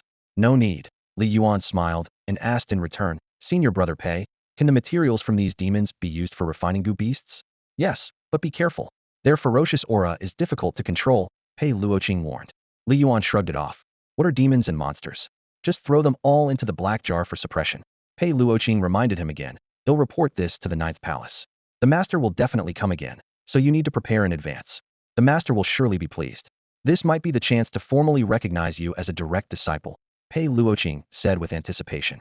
Li Yuan wasn't particularly interested in titles like direct disciple, but if it worked to his advantage, he naturally welcomed it. After Pei Luoqing and Li Ruoqian left, Li Yuan commanded the Ant Legion to carry several demon bodies into the remnant Gu Tower. Pei Luoqing took the slain warrior's body away and supplied Li Yuan with a 5th-tier demon corpse in exchange. Could demon corpses be used to refine Gu beasts? Li Yuan was eager to try. Drawing his blade, he began dismantling the demon bodies carefully, sorting and collecting all useful parts, discarding the worthless ones. Li Yuan began synthesizing using a level 4 jumping bug, 2 level 4 killer bees, combined with the heart of a mountain wind tiger demon and the sharp teeth of a green wood wolf demon. You have obtained a level 5 rare Gu tiger thornbee king Gu. This is an extremely aggressive Gu insect. When refined as the core Gu, it helps the Gu master condense the domineering aura of a tiger king, intimidating all beasts. As a subordinate Gu, it can release piercing attacks like thorn tiger bees. Although demon corpses are excellent for Gu synthesis, and producing a quality level 5 rare Gu in just one attempt was impressive, Li Yuan was still dissatisfied. He understood that the core Gu must have tremendous potential. It was better to have none than settle for mediocre. The current tiger thornbee king Gu was clearly not strong enough. Li Yuan changed the formula, choosing a level 4000 silk Gu, 2 level 4 demon spider Gu, along with the gallbladder of a puppet demon spider, and the scales of a beauty python demon. This time, the synthesis yielded. You have obtained a level 5 rare goo human-faced demon spider. This bizarre goo, when refined as a core goo, can manifest 8 poison-tipped spider spears to assist in combat. As a subordinate goo, it releases strange sonic attacks. Although this level 5 rare goo was much stronger than the Tiger Thornby King goo, it carried a certain villainous weapon aura that didn't quite fit Li Yuan's taste. Drawing from these two synthesis attempts, Li Yuan boldly realized that the success rate of goo synthesis from demon corpses was much higher than he had imagined. He resolved to go all in. This time, he used the most precious parts of the demon corpses and all materials brought by Li Yuan. Tiger brother, wolf brother, snake sister, spider sister, though they were now his enemies, Li Yuan silently prayed. Since you were mercilessly slain by me, I ask the wise to grant me a treasured goo in return. He selected the level 5 rare human-faced demon spider goo and added the puppet demon spider spinning organ and the beauty python demon gallbladder, plus the soul of the mountain wind tiger demon, the brain core of the greenwood wolf demon, and the king heart plant spinning organ found by Li Yuan, a crucial organ from the spider secreting silk, enabling its body to adapt and evolve. The python gallbladder was priceless, tiger demon soul and wolf brain core exceptionally rare, and the king heart plant extremely precious top-tier material. With unwavering resolve, Li Yuan poured all the ingredients in and declared, all in. The synthesis began. You have obtained a level 5 treasure guth silk queen goo. At that moment, Li Yuan's eyes gleamed brightly. Going all in had truly been a wise choice. The silk queen goo is an all-around goo. Offensively, it kills with deadly poison. Defensively, it weaves webs to confuse enemies. In between, it controls corpses, and its native silk can mimic any living trait, forging prosthetics or repairing organs with incredible versatility. It cannot be made into a subordinate gut. His combination of power and rarity was hard even to rival the rare resurrection goo. A crystal spider no larger than a thumb crawled out from the black jar, translucent and shimmering with mysterious light. It lightly ascended Li Yuan's hand like a graceful dancing spirit. Even the silk it spun glowed with shifting rainbow hues, like a magical brook flowing through a fairy tale. Gigi, the silk queen goo, gave a barely audible chirp. Through mental connection, Li Yuan understood it was coquettishly asking for a pet on the head. How can you carry the title of queen but act so soft and adorable? Li Yuan smiled warmly. Since you're so special, you deserve a name. You're number 5. If you want to be a sweet girl, then your name shall be fifth sister. Fifth younger sister. Li Yuanqing called out softly. The queen of silken threads goo happily rubbed against his arm, letting out faint chirp-chirp sounds. Nearby, Xiao Kai, feeling a bit jealous, also scurried over and pressed close to Li Yuan, determined not to be outdone as she nuzzled him. Seeing this, Li Yuan couldn't help but sigh to himself. It seemed that for the rest of his life, he was destined to be surrounded by insects and beasts. The bond between a Futian goo and its goo master had long surpassed mere blood ties, becoming an unbreakable connection. To outsiders, goo insects appeared fierce and terrifying, but to their masters, they were another facet of life itself, the closest companions. Yet compared to other goo masters, Li Yuan's own life seemed to have many more layers. 7 days later, Yu Hingchuan climbed the small bamboo grove once again, this time alone. Even Pei Luoqing was not with him. Upon seeing Li Yuan, Yu Heng's expression remained calm as he spoke first. Li Yuan, we meet again. Li Yuan cupped his hands in respect. Elder. At a glance, Yu Heng could tell that Li Yuan's vital energy was far stronger than before, dozens of times more powerful. Whether among warriors of the same rank, or even large demons, few could match him now. Yu Heng asked, has your fate blood goo evolved? Li Yuan smiled. Your insights in that notebook truly helped me a great deal. They gave me many ideas and allowed me to find a shortcut to complete the evolution of the blood goo. To be honest, this is not flattery without your guidance. Even with a synthesis system, it would have taken me far longer and consumed many more resources. Yu Heng's expression shifted slightly, eyes shining with anticipation. May I have a look? Li Yuan reached into his sleeve, and a giant spirit goo crawled out. The goo was palm-sized, its whole body crimson red, antennae sharp, radiating a fierce, killing aura. Upon seeing it, surprise flashed deeply in Yu Heng's eyes. Is that the giant spirit goo? This. Finally, unable to hide his shock any longer, he dropped his usual aloofness and formality. The giant spirit goo. You actually cultivated a giant spirit goo? Is that really its name? Li Yuan sighed. You truly are an elder of the 9th palace with vast knowledge, able to recognize an extinct goo of 1,000 years. I never expected that the one I nurtured would live up to the title of Goo Dao Prodigy. Yu Heng smiled approvingly.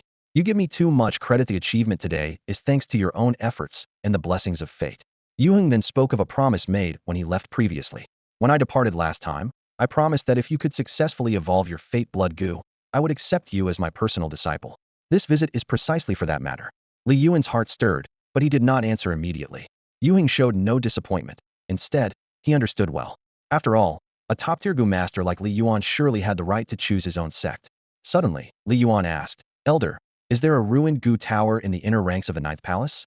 Yu shook his head. No. Within the Ninth Palace's inner gates, ruined Gu are almost non-existent. Even if there are any, the Gu masters handle them privately. High-level Gu fragments do not leak outside. Li Yuan thought to himself if there were a ruined Gu tower in the inner gates, he might consider relocating his base. But since there was none, it wasn't worth the risk. After all, the Ninth Palace was full of experts. If they discovered his secret of possessing multiple fate Gu simultaneously, the consequences would be disastrous. By comparison, the 12 caves suited him better. Seeing the wistfulness in Li Yuan's expression, Yu asked, you really enjoy being in the ruined Gu tower? Li Yuan answered seriously, yes, I like being surrounded by Gu insects. Yu smiled. If you like Gu insects so much, you should visit the Ninth Palace's Gu breeding garden. Li Yuan shook his head. No, the breeding garden is strictly controlled by the sect. If I recklessly synthesize Gu there, I won't be able to answer for it. It doesn't offer the freedom that a ruined Gu tower does. As they spoke, the small bamboo grove was peaceful and serene, its air filled with a faint scent of bamboo. The earnest anticipation and cautious deliberation flowed silently through the grove, foreshadowing the many possibilities and challenges ahead on Li Yuan's path as a Gu master. Raising a sick or defective Gu was even more challenging to me. It was precisely through the flaws of the defective Gu that I could grasp the true meaning of the Gu Dao, Li Yuan said with a firm expression and sincere tone. Hearing this, Yu Hongchuan felt a deep respect welling up inside him. Such ambition and courage only deepened his admiration for Li Yuan. Become my direct disciple, and you won't just be allowed to stay, you'll also receive all the privileges of a direct disciple. What do you think? Yu Hongchuan turned his head to look at him, his eyes gentle, yet filled with expectation. Like you, I started as an unknown nobody. I know how rare it is for an outsider among the 72 caves to produce a talent like you. I see my younger self in you, but you shine even brighter, with a greater potential to reach the peak of Gu Dao. I don't want you to take detours that waste precious time. Every word Yu Hongchuan spoke was genuine. Li Yuan fell into deep thought, sensing his master's sincerity without any pretense. Yet he still needed to weigh the pros and cons. Seeing him silent, Yu Hongchuan continued, Li Yuan, I may be blunt, but I speak honestly. The only true path to the pinnacle of Gu Dao is through joining the inner sect of the Jiugong Gu nest. Eventually, you will join anyway. If you become my direct disciple, I guarantee everything you desire, and I will never interfere with your freedom. Li Yuan understood that having a powerful backing was essential. Becoming Yu Hongchuan's disciple was undoubtedly a good path. At this point, Yu Hongchuan stopped speaking and quietly waited for Li Yuan's answer. Time passed slowly before Li Yuan finally rose and brought a freshly brewed pot of tea. He poured a full cup and respectfully handed it to Yu Hongchuan. Master, please have some tea. Upon hearing this, the tension on Yu Hongchuan's face finally eased, and his hearty laughter rang out. Ha ha ha ha. Good, my good disciple. Wonderful. His smile radiated genuine joy and relief. He raised his head and sighed deeply. My legacy, my path finally, someone to carry it on. Li Yuan smiled in response. Master, you are still in your prime and can easily climb to the summit. No, Yu Hongchuan shook his head with a serious look. I took too many detours and missed the view from the mountaintop. That's why I am desperate to take you as my disciple. I fear that you might be distracted by fleeting pleasures and lose your way. Remember, finishing 100 li is only half if you haven't completed 90. You have already excelled in the 72 outer caves, but the true life of a Gu master is only just beginning. His words were steady and full of deep meaning. Li Yuan nodded and smiled. You are right, master. Then I want to ask, what specific benefits come with being a direct disciple of Jiugong? Yu Hongchuan raised his fingers, listing them one by one. There are 3 benefits for direct disciples. First, monthly allowances far exceed those for ordinary disciples of the outer 72 caves. Second, each direct disciple can enter the Immortal Gu secret realm once to select a treasure. Third, direct disciples can comprehend higher-level Gu Dao doctrines and learn the technique of crafting Gu Husisa, secret seldom known to ordinary Gu masters. As Yu Hongchuan extended each finger, Li Yuan's gaze grew brighter, a flame of ambition burning in his eyes. Especially the term Gu House stirred a surge of emotion. She had searched through books repeatedly, but had never found detailed explanations. Master, what exactly is a Gu House? Li Yuan couldn't help but ask. After a long search, the answer finally appeared before Li Yuan's eyes, stirring a surge of excitement in his heart. Gu houses, this ancient secret technique, could only be mastered by high-level Gu masters. Yu Hongchuan began to explain. You can think of it as a dwelling made up of Gu insects, a nest for them. It also serves as the ultimate refuge for most Gu masters. Li Yuan pondered thoughtfully and respectfully asked, Teacher, please enlighten me. What exactly is going on here? Yu Hongchuan spoke patiently. Exotic goo are extremely rare. Without an exotic goo as your life goo, even high-level goo masters often find their combat power inferior to martial artists of the same rank. Those martial artists wield numerous secret techniques, divine weapons, and their own formidable might, making their versatile fighting styles difficult for a single goo to counter. Only the goo house holds the key. He paused, eyes shining with intensity. A goo house is built around your life goo as its core, commanding an entire army of goo insects that move exactly according to your will. Like an ant king leading thousands of subordinate ants, you control them all. Each subordinate goo returns power to you, enhancing your strength continuously. Slowly, understanding dawned on Li Yuan, and a wave of awe swelled inside him. Just like my life, giant spirit goo. Yu Hingchuan nodded with a smile. Exactly. Building a goo house around it allows you to command hundreds or even thousands of subordinate goo. Each one feeds power back to you, boosting your abilities comparably to the gathering of heavenly phenomena in the martial world. The difference between low-level goo masters or martial artists and you becomes utterly destructivia gap, like that between a frog at the bottom of a well and the moon in the sky. They can't even fathom such overwhelming might. Li Yuan's expression grew passionate as he clenched his fists, his heart pounding. Though he could command countless subordinate goo, none of them fed back into his core strength, so he lacked fundamental improvement.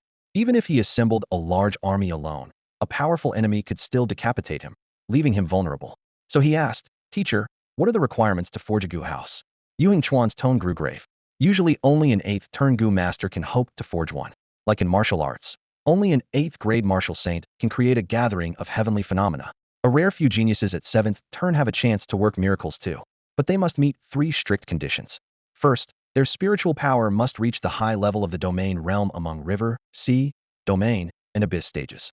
Second, the life goo must not be an ordinary basic goo insect, but one with various subordinate goo, like your giant spirit goo, which includes giant goo and vitality goo. Third, the goo control manual must reach the state of mind resonance to unify the goo house's will with your own. He spoke solemnly. Those who achieve all 3 are almost always 8th turn goo masters.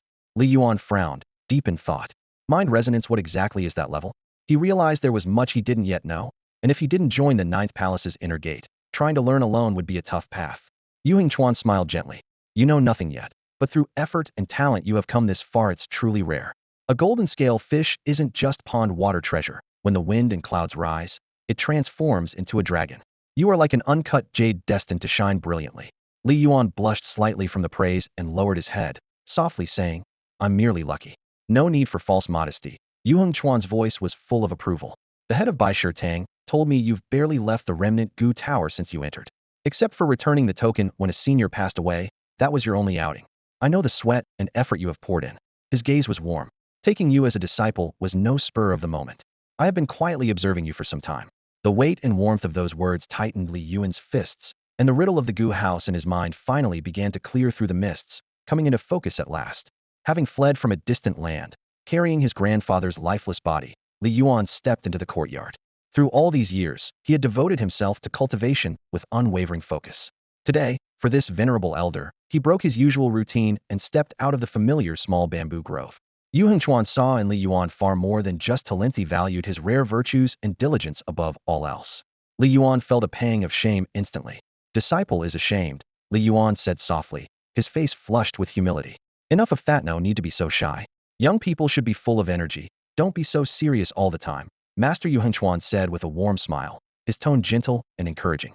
Then, with greater appreciation, he handed Li Yuan 2 ancient tomes bound in jade and gold, along with several thick notebooks.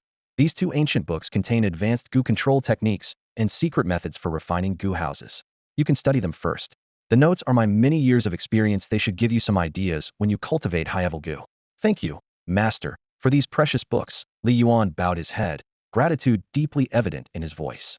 To him, these books were gateways to a whole new world. His cultivation would reach an unprecedented level. Having guidance from his teacher brought immense reassurance. There are already 2 direct disciples under me. You're the 3rd. Pei Luoqing is the 2nd, and there's a senior sister as well. You'll meet them when the opportunity comes, Yu Hengchuan explained. Yes, Li Yuan replied promptly. Due to chaos in the southern border, affairs at the 9th palace had become complicated, and Yu Hengchuan could not stay long. He instructed Li Yuan. If you have any questions about Gu cultivation, ask senior brother Pei first. Understood, Li Yuan nodded. Have they found the mastermind behind the massacre at the 12 caves? Li Yuan couldn't help but ask. Almost, the master answered calmly. Once confirmed, The ninth palace elders will act personally to wipe out the enemy clan, to honor the spirits of our fallen comrades. Rising, he clasped his hands behind his back and sighed deeply. The ninth palace Gu lair has remained secluded in the mountains for years and stopped intervening for too long. Some have forgotten the era when Gu masters ruled the southern border. It's time to remind them. The ninth palace Gu lair has never been gentle, Yu Hengchuan continued, his voice cold and authoritative. We chose to hide deep in the mountains because this environment suits Gu Master's cultivation and survival better. It's not out of fear of the great upheaval. Gu Master's methods of killing and silencing rivals are far more terrifying than warriors. The two master and disciple walked and talked, passing through the bamboo grove until they reached its end. Yu Hengchuan said slowly, "Junior brother, take care." Li Yuan waved goodbye. Every word from his master etched deeply in his heart. Yu Hengchuan smiled wryly. "You really can't bear to leave this bamboo grove. You're seeing me off only goes this far." "That's because I'm eager to study the Gu cultivation insights you taught," Li Yuan replied with a smile. "That's good. Better than your senior sister at least," the master chuckled, then took a step forward. In a blink, his figure became a shadow and vanished deep within the bamboo. Returning to the remnant Gu tower, Li Yuan hastily opened the two ancient tomes bound in jade and gold, a fierce desire for progress burning within. At the same time, his fifth sister and Shao Kai climbed out of a black jar, settling on his shoulders, one on each side, snuggling and nudging him. Their clinginess warmed Li Yuan's heart. Fifth sister especially loved being close, while Shao Kai alternated between jealousy and expressing strong possessiveness. He shook his head and smiled, then lowered himself to pore over the first jade-bound tome, Advanced Gu Mastery. The book detailed the stages after using taste to entice Gu, using objects to command Gu, and using thoughts to control Gu. The fourth realm, resonating with the Gus heart, and the fifth realm, no self, no Gu. What exactly is resonating with the heart? Li Yuan asked himself, eyes scanning the lines.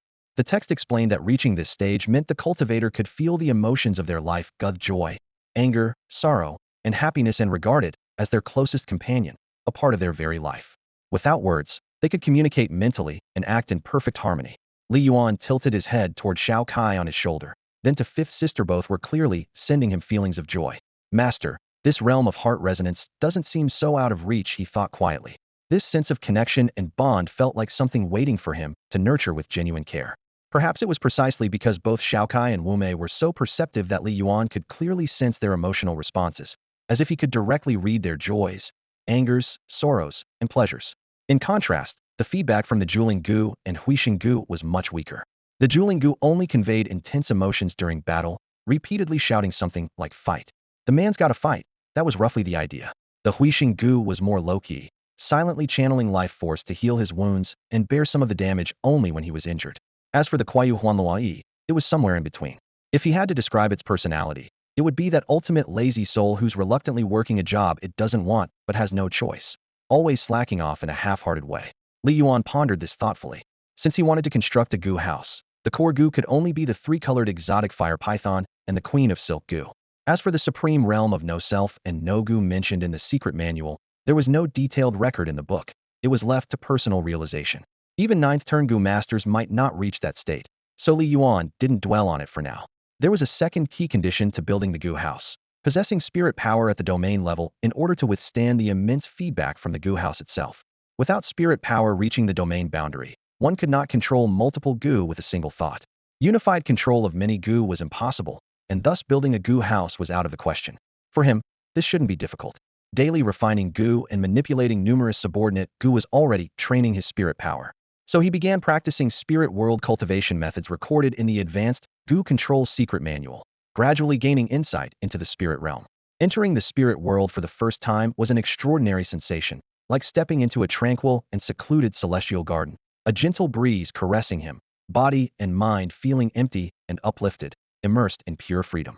Li Yuan looked around and found that his spirit world was a vast ocean, constantly expanding, with endless mountains and rivers stretching at its horizon. The Advanced Gu Control Manual said, when the sea overflows into mountains and rivers, it forms a domain. When the spirit ocean encompasses these sprawling mountains and rivers, it signified that spirit power had reached the domain realm. Li Yuan compared this to the manual and understood clearly that he was still some distance from the domain boundary, but he should be able to reach it before advancing to the sixth turn. Acting on his thoughts, a data panel appeared. Gu Master, Li Yuan. Realm, Black Jar 5th turn 731500. Spirit Power, mid-5th turn Sea Realm. Birth Gu, Juling Gu, Huixing Gu, three-colored exotic fire python, Huanlu Yi. Queen of Silk Gu. Gu House, none. To enter the 6th turn, he needed at least over 4 more years of refinement. For the still young Li Yuan, this was a long and necessary period of accumulation. Fortunately, he had long since adapted to this pace, his mind calm as still water, free from turbulence.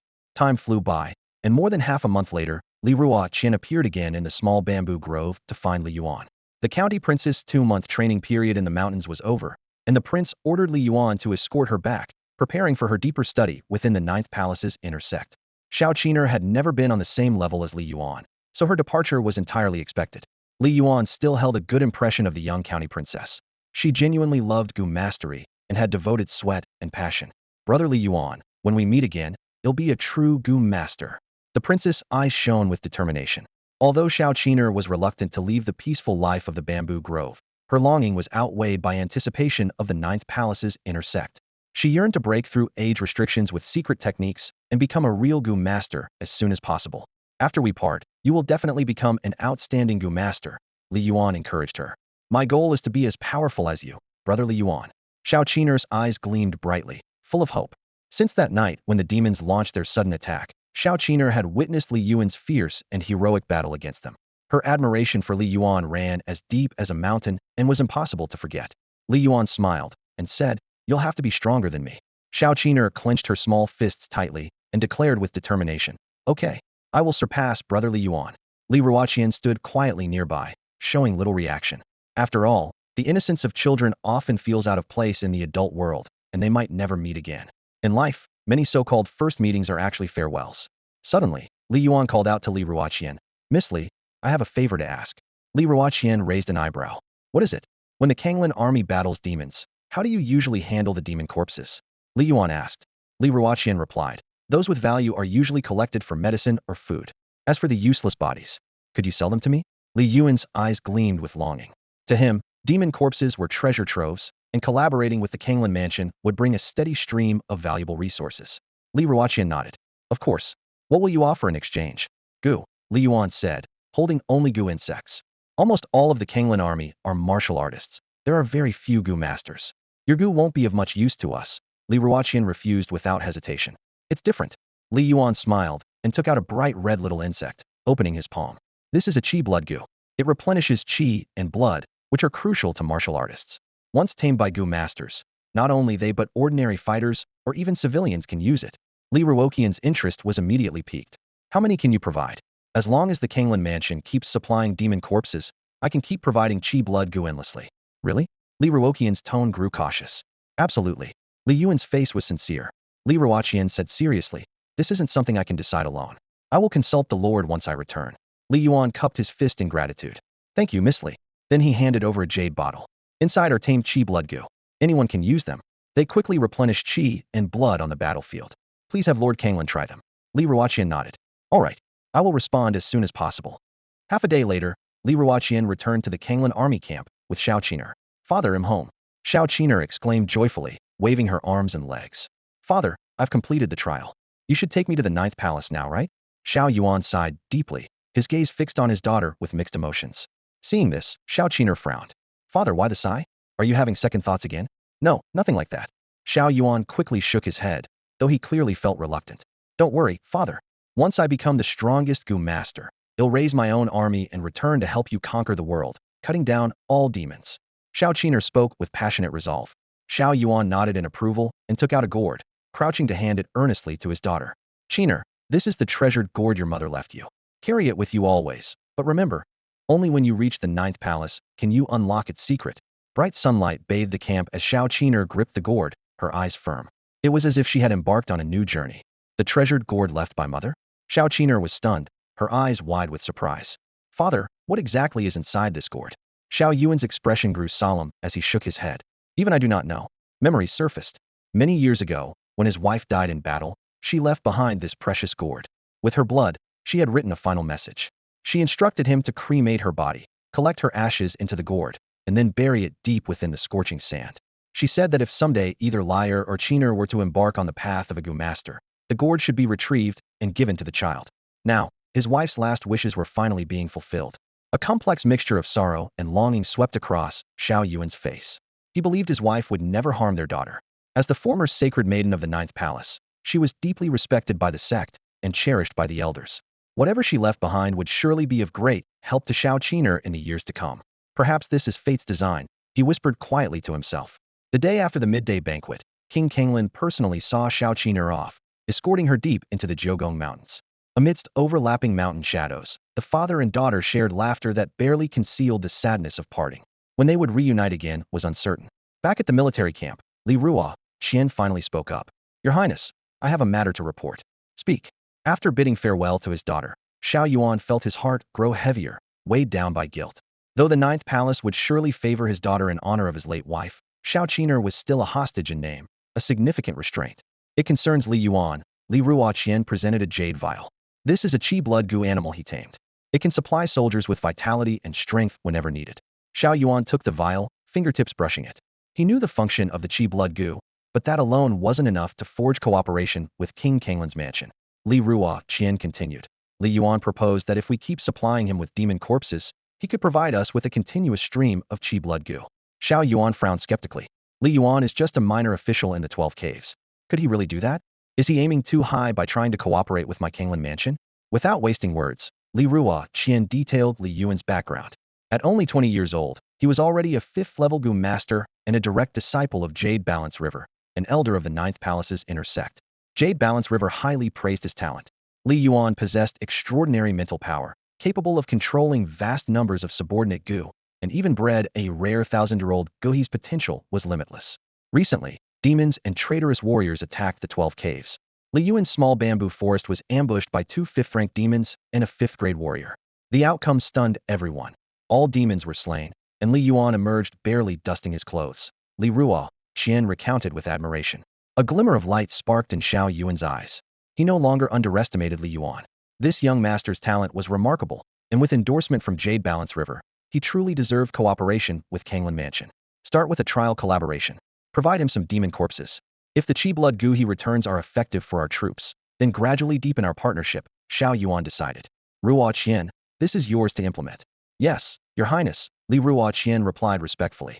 Shao Yuan then brought up another important matter. There's one more thing. You must investigate closely. There are recent leads regarding the direct bloodline of the Dian royal family.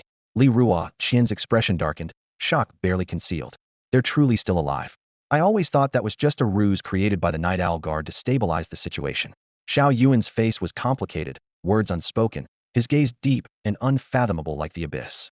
Truth and falsehood, who can truly tell the difference? Shao Yuan sighed softly. Even if the news is false, it involves the martial god's treasure and the unification of the world. Such matters will surely stir up turmoil across all the seas and wilds. Li Yuan glanced up slightly, her eyes hopeful. Your Highness, did the rumors specify which prince or princess survived? Shao Yuan frowned and spoke slowly. The massacre of the Dian royal family was brutal beyond measure. By the time the Night Owl clan arrived, it was too late. They managed to rescue only one young prince.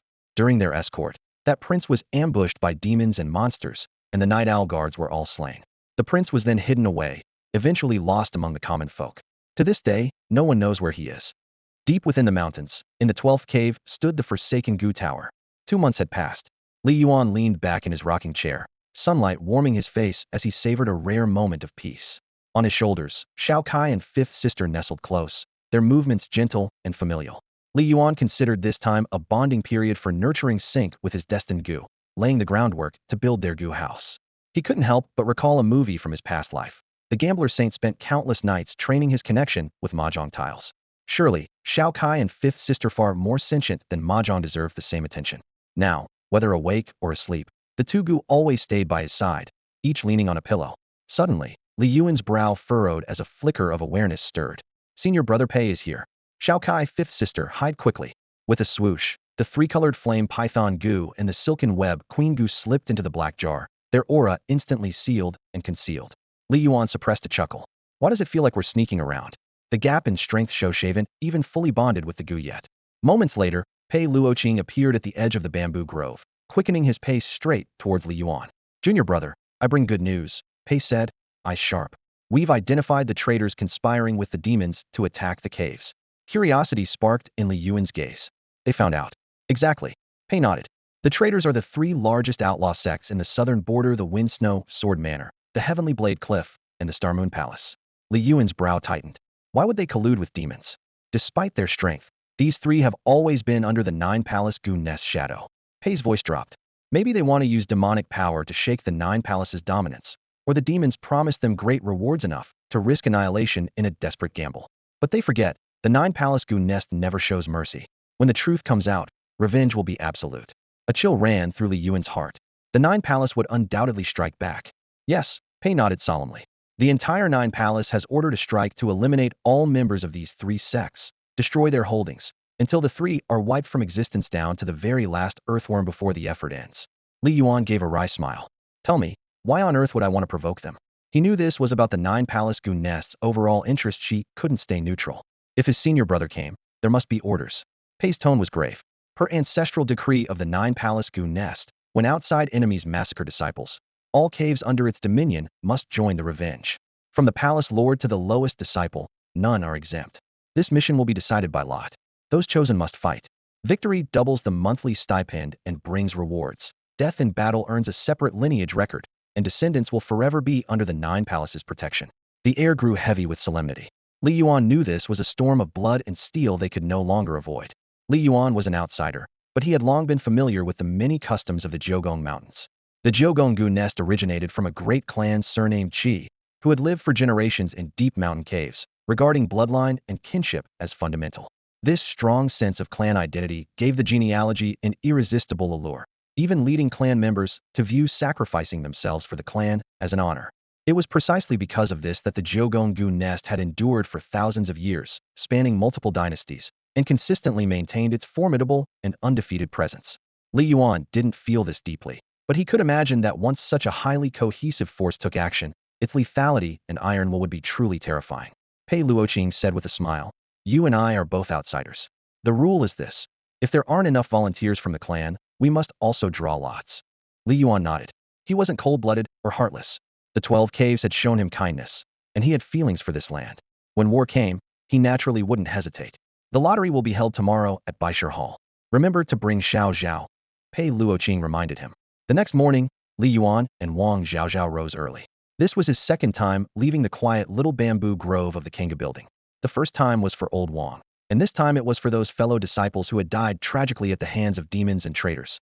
When he reached the mountain peak where Baishir Hall was located, the area outside was already crowded with people.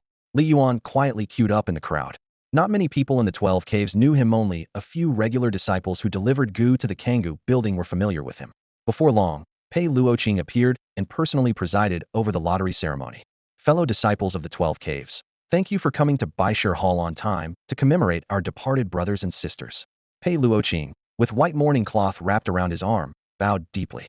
Today's lottery has two types: life lots, which means staying in the sect, and death lots, which require leaving the sect to go to war, to avenge our departed fellow disciples and bring back their heroic souls.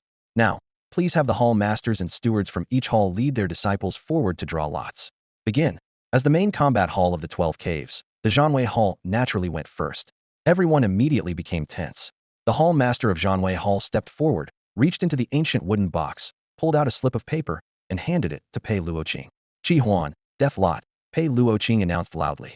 Qi Huan laughed heartily, utterly unconcerned by fate's arrangement, his laughter carrying a note of fearlessness.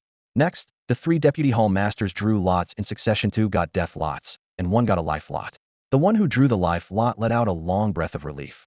Half an hour later, all 300 disciples of Zhanwei Hall had completed the lottery: 100 death lots and 200 life lots. After the drawing, the people from Zhanwei Hall moved to the rear, and some greeted Li Yuan. "Li Yuan, long time no see." Li Yuan turned around and saw Qi Lin. When he first came to Jiugong Mountain years ago, it was Qi Lin who had brought him to the Gu Master trial.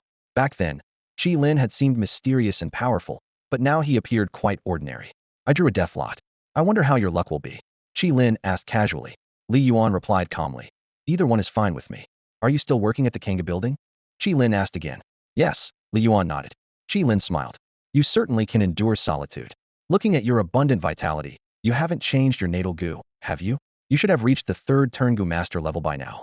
Li Yuan smiled in agreement, but a sense of how things had changed welled up in his heart. After chatting for a while, Qi Lin left with the others from the Battle Guard Hall. Before parting, Li Yuan made sure to wish him good luck. The lottery drawing continued, with each hall taking turns to draw lots. About 70% of the lots were life lots, and 30% were death lots, a clear ratio. Finally, it was the turn of the Kingulu. Unlike the crowded halls bustling with people, only Li Yuan and Wang Zhaozhao remained in the Kingulu, making the place feel especially quiet and lonely. Li Yuan reached into the wooden box holding the lots, instinctively feeling around and pulling out a paper slip. Behind him, Wang Zhaozhao's nervousness was even more obvious than Li Yuan's small hand trembled slightly. Pei Luoqing loudly announced, Li Yuan, life lot. As soon as the words fell, the head of the Baishir Hall marked a clear check on the roster of the 12 caves. Next was Wang Zhaozhao's turn. Her heart raced. With one trembling hand, she drew a slip and handed it to Pei Luoqing. Wang Zhaozhao, death lot, he read aloud. Her voice was so low it was almost a whisper. She wasn't afraid of death itself, but the death lot meant she would be separated from Yuan Ge for a long time, filling her with deep sorrow. Since entering the mountain, Wang Zhaozhao had never left the little bamboo grove or spent a night away. She had always stayed by Li Yuan's side. Now, suddenly parted from him, she couldn't hold back her sadness. Seeing her forlorn expression, Li Yuan gently patted her back. It's okay, Xiaozhao. The missions outside at the 72 caves aren't complicated. The enemies are just local forces from the 3 major factions, and your strength is more than enough. Wang Zhaozhao nodded, her voice steady. I'll come back as soon as I can. Yuan Ge, if it's inconvenient to do laundry or cook, you can ask a clever girl to help. She had been with him like a shadow all these years and knew him well. Many senior and junior sisters who came to deliver goo worms to the Kingulu secretly developed feelings for Yuan Ge, but he focused solely on goo arts and never reciprocated. She worried that after she left, another girl might take her place, becoming his constant companion. Li Yuan smiled slightly, having long seen through her little worries, and spoke with indulgent affection. Tiste, asking someone else to come for me? I'm not that easy to replace. Food made by others doesn't suit my taste, and having strangers around always feels uncomfortable. Don't worry, you must come back early. Wang Zhaozhao felt a warmth in her heart, and joy sparkled unmistakably in her eyes. Li Yuan hesitated for a moment, then decided to add a bit more assurance. After all, Xiaozhao lacked battlefield experience and was prone to mishaps. There's one more thing, I'm going to give you a gift tonight. What kind of gift? Wang Zhaozhao couldn't help but wonder. A secret, Li Yuan said with a mysterious smile. Of course, it was a goo worm. By the time the drawing ceremony ended, dusk had fallen. Li Yuan hurried back to the little bamboo grove and stepped into the Kingulu to busy himself taming some special goo worms for Wang Zhaozhao. In her room, Wang Zhaozhao sat before the mirror, lifting the black silk that covered her eyes and gently taking out a wooden box hidden in the cabinet. The box held nothing extraordinary, just the rouge and powder that women commonly used. At this moment, she had only one thought: to present her most beautiful self and accept Yuan Ge's heartfelt gift. Night had fallen when Li Yuan finally stepped out of the residual goo tower after hours of relentless work. Moth-like moonlight insects gathered, casting a soft, luminous glow beside the bedchamber, like a bright lantern illuminating the nearby bamboo grove with gentle clarity. Under this light, the table was laden with exquisite dishes and fine wine, filling the air with rich aromas. Nearby stood a graceful young woman, head bowed shyly, like a flower about to bloom, quietly poised in the lantern's glow. In such a beautiful moment, with a maiden beneath the moonlight, Li Yuan stood there, lost in thought. He couldn't help but ask in a soft voice, did this girl misunderstand something? Xiaozhao, when did you buy this outfit? I've never seen you wear anything like it before. For years, Li Yuan and Wang Zhaozhao had always worn the simple, uniform garments of the 12 caves, plain clothes, easy to wash, without any decoration. Li Yuan, usually unconcerned with details, was surprised now. The girl who had appeared so shy and inexperienced when he first met her 4 years ago had completely transformed. Her facial features were now strikingly clear and captivating, her complexion fair and full, her figure slowly filling out, and her overall demeanor had undergone a profound change. The only regret was that her eyes remained cold, rarely showing warmth except during fierce battles, lacking the liveliness one might expect. Brother Yuan, Wang Zhaozhao noticed his gaze and lowered her head shyly. I bought this dress a long time ago, but never had a chance to wear it. It's really beautiful, Li Yuan said sincerely. Really? As long as you like it. Wang Zhaozhao looked up, her eyes shining with surprise. With someone as beautiful as you, who wouldn't like it? Li Yuan smiled. Then he pulled 3 jade bottles from his bosom and handed them to her. Your mission is coming soon. These are 3 kinds of goo insects I prepared for you. They only recognize your aura and are at your command. The first bottle contained 3 rejuvenation goo, each capable of rapidly healing wounds and dispelling toxins. The second held 3 shadowless sword goo, which could deliver lethal blows to enemies ranked below level 6 at critical moments. The third bottle contained flying wing goo and golden armor goo, ready to aid in escape when danger strikes. As the jade bottles landed in her hands, the young woman's infatuated heart sank suddenly. overwhelmed by a flood of indescribable emotion. Her nostrils quivered as tears slipped down her cheeks, and without holding back, she threw herself into Li Yuan's arms. Brother Yuan, thank you, she choked out quietly. For what? Li Yuan teased. When I first came to the mountain, I was so poor I didn't even have my grandfather's coffin or tombstone. Old Wang didn't hesitate to give me the coffin funds back then. I wasn't half as polite, I accepted it straightforwardly. When you're out there, be tough and thick-skinned. Honest people get trampled easily. Brother Yuan. You'll remember. Wang Zhaozhao nodded eagerly, her eyes resolute. Good, that's the spirit, Li Yuan laughed, helping her to sit down. We can't waste this fine wine and food. After tonight, it'll probably be 2 or 3 months before I get to eat your cooking again. The next morning, Wang Zhaozhao bowed respectfully 3 times at old Wang's grave on the back mountain, tears streaming down her face as she bid Li Yuan farewell and set out toward the 9 palace mountains beyond. Refugees fleeing war had come here, only to be forced to move again by the same chaos.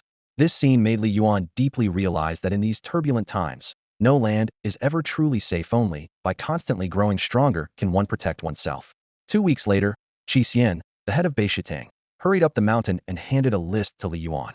This is a casualty list of disciples from the 12 caves who died during recent missions. Li Yuan stared at the list, a heavy weight settling in his chest. Over the past 2 weeks, he had grown used to having someone accompany him at meals, wash his clothes, and ease his loneliness, but now that person was gone, leaving an emptiness inside. Picking up the roster again, Li Yuan's eyes scanned each name carefully.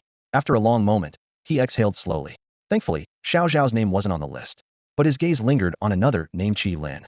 That was the senior who had first brought him into the mountain to participate in the Gu Master trials, yet who had fallen during a mission to eliminate a unit from the Windsnow Sword Manor. Li Yuan felt little sorrow, only a faint, unspoken sense of reflection. Another 2 weeks passed before a new casualty list arrived. Xiao Zhao's name still did not appear, which quietly relieved Li Yuan. With the techniques Head taught her, handling the routine tasks assigned to outer disciples should be no problem. Just then, a distinguished guest arrived at the little bamboo grove. Over 100 demon corpses were escorted up the mountain and neatly piled. Li Yuan herself appeared with the transport team, calm and composed, her tone sharp. Li Yuan, the bloodchi gu you've cultivated is very effective. The prince has agreed to cooperate with you. We're delivering 120 demon bodies here, in exchange for 600 bloodchi gu. How does that sound? Li Yuan smiled and agreed. He knew that one demon corpse combined with a few inexpensive bloodworms could produce a large quantity of bloodchi. It was essentially a no-cost business, only requiring time. Li Yuan asked in surprise, you want to negotiate? It can't be easy to cultivate bloodchi gu of that quality. Li Yuan answered bluntly, misjudge the market. Huh? Even Kanglan Prince's residence thinks they're making a steal of ID known. I would have asked for more. Then he grew serious. Kanglan's army defends against demons to guard the southern border, and I benefit from that. Since the prince says this is the price, so be it. A rare smile touched Li Yuan's face, dimples appearing softly as her previously stern expression softened. From now on, they'll have Kanglan's logistics team specially select higher quality, well-preserved demon corpses for you. Li Yuan cupped his fist in thanks, but she waved him off. No need for thanks. This is business. You treat us sincerely, and naturally, the Kanglan Prince's residence won't shortchange you. Right, Li Yuan said, scratching his head awkwardly. Li Yuan went on, you must be prepared. The war has intensified recently, conflicts escalating. More demon bodies will be arriving. We expect you to keep supplying bloodchi gu continuously. The battle has escalated again. Li Yuan's surprise was clear. What's the cause? Li Yuan's expression turned grave. Because of one person. Who? Li Yuan couldn't help but ask. The world's affairs are ever turbulent. Demons, various lords, and martial heroes alike are all drawn in, yet none dare claim supremacy. The reason the storm stirs now is a single individual. He is the legendary last surviving direct heir of the Dian royal bloodline lost to time, but not extinct. This bloodline is the key to unlocking the martial god's treasure vault and the anchor that stabilizes the world's balance. Everyone covets it. Li Yuan's heart stirred. The Dian royal family still has direct bloodline descendants alive in this world? Li Yuan nodded. Yes, that person is the young prince born to consort in more than 20 years ago during the royal disaster. Li Yuan was shocked, his mind racing with questions. Not the young prince born to consort and who everyone is chasing after. Then who am I? For a moment, silence fell over the entire little bamboo grove, broken only by the soft rustling of the wind through the trees. Li Yuan never expected that his idle curiosity would end up entangling him personally. The conflict had just begun to unfold, and the little prince mentioned by Li Yuan was clearly not him. Another fake little prince? Furrowing his brow, Li Yuan fell into deep thought. Suddenly, a flash of insight struck him. Suddenly recalled something. More than 20 years ago, his mother, consort in had entrusted the imperial physician to secretly send him out of the palace to protect him from the royal blood purge. To save him, the old physician had secretly stripped Li Yuan's royal bloodline and root bones, transferring them to his own biological grandson. That child had thus assumed the fate of death meant for the royal descendant. In other words, outsiders believed the physician's grandson was the true little prince. Now, only Li Yuan knew this harsh truth. What shocked him further was the possibility that the physician's grandson had not actually died, but was somehow saved. Li Yuan's gaze shifted to Li Yuan, his tone calm. Miss Li, didn't you say the direct bloodline of the Dian royal family was already extinct? How could another little prince suddenly appear? Could he be an imposter? Li Yuan pondered deeply before replying. There's a very high chance he's genuine. No faction would risk a war over a fake prince without solid proof. It's said that during the blood purge, the night owls rushed over in haste and rescued the little prince at a critical moment. The night owl soldiers were then hunted down by demons and all perished, while the prince was hidden away to an unknown location. After the purge, the demon lords boasted they had wiped out the Dian royal bloodline, and even the Night Owl King believed it.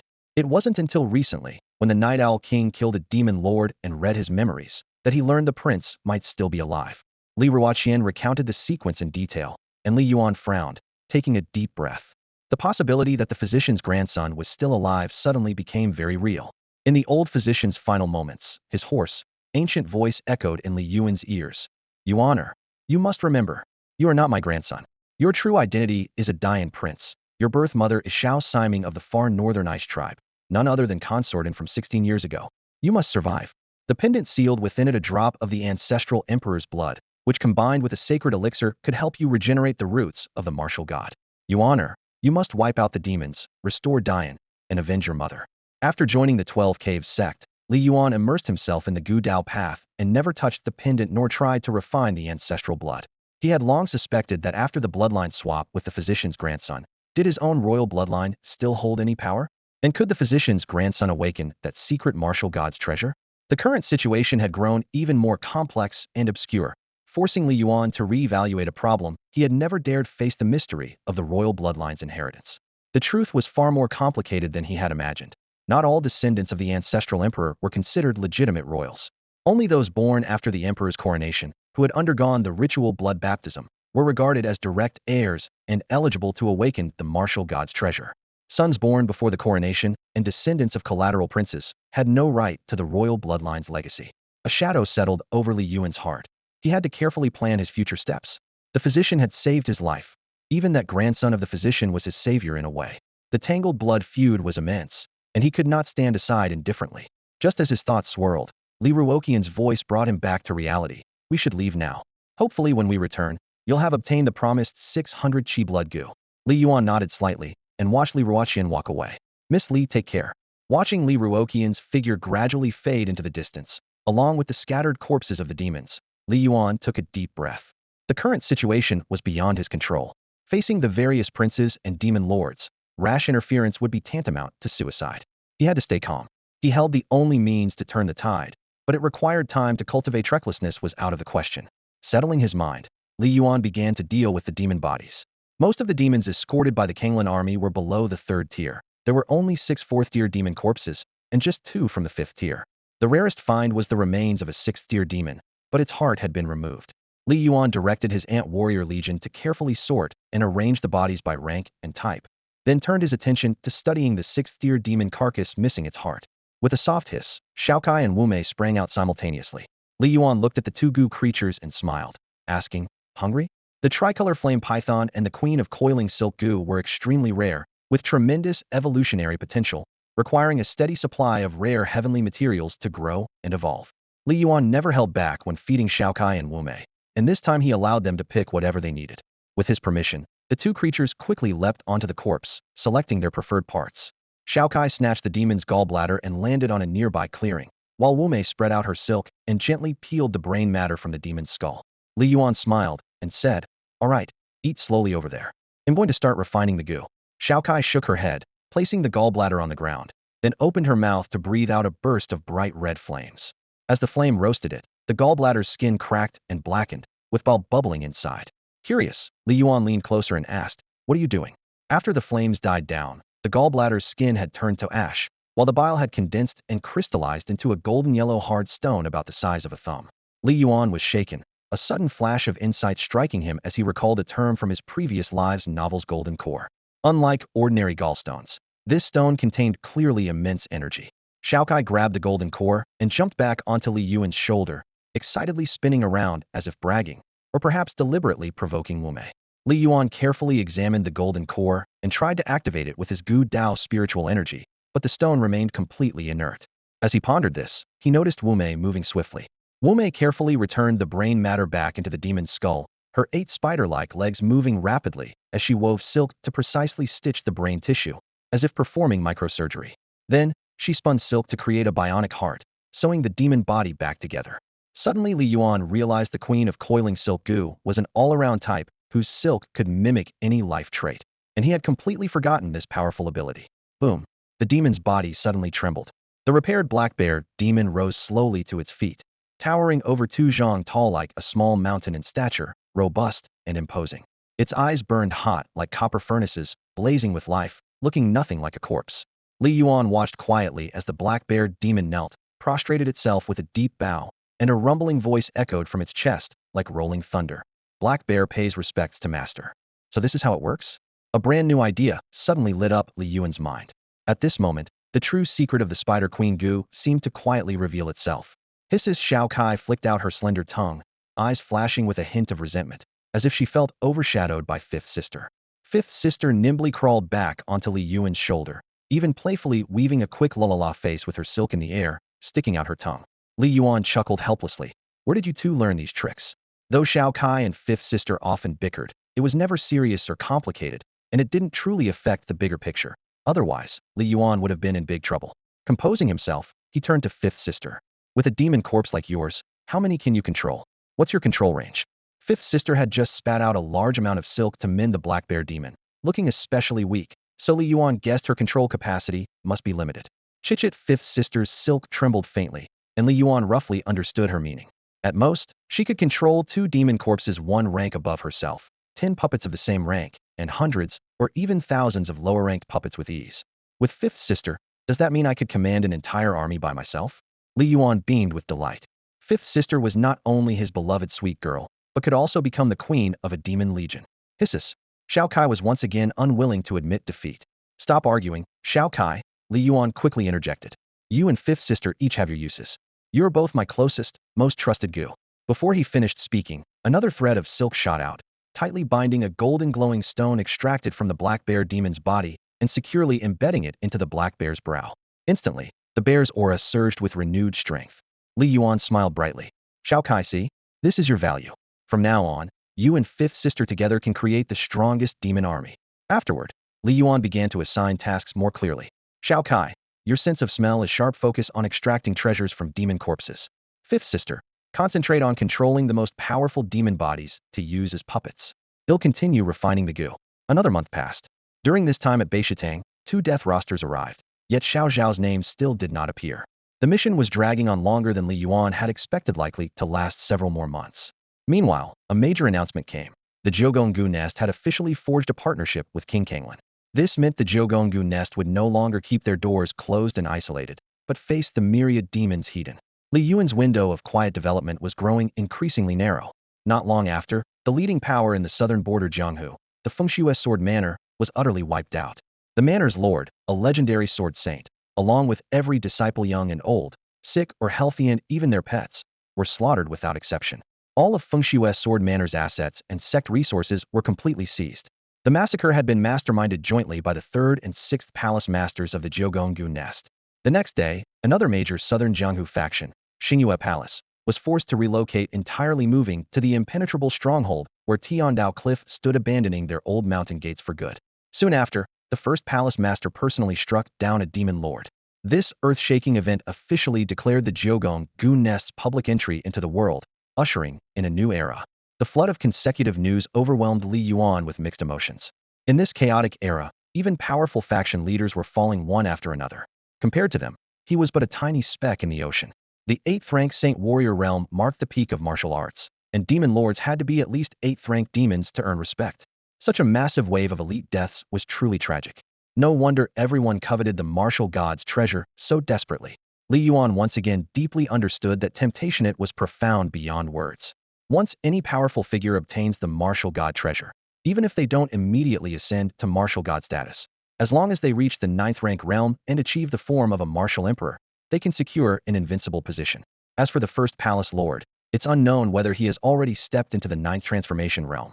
On the path of martial cultivation, the Night Owl King is nearly unrivaled in the current era. Although the demons don't have a publicly recognized leader, those demons who once trapped the Night Owl King and slaughtered the royal family must have reached the 9th rank realm. Each Pathgu Dao, Martial Dao, and Demon Dao has its own peak masters. Li Yuan stood at the foot of the mountain, looking up to the heights, fully aware of the saying, the last 10 miles of a 100-mile journey are the hardest. With his current strength, he knew he was only just getting started. 3 months passed.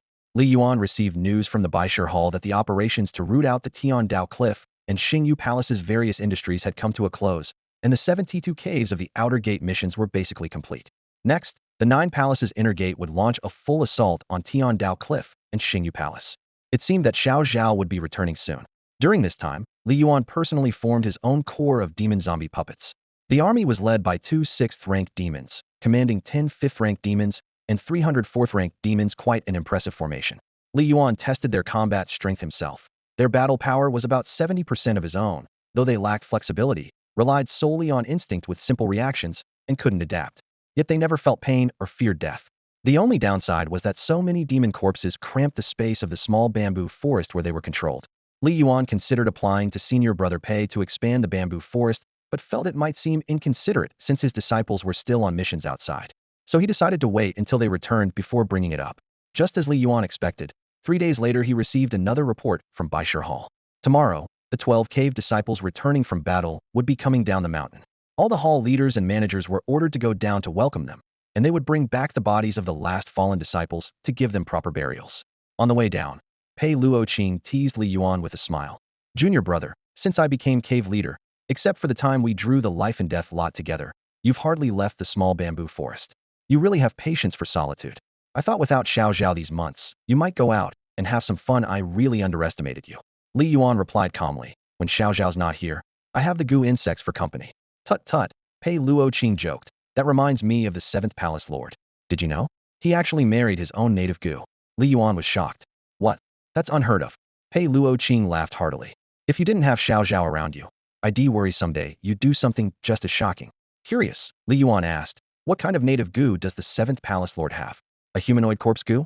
At least that would be somewhat understandable. Lowering his voice, Pei Luoqing said, his native goo is a snake. Li Yuan blinked. Is the Palace Lord's surname Su or Xiao? Pei Luoqing paused, then said, did you see that in the notes our teacher gave? The 7th Palace Lord's surname really is Su. Li Yuan did not get this information from Master Yehenquan's notes. Zu's story about the snake was a well-known tale in his previous life, deeply ingrained in people's minds. Senior brother, do you think it's possible that when a life-born goo reaches a certain stage of evolution, it could take human form under the goo master's influence? Li Yuan asked. Pei Luoqing let out a soft hiss, narrowed his eyes, and glanced at Li Yuan with a meaningful look. Junior brother, that idea of yours is quite dangerous.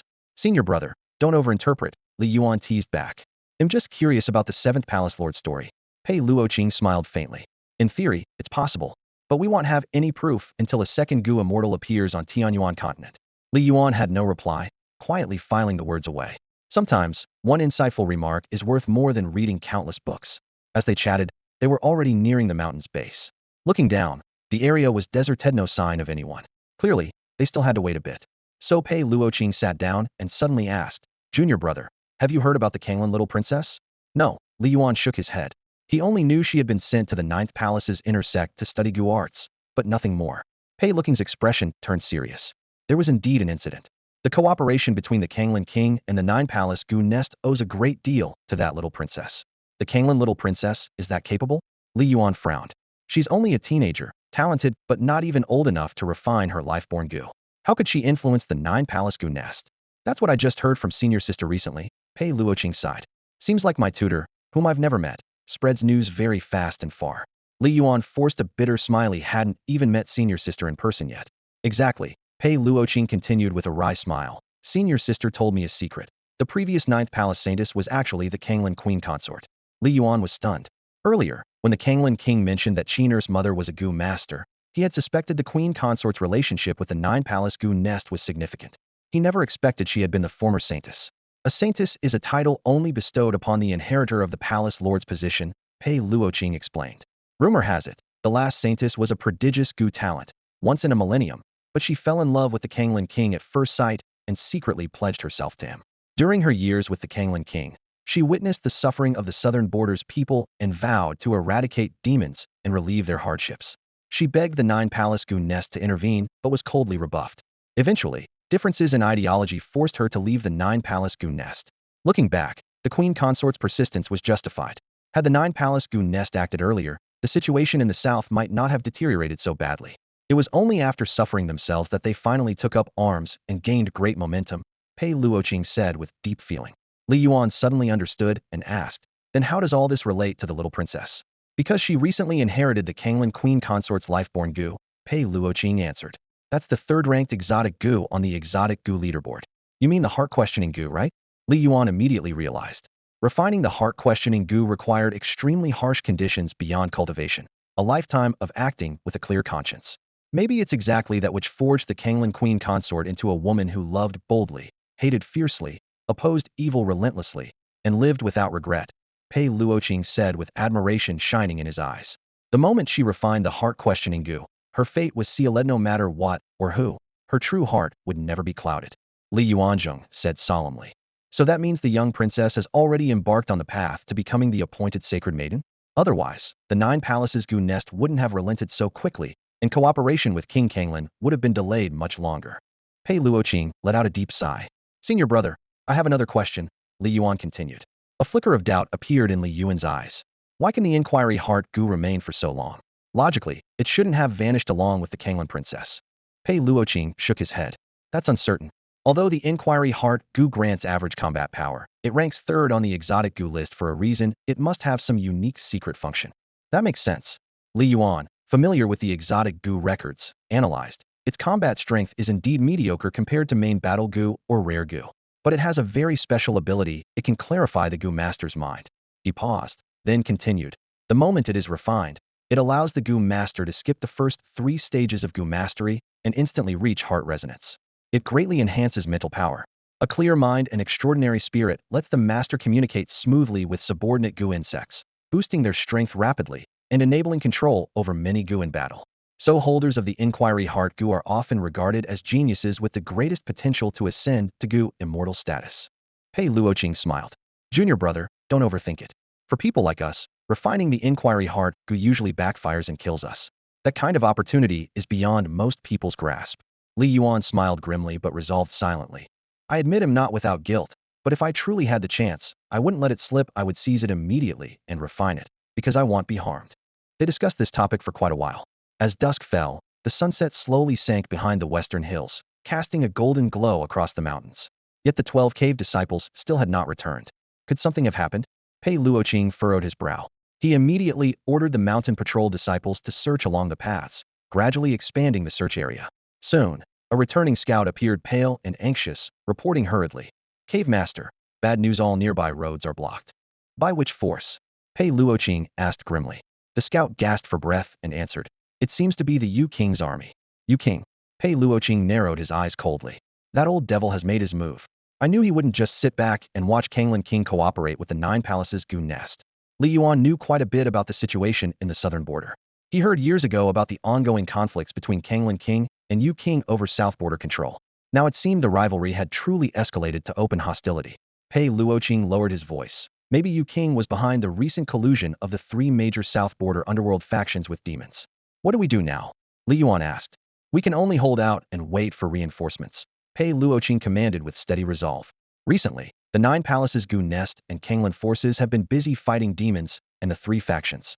Yu King took advantage of that to launch a surprise attack. Most entrances outside Nine Palaces Mountain were guarded by Kanglan troops and Ninth Palace inner disciples. Yu King's main force couldn't break through directly and had to infiltrate a small unit through a hidden gap. We will hold. Pei Luoqing's gaze was firm. As cave master, he immediately ordered. All 12 caves, listen up. Return to the mountain at once, prepare defenses, and hold the mountain at all costs. Li Yuan fell silent and followed the group, knowing deep down that it might be time to unleash the demon corpse army. Back at the small bamboo grove, Li Yuan immediately ordered all the Gu insects to form an impenetrable net of defense. He knew well that with his current strength, he could hold his own against a 6th-rank warrior, and while 7th-rank warriors were rare, they couldn't be too many. But now, on the defensive and short on intelligence, Li Yuan had no clear idea how powerful the ambush party sent by Yu King really was. He could only respond flexibly, meeting force with force, using whatever tactics he had. If holding the line became impossible, he had the slug illusion robe disguised as a backup for retreat. Faint noises reached them, hissing and rustling sounds. Even his 5th sister and Shao Kai grew serious. 5th sister controlled the corpses and demon puppets, hidden in treetops or dark underground spots, ready to strike anytime. Li Yuan activated the breath-sealing goo to mask the energy fluctuations of their puppets, while he himself concealed deeply in shadows using the illusion robe. Yu King's attack had come too suddenly. This was all the defense Li Yuan could manage. Suddenly, heavy, rhythmic bell tolls echoed through the 12 caverns mountain peaks. The deep, oppressive sound tightened the chest. Anxious, Li Yuan fretted over Xiao Zhao's situation. He deeply feared that Xiao Zhao had encountered Yu King's team, and if they ran into a 6th-rank warrior, the danger would be grave. Unable to leave his post to find her, he silently prayed, powerless for now to cross the mountains. Then, a talking sparrow darted over, speaking clearly. Li Yuan, the cave master has decided to abandon the halls on the various mountains. If the outer defenses fall, all disciples shall retreat to the main peak. You are to go there to protect the main peak immediately. As soon as the message landed, Li Yuan understood the situation had shifted. Yu King's forces were putting serious pressure on senior brother Pei, forcing them to abandon mountain holdings. Li Yuan responded quickly. Tell the cave master I must hold the last Gu tower. This is our base. If even I cannot hold it, the main peak will surely fall. The outcome is the same, so we cannot give up lightly. The sparrow wasted no time, flying off to relay orders decisively. Time passed slowly, and half an hour later fierce fighting erupted at the mountain gates, the battle officially underway. Li Yuan spied on the guards at the gates through his moonlight bug, while sending out assassin bees, sword-summoning goo, and confusion bugs to ambush Yu King's troops. Unfortunately, the enemy's vigor was overwhelming. Before his insects could get within a foot, they were blasted away. These warriors were seasoned veterans, rigorously trained, and far superior in quality to the 12 caverns battle disciples. The lines broke within the blink of an eye. Fortunately, Li Yuan gleaned valuable intelligence amidst the chaos. The strongest in Yu King's unit approached 7th-rank power, nearly a grandmaster, with 3 other 6th-rank junior grandmasters accompanying him. This was a truly elite force, capable of bypassing Kanglan army blockades to penetrate deep into forbidden zones. Truly astonishing. Kill. With a thunderous roar, the fight on the main peak began in earnest. Li Yuan caught sight of Pei Luoqing's signature Gua gigantic, mist-shrouded infant-like behemoth known as the ginseng infant goo. Though eager to admire the strange plant goo up close, Li Yuan had no time, focusing fully on the battle. A squad from Yu King's army had already neared the bamboo grove. Li Yuan remembered well that if the main peak fell, the bamboo grove would be doomed, and they would have no choice but to flee like scared dogs. Determined, he aimed to draw enemy fire away from his senior brother. The hunt was on. Li Yuan's mind flashed, and hidden goo stationed along the mountain path suddenly launched their assault. The first to explode were a batch of suicide 5 poison goo that detonated instantly, scattering fire and thick poison gas. Creeping toxic insects spewed noxious clouds, the stench unbearable. The attacking soldiers recoiled, covering their noses and falling back. How can there be so many poisonous bugs committing suicide like this? The soldiers panicked, disoriented as the dense toxic fog enveloped the entire mountain path in a deadly stillness.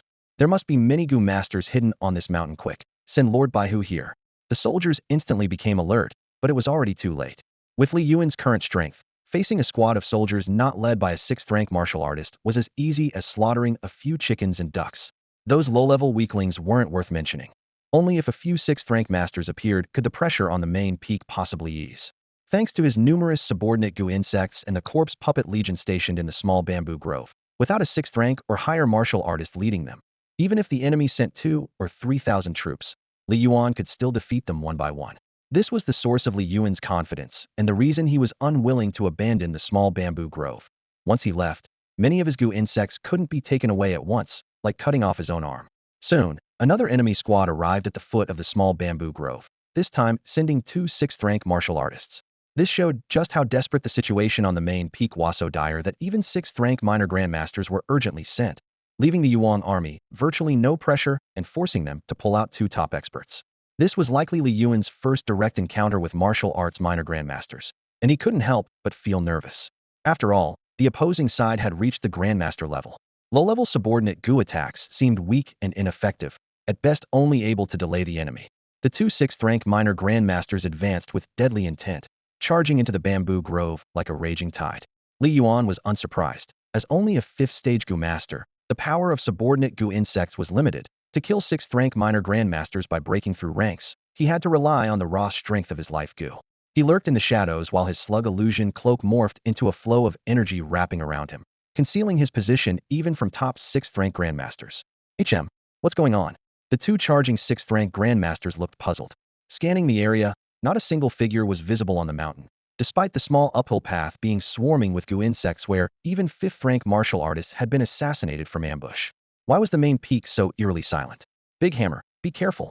The two grandmasters stood back to back, adopting a tight defensive stance. These Gu masters were masters at trickery, and Illusionsit was unwise to fight them heathen. Big Hammer was named Ding Taizhan, a rough and tough man who snorted coldly. Old Qin, cover me. He'll use sonic power to break through their weird tricks. Got it. Old Qin, named Qin Shu, was a seasoned veteran of many battles but had rarely seen such strange tactics, making him uneasy. Their opponents concealed their aura so well that even he couldn't detect them clearly. Their intelligence was seriously flawed. He wondered why, given the huge number of Gu insects under the mountain, easily over 100 Gu masters hiding there, almost no one appeared once they climbed up. Lion's roar hammer. Ding Taizhan leapt high, slamming his huge hammer down hard, shaking the ground and stirring dust and leaves. The shockwave rippled outward with tremendous force. Just as their assault reached its peak, a massive black bear demon suddenly dropped from above, slapping Ding Taizhan's head fiercely. Qin Shu leapt to assist, but was slammed back by a huge boulder thrown by a gorilla demon. Black Bear Chief. Brother Ape. Ding Taizhan exclaimed. Weren't they killed by the Kanglan army? How are they here? Qin Shu's face went icy cold. He knew trouble was brewing. They've probably been made into corpse puppets. Our intel is seriously off. The 12 Caves definitely has more than one sixth-stage Gu master. Prepare to fight for your lives. The tension escalated, charged with confusion and caution. Hidden Gu masters in the forest slowly gathered, awaiting the start of the decisive battle. Li Yuan seemed to have uncovered a world-shattering secret. The Black Bear Commander? Brother Ape? The real mastermind lurking behind the scenes was none other than Yuan. The three major sects were merely scapegoats he had pushed into the spotlight. To gain control over the southern borderlands, Yuan had pulled out all the stops with far-reaching schemes. Perhaps he had laid the groundwork long ago, secretly orchestrating the three sects to join forces with demons in slaughtering the 72 outer disciples, then framing Kanglan Wang, driving a wedge between him and the Jiugonggu nest. If the plot failed, Yuan could at least unite with the demons to resist and preserve his own power. Li Yuan's suspicions were almost certainly correct. Men like Yuan cared little about immediate outcomes. Victors write history, and winning was the only righteous path. Joining forces to purge the demonsit sounded like a good thing to Li Yuan, but maybe to Yuan, the chaos caused by demons was irreparable. The ultimate goal was a world divided, where humans and demons coexist, each ruling their own domains. GG Fifth Sister sensed the fierce anger boiling inside Li Yuan. The attacks from the Black Bear Demon and the Ape Demon intensified, and although they held the advantage, they barely suppressed the two minor masters Qin Shu and Ding Taizhan. Li Yuan knew this upper hand was only temporary.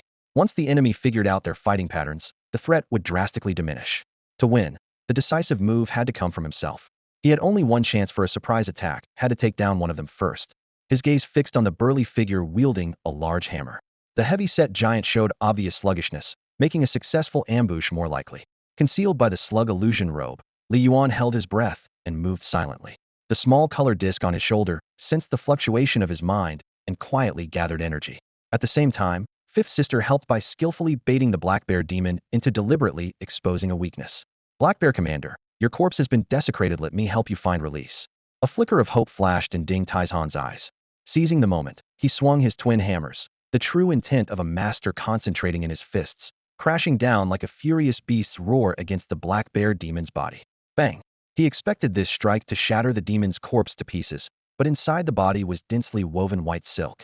As it shattered, the strands flew out like living creatures, rapidly entangling his hammers. A cold sense of danger shot from his feet to his head, chilling him to the bone as if an invisible blade gripped his heart tightly. In the shadows, two balls of fire slowly coalesced, one red, one green, intertwining in a whirling dance, roaring through the air. Ding Taizhan reacted swiftly, releasing waves of air rings, trying to extinguish the flames, but it was useless.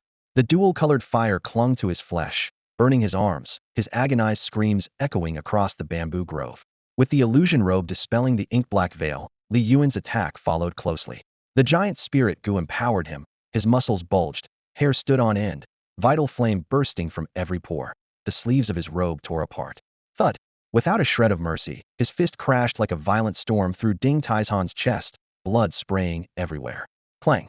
The twin hammers fell heavily to the ground. From Li Yuan's strike to Ding Taizhan's death, only moments had passed. Qin Shu finally snapped back to reality, but missed his chance to intervene.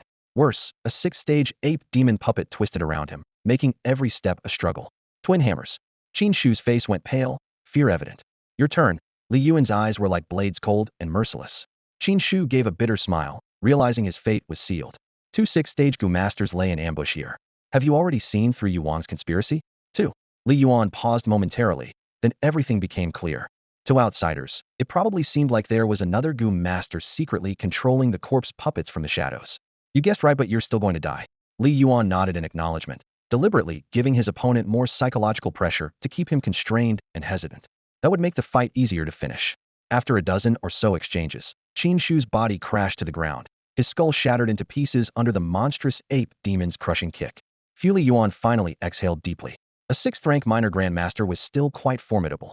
If he hadn't had the advantage of terrain, allies, and a surprise first strike, today's battle would have been much harder. On the main peak, Pei Luoqing was fiercely fighting as he controlled the Ginseng infant Gu, battling the Ghost King army's commander. The Ginseng infant, over 30 feet tall, continuously absorbed energy from the surrounding forest plants to replenish itself, stubbornly withstanding attacks from a half-step grandmaster. It was truly harder than a turtle's shell. Haven't Ding Taizhan and Qin Shu returned yet? Clearing some insignificant hills shouldn't take this long. After prolonged failure to break through, Zhao Ting, the Thousand House commander of the Ghost King troops, grew impatient. This was still just the outer perimeter of the 9 Palaces Gu Nest's main base, and dragging things out could easily backfire. Probably met a tough opponent, his subordinate reported. So you mean the intelligence was wrong? Zhao Ting frowned. Even if there was another 6th-rank Gu master, with the 2 of them combined strength, it should have been resolved by now. Could a mere 12 caves really be hiding an army? Report. At that moment, a soldier rushed over in panic. Commander Zhao, bad news. Both Lord Qin Baihu and Lord Ding Baihu have died in battle. Impossible. Zhao Ting's face changed drastically. What happened? While searching a bamboo peak, we encountered resistance.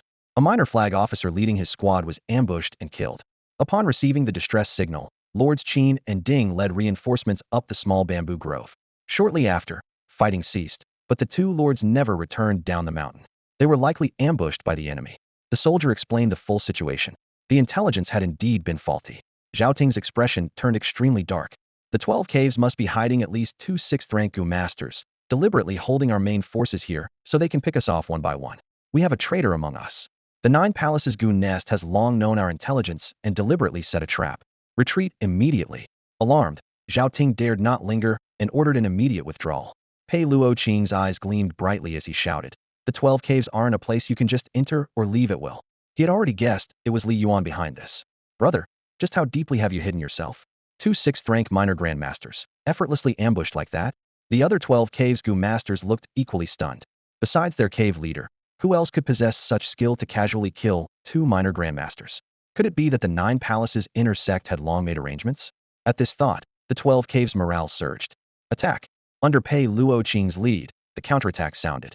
The Ginseng infant Gus attacks were insufficient, but its defense and entanglement abilities were top-notch.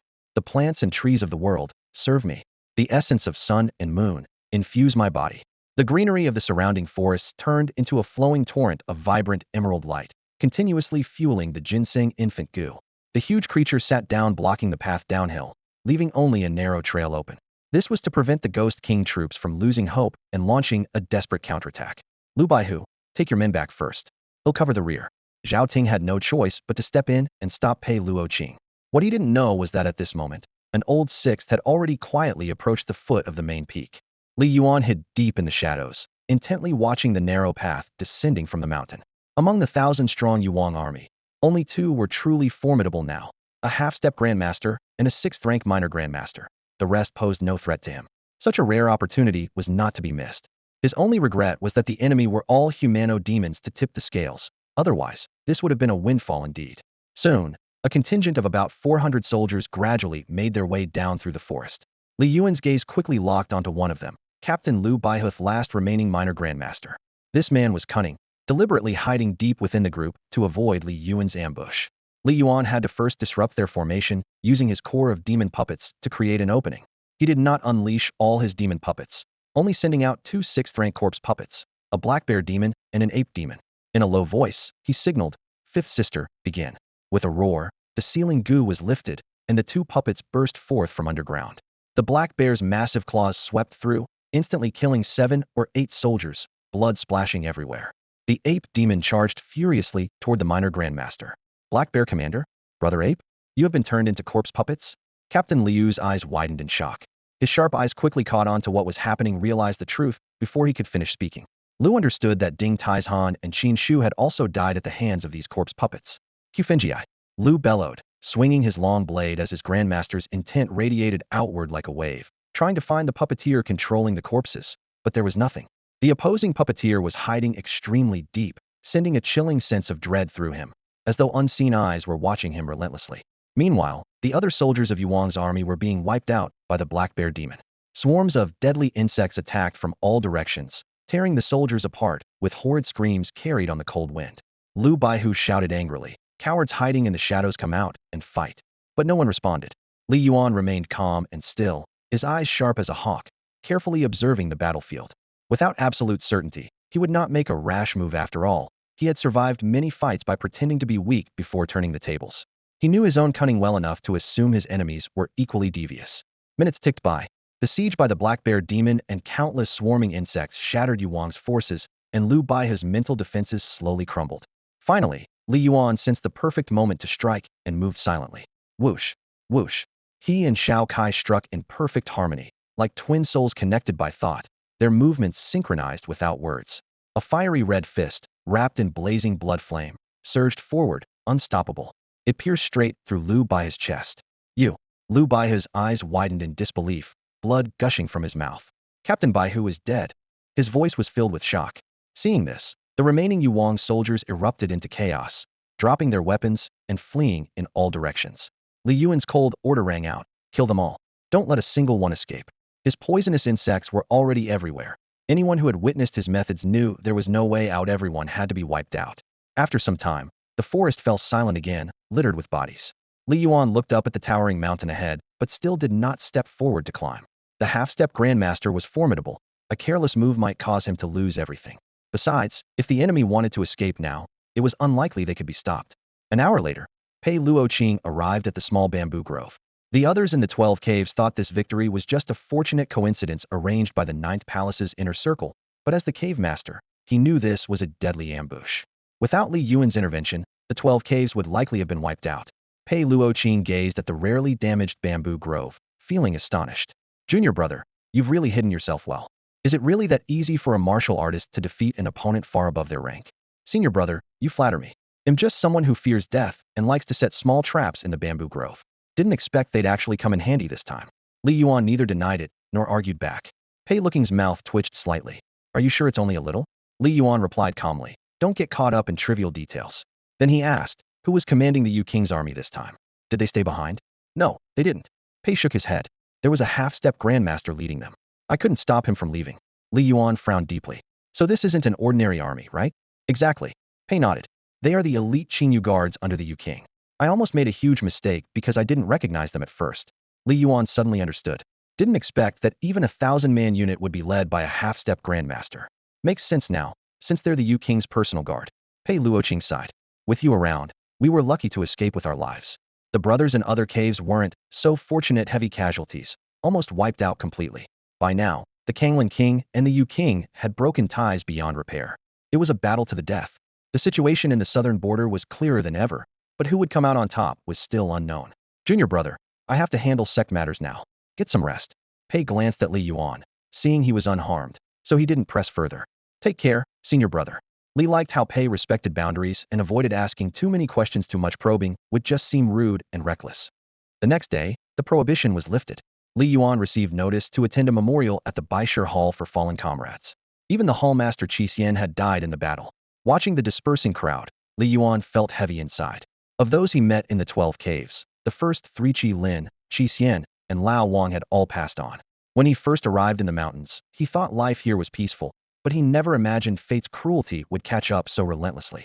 After the afternoon ceremony, Li Yuan didn't return to the bamboo grove, but headed straight to the outer defensive line of the 12 caves. Xiao Zhao still hadn't come back, which meant she faced a powerful enemy. If she had been killed by the Qingyu guards, there would have been a body left behind. Thousands of scout insects flew under his mental command, fanning out in all directions to search the surroundings. He sat quietly atop the hill, eyes fixed on the distant horizon. I feel like I'm forgetting what the outside world looks like. A data panel slowly appeared. Gu Master Li Yuan, Black Jar Stage 5, Spiritual Power 257-1500, Realm, 5th Stage Spirit, Late Ocean Realm.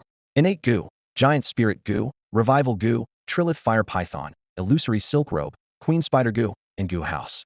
His spiritual power had now reached Late Ocean Realm, enough to rival most 7th-stage Gu Masters. The Scout Insect's detection range was equally impressive. Exhausted in body and mind, it wasn't until dusk that he detected a faint but familiar Gu orate was the healing Gu head left inside Xiao Zhao to tend to her wounds. Following the trace, the scouts passed through thick bushes and finally found her in a damp, hidden pit. She lay there, barely alive, covered in blood, missing an arm, and unconscious. The weak power of the healing Gu silently sustained her fragile life. Am I dead? It seemed that only after dying could she return to that little wooden cabin, back to Yuan Gige's side. When she woke up again, soft sunlight streamed through the window, warming her body with a familiar, comforting glow that made Wang Zhaozhao momentarily blissful. But why did it feel so real? She wondered silently. Could it really be Yuan Gige who saved me? With that thought, she raised her arm and pinched herself hard. Ouch, that hurts. This pain shouldn't be possible, it's supposed to be a dying dream. But very quickly, she froze. My arm, wasn't it broken? How could it be healed? The girl gave a bitter smile. Well, I guess, even in a dream, pain can still be felt. Creak. The door was pushed open, bringing with it a familiar scent. She was about to open her blood-red eyes to see who it was when a stern voice stopped her. You haven't fully recovered yet. Don't use the blood-eye goo to spy. Rest properly. Yuan Gige? She blinked, then a burst of joy lit up her eyes. I'm not dead? This isn't a dream? Wang Zheozheo's voice was choked with emotion. Li Yuan smiled and explained, I found you in the pit. Luckily your willpower was strong enough to hold on. Otherwise, you'd be playing cards with me, my grandfather, and your grandfather right now. What's playing cards? Wang Zhaozhao asked curiously. It's a 3-player game from my hometown, Li Yuan answered seriously. Suddenly Wang Zhaozhao realized, I don't think you've ever told me anything about your hometown. There's not much to say. They'll take you there when the chance comes, Li Yuan said as he approached the bed and opened his mouth. Hearing Yuan Gige was going to take her home, Wang Zheozheo's spirits brightened instantly. Just as she was about to reply, a few drops of blood with a faint metallic smell fell into her mouth. Warmth spread through her cold, stiff body as the blood trickled down her throat. Yuan Gige, what did you feed me? She asked. A secret remedy, Li Yuan replied calmly.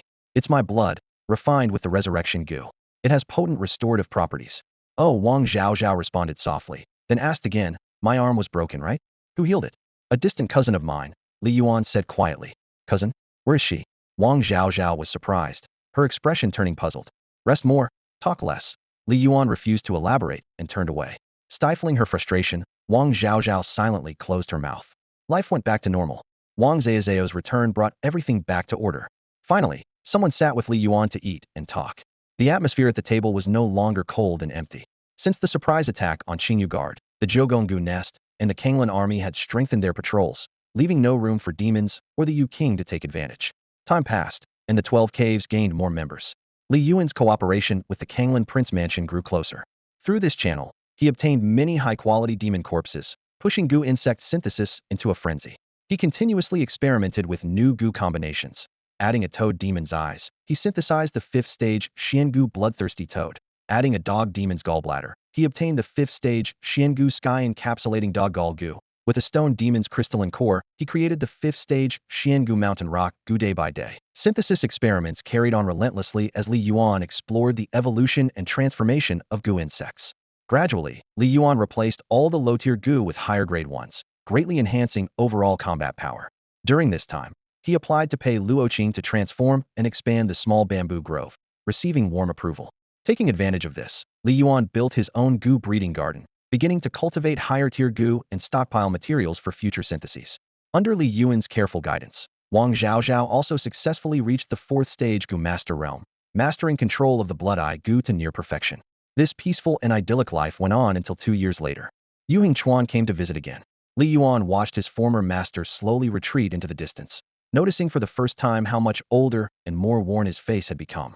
Although their meetings had been few and far between, Li Yuan had always held deep respect for the teacher who had passed on to him the secrets of Gu Dao. Master, Li Yuan greeted him respectfully. Li Yuan, these past years I have been too busy to guide you as often as I wished. I hope you bear no ill feelings, Yu Chuan said with a sigh. Your kindness is forever engraved in my heart, Master. I have no grievances whatsoever, Li Yuan replied with sincere seriousness. Have you finished reading all the notes I gave you on cultivating the Gu? Yu Chuan asked tentatively. I finished them long ago, Master, Li Yuan said confidently. Not only that, I conducted cultivation trials based on your notes. The success rate of the evolutionary directions you suggested reached as high as 70%. Yu Chuan was shocked. You tested every one of them? Li Yuan nodded firmly without hesitation. Well. Yu Chuan could not help but clap Li Yuan on the shoulder. I did not misjudge you. With such talent and unwavering focus on the Gu Dao, undistracted by the outside world, you were born to stand at the very peak of Gu mastery. Taking you as a disciple is the greatest fortune of my life. Li Yuan smiled humbly. Master, you flatter me. I have only been able to see further by standing on your shoulders. Could you show me the Gu you cultivated according to the notes? Yu Chuan's hands trembled slightly. His eyes gleamed with eager anticipation. Just a moment. Master, Li Yuan answered and stepped away. Soon, he returned carrying several black jars. Inside were Gu worms he had synthesized strictly following Yu Chuan's notes, none yet refined into subordinate Gu, so as to avoid revealing any clues. One by one, Yu Chuan lifted the lids to reveal lively, vibrant Gu creatures. It was as if before them lay a clear path leading straight to the summit of their shared dream. He thought back on how he had once built roads and walls just to glimpse the world of exotic Gu rankings, only to be blinded and lost, falling from that path, and left to sigh from afar. Li Yuan, have you ever considered cultivating an exotic Gu? Yu Chuan suddenly asked. Of course, Li Yuan said with a bright smile. Cultivating an exotic Gu is the dream of every Gu master. Even though I already have a resurrection Gua type of exotic Gu, I'm eager for all my destined Gu to evolve into exotic forms. I once tried to cultivate an exotic Gu myself, Yu Chuan sighed. I came close to success, but confusion and doubt clouded my way, and I failed at the last moment. He knew in his heart that he had deliberately altered parts of the notes to steer Li Yuan's explorations in new directions. If Li Yuan lacked insight, adaptability, or perseverance, if he simply copied the notes without understanding, failure would be certain. Someone like that would be unworthy of even discussing exotic Gu cultivation, much less hearing these words. But Li Yuan had succeeded. He read the notes carefully, integrated their wisdom, and researched on his own, achieving results far beyond Yu Chuan's own. A rare talent beyond brilliance. Li Yuan, Yu Chuan said, almost stumbling over his words in excitement. From today on, I will teach you the true art of cultivating an exotic Gu. I have waited a lifetime for this day, perhaps even more eagerly than you have. He went on, voice resounding with vigor. Do you know the saying among Gu masters? To reach the 9th transformation stage, one must possess at least one exotic Gu. To become a Gu immortal, one must rank in the top 3 on the exotic Gu list. A tight knot formed in Li Yuan's chest. It felt as if the old master was entrusting him with a sacred responsibility. Concerned, he asked gently, Master, how is your health? Yu Chuan flinched slightly, surprise flashing in his eyes. At this moment, everyone else would be eagerly begging for the secrets of exotic Gu cultivation, ignoring such trivial matters, but Li Yuan was different, noticing even the master's well-being. With such a temperament, combining incredible talent and pure character, Yu Chuan firmly believed there would be no other like Li Yuan in this lifetime. My teacher is in good health, Yu Chuan said with a smile. It's just that he was injured by demons in a fierce battle and needs to retreat to recuperate for a while. Li Yuan hadn't paid much attention to the outside world for a long time. Ever since the king of the netherworld revealed his dagger and broke completely with the Kanglan king, the war in the southern border had reached a deadlock. On the battlefield, neither side gained a decisive victory, and large-scale clashes had temporarily ceased, leaving only sporadic border skirmishes. This meant the war would drag on for a long time until a crucial turning point emerged, so paying too much attention was ultimately pointless. Yu Chuan explained that although there were intense clashes, after the initial brutal fighting, neither side launched major campaigns, leading to a stalemate.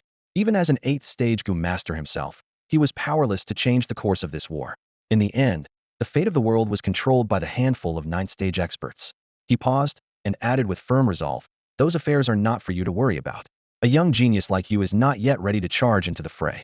Having long regarded Li Yuan as the future pillar of the Jiugong Gu nest, Yu Hengchuan's words were full of hope. Li Yuan responded respectfully, Yes, teacher. Then tell me, what is the Gu ranked 9th on the exotic Gu list, and what abilities does it have? Yu Hengchuan's sharp gaze seemed to put him to the test. That is correct, Yu Hengchuan nodded slightly. It is exactly the refining method I want to teach you. Usually, After a goo master reaches the 4th stage of Mystic Realm, their native goo can no longer be changed. But this restriction doesn't apply to exotic goo. Exotic goo are the coveted treasures of all goo masters and possess unimaginable suppressive effects over the world's goo. Li Yuan felt deep gratitude and vowed to remember his teacher's kindness. Yet he knew clearly that without the right opportunity and guidance, even with the mysterious infinite synthesis ability inside that black jar, he would struggle to master exotic goo. The creation of the resurrection goo was entirely the will of fate and had consumed all his luck. Being directed by someone experienced could save years or decades of cultivation time that ordinary goo masters must endure. Many goo meet varied ends, requiring months, years, or even decades to nurture. Yet human life is limited, allowing most goo masters no room for trial and error, whereas Li Yuan had countless chances. To cultivate an exotic goo requires extraordinary patience and tenacity along with innate talent. Even then, there is no room for error. Any slip-up could cause total collapse, ruining everything. Yu Hengchuan said gravely, fixing Li Yuan with a serious gaze. I will remember, Li Yuan replied solemnly, his eyes steady. Yu Hengchuan's tone grew bitter as he slowly continued. When I was young, I was too impatient and made a grave mistake while refining the dreamlike silkworm goo, leaving a lifelong curse. That's why I never reached the 9th stage. He recounted how, during a crucial step, he suddenly triggered a forbidden technique trying to speed up the cocoon's formation, but was backfired upon. The unformed silkworm threads seeped into his mind, heavily damaging his mental power, permanently halting his progress. The 9th stage became an unreachable shore. Hearing this, Li Yuan felt a heavy weight settle in his heart and said with deep emotion, if only you had been more patient back then, teacher, perhaps things would have ended differently. Before his words faded, the air seemed to freeze for a moment.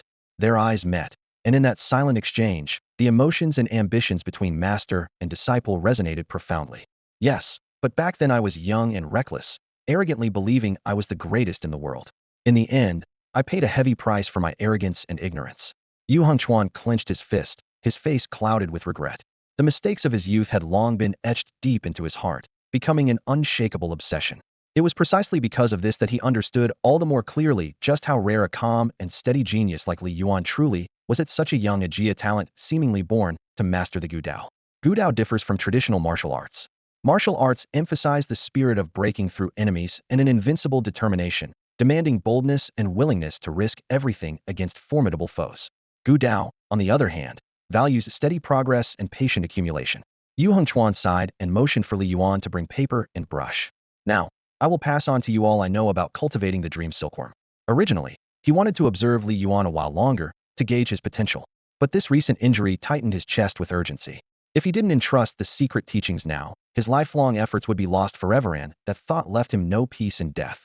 Li Yuan was the only one among his 3 disciples who showed true promise of successfully nurturing the dream silkworm, consistently surpassing all expectations. Please, teach me, master, Li Yuan said without hesitation, producing paper and brush, his eyes bright with eager attention. Sitting upright with solemn gravity, Yu Hengchuan's voice was clear and weighty. The ancient methods for cultivating the dream silkworm have long been lost. Over 30 years, I pieced together fragments from countless old texts, and through repeated practice finally grasped the true path. First, the key base goo insect for breeding dream silkworms is the illusion soulworm.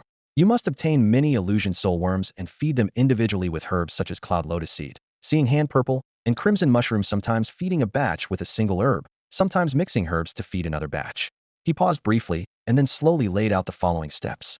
From the illusion soulworms, you raise a batch of profound goo insects, each with unique characteristics. Once matured, these are placed into separate black jars to cultivate 3 rare goo insects respectively. As he spoke, the page before him filled densely with detailed instructions and precise measures. The most crucial stage is called the 9 transfigurations of the phantom dream. The immature dream silkworm must first transform into a chrysalis, then into a moth, which lays moth eggs that then hatch new worms. This entire cycle must repeat 9 times, with each iteration taking 3 years. That means this one process alone consumes 27 years. His gaze darkened with seriousness. Only after completing these 9 transformations does the dream silkworm truly form and qualify as an exceptional goo insect. Yu Hengchuan spoke continuously from day into night. Li Yuan listened as if entranced, finally grasping the true difficulty of cultivating an exceptional goo insect, an ordeal essentially harder than reaching the heavens. No wonder the tradition of goo masters has persisted with such rarity. Only 33 types of exceptional goo insects have appeared throughout history, most known only by name, with lost cultivation methods. Many appeared briefly before vanishing forever, rarely, if ever seen again. In the past, Yu Hongchuan had been impatient, foolishly trying to shortcut the process by forcibly refining the immature dream silkworm at the sixth transformation. Only upon truly walking this path did he realize the vast gap between his ambitions and reality. At minimum, all 9 transformations must be completed for the dream silkworm to bond with the Gu Master's very essence. Without reservation, Yu Hongchuan entrusted Li Yuan with his lifetime of true teachings, sharing openly, without withholding a single detail. Li Yuan felt the immense weight of inheritance and the heavy responsibility resting on his shoulders. You will succeed, the master said, a rare smile flickering through eyes that carried relief and pride. Though we have met only 3 times and share little affection as teacher and student, I have given you what I could and asked nothing in return. This is more about my unwillingness to let my lifetime of effort perish. So do not bear too heavy a burden. Man proposes, heaven disposes. If you succeed, remember to bring the dream silkworm to my grave for one final reunion only, then will I leave both worlds without regret. Li Yuan smiled faintly, voice resolute. Master, don't be pessimistic. Before you ascend, I will surely cultivate the dream silkworm. Just point me in the direction of the exceptional Gu, and with effort, sweat, and some skill, I will succeed. You have this intention, and that is more than enough for your master. Yu Hongchuan said with a smile, but Li Yuan remained skeptical, taking the words as a joke and not giving them much thought. Master, do you still have any materials left to cultivate the dreamlike silkworm? Li Yuan asked. No. Yu Hongchuan shook his head, a faint trace of pain glinting in his eyes. After the failure years ago, he had been furious and destroyed almost all the materials needed for the dreamlike silkworm, cutting off any chance of revisiting the effort. That period plunged him into darkness, and it took many struggles before he gradually emerged from the shadow. The lingering resentment in his heart drove him to renew his resolve, recruiting disciples with the hope that his lifetime of work would bear fruit in the younger generation. It's fine to gather the materials slowly.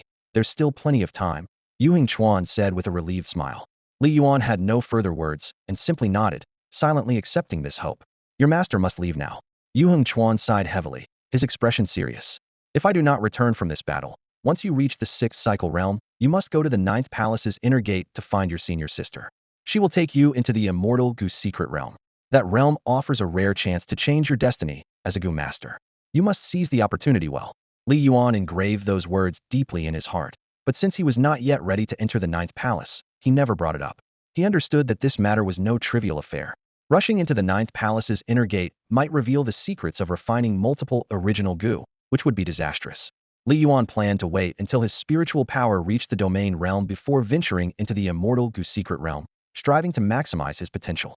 Master, are there really extraordinary Gu in the Immortal Grass secret realm? Li Yuan couldn't help asking. Yu Hongchuan laughed. Yes. 1,000 years ago, a Gu master found an extraordinary Gu in that realm, which propelled him to unstoppable heights. Li Yuan rubbed his forehead wryly. Aeons in 1,000 years chance. That's practically zero. Extraordinary Gu are naturally rare and elusive. The Immortal Grass secret realm is the place where that Gu immortal ascended, which is why such rare and precious immortal Gu are bred there. Yu Hongchuan explained patiently. A bold thought flashed through Li Yuan's mind. If he could mass-produce fusion Gu using the precious Gu from the Immortal Grass secret realm, what incredible possibilities might emerge? He had once considered this idea, but lacked the conditions to realize it. I understand, Master. Li Yuan didn't ask further, burying his hopes deep within, preparing to pour his heart and soul into the Immortal Grass secret realm. Several days after Yu Hongchuan's departure, the Kanglan prefecture received a new batch of demon corpses, displayed on stone slabs amid a heavy atmosphere. But this time, the familiar escort, Li Yuan, did not appear. Li Yuan approached the battalion commander in charge of the escort. Brother, why didn't Miss Li come today? The commander clasped his fists. General Li went to war with the prince. Li Yuan frowned, feeling another layer of doubt. Has anything significant happened recently? He asked cautiously. The commander's voice lowered. A few days ago, Master Yu Hongchuan arrived wounded and imparted the secret method for the dreamlike silkworm extraordinary Gu, showing a strong intention to entrust and leave things behind. I knew then that something big was impending. Li Yuan's suspicion deepened due to Li Ruoqian's absence. She had always personally led the escorts for demon corpses, so her reassignment signaled an extremely urgent battle. The commander casually added, I heard the only surviving young prince of Dian has appeared, and rumors of the Wushan treasure surfaced. All the heroes of the land are rushing to seize that treasure. Really? The young prince appeared? Li Yuan's heart jolted sharply. Such news rarely stirred him so deeply. Who knows? The commander shrugged. But it's not our concern. In my opinion, the sooner the prince appears, the better. It matters little who claims the treasure or who sits atop the court. What truly matters is ending this endless war. Sun Hat's what the common people hope for. His tone was cold, tinged with despair. When the dynasty rises, the people suffer. When it falls, they suffer even more. The Tianjuan continent deserves to be destroyed. The air was heavy with a profound and chilling helplessness.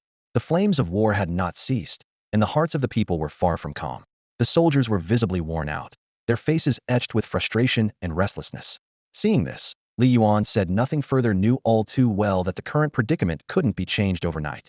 Even if the martial god's treasure was unlocked, a new martial god might not emerge. Instead, the battle could become even more perilous and convoluted. He paused in silent thought, then pulled out a list and several black jars from his chest pocket, handing them to the centurion. Brothers, these are the materials I need next for refining the goo. Please prepare them as soon as possible. This is crucial for me, Li Yuan said calmly but resolutely, pointing to the jars. Inside are all the goo bugs from our recent trade. Thanks for your hard work. The list detailed all the items required to cultivate exotic goo, such as the dream silkworm. After sending off the squad responsible for escorting the corpses of monsters, the virtual data panel before Li Yuan reappeared. He checked his cultivation status. 5th level realm, 1031 out of 1500. Spirit power at a peak state of the sea realm. He bore his destined god giant spirit goo and resurrection wand, also possessed the tricolor flame python, phantom luo robe, spider queen goo, and the goo house called time's passage. His spirit power was nearly touching the domain realm, just one step away. Li Yuan knew he had to push through before reaching the 6th level. Only then would he have the best chance to enter the inner gate of the 9 palaces and step into that mysterious and unfathomable immortal goo secret realm. All of this unfolded against a backdrop of growing chaos, intensifying his sense of urgency. Nearly half a year passed in the blink of an eye. One evening, Pei Luoqing rushed in, panting heavily. Senior brother, what's happened? Li Yuan looked up and asked. Pei Luoqing's face was grave. The master is in big trouble. Li Yuan's eyes narrowed, his brows furrowed deeply as a bad premonition grew within him. Pei Luoqing took a deep breath. Back when we defended Qinjuai Mountain, I never saw the master so tense.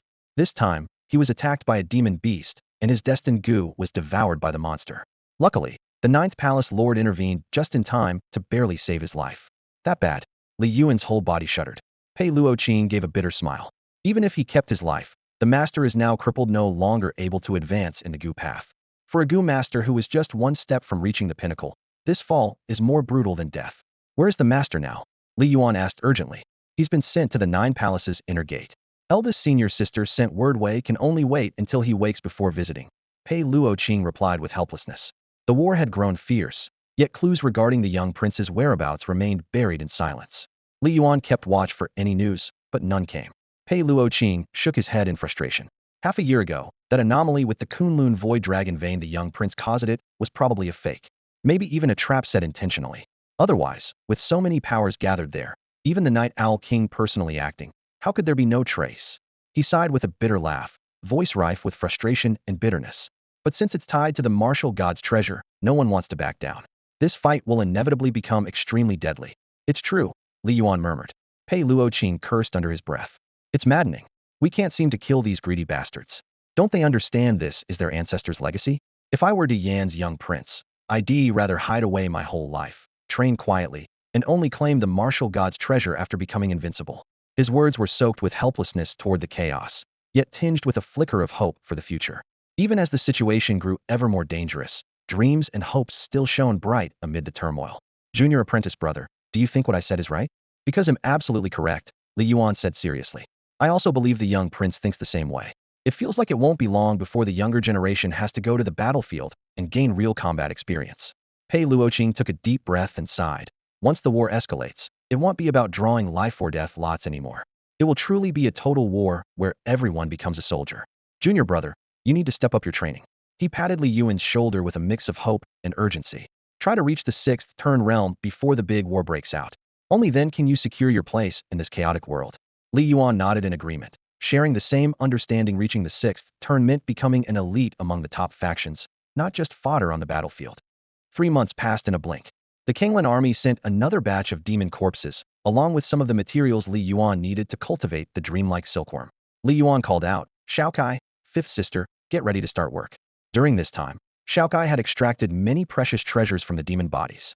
5th sister's job was to wrap the still somewhat powerful demon corpses tightly with spider silk seals for storage in the underground warehouse. Li Yuan considered that once he broke into the sixth turn realm, Fifth Sister's potential would increase significantly, making these sealed corpses even more useful for assembling a formidable army of undead puppets.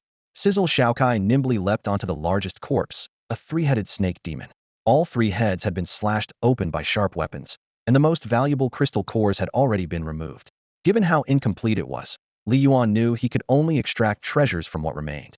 Shaokai quickly slipped inside the snake demon's body and rummaged within, pulling out a gallbladder. Li Yuan chuckled, another gallbladder? Do demon gallstones really contain that many valuable things? The gallbladder was tricolored, and the bile dripping from it was turbid and highly corrosive, capable even of eating away at the ground. Shaokai opened her mouth and spat out the tricolored gallbladder, dissolving it in flames. When the fire died down, a strange stone about the size of an egg appeared. Shaokai circled the stone excitedly, but with a hint of fear in her eyes. Li Yuan understood her thoughts immediately. You want to eat it? Shaokai nodded eagerly, though seemingly a bit scared. That's easy. Li Yuan smiled and grabbed Shaokai, tossing both her and the strange stone into a black jar. Then he selected his life-formating goo tricolored flame python and started the fusion process using the hell tricolored stone. Usually, he preferred Shaokai to swallow rare treasures directly to evolve, but that method was risky. Using the black jar eliminated many uncertainties and was safer. After a long while, wriggling sounds came from inside the jar. Li Yuan looked closely. Shaokai had undergone an evolution, becoming a five-colored flame python. Its appearance hadn't changed much, but more multicolored scales appeared on its body, and two small horns on its head were more prominent, like tinder buds that had broken through the soil, sprouting a small little dragon horn, showing stronger vitality. Definitely evolved. All these years of feeding you haven't been in vain, Li Yuan said. Zayakai's growth wasn't sudden. She had consumed many treasures along the way, so this evolution was a natural result. Sizzle Shaokai crawled back to Li Yuan's shoulder and spat out a ball of black flame. When the flame landed on a distant tree, the leaves instantly withered and fell at a rate visible to the naked eye, as if entering a deep autumn of decay. The trunk rapidly dried and shriveled, and the entire tree was swiftly consumed, heading toward death under the flames. Injecting death energy into a living body? Surprise flickered in Li Yuan's eyes as he quickly grasped the unique function of the black flame. SSSHH Little Kai proudly lifted its head and breathed out flames again. This time, the fire was not black, but pure white, accurately striking a flying insect nearby.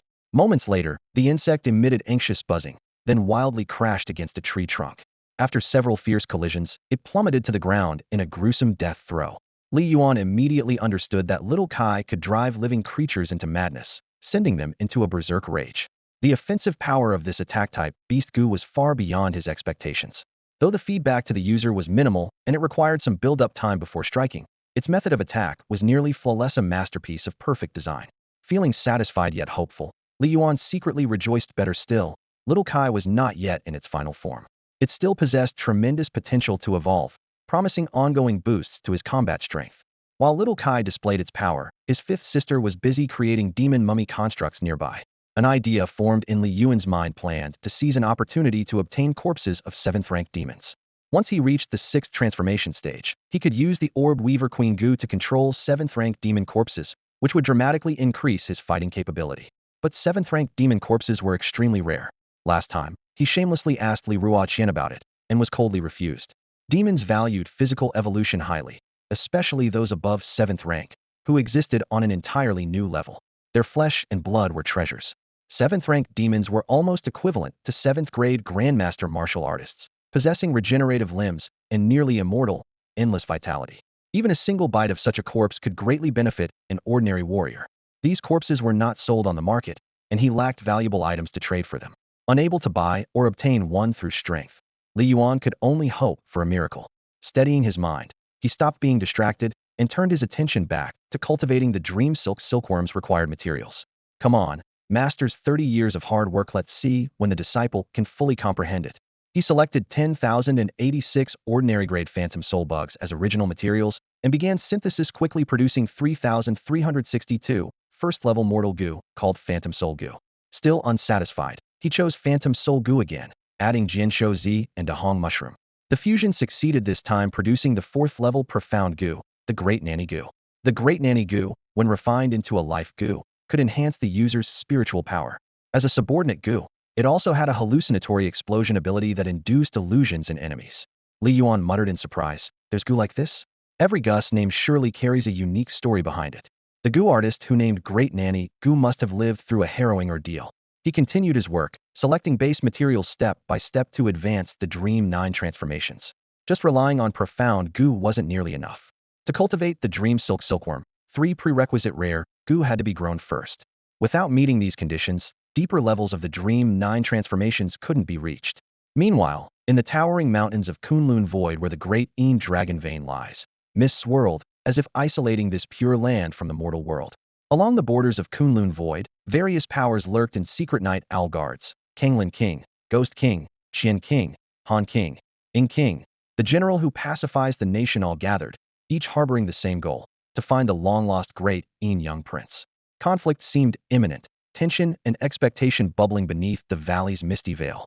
6 months ago, a strange phenomenon appeared in the dragon vein of Kunlun Void, signaling that a true dragon would soon return to the mortal world. At the same time, the Night Owl King killed a demon lord and revealed the secret that the young prince born to consort in years ago was still alive.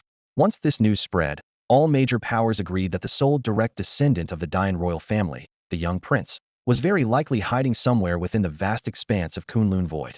However, Kunlun Void spans 6 counties with complex borders involving multiple factions, making it impossible for any single force to claim exclusive control over this hidden true dragon. Therefore, all sides reached a consensus. Large armies are prohibited from entering deep into Kunlun Void and can only keep watch along the borders. Only warriors of 8th rank or higher are permitted to enter and investigate within. As for who will ultimately find the young prince, it depends entirely on their strength and luck.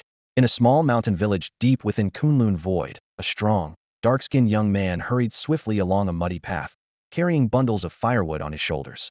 His steps were light, yet steady, as if he was no stranger to the rugged mountain trails. Villagers who saw him admired. Gooden has chopped so much wood for his mother again, such a hard-working boy. They cast approving glances and whispered in envy. Widow Chen really found herself a good son. Uncle, Aunt, good morning. The young man called out cheerfully, his voice bright as he passed by. In an instant, he disappeared around a bend in the muddy trail. Mother, I'm home, he shouted down the 100-meter-long village path. But unusual this time, no one answered. Usually, when he returned from chopping wood, his mother would be waiting at the yard gate. Mother, he raised his voice again, but still no reply came.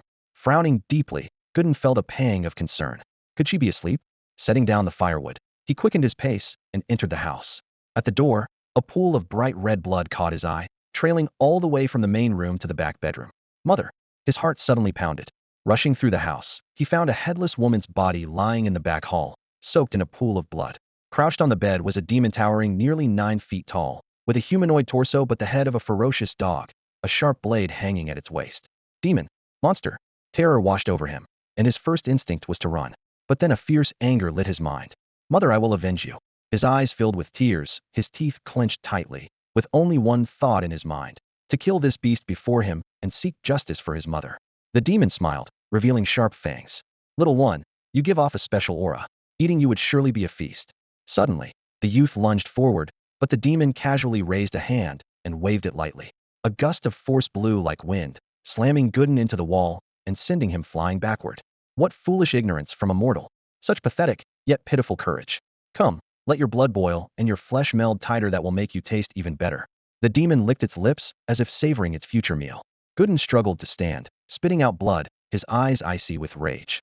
You will pay for my mother's death. His mind went blank except for the uncontrollable fury driving him to charge again, determined to tear the demon to pieces. The demon sneered coldly. Yes, that's it, get angrier. Before he could finish, the youth was struck with tremendous force and slammed hard to the ground. Again, the demon beckoned with a finger, then deliberately stepped on the headless woman's body, using this cruel provocation to stoke Gooden's fury. The young man struggled up once more, only to fall again. Rise. Fall down. This tragic cycle played out in raw brutality and despair. He lost count of how many times it had repeated, moving like a tireless beast. Time slipped by quietly until the dog demon finally furrowed his brow, his voice tinged with impatience. You kid, you're quite something. From his experience, any mortal in this situation would have already been frozen in place, helplessly watching him slowly consume the body of their kin. That, to him, was the true feast. But this time, the dog demon stopped his blade. He drew a gleaming knife from his waist and muttered softly to himself, forget it. To avoid stumbling in the gutter, I won't play games. He'll give you a swift end. No sooner had the words left his mouth than he dashed forward, his figure flashing as the knife slashed fiercely toward the youth's neck. At the moment the blade cut through the air, he saw not the youth's head but a headless body strangely.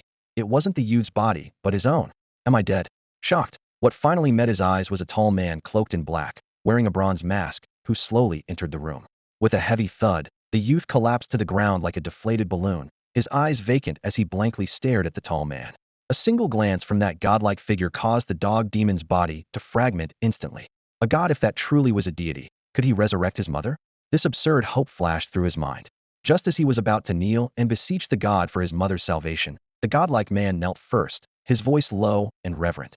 Your servant, Night Owl, pays respects to your highness. Night Owl? Your highness? The youth froze, his mind swirling with confusion.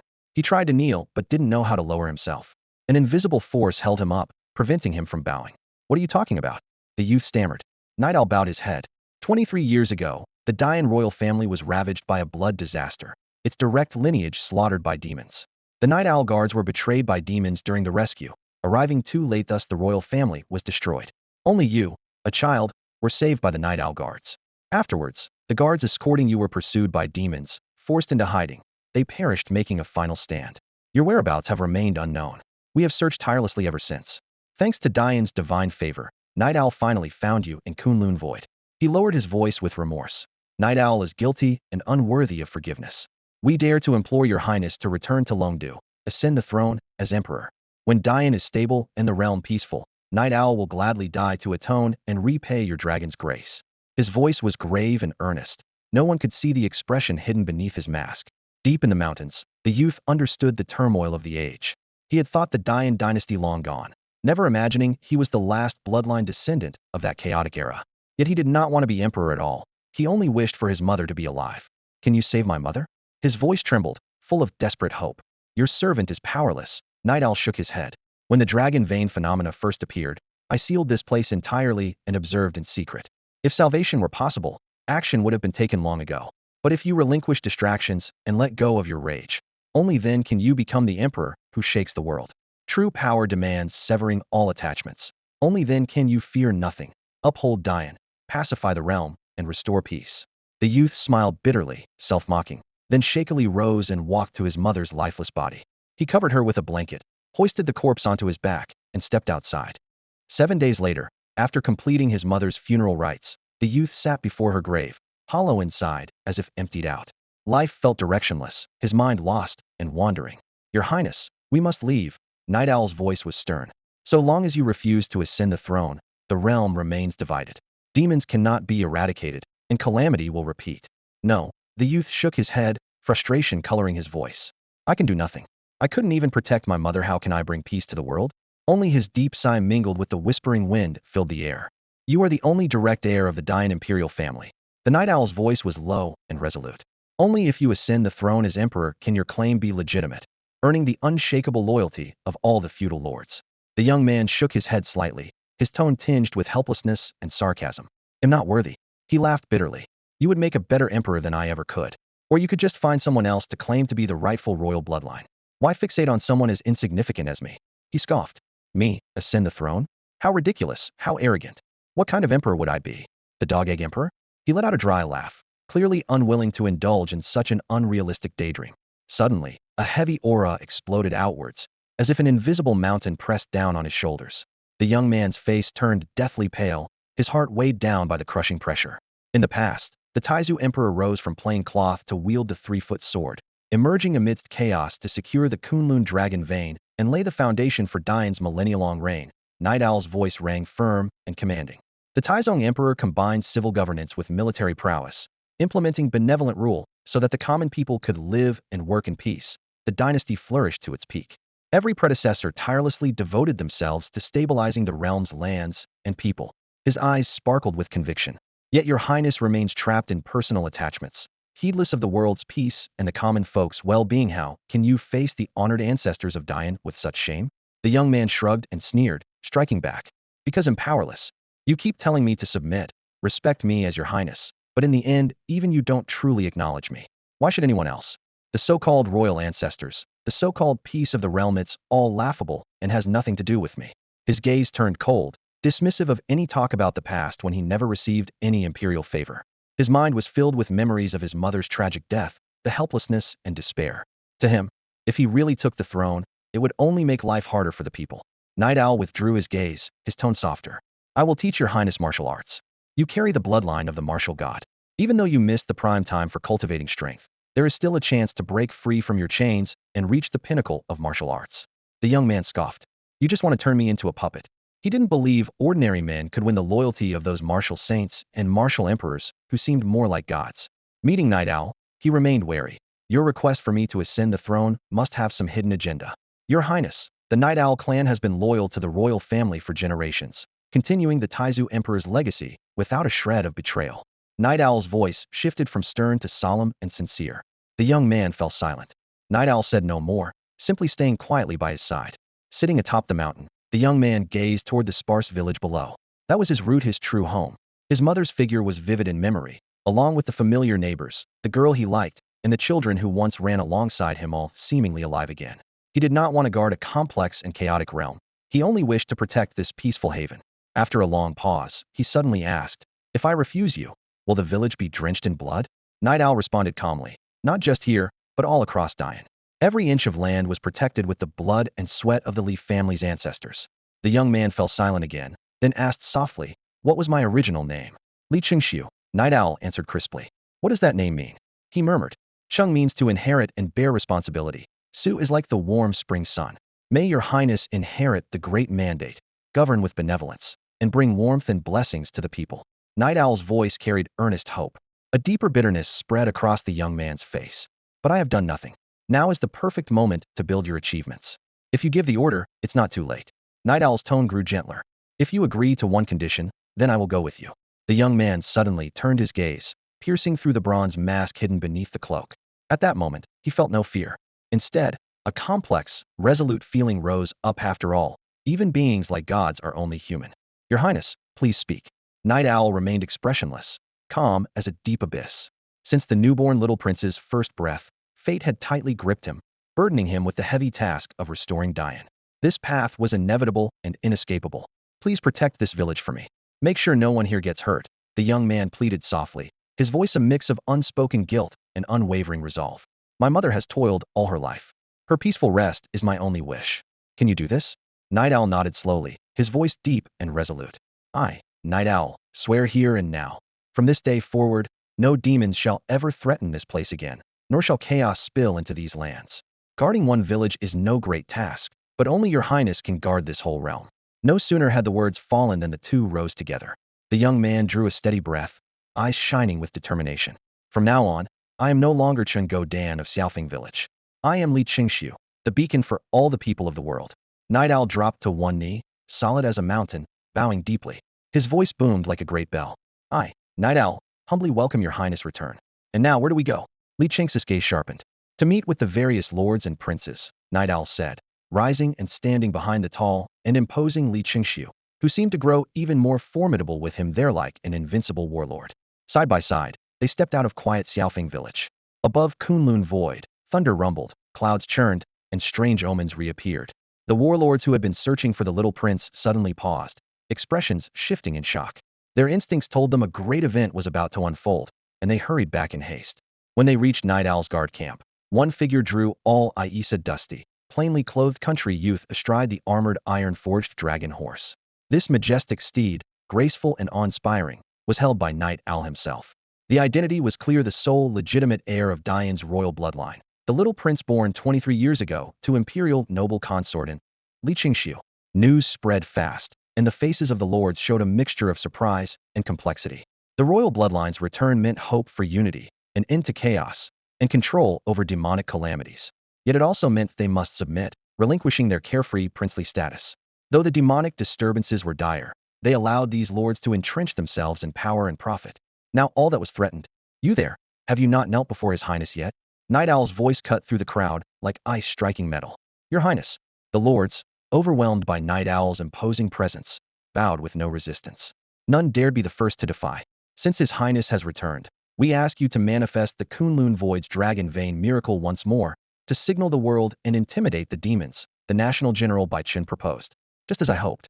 We respectfully request your highness to reveal the dragon vein, gathering national fortune and steadying the people's hearts, chorused the other lords. Li Chenx's mind swirled in confusion, utterly unsure where to begin. Night Owl spoke gravely. Manifesting the dragon vein is no trivial matter. This is your highness' first return, and the welcoming rituals and ancestral rites remain unperformed. Such things must be undertaken on an auspicious day. At that, the lords understood and restrained their desires, waiting patiently for the proper moment. In a small bamboo grove within the 12 caves of the southern frontier's Jiugong Mountains, Li Yuan was engrossed in cultivating the dreamlike silkworm, obsessively repeating combinations, racing to catch up with his master's 3 decades of painstaking progress. Suddenly, the radiant sun insect sent a sharp alert. Li Yuan furrowed his brow, growing wary. Senior brother Pei has arrived? It must be urgent. Has master awakened? At that moment, the peaceful mountain forest shattered quietly. New waves were stirring, unseen but inevitable. Junior brother, the times are about to change. Pei Luoqing burst in, his footsteps hurried. Li Yuan looked up, already guessing the answer. They found the young prince? Yes. Pei Luoqing sat opposite him. Not long ago, heroes from all corners went to Kunlun Void, right? Now there's finally news the Night Owl King found the young prince. So that means the royal family will have a rightful heir, and peace will come to the realm? Li Yuan set down his scroll. It's not that simple. Pei Luoqing shook his head, his expression grave. Whether the young prince can become ruler of the world isn't something the Night Owl King can decide alone. What's the deciding factor then?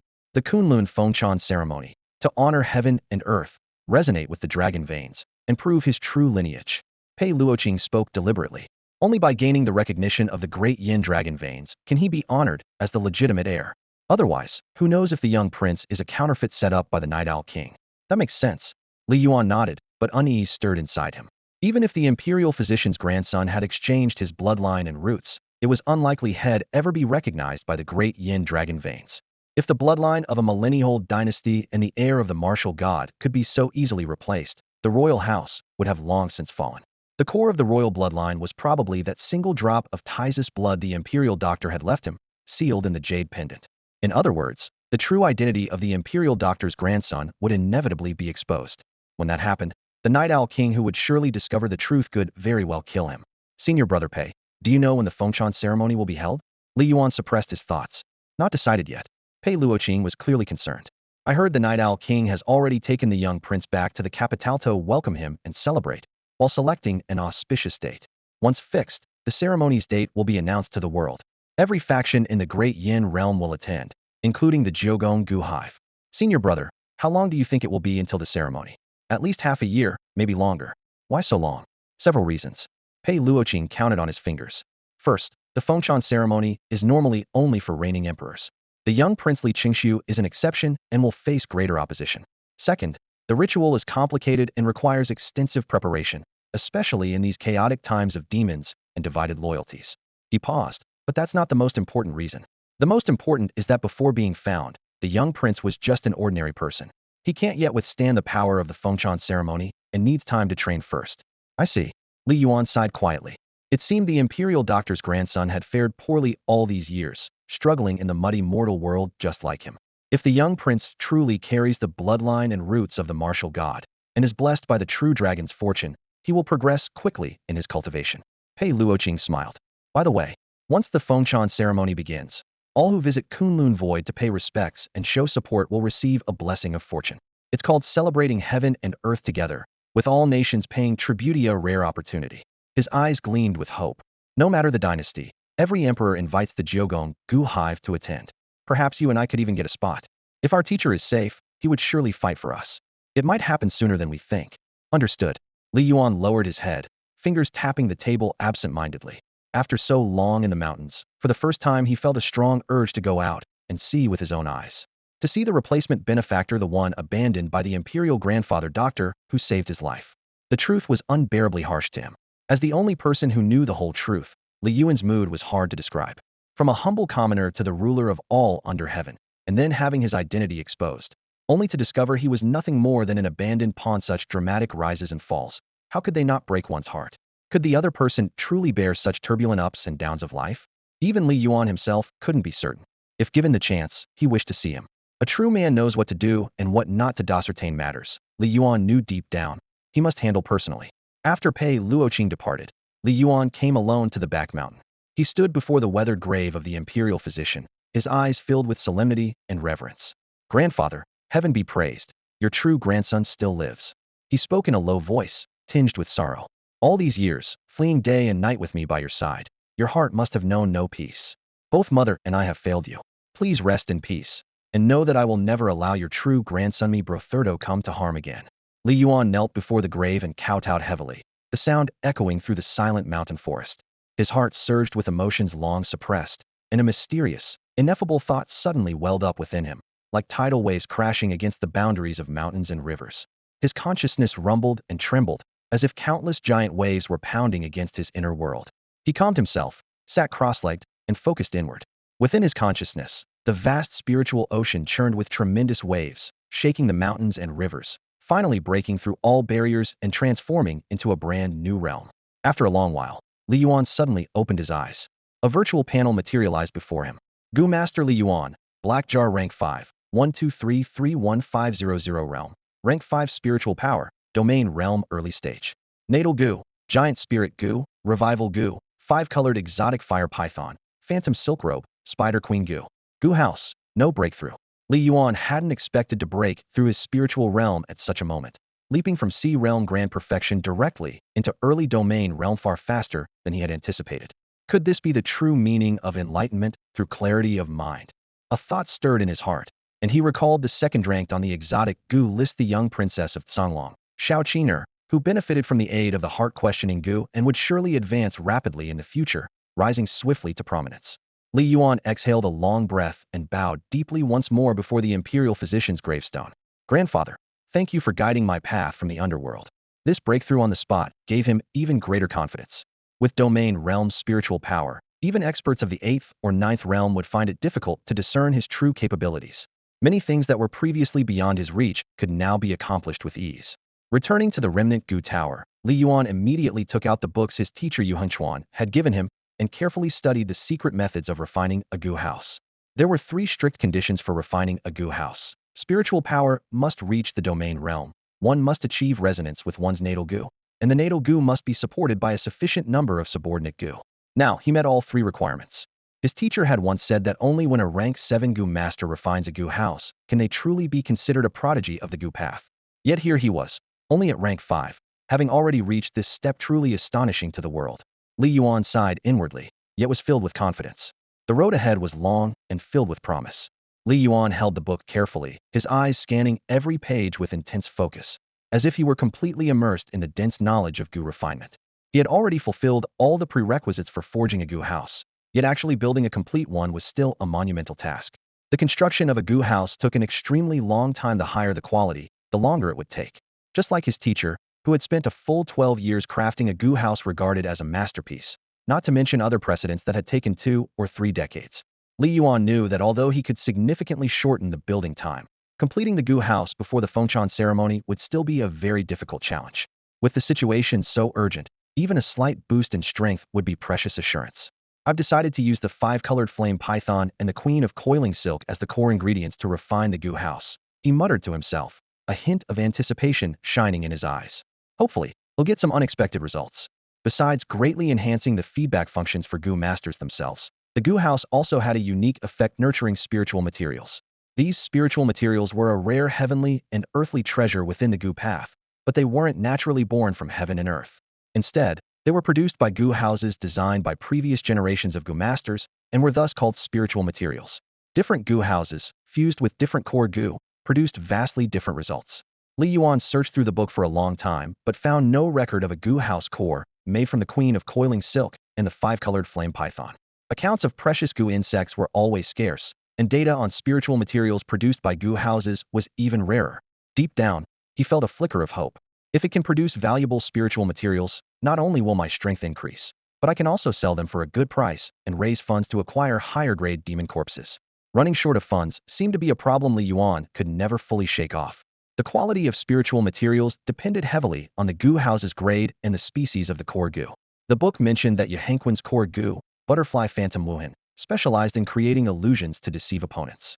The Gu house formed using it produced awakening spirit water, which, once consumed, enhanced mental strength and temporarily boosted comprehension treasured by both warriors and Gu masters, and commanding a high market price. What would Li Yuan's Gu house produce? He felt both nervous and hopeful. If it could yield spiritual materials like awakening spirit water, It might be enough to lift him out of poverty and open up great prospects. With this thought, Li Yuan resolutely decided to start constructing the goo house. Shao Kai, fifth sister, come here. He called softly, and the two little creatures almost instantly leapt onto his shoulders, settling on either side. Which of you wants to be the core first and help me build the goo house? He asked them gently. Shao Kai's serpent tail flicked around itself, and fifth sister spit out a small ball of spider silk. Both little beings were clearly eager to volunteer, just as determined as ever. Li Yuan couldn't help but rub his forehead in resignation. You two can't both be the core. I've only just entered the initial realm of the domain stage. Building a goo house is already at my very limit. He thought for a moment, then said, all right, how about this? We decide the order by playing rock, paper, scissors. Whoever wins goes first. Fair bet, no cheating and no sulking. His tone was indulgent, like coaxing two children. Shao Kai and fifth sister hissed and chirped their agreement, visibly excited.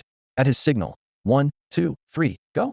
At the same time, Shao Kai twisted its serpent tail quickly into the shape of a fist. Fifth sister spat out a spider silk ball shaped like a fist too. A tie, Li Yuan declared again. The two little ones pressed their hands again. Another tie. The third time they both made scissors. Round after round, no matter how many times they played, the two always matched each other's moves exactly. Li Yuan was left speechless, only able to laugh ruefully later. No surprise raised by the same master. Can't break their pattern. Both Shao Kai and Wu Mei had reached a level of closeness with Li Yuan that felt like a shared soul, as if their hearts beat as one. It was nearly impossible to decide who was superior. It seemed there was no choice but to be completely drained. The thought of making Shao Kai and Wu Mei face each other directly was immediately dismissed by Li Yuan. Such a confrontation would risk damaging their delicate emotional bond and harmony. He realized fairness and impartiality were far harder to achieve than he had imagined. With a bitter smile, he silently conceded. Since he had raised them both with his own hands, he would just accept the situation and treat it as a test of endurance. Progress couldn't be rushed. Quickly settling his mindset, Li Yuan began selecting the ingredients for synthesis. First, he chose 99 common-grade little red snakes for synthesis. The screen chimed. You have obtained 33 first-tier common goo, little fire python. Although the multicolored fiery python was a high-grade goo bred by Li Yuan using dragon pattern eggs and treasures, the closest blood relative among its lower-grade goo was this little fire python. Only when the blood affinity between a subordinate goo and its main goo is sufficiently close can the success rate of building a goo house be significantly improved. Next, he took 99 common-grade little spiders mixed with spring grass for synthesis. You have obtained 33 first-tier common goo, spirit breath spider. Among the subordinate goo of the silkworm queen goo, the spirit breath spider was one of the closer blood relatives in the common class. With materials prepared, Li Yuan led Shao Kai and Wu Mei to a secluded area in a newly developed bamboo grove, a hidden place only he could enter. It was the perfect temporary refuge for their goo house. He sat cross-legged, closed his eyes slightly, and focused his spiritual intent to communicate silently with both the multicolored fiery python and the silkworm queen goo. Soon, it felt as though he had entered two strange spiritual realms simultaneously. Dividing his attention this way quickly drained his mental energy and left him struggling. The first step in constructing the goo house was to strengthen the bonds between the main goo and their subordinate goo, unifying the collective thoughts of all the goo to form the house. A house symbolized home. In ancient times, when the goo tribes were just forming, goo masters considered all their goo as family. Only family was permitted to dwell together under one roof. After a long period of immersion, changes began to take shape within the spirit worlds. The ideology of a little fire python gradually crystallized and took form, as if materializing out of nothing. Meanwhile, in reality, a little fire python began to actively build its nest. It secreted a subtle, invisible, mysterious substance, as light and delicate as floating dust, barely perceptible individually. As more little fire pythons joined in, the drifting dust gradually coalesced into a tangible mass, slowly accumulating into a mound of earth, taking on a rough shape. On another front, the spirit breath spiders started to build their nests separately, both types of goo digging deep into the earth in cave-like structures. Li Yuan found himself increasingly absorbed by this intertwining of spirit and reality. After an unknown length of time, Li Yuan snapped awake, feeling severe depletion in his sea of consciousness. Weak and unsteady, he staggered to stand, his gaze fixed quietly. On either side, the goo house had only just reached about a foot in width. Around 80 goo participated in the construction this year. Li Yuan glanced at the nearby hourglass timer. It had been 3 full days. In other words, it had taken him 3 whole days and nights to build barely a foot of the goo house and assimilate a few dozen goo. The slow progress was frustrating. More troubling was the fact that the deeper the goo house extended, the more goo needed to be mobilized, and the mental energy consumption grew increasingly severe. Even Shao Kai and Wu Mei were exhausted, curled asleep on his shoulders. Sure enough, This was an enormous undertaking. It was only possible to advance steadily and patiently, grinding forward one careful step at a time. In the imperial capital of Tian'an City, after the devastating blood disaster years ago, the Night Owl King led the Night Owl Guards and various station forces to regroup and fight fiercely. They finally repelled the demons and reclaimed lost territory. Inside the palace, a young man dressed in a python robe was throwing punches and kicks, sweat streaming down his forehead, soaking his back, his movements fierce and vigorous. Beside him, the burly Night Owl King stood silently, wearing a cold bronze mask like a sleeping statue, expressionless. Time passed slowly. The youth gradually lowered his fists.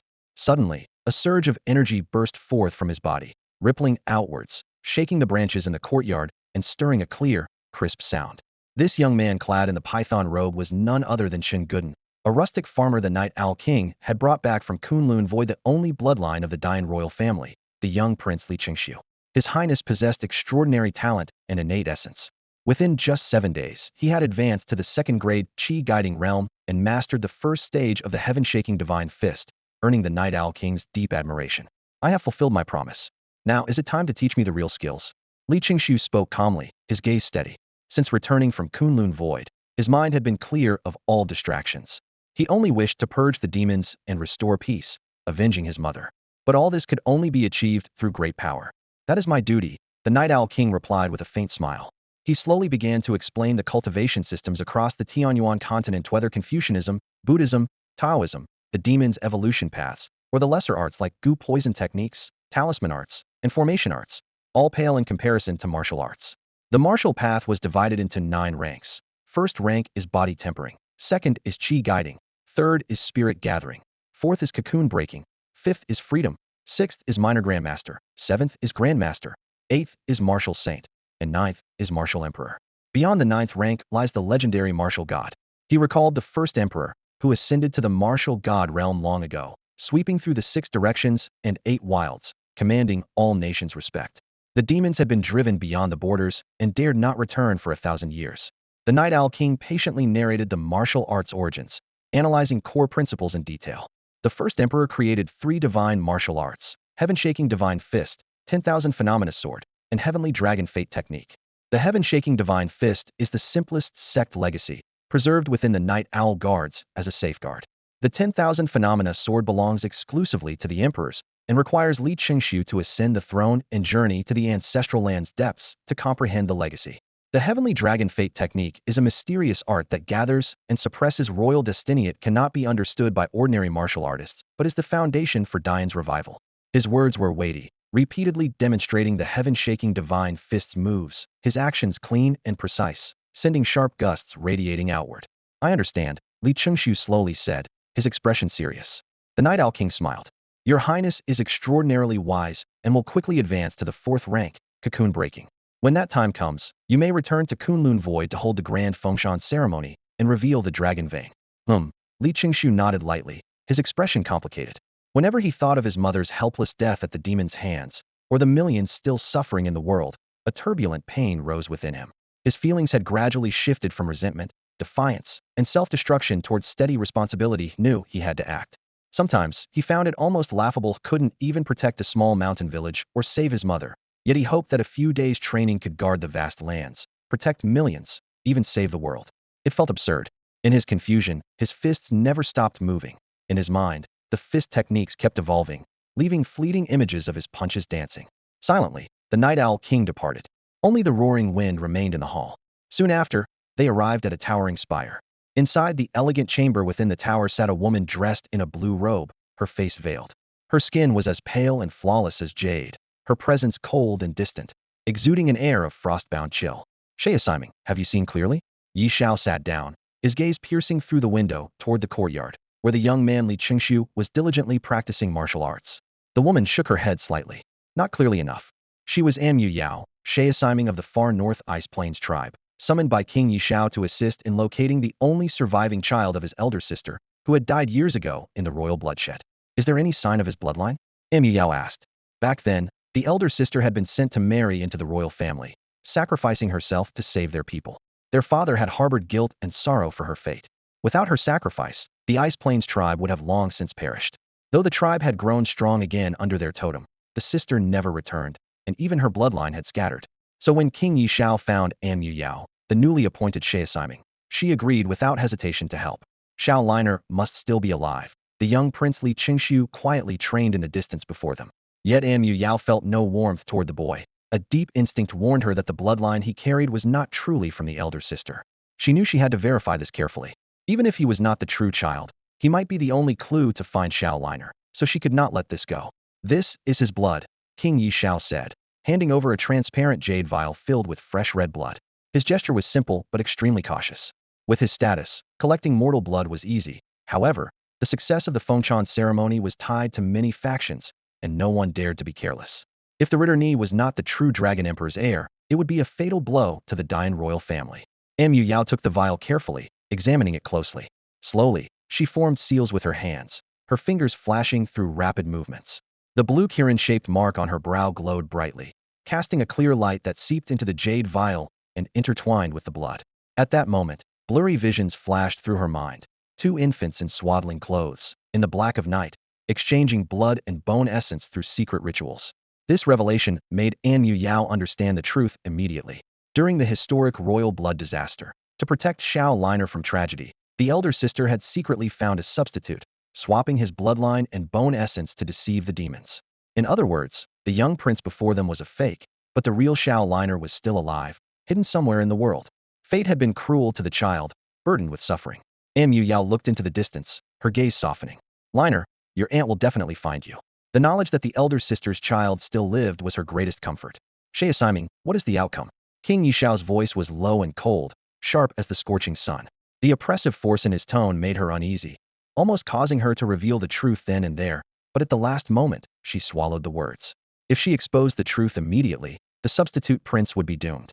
He was innocent, abandoned by his own parents, carrying the secret of the switched bone essence without knowing he had saved Xiao Liner's life. To make him bear the burden now would be too cruel.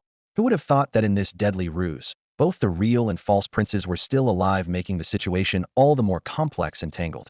An Mu Yao took a deep breath to steady herself, speaking calmly but cautiously. King Yi Xiao, there is more to this matter than meets the eye. We must proceed carefully and plan thoroughly.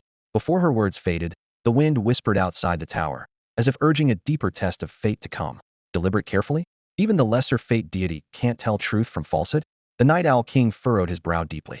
The lesser fate deity of the far northern ice field tribes mastered the arcane art of tracing bloodlines, yet the expert he had specially summoned, and Mu Yao, couldn't determine authenticity? Although he knew the young prince's bloodline was unusual, he dared not jump to conclusions.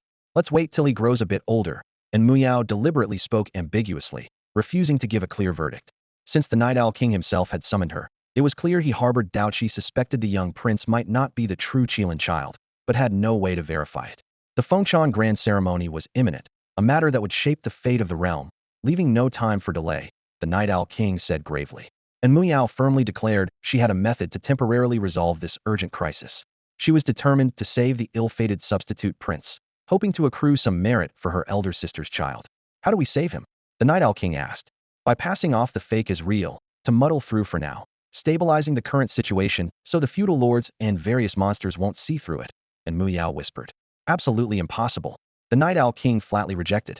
The Fengshan ceremony is sacred. How can we deceive the sovereign and deceive the heavens? If the fake prince ascends, won't it sever the true Li family bloodline? Ascending the throne is easy, but stepping down is not. Such a reckless usurpation must never be tolerated. His tone was resolute and uncompromising, imbued with stern righteousness. I swear I will not allow such disloyal and treasonous acts to happen. But Mu Yao replied calmly. Times have changed. Only by stabilizing the situation and protecting the grand destiny of Dian can we unify the people and prevent the dragon vein from dissipating. Her eyes held a complicated expression, impossible to read completely. This man, hailed as the pinnacle of martial prowess in the world, was he truly supporting the royal family, or was he merely coveting the martial god's treasure, staging a performance? She leaned towards the latter. Having said all she could, she was powerless to influence the outcome and turned to leave. Watching her fade into the distance, the Night Owl King sank into deep thought.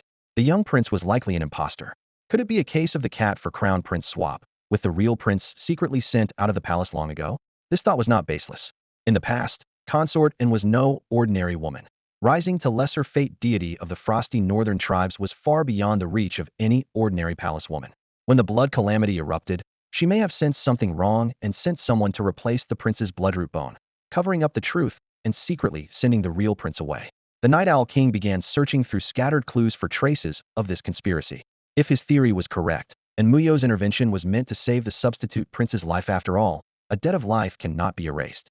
To the Night Owl King, anyone daring to impersonate the bloodline of the first martial god, no matter the circumstances, must be eradicated utterly. He could not allow personal feelings to drown out the millennium-old foundation of Dian. Unless Muyao confessed, he could not kill the substitute easily. Yet this substitute was the only key to finding the true prince. The hidden truth behind the blood calamity long ago was slowly unfolding in his mind. Herald. No sooner had he spoken, several figures rushed into the room. The Night Owl King issued a cold command, ordering the 36 departments of Tianluo to fully investigate all secret intelligence related to Consort Un and her confidants, with reports due within 7 days. For years, monsters had run rampant, destroying many royal archives and secret volumes, making it impossible to trace the past easily. Only the Night Owl Guard had the capability. It seemed the Fengshan ceremony would have to be postponed. The Night Owl King was unwilling to risk placing a substitute prince of questionable identity on the throne, fearing it would unleash uncontrollable disaster. The precarious Dian was on the verge of complete collapse. Time flowed swiftly.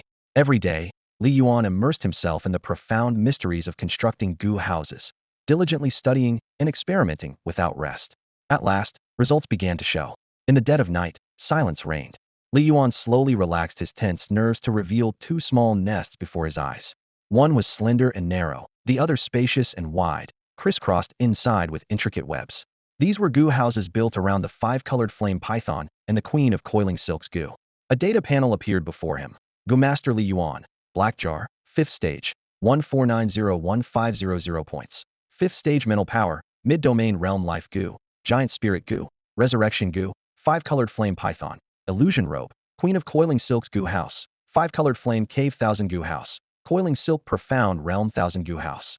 The goo houses produced extraordinary treasures, heaven illuminating fire, and rebirth spirit saliva. These treasures were far more valuable than usual, and the rewards from refining the goo houses proved immeasurably useful. The construction of the goo houses not only greatly enhanced Li Yuan's strength, but also elevated his mental power to the mid-domain realm. Judging by the expanse of his mental sea, he now rivaled some veteran 8th-stage masters. This freed him from worrying about his life Gus secrets being exposed. More importantly, the goo house's outputs held incredible potential. Li Yuan carefully studied the wonders of these 2 products. Heaven illuminating fire condensed from the leftover rays of the sky's great sun, its flames brilliant and radiant. It could forge precious artifacts or be used as a weapon. When it erupted, it resembled a small blazing sun, intense and enduring. Rebirth spirit saliva gathered the essence of heaven, earth, and living beasts. It possessed miraculous healing powers capable of bringing the dead back to life. Although these treasures were precious, their output was limited to only 1 thread of heaven illuminating fire and 1 drop of rebirth spirit saliva per month. This was Li Yuan's current production limit. To increase the yield, he would have to raise the goo house's grade through long-term accumulation and refinement. The goo houses graded from 1000 goo house to 10,000 goo house, and then to 100,000 goo house, the highest being the million goo house. Each level's refining difficulty rose steeply. According to a book gifted by his master Yuheng Chuan, even the seasoned palace lords had only reached the 10,000 goo house tier. The million goo house level probably only existed in legends. Li Yuan had no time to dwell on that distant pinnacle. For now, the priority was amassing wealth, gathering materials, and boosting his combat power. The heaven illuminating fire could be sold opportunistically, and if luck smiled, might fetch a high price to exchange for a 7-stage demon corpse. The rebirth spirit saliva was reserved for Master Yuheng Chuan, who had treated him kindly despite having met only 3 times and generously bestowed many opportunities. Li Yuan was eager to repay his kindness. In 10 days, he would reach the 6th stage, allowing him to enter the 9 palaces intersect to explore. His heart brimmed with anticipation. If he could forge new rare goo from the dazzling treasures inside the immortal goo secret realm, wouldn't that be wonderful? He even laughed aloud in his dreams. Failing to fuse a single exotic goo would be a waste of such an opportunity. 10 days passed in the blink of an eye. When Li Yuan woke up, he felt fully refreshed. Instantly, his data panel appeared before his eyes. Goo Master Li Yuan, Black Jar 6th tier, 13,000 realm, 6th tier mental strength, mid-domain stage core goo, giant spirit goo, resurrection goo, tricolor exotic fire python, illusion luo robe, silken thread queen goo house, 5-color exotic fire cave 1000 goo house. Time truly flies. It had been over 7 years since he joined the 12 caves. 7 years, a strangely significant number. Even couples speak of the 7-year itch. Yet in all these years, Li Yuan had barely left the 12 caves. Stepping out of the small bamboo forest was such a rare occurrence, it could be counted on one hand. It was time to get out and explore, not into chaos, but deeper into the mountains. After a quick packing, Li Yuan left the small bamboo forest and set off up the mountain path toward the main peak of the 12 caves. His junior brother? When Pei Luoqing saw him, his eyes widened as if seeing a ghost. No way, you're really leaving the mountain? Pei Luoqing's rough words couldn't hide his surprise. Within the 12 caves, he had never seen such a steady young man, no wife or children, yet able to quietly endure 7 years of solitude, day after day. Senior, I've reached 6th tier. A faint smile curved at the corner of Li Yuan's lips. Huh, 6th tier already? So fast. Pei Luoqing was incredulous. Not that fast. Li Yuan chuckled softly. Pei Luoqing teased. Compared to those legendary prodigies in history, sure not fast. But compared to me, you're way ahead. You flatter me, senior. Li Yuan nodded humbly. Breakthrough speed isn't my strength. Mastering multiple core goo is the real skill. You're here to enter the 9 Palaces inner gate and brave the Immortal Goo secret realm? Pei Luoqing asked. Li Yuan nodded. This matter can't be delayed. I've long been hopeful. Haha, I get it. I used to be eager to break through and rush into that secret realm immediately. It's an amazing place. Too bad you can only go once. Pei Luoqing explained that his current strength from the ginseng infant goo came from materials he obtained on that secret realm journey. When do we leave, Senior Pei? Li Yuan asked eagerly. Today. Pei Luoqing nodded. They'll arrange things first, then set off this afternoon. All right. The two men, on the same wavelength, high-fived to seal their plan. Back at the small bamboo forest, Li Yuan and Wang Zhaozhao had lunch together. For so many years they had been close companions, only briefly separated when the south frontier was unstable and the 12 caves drew life and death lots. This was only their second parting. Li Yuan calmly said, I'm going to the 9 Palaces inner gate. Brother Yuan, you've reached the 6th tier? Wang Zhaozhao was surprised but also relieved. She had long prepared herself, knowing it was inevitable given Yuan's talent. Li Yuan nodded. Take care of yourself while I'm gone. If danger arises, don't go out. Staying in the small bamboo forest is safest. I understand. Ever obedient. Wang responded with calm reassurance. Then I'm off. Li Yuan slung his bag on his back and quickly left, stepping out into the afternoon sunlight for the first time in 7 years to truly leave the 12 caves. The 9 Palaces mountain range stretched for thousands of miles, quiet and natural. As Li Yuan left the small bamboo forest, his heart was calm. The scenery looked much as it always had. Nothing significant had changed, something he had long gotten used to. The mountain path was rugged and difficult to traverse. As the sun dipped westward, dusk approached. Li Yuan followed Pei Luoqing closely until they arrived before a mountain gate deep within the mountains. Where's this? Li Yuan wondered aloud. The 9 Palaces inner gate shouldn't be this close. Ahead, the faint outline of the 13 caves entrance appeared. Pei Luoqing frowned and said, at this rate, who knows when we'll even get into the inner gate. With thick mountain fog, there's a high chance we'll get lost. I'm going to borrow a travel aid to help. Saying that, he took a deep breath, cupped his hands to his mouth, and shouted with a voice that echoed through the valley, Senior Brother Yang, come out and meet us. Not long after, a shadow streaked across the horizon. A massive jet-black eagle swooped down and landed steadily before them. A one-armed man leapt gracefully down from the eagle's back, his sharp, sword-like brows and bright eyes, long hair whipping in the wind, carried an air of unconstrained elegance. Junior Brother Pei, what wind brought you here? Yang Chong asked kindly. Pei Luoqing smiled and introduced, Senior Brother Yang. This is Li Yuan, my teacher's new junior disciple. He just broke through to the 6th tier today. I was planning to bring him to the 9th Palace inner gate and wanted to borrow your great eagle. Yang Chong nodded. No problem. Junior Brother Li Yuan, you look young. I didn't expect you've already reached 6th tier Goo Master. That's impressive. Li Yuan clasped his fists respectfully. All thanks to my master's guidance. I was lucky to break through. Yang Chong suggested, it's late now. Why don't you two rest at the 13th cave tonight and start fresh tomorrow? It'd also give me a chance to get to know Li Yuan better. But Li Yuan politely declined. My master is severely injured. I must check on him first. I can't delay. Yang Chong smiled. That's fine. I wish you both a smooth journey. Li Yuan, may you find extraordinary goo in the Immortal Goo secret realm. After brief pleasantries, Li Yuan and Pei Luoqing mounted the giant eagle, which soared swiftly into the night sky. The eagle flapped its powerful wings and flew over towering mountains at a speed far surpassing hiking. Finally, the two caught their breath, sitting on the eagle's back and chatting. Junior Brother Pei, do you know the senior apprentice sister? Li Yuan asked curiously. I know of her, but haven't met her much, Pei Luoqing answered. Master trusts her a lot and leaves many matters to her. Li Yuan pressed on. What realm is she at? 7th tier Goo Master, Pei smiled. Senior sister is one of the top geniuses in the 9th Palace inner gate, representative of our young generation. She was once hoped to become the next palace lord. Pei Luoqing paused, then said with some emotion, but after the young Princess Kanglin arrived, senior sister lost her chance. Our lineage probably won't have the palace lord anymore. Li Yuan thought of Shao Qiner, also in the ninth palace inner gate, and felt a faint sorrow for the old acquaintance he hadn't met for many years. Being palace lord isn't so great anyway. Even cave lords are overwhelmed with work. The monthly allotments don't allow for big plans. Pei shook his head. I prefer freedom. I served as cave lord of the 12th cave during the war to protect my younger junior brothers. That was master's command. Now that they've all reached 6th tier, it's time for me to step down. 7 days later, they crossed one towering mountain range after another. The Black Eagle finally came to rest atop a mountain peak. Pei Luoqing took a deep breath and looked ahead. This is the ninth palace inner gate. There's a maze set up over there. Without a token, it's impossible to get in. Follow me. Situated deep within the mountains, the Nine Palaces Gu nest was surrounded by layers of intricate illusions. As long as its inner realm remained stable, its legacy could endure for thousands of years without interruption. Li Yuan followed Pei Luoqing into the thick fog. Through the mist appeared fleeting glimpses of birds and beasts, rare flowers and strange plants. Distant tendrils of smoke rose here and there, while people sometimes passed by. Countless overlapping scenes shifted unpredictably, blurring the line between reality and illusion. Li Yuan felt his heart tremble. Standing before this ancient power that had survived millennia, he was like an insignificant ant. His restless spirit immediately settled. A sixth-tier Gu master?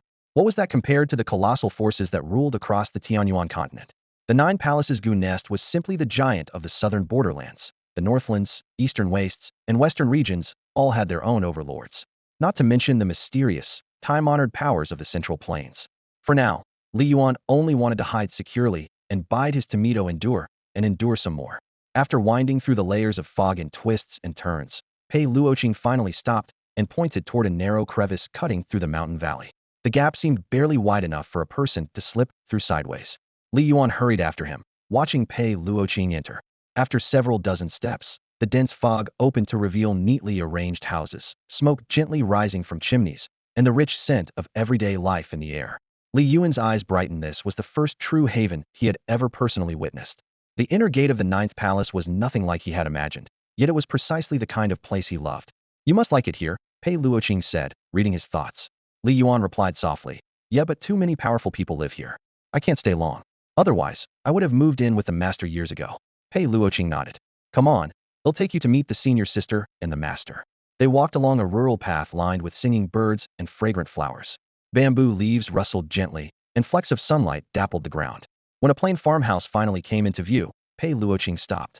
Master, senior sister, he called out loudly. I'm back. No response came from inside. Senior sister's not home. Li Yuan murmured in confusion. She's here. Pei Luoqing smiled and called out again. Junior brother is back too. Suddenly, the door swung open, and a flash of red dashed out like lightning.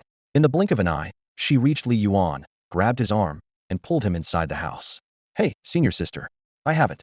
Before he could finish, the red skirt fluttered as a snowy, slender leg kicked out swiftly, delivering a fierce blow that sent Pei Luoqing flying. Bang! The heavy door slammed shut behind them. Li Yuan was completely stunned, standing inside and staring at the woman in front of him with confusion. What's going on?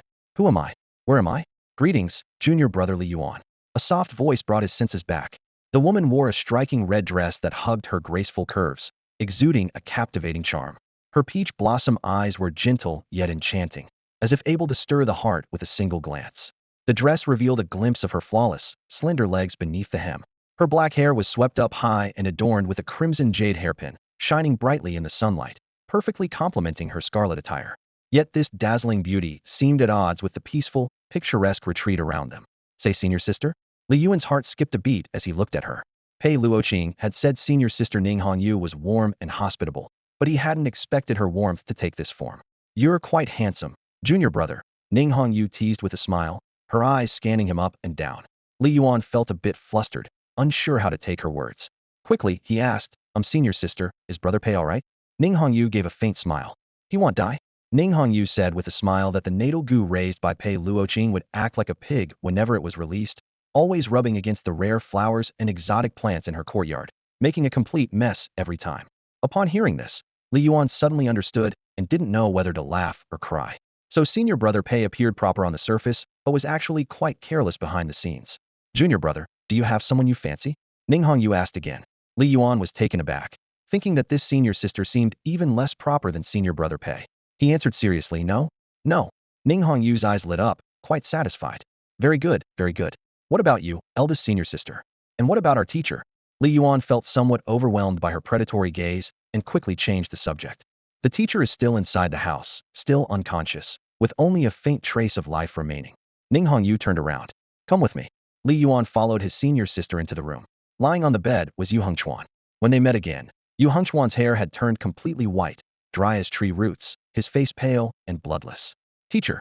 Li Yuan walked to the bedside and called out softly. Yu Hengchuan's fingers trembled slightly, revealing that some self-awareness remained, but he simply couldn't control his body. Ning Hongyu sighed. After the teacher was sent back, he took all kinds of treasures to heal his injuries, but none of them worked. The more precious healing medicines are too rare, and in this current era of intense warfare, it's simply impossible to spare them for the teacher's use. Even if the teacher could recover, he would have no connection to the Gu Dao anymore, which means he could only spend his remaining years as an ordinary person. Li Yuan pulled out a small green bottle from his chest. Senior sister, I brought a medicinal liquid that might help the teacher recover. Inside the bottle was a treasure produced by the coiled silk mysterious realm of the Gu House Resurrection, spiritual saliva. Ning Hongyu's eyes brightened.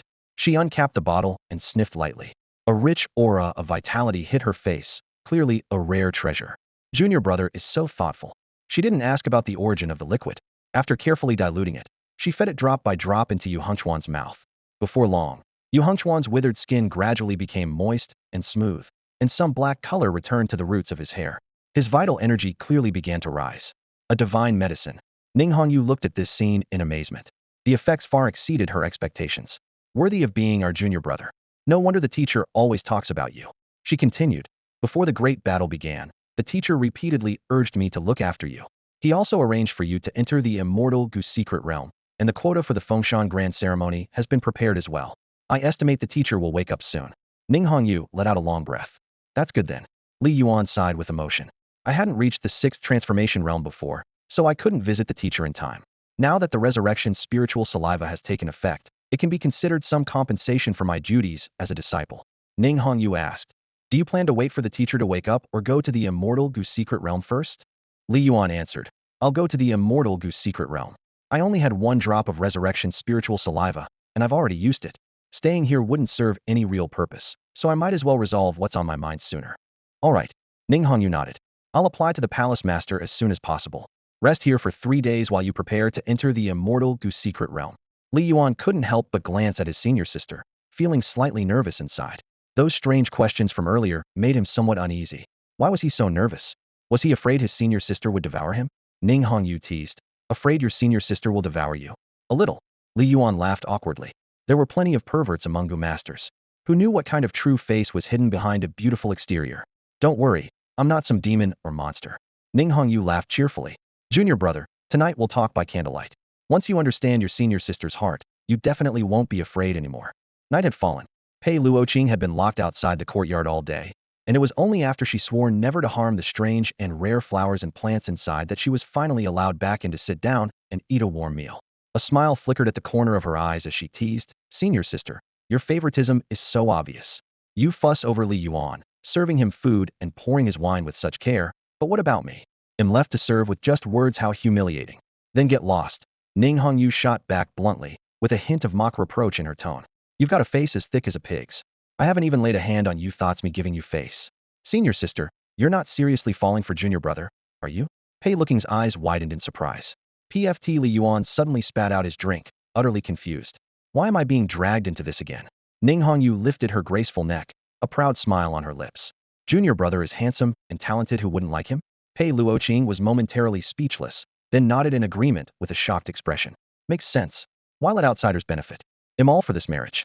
Li Yuan was completely baffled. Wait, what? When did you decide my whole future? Just like that? Senior sister, second brother, don't joke around. Li Yuan frowned, still thinking of putting marriage and children on hold. With deep blood feuds entangling him, he didn't want distractions before settling disputes. I'm not joking. Pei Luoqing blinked, a sly glint in her eyes. Do you really think senior sister is joking? Li Yuan looked even more confused. Could this be for real? All right, I'm done teasing. Ning Hongyu's smile deepened, but her expression grew serious. Actually, this involves my lifebound Gu. What's your lifebound Gu?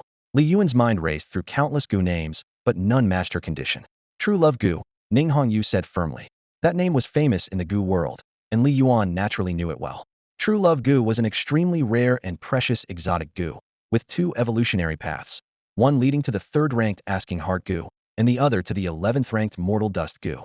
It granted the Gu master absolute focus. Although its mental power grew slower than Asking Heart Gu, it had a special feature: a master could receive energy feedback from their partner, further enhancing their own strength. Now Li Yuan understood. Ning Hongyu sighed, her voice tinged with sadness. Finding someone who truly loves you is so hard. What's worse, hearts change. If my beloved's feelings shift, my life could be at risk. That was the fatal weakness of the true love Gu. To evolve it into its perfect form, the master had to share yin-yang fusion and refine the Gu together with a truly beloved partner. Once completed, the partner gained control over the master's life and death. Betrayal meant the partner suffered some harm, but if the true love Gu died, the master would face a tragic fate. Definitely not easy, Li Yuan said grimly. If it were me, I wouldn't lightly take this Gu. Ning Hongyu gave a wry smile. I often heard my teacher praise you, saying happy words endlessly. Naturally, I had thoughts. She candidly confessed. Senior sister wouldn't say it was love at first sight, but you do fit my ideal. It's the first time a man has moved me. She paused, her gaze steady. If you're willing, we can try to get to know each other. The sudden confession struck Li Yuan like lightning, nearly making him stagger. It wasn't that he disliked her honesty, it was simply that his heart was elsewhere, entirely uninterested in this matter. Since we are fellow disciples from the same school and have many opportunities to interact in the future, I believe in fate and prefer to go with the flow, Li Yuan replied. Huh, that makes sense, Ning Hongyu said without feeling awkward. To her, honestly expressing her feelings to someone she admires was nothing shameful. Li Yuan didn't overthink it either. As a Gu master himself, he deeply understood how much a life-bound Gu could affect a cultivator's mind. For the senior apprentice sister before him to maintain clear-headedness, have keen insight, and still be unmarried in her 30s clearly showed she hadn't lost herself chasing power, which was quite rare. After all, when he controlled the Juling Gu, the intense vitality often scattered his thoughts and sometimes made him say arrogant things. Compared to that, he genuinely admired the senior sister. All right, back to the main topic. Ning Hongyu wiped the smile off her face, sat up straight, and adopted a serious tone as she began explaining the precautions needed in the Immortal Gu secret realm. Li Yuan straightened up as well, focusing intently. Whether he could obtain another rare Gu depended entirely on this trip. 3,000 years ago, an unprecedented Gu immortal achieved immortality deep within the Jiugong Mountains, opening the heavenly gate. Divine light and immortal radiance poured from the gate, coalescing into the Immortal Gu secret realm we know today.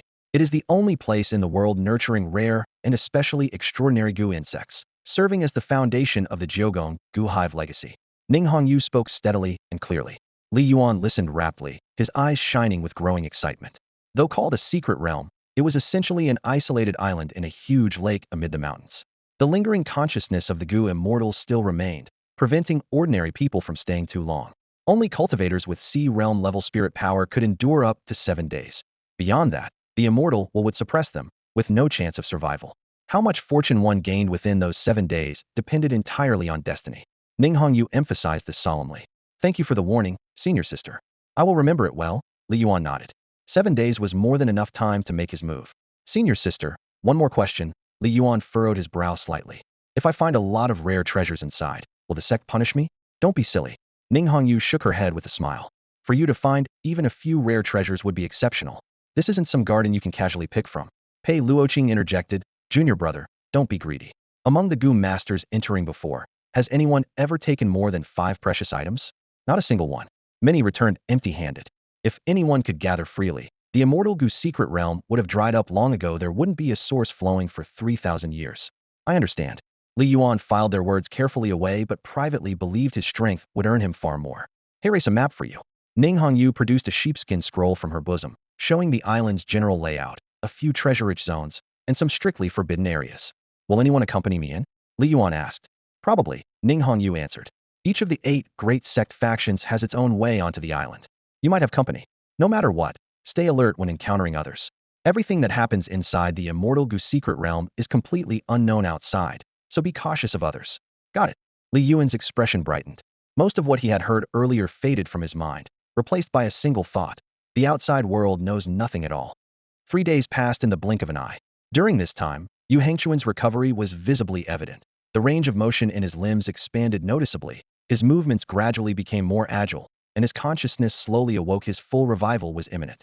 Li Yuan silently marveled at the potency of the resurrection elixir. In this chaotic, war-torn era, it would surely fetch a high price. After visiting his teacher, senior sister Ning Hongyu led him away from the area where the ninth palace lay. The Immortal Goose secret realm was located within the jointly governed territory of the nine palaces. Li Yuan roughly mapped out the nest's layout. The second through ninth palaces formed a ring surrounding the Immortal Goose secret realm, sealing off all 8 directions, while the first palace sat at the center by the shore of a vast lake. This arrangement effectively protected the sacred legacy site from outside forces. After 6 hours, the two arrived at a mist-shrouded lakeshore. Thick clouds hovered over the water's surface, obscuring what was real or illusion. Beyond a narrow strip of land near the shore, all was white haze.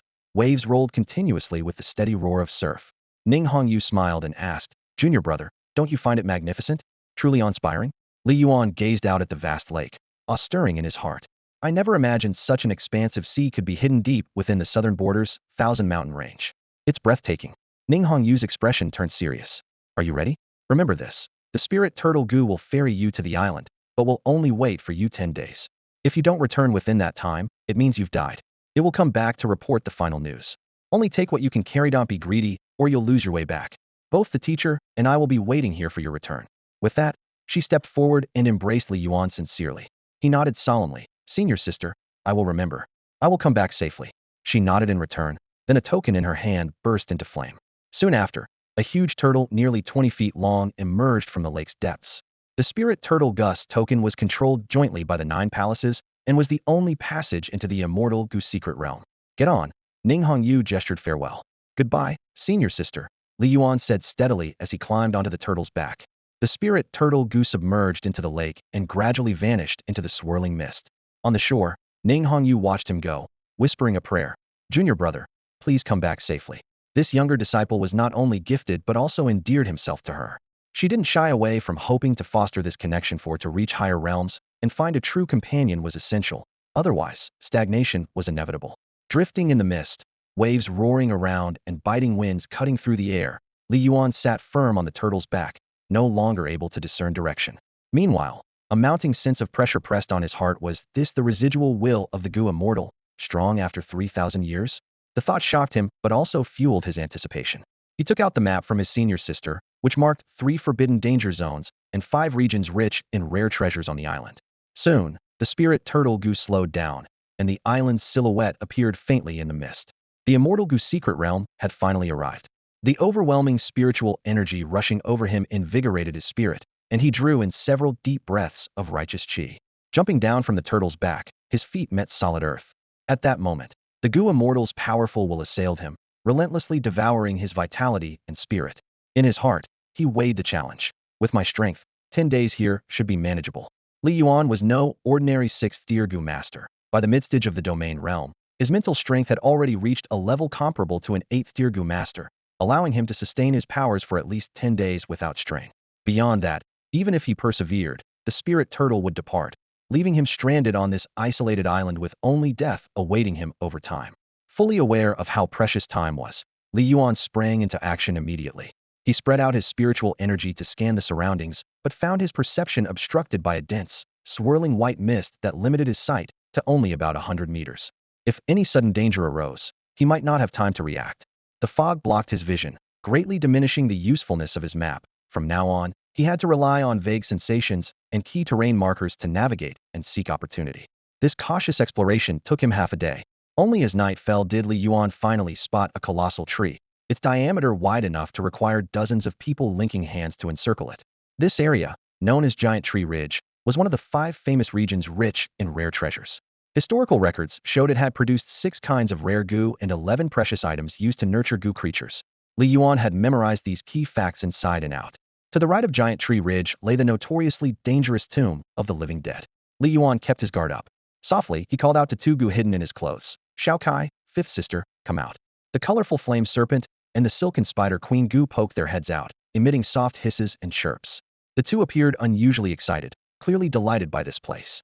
"Can you sense any treasures, Shao Kai?" Li Yuan asked with concern. Shao Kai's keen sensitivity to treasures had been proven during the refining of the Corpse Puppet Legion. The serpent nodded slightly, tilting its head and pointing toward a direction. Following Shao Kai's guidance, Li Yuan discovered a cluster of a dozen or so bright red wild fruits hidden in dense bushes. Focusing his mind, he locked onto these fruits as the system interface popped up. Dream Raspberry. This fruit grew beneath dream trees, was highly poisonous, yet served as excellent nourishment for snake-type goo. Li Yuan instructed Shao Kai to harvest all the raspberries. Selecting a black jar, he fed the dream raspberries to the colorful flame serpent, using the jar to accelerate its evolution. Soon, the system notified him of a significant mental breakthrough in the serpent's development, greatly enhancing its intelligence. Though Shao Kai still couldn't speak human language, communication between Li Yuan and the serpent grew smoother. He could easily sense its thoughts.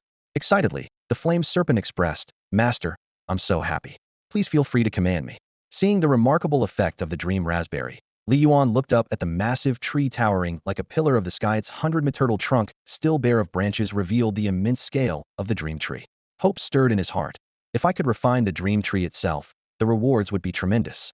But when he tried to mentally lock onto the dream tree, the screen flashed. "This is a possessed item. Cannot be viewed or synthesized." Li Yuan was momentarily stunned. Who could own this dream tree? A goo immortal? Or some lingering will? He sighed softly, consoling himself. If fate does not allow it, don't force it. Keep searching, Shao Kai. Li Yuan didn't hesitate and resumed a thorough carpet search with the colorful flame serpent. Together they wove through the dense forest of giant tree ridge, carefully seeking out and refining scattered treasures on the island. After battling through an entire day and night, suddenly a rare Gus aura surged into his perception. Is it here? Li Yuan's eyes lit up. This was the critical goal of his journey: to capture 3 rare goo, combine them with a large batch of similarly behaved treasures, and test whether he could successfully synthesize a new goo. The long-awaited mystery was about to be unveiled. Li Yuan encountered a rare goo insecta cicada with a golden body and 4 wings. A 4-winged golden cicada goo. Its evolutionary path was clear. In its ordinary form, it was called the sun cicada goo. In its mysterious form, it became the 2-winged golden cicada goo. As a rare goo, it was this 4-winged golden cicada, and it could further evolve into an exotic 6-winged golden cicada goo. The progression was almost a straight line, with very specific and strict conditions for advancement. Li Yuan thought, why bother overthinking? Catch it first and talk later. In an instant, he firmly seized the 4-winged golden cicada goo. A goo without a master was like fish on a chopping block in his hands, completely under his control. After sealing the 4-winged golden cicada goo into his black jar, he continued searching with Shao Kai and 5th sister. Another night passed, and the 3 reached the edge of Giant Tree Ridge, where they found the second rare gua strange plant goo known as the Meridian Activation Goo. Its true form was the living roots of a dream illusion tree. Once separated from the tree, under the influence of the immortal goo secret realm and goo immortal will, it transformed into a rare plant goo. Because it resembled the human Bodis meridian channels, it was named the Meridian Activation Goo. If refined as a life goo, it could enhance the power of a person's meridians, allowing a goo master to have more detailed and subtle control over their energy channels. Without hesitation, Li Yuan sealed the Meridian Activation Goo into the black jar. Now only 1 rare goo remained. Their mission was to forge his 6th life goo, which required an exotic goo. So rare goo weren't even in consideration.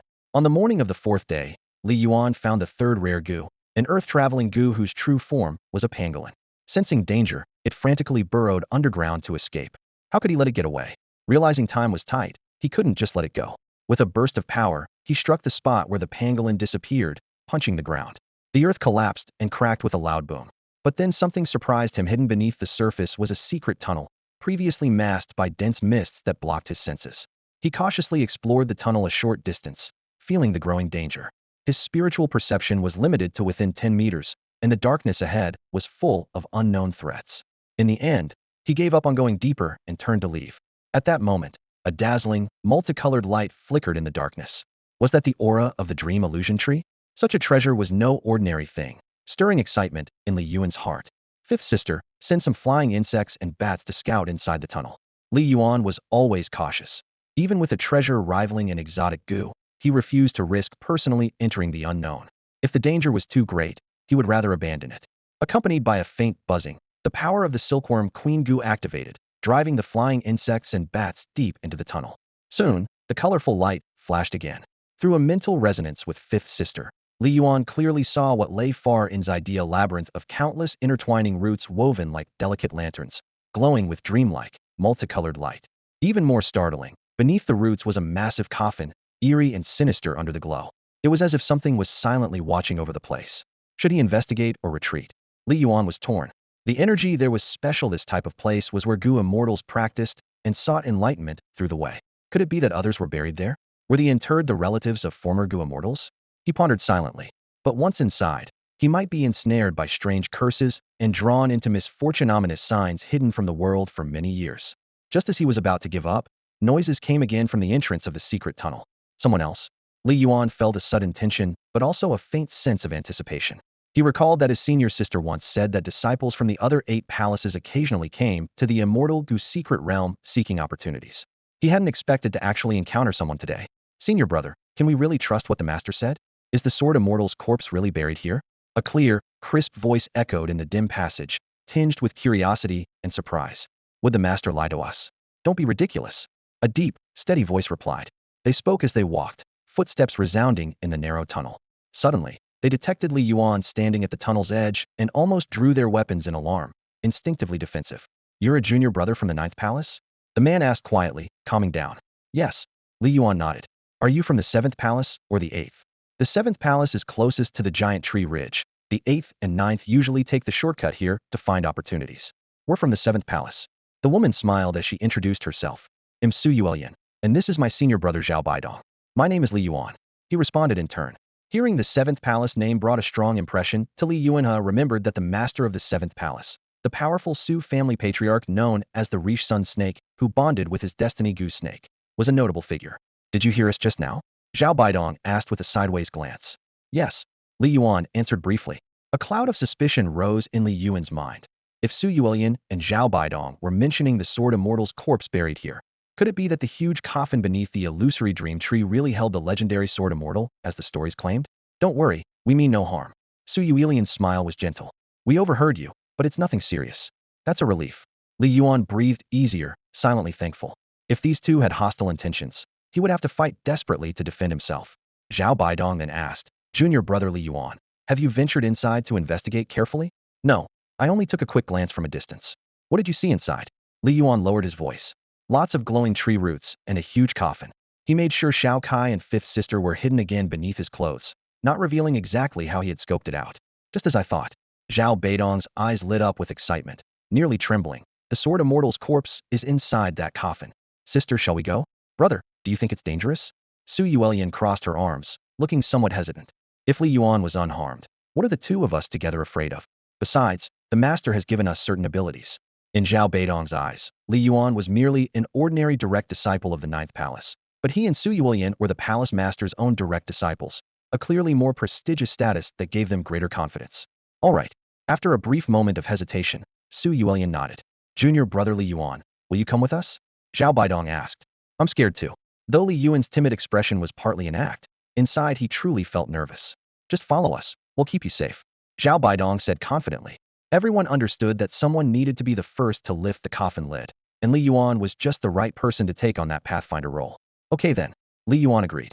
With these two senior siblings accompanying him, Li Yuan's sense of security grew, and so did his courage. He felt ready to give it a try. The three were of one mind, and immediately pressed forward. Senior sister Yuan, may I ask who exactly this Sword Immortal is? Could you tell me? Li Yuan's curiosity got the better of him, and his tone revealed a hint of urgency. You really don't know? Su Yuan glanced at him. You only just entered the inner gates of the 9th palace, haven't you? Yes. Li Yuan nodded. This reassured Zhao Baidong even more. This newly promoted 6th-stage Gu master from outside was just the kind of person they could control the situation around. Then I'll tell you. Su Yulian's sweet smile deepened as she slowly began. The legend of the Sword Immortal has been passed down for 3,000 years. 3,000 years? Li Yuan asked in surprise. The Gu Immortal and people from that era really lived at the same time? That's right, Su Yulian replied slowly. The Sword Immortal you mentioned is actually the Gu Immortal's daughter, but she perished long before he attained true immortalhood. A sudden shock gripped Li Yuan's heart. He hadn't expected such a heavy story hidden within the Gu Immortal's secret realm. Over 3,000 years ago, the Gu Immortal had been just a boy wandering the mountains and wilds, facing a hard fate. By chance, he met a woman poisoned by lust venom. Their brief encounter was as fleeting as morning dew. She quietly left, but left a deep mark on the boy's soul. For years, the young Gu Immortal searched desperately, but could never find her again. 2 decades passed like flowing water until he finally reached the level of 9-fold Gu Master and was invited to the Central Plains to join a fierce battle against the Demon King. There, amid the chaos, he caught sight of a figure whose features resembled that woman from long ago. Only then did he realize that his beloved had already been killed by the Demon King's poison, leaving only their daughter alive. He tried to reconnect with his daughter, but was met with cold rejection. Heartbroken, He could only silently protect her from the shadows. In the years that followed, the Heavenly Origin continent erupted with a second epic war between humans and demons. The Sword Immortal, a genius general of the human race, finally fell at the border. On her deathbed, she cleared up all misunderstandings and acknowledged the Gu Immortal as her father. As she spoke the tearful word father with bloodstained eyes, it awakened the continent's first Gu Immortal of all time. Su Yulian told the story with a voice full of sorrow and helplessness. Li Yuan couldn't help but sigh. A grain of sand in the tide of history can weigh unbearably on a person. The Sword Immortal had the potential to reach the pinnacle, but was mercilessly extinguished by demons. How many talents like her in history never make it to the end? Afterward, the Gu Immortal held his daughter's body and withdrew to the mountains. His aura grew deeper and stronger until he finally stopped here, using the Gu Dao to pry open the heavenly gate and create the Gu Immortal's secret realm. The Sword Immortal's remains lie buried within. Su Yulian's tone turned grave. That's the end of the story. Li Yuan took a deep breath, his face full of fear. You don't mean to use the Sword Immortal's corpse to create a corpse Gu, do you? Zhao Baidong, walking ahead, suddenly shuddered and hurriedly denied. Junior brotherly, you can't just say anything. Our sect leaders don't have that capability. We wouldn't dare disrespect the elders. Then why do you want the Sword Immortal's remains? Li Yuan asked, puzzled. Zhao Baidong replied, we're only assisting our teacher with a certain experiment. A chill ran down Li Yuan's spine. Traveling with these people was more dangerous than he had thought. His goal was the illusion dream tree, never imagining it would involve the Sword Immortal's body. Don't be afraid, junior brother, Su Yulian said reassuringly. We would never offend or desecrate the Sword Immortal. Everything we do follows the Gu Immortal's final wishes. Li Yuan frowned. What exactly are you planning? Su Yulian's gaze grew serious. That involves the continuation of the story. After the Sword Immortal's death, the Gu Immortal couldn't accept his daughter's eternal slumber. He tried to defy fate and planted the illusion dream tree here, hoping to extend her life. But once a soul is gone, it cannot return. Even miraculous Gu like the resurrection Gu have limitations. The Sword Immortal truly passed on and cannot be awakened. Years later, the Gu Immortal was summoned by the heavenly gate and shattered the void to depart. Before leaving, he forcibly severed his own will and sealed it on a deserted island, using his obsession to protect his daughter's remains. He believed she would one day awake, that it was the call of fate. The call of fate, Li Yuan murmured, lost in thought. Su Yulian whispered, all things are fate. Not a single thread bends to human will. Su Yulian sighed softly. The Gu Immortal who mastered the great fate Gu, ranked second on the exotic Gu list, ultimately ascended to supreme status, yet his life was filled with strange hardships. His devoted searches and bitter struggles were nothing more than fate's cruel game played upon him for an entire lifetime. Later generations all said this was the price of destiny. Perhaps in the crowded mortal world, he had countless chances to encounter what his heart truly desired, only to miss them by a hair each time. When he finally refined the great fate Gu, fate had already set a price on everything in his life. Zhao Baidong took the conversation further. It was precisely because of the wonders of the great fate Gu that later Gu masters firmly believed that the Sword Immortal might still awaken. Successive palace masters had been desperately seeking ways to break the spell. So you really found her? Li Yuan's face remained full of doubt, clearly unwilling to believe it. More precisely, it was the 7th palace master, our teacher, who found her. Zhao Baidong's reply was firm and confident. At his words, Li Yuan inexplicably felt a flicker of hope. The 7th palace master had always been an extraordinary and ruthless figure, daring to openly marry his life Gu, hosting banquets for all to see, scorning worldly opinions. Without exceptional skill and temperament, he could never have reached such heights. Yet Li Yuan still found it hard to believe anyone could awaken a corpse from 3,000 years ago. At most, it was a technique resembling corpse refining Gu that granted the Sword Immortal limited mobility. If so, it would surely provoke fierce condemnation and even a united attack from other Gu masters. The three advanced deeper into the hidden passage. The dense tree tendrils flickered with dreamlike, multicolored light, briefly illuminating the dark stone walls and winding path nearby. In this faint glow, they saw a coffin of enormous size. Zhao Baidong's breath grew rapid, his voice trembling with excitement. Exactly. The Sword Immortal rests here. We must wake her. Su Yulian's gaze burned intensely, shining with excitement. Only Li Yuan's face flickered with fear, and his voice dropped several tones in nervousness. He knew well that the 7th palace master was a madman to rejoice over awakening a corpse. Was he not afraid a 1,000-year-old zombie might suddenly leap out and devour them all alive?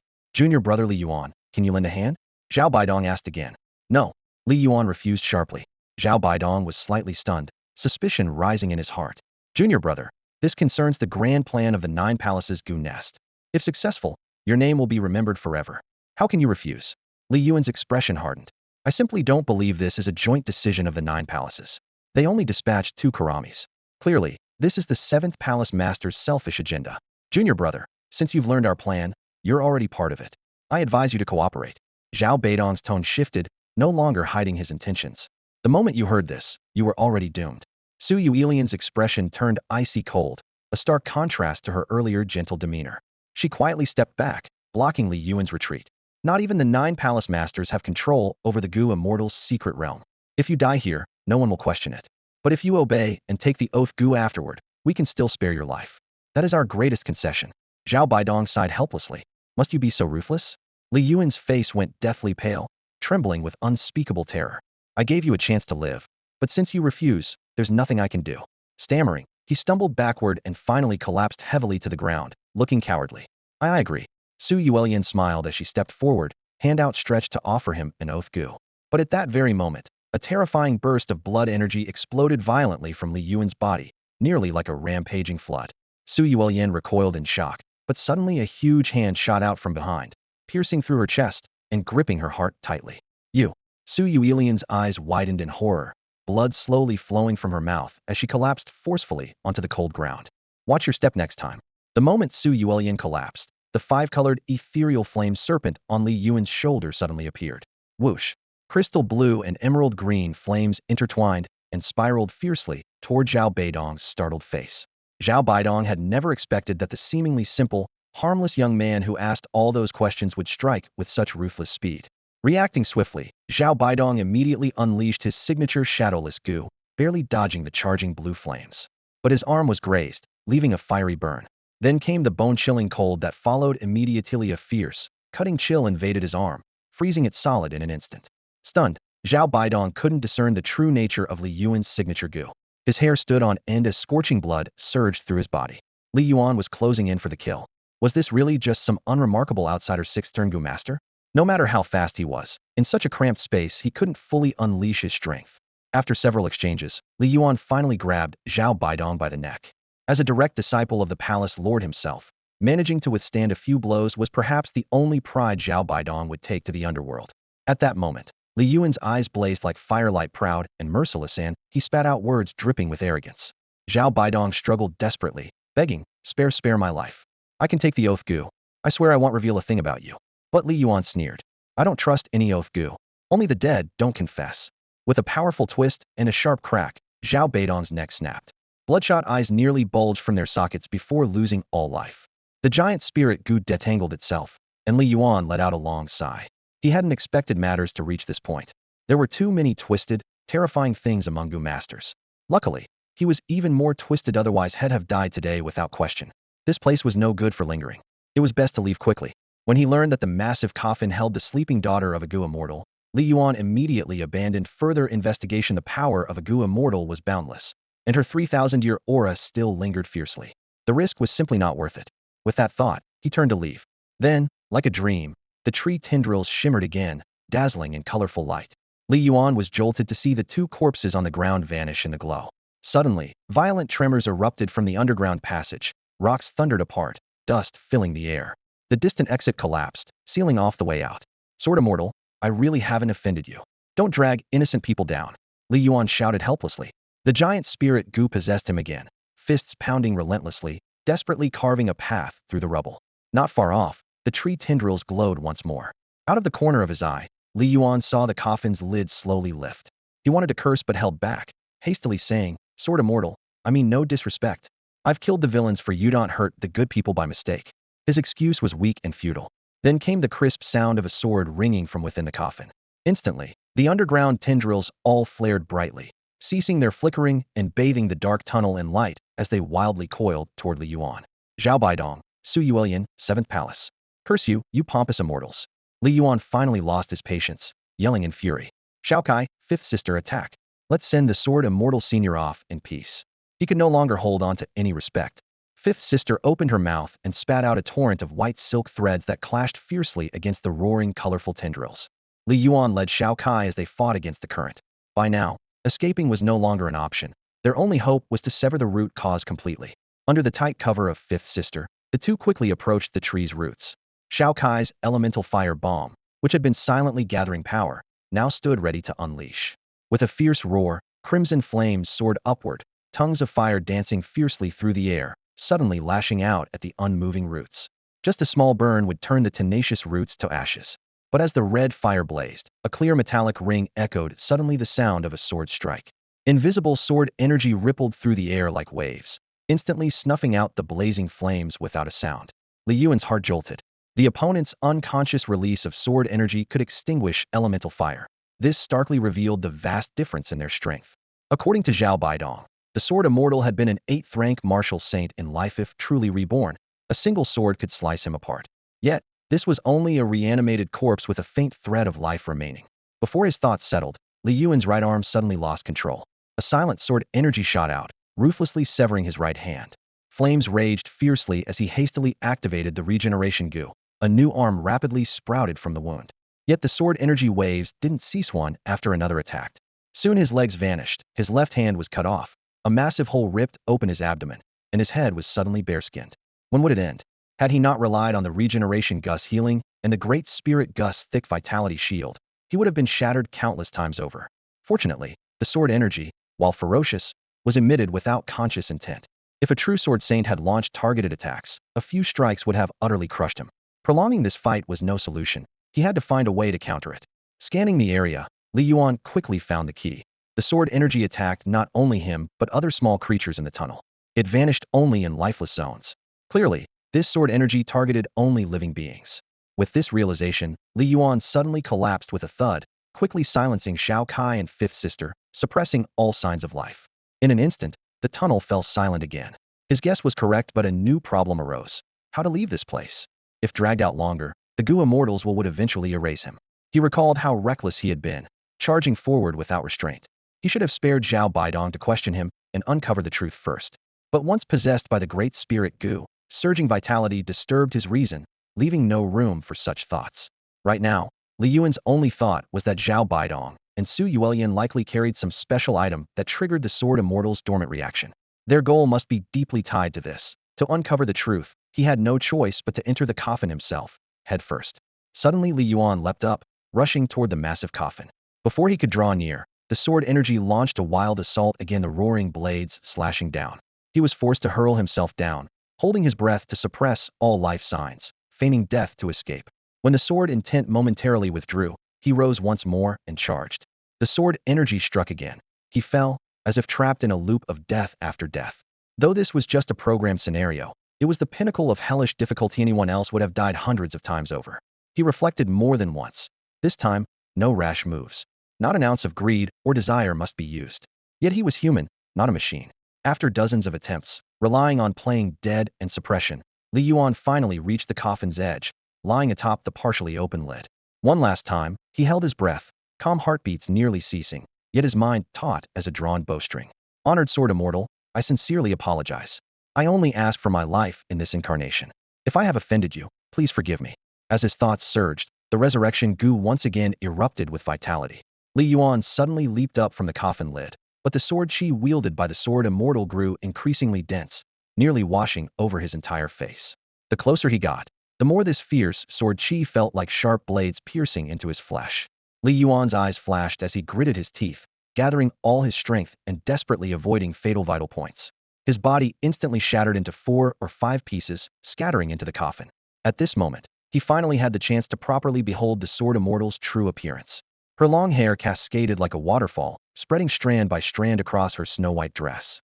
Each strand emanated a silvery white luster, as if condensing the pure radiance of moonlight. Her features were exquisitely beautiful, eyebrows like distant mountain ranges, slender and graceful, eyes tightly closed with long curling lashes, skin whiter than snow and as delicate as finely carved white jade. Beside her, a precious sword floated in midair. The blade was slender, its entire body radiating a cold, piercing blue light. It was this very sword that had chopped Li Yuan's body into scattered pieces, leaving him unable to defend himself. Li Yuan's eyes widened as he remained cautious, not daring to rashly adjust his position. Suddenly, his heart trembled as he belatedly realized the Sword Immortal's body was actually warm. Could she still be alive? 3,000 years had passed. By all logic, a 9th-rank martial emperor's lifespan would never exceed 300 years. Though a martial god's lifespan was immeasurable, they could not remain on the continent for long and would be summoned by the Heaven's Gate to shatter the void and ascend.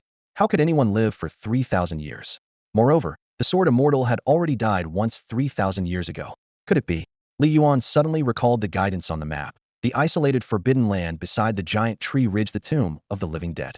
Could this place actually be that tomb of the living dead?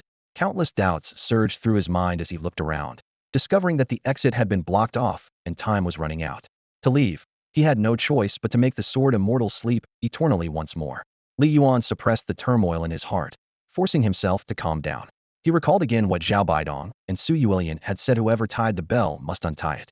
The key to breaking this deadlock likely lay within those words they had spoken. Did they really mean for me to refine the sword immortal? Gazing at the slumbering sword immortal, peerless in beauty and grace, his heart involuntarily tightened. But Li Yuan understood that here, survival trumped everything else. Never mind the sword immortal. Even if a true immortal descended and threatened his survival, he would have to clash head-in and step over them. Sword immortal, please forgive this junior. Long ago, you were wounded by demons. If I can leave here alive, I will surely slay 10,000 demons for you and repay blood with blood. Your silence shall be taken as consent. The last trace of hesitation in his heart was dispelled by reason as Li Yuan made his final decision. He gathered his thoughts, preparing to work on the sword immortal's body. But when he tried to select the raw materials, the system prompted. This is an item with an owner and cannot be examined or synthesized. Li Yuan's heart turned cold. The sword immortal's corpse actually still had an owner. Was there truly a faint consciousness that had persisted for 3,000 years? Or did owner refer to the Gu immortal's will? If he used traditional refinement methods, it would take at least 10 years, which he absolutely could not wait for. Every path forward seemed completely blocked. No, he told himself in a low voice, I can't give up. Heaven never seals off all exits. There must be another way. After pondering for a long while, a flash of inspiration sparked in his mind. Since there's an owner, then I'll seize ownership. As long as I'm the owner, the refinement speed will reach its limit and the problem will be solved. Fifth sister, make the sword immortal one of our family. Li Yuan decisively issued the command. In an instant, he leaped up forcefully, his broken body regenerated, and he grabbed the sword immortal's precious sword floating in the air. The giant spirit Gu burst forth with tremendous power, firmly clamping down on the sword to prevent its escape. Fifth sister didn't hesitate either, immediately spitting out dense spider silk, attempting to invade the sword immortal's body, wriggling and spreading. All things are fate, not one bit is up to man. Li Yuan's heart turned ice cold, his gaze firm as iron. At this point, he had no choice but to go all in. Is this the price of becoming a Gu immortal? Before the words even finished, faint sighs suddenly exploded in Li Yuan's mind, like invisible thunder shaking his consciousness. The spider silk that his fifth sister spat out silently drooped amidst the sighs, weaving together an invisible great web. Gu immortal. Gradually, a tall, vague figure appeared before Li Yuan's eyes, sitting cross-legged at the center of his sea of consciousness, with a somber expression, continuously shaking his head and sighing. This ancient and unique Gu immortal was far from the heroic legend Li Yuan had imagined. It was full of decadence and helplessness. His voice was ethereal and distant, slowly entering deep into Li Yuan's heart. My daughter, such is fate. All I can do is this. In the Gu immortal's secret realm, the body can remain immortal for 3,000 years. If you can condense a trace of the remnant consciousness and bind it with your life soul, it will stay clear for 300 years, granting a chance to return to life. The initial 30 years of reincarnation remain unchanged. Only then can one gradually recall past lives. The words drifted vaguely, echoing in the depths of Li Yuan's mind. He carefully savored each phrase's weight, suddenly realizing the truth. His will to survive was ignited instantly and fiercely. His entire body tightened, and he roared angrily, Gu immortal. This life I, Li Yuan, will bear. I, your descendant, vow to intertwine my fate's soul with the sword immortals, to protect her through all past and future lives. In that moment, Li Yuan no longer cared whether the Gu immortal understood his determination. As long as he lived, he would fight with all his might. If failure was certain, then he would die trying. He clenched tightly the precious jade at his heart, his last trump card, a jade pendant infused with the will and blood of the martial god Emperor Taizu. The Gu immortal's will was profound and powerful. The martial god's will was no weak force. Within his sea of consciousness, the tall and vague Gu immortal's phantom slowly turned around, his gaze piercing through time and space, locking onto Li Yuan, as if confronting destiny itself. You may, came the low but resolute voice. Time seemed to freeze in that moment. Li Yuan's hand gripping the sword immortal's sword white-knuckled, his throat almost raw, ready to face the fight between life and death. The phantom became clearer and clearer, yet, just as Li Yuan was about to see it fully, the sword immortal's sword stopped trembling. The realm of consciousness fell silent. The pressure, sword intent, and murderous aura all vanished. The exquisite sword immortal in the coffin remained asleep as ever. Li Yuan was drenched in sweat, his throat dry and parched.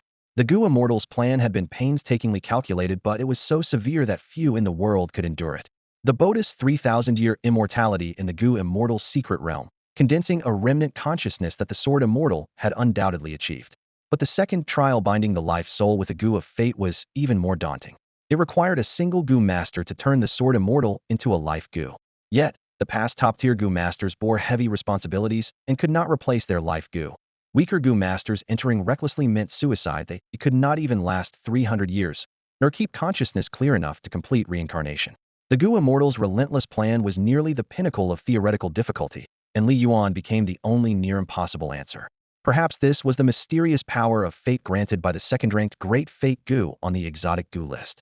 Sword Immortal Senior, apologies, Li Yuan said.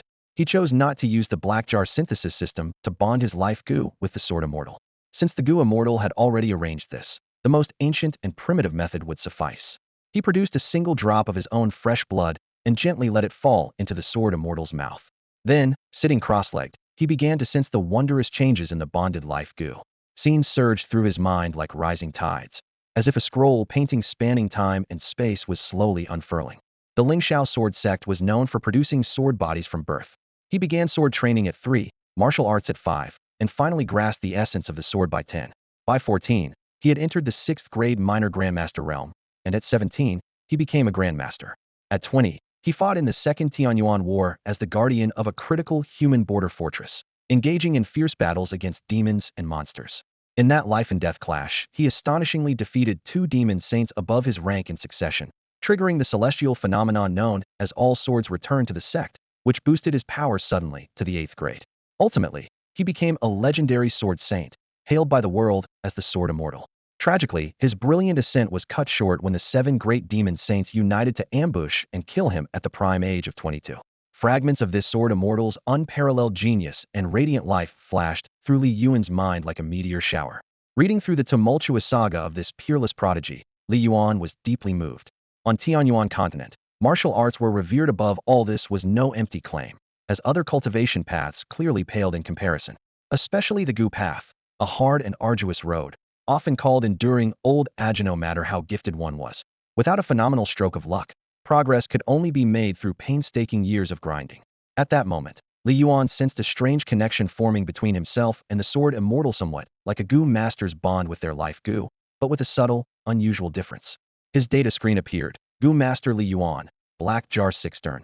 Cultivation 173,000 realms, 6-turn mental force, mid-domain stage. Among his life Gu, a new item appeared, Sword Immortal. He also had Giant Spirit Gu, Resurrection Gu, 5-color Fire Python, Illusion Luo Robe, Spider Queen Gu, the Sword Immortal Gu House, 5-color Fire Cave 1000 Gu House, and Spider Silk Mystic Realm 1000 Gu House. Seeing the addition of Sword Immortal brought Li Yuan a long exhale. This journey was not in vain. He had come for alien Gu, but unexpectedly ended up making the Sword Immortal his life Gu. Having personally experienced the Sword Immortal's combat prowess, even if not at its former peak, it was far stronger than ordinary alien Gu for him now.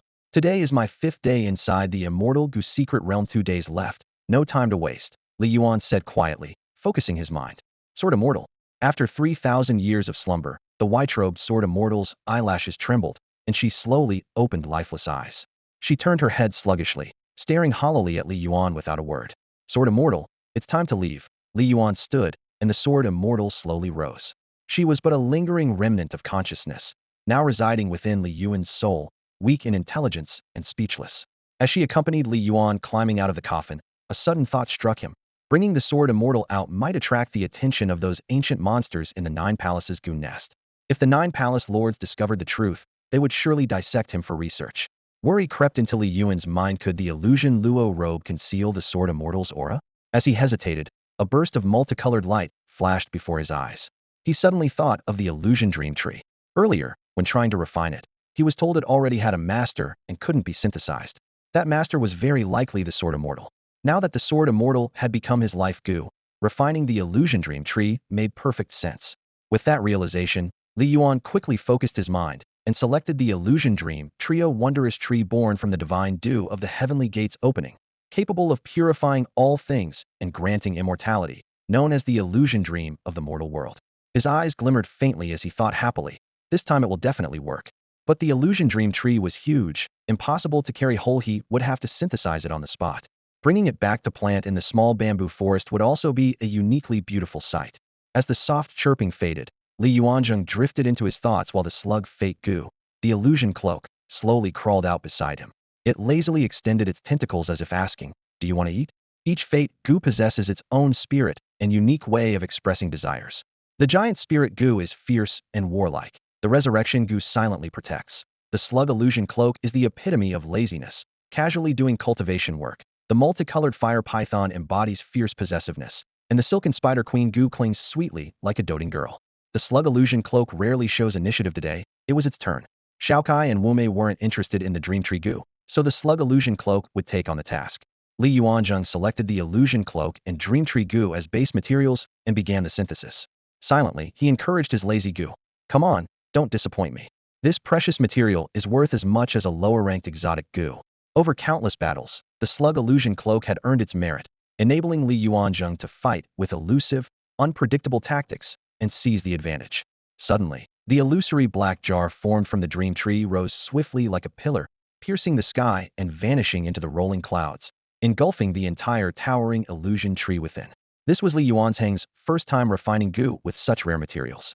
Without the black jar's support, it would have taken at least a century, maybe 80 or 100 years to refine a goo from the dream tree. The black jar shook violently, seeming to be brewing some frenzy inside.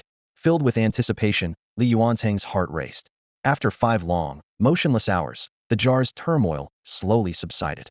This synthesis had taken far longer than usual, much slower than the typical quick tea time refinements.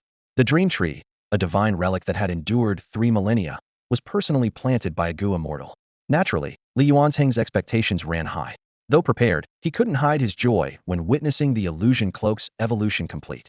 The changes, the altered environment, the domain constructed, and the aura concealment were all genuine divine skills, capable of offense, defense, and stealth attacks. This was the extraordinary power of the exotic goo revealed. Suddenly, the earth trembled violently once more. Li Yuan's face darkened.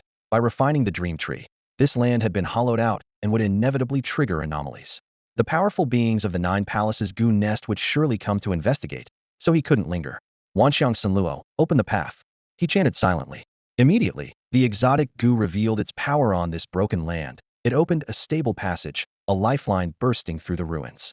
This tangible alteration of the environment could clear clouds in a downpour or bring snow in blazing sun. True exotic goo power. Escaping the collapsing domain, Li Yuan used the Wanxiang Sanluo gust power to part the mist and headed directly to the edge of the island where the spirit turtle resided. The giant tree ridge beneath his feet was still crumbling continuously. He felt as anxious as a child caught in mischief. But then he reassured himself. This was the work of a goo immortal, after all. He was merely looking after his daughter. Earning a little hardship fee wasn't unreasonable. With his mind at peace, his steps quickened. Like a gust of wind, he dashed through the jungle toward the shore. The slug crawled back and forth, seemingly guarding the sword immortal before him, as if whispering, "Don't let this mortal world disturb the sword immortal's flawless beauty." The Sanluo Wanxiang goo slowly settled onto the sword immortal's robe, constantly shifting its form.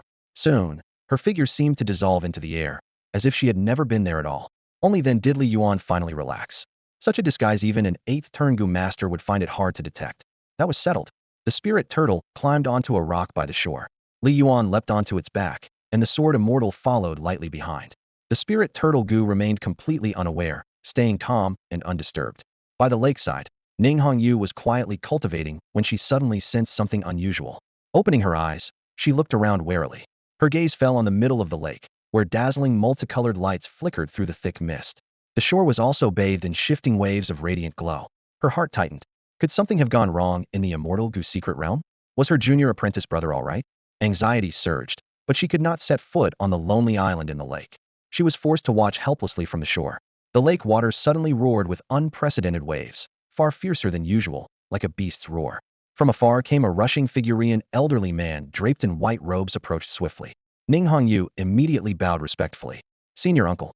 This man was Qi Yan, the vice palace master of the 9th palace and an 8th turn goo master whose power should not be underestimated. "Senior uncle, what exactly is happening in the immortal goo secret realm?" Ning Hongyu asked anxiously. Qi Yan shook his head. "I am not sure either. Surely one of the disciples undergoing island training has caused this disturbance. The realm has been quiet for a long time. I don't know if this is trouble or blessing. I will investigate immediately. As one of the secret realm's guardians, he had the authority to enter the island to check the anomaly. Senior uncle, my junior apprentice brother Li Yuan is on the island too. If anything has happened, please save him. Ning Hongyu's voice was filled with earnest pleading. Qi Yin raised a brow. Oh, you mean that disciple who never opens the door of Master Yu? That's him exactly. Very well. If I see him, I will make sure he returns. Qi Yin nodded in agreement. Before he finished speaking, splashing sounds came from the shore. A spirit turtle steadily climbed ashore, with a tall, handsome young man standing on its back. Junior brother. Ning Hongyu saw him safe and sound, and was overjoyed. She hurried forward. It's good you're all right. What exactly happened on the island? Li Yuan shook his head, still out of breath. I was searching for treasures when suddenly the ground shook violently. I immediately ran to the shore and called the spirit turtle to carry me back. Qi Yin smiled. This boy is cautious, unlike most who are greedy. No wonder senior sister Yu praises your temperament. You have a bright future. Li Yuan cupped his fists respectfully. Disciple Li Yuan pays respects to senior uncle. Yet inside he felt apprehensive. The sword immortal was still hiding in the white mist at the shore, using the Senluo Wanxiang Gu to mask her true form. Qi Yin was an 8th turn Gu master as well. If he saw through the ruse, things would not end well for him. Qi Yin waved dismissively. No need for formalities. You should leave now and avoid lingering here. I will personally go to the island and see what's going on. Yes, sir. Ning Hongyu nodded and quickly led Li Yuan away. The moment her senior sister grabbed his hand, Li Yuan sensed a strong sword intent emanating from the sword immortal behind Thema, kind of invisible shield protecting him. He thought to himself, could her possessiveness be even stronger than Xiao Kai's? Xiao Kai only fought with Gu insects and argued with fifth sister, but the sword immortal outright forbids me from approaching any other woman? Li Yuan pondered carefully. It probably wasn't jealousy. The sword immortal had secluded herself for 3,000 years and was extremely sensitive to outside presences. Only after familiarity would she ease up. This was likely an instinctive remnant of consciousness. It seemed teaching her to adapt to the world 3,000 years later would take quite some effort. The two figures gradually disappeared amid the thin mist by the lakeshore. Only when Li Yuan could no longer sense his senior uncle's presence did a heavy weight lift from his heart. This also proved the tremendous camouflage ability of the myriad phenomena forest Gu. From now on, handling matters would be much smoother. Just as he let out a sigh of relief, Ning Hongyu asked, Junior brother, how was your harvest from the immortal Gu secret realm? Quite satisfactory. Li Yuan couldn't help but smile slightly. After waiting so long, this immortal Gu secret realm truly was his treasure trove. The rare Gu, illusory Luo garment, had evolved into the exotic myriad phenomena forest Gu, and unexpectedly, he had gained a stunningly beautiful sword fairy. Given the chance, he would definitely come again. It's a pity what happened on the island. Otherwise, if you stayed a few more days, your gains would have been even greater, Ning Hongyu said with a hint of regret. That's enough, I'm content. Li Yuan put away his smile and asked with concern, how is master? Has he woken up yet? He has. Ning Hongyu's face lit up. He's recovering quickly and can move freely now. Since he woke up, he hasn't stopped bragging. Bragging about what? Li Yuan asked, puzzled. What else? Bragging that he has great eye for talent. Saying that finding a disciple as gifted as you in such a miserable place as Outer Gate's 12 caves is heaven's reward for him, Ning Hongyu teased. The two laughed warmly as they slowly returned to the 9th palace Ning Hongyu's small courtyard. The moment he stepped inside, Li Yuan saw the white-haired elder fertilizing flowers. Quickening his pace, he ran forward. Master, you've suffered a lot lately. Not at all. Yu Hengchuan waved his hand with a smile. Having faced life and death, his mindset had become more open and the old obsessions had drifted away with the wind. Looking at his two disciples, he smiled with contentment. With you and Hongyu here, Master can enjoy his twilight years peacefully. That's enough for me. Suddenly, Pei Luoqing peeked in with a grin. Master, what about me? You? Yu Hengchuan feigned exasperation. You're like a fat pig, eating so much. If it weren't for your senior sister, would have starved by now. Pei Luoqing looked aggrieved. It's my destined Gu. Don't blame me. Besides, I'm eating vegetarian now. Ning Hongyu gave him a playful kick. So you still want to sneak meat? All right, stop arguing. Yu Hengchuan waved his hand to smooth things over. The royal Fengshan ceremony is coming soon. Since you're all here today, let's discuss the allocation of the participation slots. Li Yuan's eyes flickered as he asked eagerly, Master, when does the Fengshan ceremony start? The palace lord just sent word. It will be held in 36 days, Yu Hengchuan answered. Originally each elder could only nominate one person, but because I performed a life or death deed, I was granted one extra slot. So out of the 3 of you, 2 can attend this grand event. The Fengshan ceremony was a nationwide celebration, where the dragon veins would appear, bestowing boundless blessings. Those who went to Kunlun Su to participate could bathe in the dragon veins Fortunian, incredibly rare opportunity that many dreamed of. I want go. They'll give my spot to Pei Pig and Junior Brother. Ning Hongyu volunteered generously. Among the three of us, my talent is the weakest. Such a rare chance should go to you too. Pei Luoqing laughed in agreement. Yeah, senior sister, such an opportunity is too precious. It should be yours and his. Li Yuan awkwardly scratched his head. No, if you two say that, it just makes me sound like a fool. In truth, he genuinely wanted to go. This matter involved his true lineage and blood feud, concerned his esteemed physician grandfather and his mother's safety. He had no other choice. Moreover, with the myriad phenomena Forest Gu now, his disguise was ironclad. As long as he didn't reveal himself actively, no one would suspect he was different. Thus, their futures held many uncertainties, and the countdown to the Fengshan ceremony grew ever more urgent. You must want to go. Ning Hongyu smiled warmly and draped her arm around Li Yuan's shoulder, her voice soft but teasing. Junior brother, don't be shy. If you want to go, just say so. We all understand. Li Yuan nodded solemnly. Yes, I do owe senior sister and second senior brother a favor, but it's nothing big. Pei Luoqing waved her hand and smiled, urging gently, senior sister, why not go with junior brother? The atmosphere at this Fengshan ceremony is uneasy. You're strong if anything goes wrong. You can watch out for the little brother. Ning Hongyu raised an eyebrow, suspicion flickering in her eyes. Are you really willing? Just say it straight if you want to. No need to pretend. I'm not pretending. Pei Luoqing grinned, as if expecting a challenge. As long as senior sister promises to let me feast at the farmhouse for 3 days, consider that my compensation. Get lost. Ning Hongyu waved her hand and rolled her eyes. 1 day at most. If you had 3 days, you'd eat all the heavenly palace's food. Pei Luoqing showed a sly smile. Deal. That's just a trap waiting for me to fall into. Ning Hongyu narrowed her eyebrows and sneered back. Hee. Pei Luoqing laughed with pride. Senior sister and junior brother bear witness. All's fair in war and strategy. You aim for the top, settle for the middle, and accept the bottom if you can't get either. Fine, just 1 day eating like a pig, no backing out, hee. He licked his lips, looking satisfied. You look like a glutton. Ning Hongyu shook her head with a helpless smile. This time I want to argue with you. Afterward, Li Yuan watched as the dignified and poised Pei Luoqing suddenly transformed into a chubby, round-faced glutton who dove into the vegetable patch with gusto. The scene couldn't help but remind him of the ginseng baby towering 10 feet high and mountain-like in size. So all that was Pei senior brother's doing? Ning Hongyu teased. Junior brother, you should be worried about your second senior brother. With that figure, who knows if he'll find a wife? A grown woman should get married. And you have to hurry too. Yu Hengchuan glanced at her coolly. Ning Hongyu blinked and immediately teased. Master, why don't you arrange a marriage for me and junior brother? Why let the good water flow to outsiders? Yu Hengchuan smiled. You know how to pick. Li Yuan quickly waved his hand. Senior sister, it's too early to talk about love now. Wait until I've fully cultivated, then we can discuss relationships. Ning Hongyu kept silent, smiling with sparkling eyes. Junior brother, they'll wait for you. She knew feelings couldn't be rushed, but for their fate to blossom, someone had to take the first step. The young and handsome senior sister was happy to pursue. If junior brother had no feelings, it was fine, let fate decide. Who knew when it might happen? The next day, after lunch with their master and peers, Li Yuan set off. From the Jiugong Mountains in the southern border to Kunlun Void, even riding the Black Eagle would take 15 days. On arrival, preparation would take at least 3 more days. Junior brother, they'll come find you at the 12 caves in half a month, Ning Hongyu said, having arranged all the details. Okay. Li Yuan nodded and waved goodbye. Master, take care. They'll definitely come back to visit. Though Yu Hengchuan's hands were dry and aged, his grip was firm as he whispered, Li Yuan, you must cultivate the rare Gu dreamlike silkworm. 7 days later, Li Yuan returned to the small bamboo forest at the 12 caves with the sword fairy. Brother Yuan, you're back? Before he even entered the woods, a figure burst out from the remnant Gu Tower's gate height was Wang Zhaozhao.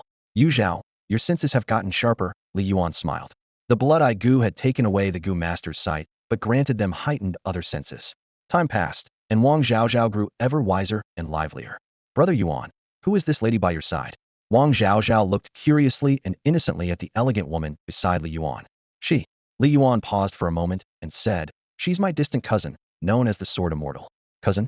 Wang Zhaozhao looked a bit puzzled, then asked, Yuan, do you know if the distant cousin who helped me with my arm last time is acquainted with your cousin? Yumis, they know each other. Li Yuan hesitated briefly. They're from the same family. Both are his destined Gu, so you could say they belong to one family. Oh, hello, sister Sword Immortal, Wang Zhaozhao greeted timidly, though her heart raced with anxiety. This sister was incredibly powerful, clearly far stronger than Yuan. The Sword Immortal did not respond. She had lost the ability to speak and was mute. Mute? Wang Zhaozhao suddenly felt a wave of sympathy and couldn't help but sigh. Yuan, you truly have a kind heart. Not only did you take me in blind, little Zhaozhao, but you're also caring for a mute sister. Li Yuan clapped his hands. Yuan, I'll go prepare the meal. Why don't you help Sister Sword Immortal get familiar with the surroundings first? When the Sword Immortal had first lost her sight, she found it extremely difficult to move around. Her strong-willed nature combined with losing her voice suggested she must have fallen victim to some deeply malicious curse or poison, one that was hard to suppress and had brought her to this state. Zhao Zhao, thank you for your hard work, Li Yuan said with a sigh, feeling deeply moved by Wang Zhezeo's maturity. No trouble at all. Wang Zhezeo's eyes brightened as she thought. As long as Yuan is home, no matter how tiring it gets, it's worth it. She moved quickly, disappearing into the kitchen. Li Yuan took the Sword Immortal by the hand and led her toward the bedroom. Sword Immortal, this will be your room from now on, Li Yuan said, pointing.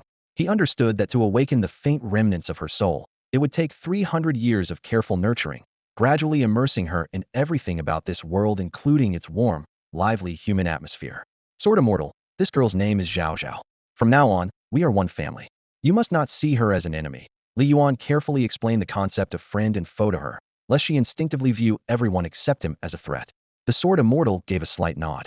That simple gesture delighted Li Yuan immensely. It showed that linking with his soul had already sparked a basic awareness in her. In his eyes, she was no longer a cold goo but a living being awakening and transforming, with the potential to unleash power surpassing even what she wielded over 3,000 years ago, becoming an extraordinarily powerful ally. Then Li Yuan taught her some of the most basic commands: drinking, sleeping, taking off, and putting on clothes, simple but essential actions. It'll be mealtime soon. Wang Zhezeo's voice came from outside. Li Yuan stood and walked out, the Sword Immortal stumbling slightly as she followed. Sword Immortal, please sit here, Li Yuan said, pointing at a chair. She awkwardly lowered herself into it, completely unfamiliar with how to use chopsticks. Yuan, is Sister Sword Immortal mentally unwell? Wang Zhaozhao could not help but ask. Yes, Li Yuan nodded. She's lost all her memories like a newborn infant. Everything needs to be relearned. How pitiful, Wang Zhaozhao said as she fetched a wooden spoon and brought over a bowl of hot rice. Sister Sword Immortal, let me feed you. Open your mouth. She fed her gently and patiently, her eyes filled with compassion. Night fell. After dinner, Li Yuan arranged for Zhao Zhao to teach the Sword Immortal how to bathe and change clothes. From the bathhouse came bursts of exclamations. Wow, Sister Sword Immortal, your skin is so smooth and delicate it feels wonderful to the touch. And your figure's amazing, much lovelier than mine. Zhao Zhao praised as she wiped the Sword Immortal down. Even unable to see her face, she could tell this must be an incomparable beauty, like a celestial being descended to earth. The overall pace is tight and rich in detail. Each action and line of dialogue is vivid and specific, preserving everything from the original while enhancing visual imagery and emotional depth. Time flew by like flowing water, and half a month slipped away in the blink of an eye. After this period of adjustment, the Sword Immortal child's spiritual energy grew noticeably stronger. She could now feed herself simply, bathe, and change clothes without help. Yet without careful guidance, she still occasionally caused trouble, suddenly darting up a tree mid-meal to chase birds, bursting into Li Yuan's room while he was bathing, and even sneaking out into the bamboo grove at midnight to swing on a swing. Watching these scenes, Li Yuan felt both helpless and amused, well aware that the Sword Immortal child's cultivation was far from complete, still a long, long way to go. The half-month had passed, and senior sister should be arriving soon. Xiao Zhao, the Fengshan Grand Ceremony is about to begin. I have to make a trip to Kunlun Void, Li Yuan said steadily, though a trace of unresolved worry flickered behind his calm eyes. It was the only lingering burden in his life. Wang Zhaozhao furrowed her brow, full of concern. She had heard rumors about the turmoil surrounding the Fengshan Ceremony, where rival warlords and princes gathered, and demons might take advantage of the chaos to sow disorder. Even someone as powerful as Brother Yuan would be like rootless driftwood amid such dangerous complexity. Don't worry, Li Yuan smiled gently. The Night Owl King is guarding it. It's not so easy to stir up trouble. Once I receive the blessing of the Dragon Veins aura, it'll come straight back. Zhezeo's expression eased a little, but her heart still trembled. She thought back to the days of wandering and hardship, losing her parents one after the other, starving so badly she gnawed on tree bark, ate foul-smelling rats, and was chased relentlessly by wild dogs until she found her grandfather and came to this peaceful mountain village, where she met Brother Yuan and finally experienced what it meant to have a warm and safe home. How she wished the pain of that endless flight would end here, so she and Brother Yuan could lead ordinary lives in this tranquil mountain. Though reluctant, Zhao Zhao understood that this journey was a crucial opportunity for Brother Yuan and could not be delayed. "He'll go ahead then," Li Yuan said, but suddenly felt a tight grip on his back. "Brother Yuan." Zhao Zhao hugged him tightly, tears blurring her eyes. "You must come back. Xiao Zhao will always be here waiting for you to come home." Li Yuan gently stroked her smooth hair, a wry smile playing at his lips. "Silly girl, I told you you'll come back. When have I ever lied to you?" He understood her fear, born from the shadows of their past life and death escape, fragile and hesitant. After confirming their parting, he released her, lifted the sword immortal child into his arms, and turned away, vanishing at the edge of the bamboo grove in an instant. On the way down the mountain, Ning Hongyu, dressed in a flowing red gown and arms crossed, raised an eyebrow. No wonder senior sister didn't want to take in the sword immortal child. Little junior brother, it seems you're hiding a harem. Quite a few too. Li Yuan replied seriously, senior sister, you jest. She is my cousin. The one on the mountain is my younger sister. Ning Hongyu rolled her eyes. Men and their words, always full of lies. Then she summoned a black vulture spirit and asked, are you really taking your little cousin to Kunlun Void? Don't worry, senior sister. I have my arrangements. Li Yuan's gaze was firm. The sword immortal child was now his strongest fighter and must not be left alone. Fine, Ning Hongyu pouted. But don't say I didn't warn you. Kunlun Void is occupied by many powers, heavily guarded, no flies get in or out. No need to worry. Li Yuan's expression was calm. With the myriad forest spirit guarding, that so-called defense is just for show. If it weren't to let the sword immortal child witness the mortal world's fire and smoke, to spark what remains of her consciousness, I wouldn't even let senior sister see her. Their figures disappeared at the end of the mountain path, heading toward the immensely complex and perilous Fengshan grand ceremony. Are you really her cousin?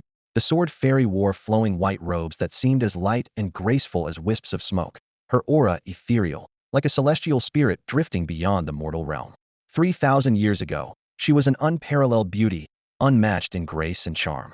After a long period of seclusion and slumber, she gained an even more refined and otherworldly elegance, like a goddess in the heavens, untouchable and distant. Ning Hongyu considered herself good-looking and had long attracted many talented young men. But compared to the sword fairy, the difference was like night and day. Especially in temperament, the gap was enormous. The only thing she might have that surpassed the sword fairy was her overwhelming confidence. Thinking this, she straightened her chest proudly. At that moment, Li Yuan, standing nearby, noticed the senior sister's little gesture and couldn't help but smile softly. To think such a carefree senior sister had such a charming side warmed his heart, and he thought, no wonder she's our senior sister. Miss, why aren't you saying anything? Ning Hongyu looked at the sword fairy, who remained silent, her gaze fixed far into the sky. Suddenly, Ning felt a tightness in her chest. Something felt wrong. My cousin lost her memory and her spirit sea was damaged, so she can't speak now, Li Yuan explained. Ning Hongyu was startled and quickly bowed apologetically. I'm sorry, miss. I didn't mean to offend you, please forgive me. So she really is your cousin? Her eyes flickered with disbelief, half doubtful. Li Yuan was well-proportioned and handsome, cultured and gifted. Finding a plump and beautiful young bride shouldn't be hard. So why would he hide behind a lost memory cousin and a blind younger sister? Thinking this, Ning Hongyu secretly felt relieved and laughed. Well, that means I still have a chance, haha. Senior sister, stop teasing me. Li Yuan laughed too, his smile warm and hearty, showing his strong ability to stay calm without much explanation. Ning Hongyu suddenly remembered something and patted her forehead. Oh right, there was something I forgot to tell you. What is it? Li Yuan asked, curious. A while ago, when you went to the Immortal Grass secret realm to train, wasn't there an accident on that isolated island? The sect has already investigated. What was the result? Li Yuan's heart tightened, his expression serious. After Elder Jiogong and others jointly investigated, they found that the towering ancient tree in the Immortal Grass secret realm had disappeared. Legend says it was planted by an Immortal Grass master 3,000 years ago, Ning Hongyu said with regret. Did they find out who caused the trouble? Li Yuan pressed anxiously. Apparently, it was people from the 7th Palace, she replied. The 7th Palace's 2 direct disciples, Su Yuelian and Zhao Baidong, trespassed into the living dead tomb. Do you know what that place is, junior brother? No, I don't. Li Yuan shook his head quickly. The living dead tomb is where the Immortal Grass master's daughter rests eternally. After investigating, the Jiogong elders found not only the ancient tree was missing, but her coffin had been opened and the body vanished. The dead disliked being exposed to light, perhaps her remains already dissolved, Ning Hongyu recounted softly. After a thorough investigation, the elders pinned the blame on Su Yuelian and Zhao Baidong. But the two have disappeared, turning the case into a mystery, she continued. Originally, the palace master wanted to summon you back for questioning, but thanks to Senior Uncle Chian's testimony, it was a false alarm, so you didn't waste a trip. I see. Li Yuan was quietly grateful those two took the fall for him, or else misfortune might really have fallen on him. But clearly, this matter wouldn't end so easily. Ning Hongyu sighed. The Jiogong elders said that no matter how far those troublemakers run, even to the ends of the earth, they will definitely be caught. Senior sister is right. Li Yuan wiped the sweat from his brow. That bastard still owed him 2 days to search for opportunities, and he would definitely make him pay it back later. The Fengshan ceremony was about to begin, and the 9 palace masters were too busy to spare a moment. They would certainly investigate this matter afterward. Ning Hongyu also spoke with indignation filling her chest. At Kunlun Su, atop the peaks of countless mountains, the Tianyin platform stood tall. Li Qingshu wore a yellow imperial robe, standing with his hands clasped behind his back. After nearly a year of tempering, this once rural youth now carried an air of imperial majesty. People said that besides the imperial capital, this was where the fortune of the realm was most concentrated. Yet standing alone on this highest peak, he felt only loneliness surrounding him. Looking down at the mountains below, though numerous, they all appeared insignificant. At the foot of the mountain, countless marquises, generals, masters of the martial world, and heroes from across the land awaited his command, while he stood at the summit. But instead of the surging pride that should fill his heart, Li Qingshu felt unusually heavy. He vaguely sensed this place did not belong to him. Was it because his heart still held attachment to that small Xiaofeng village and his loving mother? Or was he simply not suited to be an emperor? At this moment, Li Qingshu's emotions were tangled and unclear. Now, everything was beyond his control. Whether he would walk the path to become the sovereign of all under heaven or become a mere puppet was no longer his choice. He had not even noticed that in the distance, two shadowy figures were silently watching him. Shiesiming, is everything ready on your end? King Yexiao, cloaked and wearing a bronze mask, asked in a deep voice. Without the slightest error. And Mu Yao, the Shiesiming of the far north Ice Plains tribe, nodded firmly. Using my tribe's totem arts to conceal it, we can deceive everyone when the dragon vein manifests. When demons and monsters seize the opportunity to attack and disrupt the ceremony, we can fool all living beings. This was the plan, and Mu Yao had offered King Yexiao. Use the chaos of demons and monsters to temporarily stabilize the situation across the land, making all factions pledge their allegiance again, first expelling the demons from the realm, then gradually uncovering the truth. Good. King Yexiao's eyes turned cold. He was convinced that the one shaped into the young prince on the Tianyin platform was definitely not the real person. But only the Shiesiming of the far north Ice Plains tribe could verify the truth. Since she wanted to protect the substitute, he could only use this plan to track down the true highness. If this lead was lost, all hope would shatter.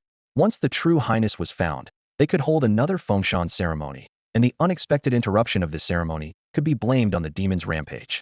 And Mu Yao stood at the edge of Kunlun Su, looking at the black mass of crowds, her heart full of worry. Shaoliner, will you come? She murmured silently in her heart. If Shaoliner was still alive, he would surely rush to this place. But where exactly was Shaoliner? Would the two of them ever meet again? At the outskirts of Kunlun Su, after 7 days of arduous travel, Ning Hongyu and Li Yuan finally arrived at this gathering place of heroes. The sky was clear as crystal, sunlight bathing the mountain wilderness, yet it could not conceal the oppressive atmosphere. Junior brother, we can only go this far. From here on, we must proceed on foot. Ning Hongyu's tone was solemn. Further in is the sacred ground for pilgrimage. Except for the top forces from the Central Plains, Southern Frontier, Eastern Wastes, Northern Lands, and Western regions, no one is allowed to enter on mounts. One must walk through. That is the respect and devotion of pilgrims. Li Yuan nodded. I'll settle my cousin first. Senior sister, you go ahead. All right. Though Ning Hongyu didn't understand why Li Yuan insisted on bringing along a cousin who had lost her memory, she didn't ask further, thinking perhaps it was for easier care.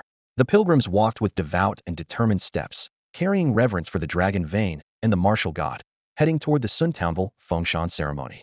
After Ning Hongyu left, Li Yuan quietly slipped into the nearby small forest. He whispered in a low voice, Sword Immortal, follow me and stay at the back of the group. Don't get close to the strong fighters and don't act rashly, understand?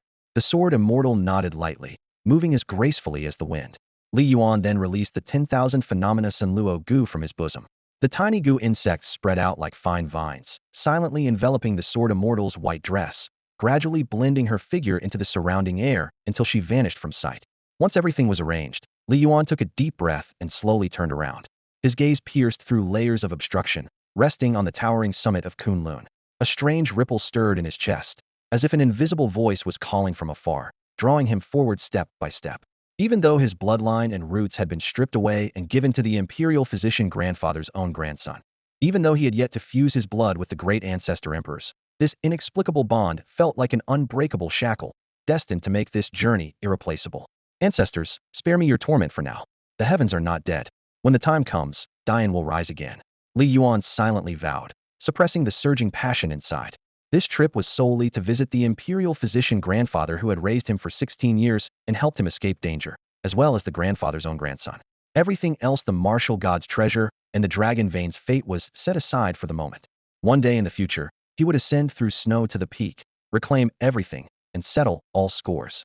With steady steps, Li Yuan left the forest and blended back into the crowd. Kunlunxu was now divided into 4 layers. The outermost circle was heavily guarded by powerful troops from various factions, everyone on high alert, defending against demon invasions and potential ambushes from allies, the threat of war looming at any moment. The middle layer was composed of elite warriors from these forces, including Li Yuan himself. Closer to the center were the representatives of each faction, like the Jiugong Palace Master and various marquis. At the very top sat the summit, the territory of the Dian royal family and the Night Owl Guard. "Junior brother, you've returned," Ning Hongyu said upon seeing Li Yuan.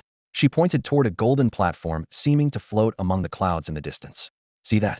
That's the Tianyan platform, a sacred site where emperors of all eras conducted their rituals to heaven and earth." Li Yuan gazed up at the towering platform, squinting to see through the mist. Though his spiritual power had reached mid-domain realm, granting him exceptional vision, all he could make out through the clouds was a black dot. "Is that him? The imperial physician grandfather's grandson, my lifesaver." Li Yuan's breath quickened as he struggled to contain the emotions rising within. Ning Hongyu smiled and asked, "Junior brother, are you eager to undergo the blessing of fate?" Li Yuan nodded yes. "Still need to wait 3 days," Ning Hongyu said softly. "Many warriors and Gu masters stuck at bottlenecks, even martial saints and 8-stage Gu masters are all betting on this moment." As they spoke, a clear shout echoed from afar, "Brother Li Yuan! Brother Li Yuan!" Li Yuan turned to see a young girl clad in shining silver-white southern frontier attire rushing over, her silver ornaments jingling, her smile bright and sweet. "Little princess?" Li Yuan recognized her in surprise. "Brother Li Yuan, I finally see you. I knew you'd come." Princess Kanglin, Xiao Qiner, ran toward him beaming with joy. "Congratulations on achieving your dream of becoming a formidable Gu master," Li Yuan thought, aware that only 13-year-old Xiao Qiner had already advanced to the 5th stage Gu master, showing strong prowess with the heart-seeking Gu ranked 3rd on the exotic Gu list, though still far behind him. Xiao Qiner smiled sweetly. "You've always been my goal." The scenes from that bloody battle with the night demons were vivid in her mind. Since then, she had seen many Gu masters, but none with the invincible spirit and awe-inspiring presence he had displayed. Yet, her teacher once said, "Silly Qiner, that's just your childhood white moonlight." Was Li Yuan the childhood sweetheart etched into Xiao Qiner's memory? She looked at him silently, the 3rd-ranked Wenxin Gwart questioning fluttering faintly within her, yet it never dimmed her admiration for this elder brother figure. The same man who once taught her to recognize Gu insects amid the bamboo grove, guiding her first steps into the path of Gu mastery, now seemed even more untouchable. "You know each other?" Ning Hongyu raised an eyebrow in surprise. Li Yuan nodded. "Yes. The young lady of the county once lived for a time in the 12 Caves bamboo grove." Hongyu's lips curved into a teasing smile. "Our teacher always said you're quiet and solitary. I didn't expect the little county princess from Kanglin Domain to know you." "Big sister, you know me?" Xiao Qiner studied the captivating woman before her. Ning Hongyu. "Your senior sister Hongyu?" Xiao Qiner's eyes sparkled. "Our teacher said you're the strongest of the 9th Palace's young generation. That title will be yours soon enough." Ning Hongyu sighed softly. She had long heard of the fearsome power of the Wenxin Gu and admitted she stood little chance against such an unusual Gu. "I still have a long way to go before I reach senior sister Hongyu's level." "Xiao Qiner, enough chatting." A cold, stern voice cut through their conversation. Sword-bearing youth Xiao Li strode in, clad in armor, eyes sweeping past Li Yuan without pause. The once boyishly persistent figure now bore the weight of command. "Brother Li Yuan, senior sister Hongyu, am leaving." Xiao Qiner lowered her voice. "Be careful." Father warned the Fengshan ceremony might erupt into bloodshed. Li Yuan nodded and watched as the siblings departed. The Kanglin King's stance was clear. None of the lords wanted a ruler over them now, especially not ones like the Yu King who dared collude with demons. Night deepened over Kunlunxu, its camp brightly lit. Li Yuan and Ning Hongyu shared the same tent, separated only by a thin curtain. Reclining on a blanket, moonlight spilled through the canopy cracks. This land stirred uneasy feelings within him, as if something ancient whispered from his very blood. His late grandfather's final words echoed in his mind. "Yuaner, remember this. You are not my grandson. You are the Prince of Dian, your mother the noble consort and from the far northern ice tribe, Xiao Siming 16 years ago. You must live." This jade pendant holds a drop of the Taizu Emperor's blood, paired with a great elixir. It could awaken your divine warrior roots. Yuaner, you must slay all demons, restore Dian, and avenge your mother. A burning heat swelled in his chest. Gripping the jade pendant, the long-sealed Taizu blood stirred, as if craving to merge with his veins. The Dian dragon veins beneath Kunlunxu, perhaps they held the ultimate medicine. "Don't rush. Soon," he whispered to himself. "All that belongs to Mei will reclaim it. I won't let it be sullied. But I must wait for the right moment." Chaos would be that moment, the perfect chance. Various factions continued to speculate about the current situation, but only Li Yuan truly understood. The Fengshan ceremony in 3 days would inevitably spark chaos. After all, the dragon vein could never fully manifest. How fierce the upheaval would be even, he could hardly predict. If the chance arose, Li Yuan planned to save the imperial physician's grandson. If not, he would bide his time and settle old and new scores later. Thump, thump, thump.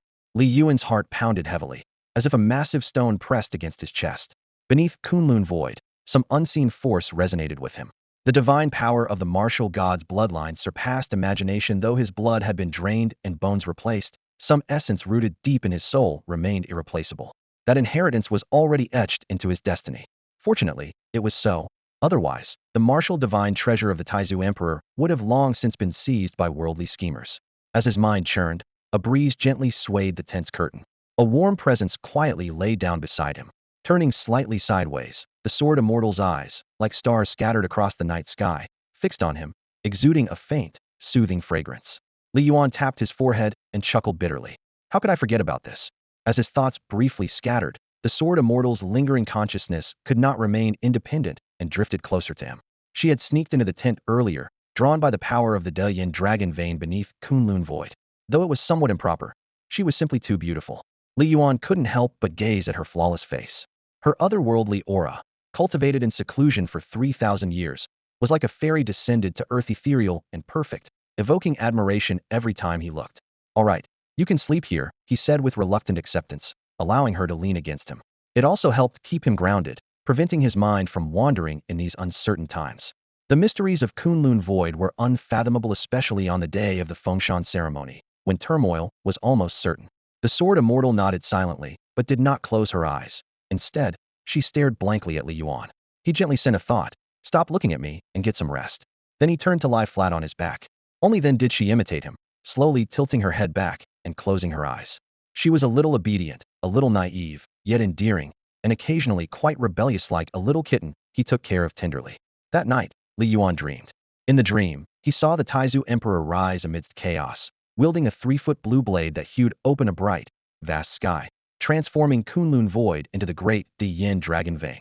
He saw his mother, Consortin, tearfully bidding farewell, waving with deep affection. Then he saw ancestors and emperors of the Li family standing on the steps to the dragon throne, holding him in swaddling clothes, lifting him step by step to the peak of power. The clamor of dawn pulled Li Yuan from his dream. From afar came hushed whispers among the crowd. Did you see? That's a woman from the Northern Ice Plains tribe. They say every woman there has skin like ice and bones like jade, as beautiful as a celestial being. Most notable was the veiled woman, the tribes Shiming and Muyao. Memories flashed through his mind. Consortin, attached to the Yin royal house, once outshone all others in the palace, causing the rest of the concubines to pale. Surely her sister was no less remarkable. The Northern Ice Plains tribe had command from his mother's side, no less. In fact, it was his aunt. At this thought, Li Yuan suddenly sat up, quickly tidying his clothes before stepping out of the tent. Outside, Ning Hongyu watched him with a teasing smile. Junior brother, you were sleeping pretty soundly. I heard a great beauty passed by. That's why you finally woke up? At that moment, the morning light spilled over countless faces, and beneath the calm surface, waves of shifting power and uncertainty quietly surged. Senior sister, I have to say, sleeping in Kunlun Void really does feel different. Li Yuan responded with a smile. You have a good mentality. Ning Hongyu praised him. Though she herself was someone who feared death, she didn't even dare sleep at night, only daring to close her eyes and rest. Now, with her senior sister watching over her, she could finally relax her guard a little. As she spoke, Li Yuan's gaze involuntarily drifted toward the distance, where a group of people was slowly approaching from the foot of Kunlun Void's Tianyan Peak. Leading them was a woman dressed in an ice blue robe, wearing a hood made of white fox fur and draped in a snow-white shawl. Several delicate ice bells hung from the hem of her garment, each crafted from pure jadeite and inlaid with tiny ice diamonds, clear and lustrous as jade. Around her pale ankles were 2 anklets woven from ice chains and gemstones. This was the distinctive attire of the young Siming of the far northern Ice Plains tribes. Her steps were light and graceful, her figure elegant. Though her face was veiled with sheer gauze, it could not conceal the unique temperament of an Ice Plains beauty, causing the crowd below Kunlun Void to stop and gaze in fascination. Hey, junior brother, stop staring like that. Seeing Li Yuan fixated on the woman, Ning Hongyu teased with a smile. That's a woman you can't have. Look at senior sister more instead, at least the children won't go hungry. Li Yuan looked embarrassed. Senior sister, why does that sound so bold? I'm just curious. After all, the far northern Ice Plains tribes are so distant, it's rare to see them. Ning Hongyu rolled her eyes and stopped paying attention to him. Under the watchful eyes of numerous factions, the Ice Plains people arrived at an open area, gathered in a circle, and began dancing while chanting ancient incantations. The climax of the ritual came when the young Siming and Mu Yao firmly planted a chess piece into the moist earth. Li Yuan asked in confusion, "What are they doing?" Ning Hongyu explained, "It should be some kind of ritual, most likely related to the dragon vein. By the way, this young Siming is the little prince's own maternal aunt, sharing part of the same bloodline. The far northern Ice Plains excels in totems and treasure arts, and they also study bloodline secret techniques, which is why the Night Owl King invited her here. After all, there aren't many people who can verify the authenticity of the little prince's bloodline, and she's one of them." Her words carried confident authority. As the strongest of the younger generation in the Ninth Palace, she possessed considerable intelligence. Li Yuan's heart trembled. If Mu Yao could verify the little prince's bloodline, then she surely already knew that the current Li Qingshu was merely a substitute. And did the Night Owl King know? Most likely he already did. This meant the Fengshan Grand Ceremony was nothing but a performance, a hoax to deceive the world, perhaps designed to lure out the real big fish. And he, Li Yuan, happened to be that very fish. He remained wary of the Night Owl King and dared not fully trust this aunt he had never met. Even toward the little prince, his savior, and the old imperial physician's grandson, he maintained vigilance. Because once his identity was exposed, he would become a pawn manipulated by others. As these thoughts flashed through his mind, the Ice Plains people ahead had completed their first ritual and turned toward another clearing, continuing to plant flags and markers. Li Yuan observed quietly in the crowd, his face expressionless as if he were just a passerby, though his heart was in turmoil. Before long, the Ice Plains people moved again, heading toward the encampment of the Nine Palaces Goon Nest. Li Yuan's brow furrowed as he quietly retreated behind Ning Hongyu. "Junior brother, why are you hiding so far back?" Ning Hongyu teased. "The Ice Plains beauty has arrived. Want you come closer for a better look? Such opportunities are rare. After comparing them, I think senior sister is more charming." Li Yuan had learned to fight back and said coolly, "Good thing you know better." While the two were chatting, a group from the Ice Plains tribe slowly approached, and Mu Yao walked at the front, her pale feet lightly treading on the ground, as if ice lotuses bloomed with each step, untouched by even a speck of dust. She had deliberately waited until all the various factions gathered before beginning to set up the totem banners, precisely to observe whether little Linner would appear. Just as her thoughts were racing, the jade pendant hanging at her chest suddenly trembled slightly. That familiar vibration was like a call from afar. Little Linner. The junior priestess's heart surged with excitement, confirming he was truly nearby. However, she dared not act rashly. Right now, the Night Owl King's gaze was constantly monitoring her, and if she exposed little Linner's whereabouts, the consequences would be unbearable. She suppressed the turbulent emotions within, her expression remaining calm as she walked forward steadily. Arriving at an open area, and Mu Yao planted another banner, her gaze slowly sweeping over the crowd. Southern border, the Nine Palaces Goon Nest. After the royal bloodline disaster years ago, had little Linner been sent out of the palace and escaped to the southern border? Had she actually abandoned martial arts to practice Gu techniques instead? Through the connection of her sister's jade pendant, the junior priestess could sense that little Linner's presence was nearby. Unfortunately, she couldn't identify everyone individually, much less recognize her in person. She decided to visit the Nine Palaces Goon Nest after the Fengshan ceremony ended, calming her inner unease, and Mu Yao left the area without showing the slightest abnormality from beginning to end. In the crowd, Li Yuan watched the junior priestess depart, the heavy stone in his heart slowly settling. She must have already sensed my presence, right? At least she knows I'm somewhere in this sea of people. Earlier, his jade pendant had also trembled lightly, causing his spirit to tense up instantly, fearing this little maternal aunt he'd just encountered would recognize him on the spot. Fortunately, Mu Yao remained calm and natural throughout, as if nothing had happened. He thought to himself that this little aunt most likely stood on his side, only refraining from acknowledging him for fear the Night Owl King would notice. Thinking about it, he himself hadn't been careful enough, hadn't realized the jade pendant his mother left him was one of a pair locked together, with the other piece being the one his little aunt wore. A storm was brewing. Li Yuan wanted to see how this grand drama would ultimately unfold. He had come here with clear understanding the great yin dragon vein was destined to manifest only through him, and the legitimate grandson of the imperial physician, tied by blood and bone, could not succeed no matter what. Though the Night Owl King understood this, he still summoned heroes to gather at Kunlun Void.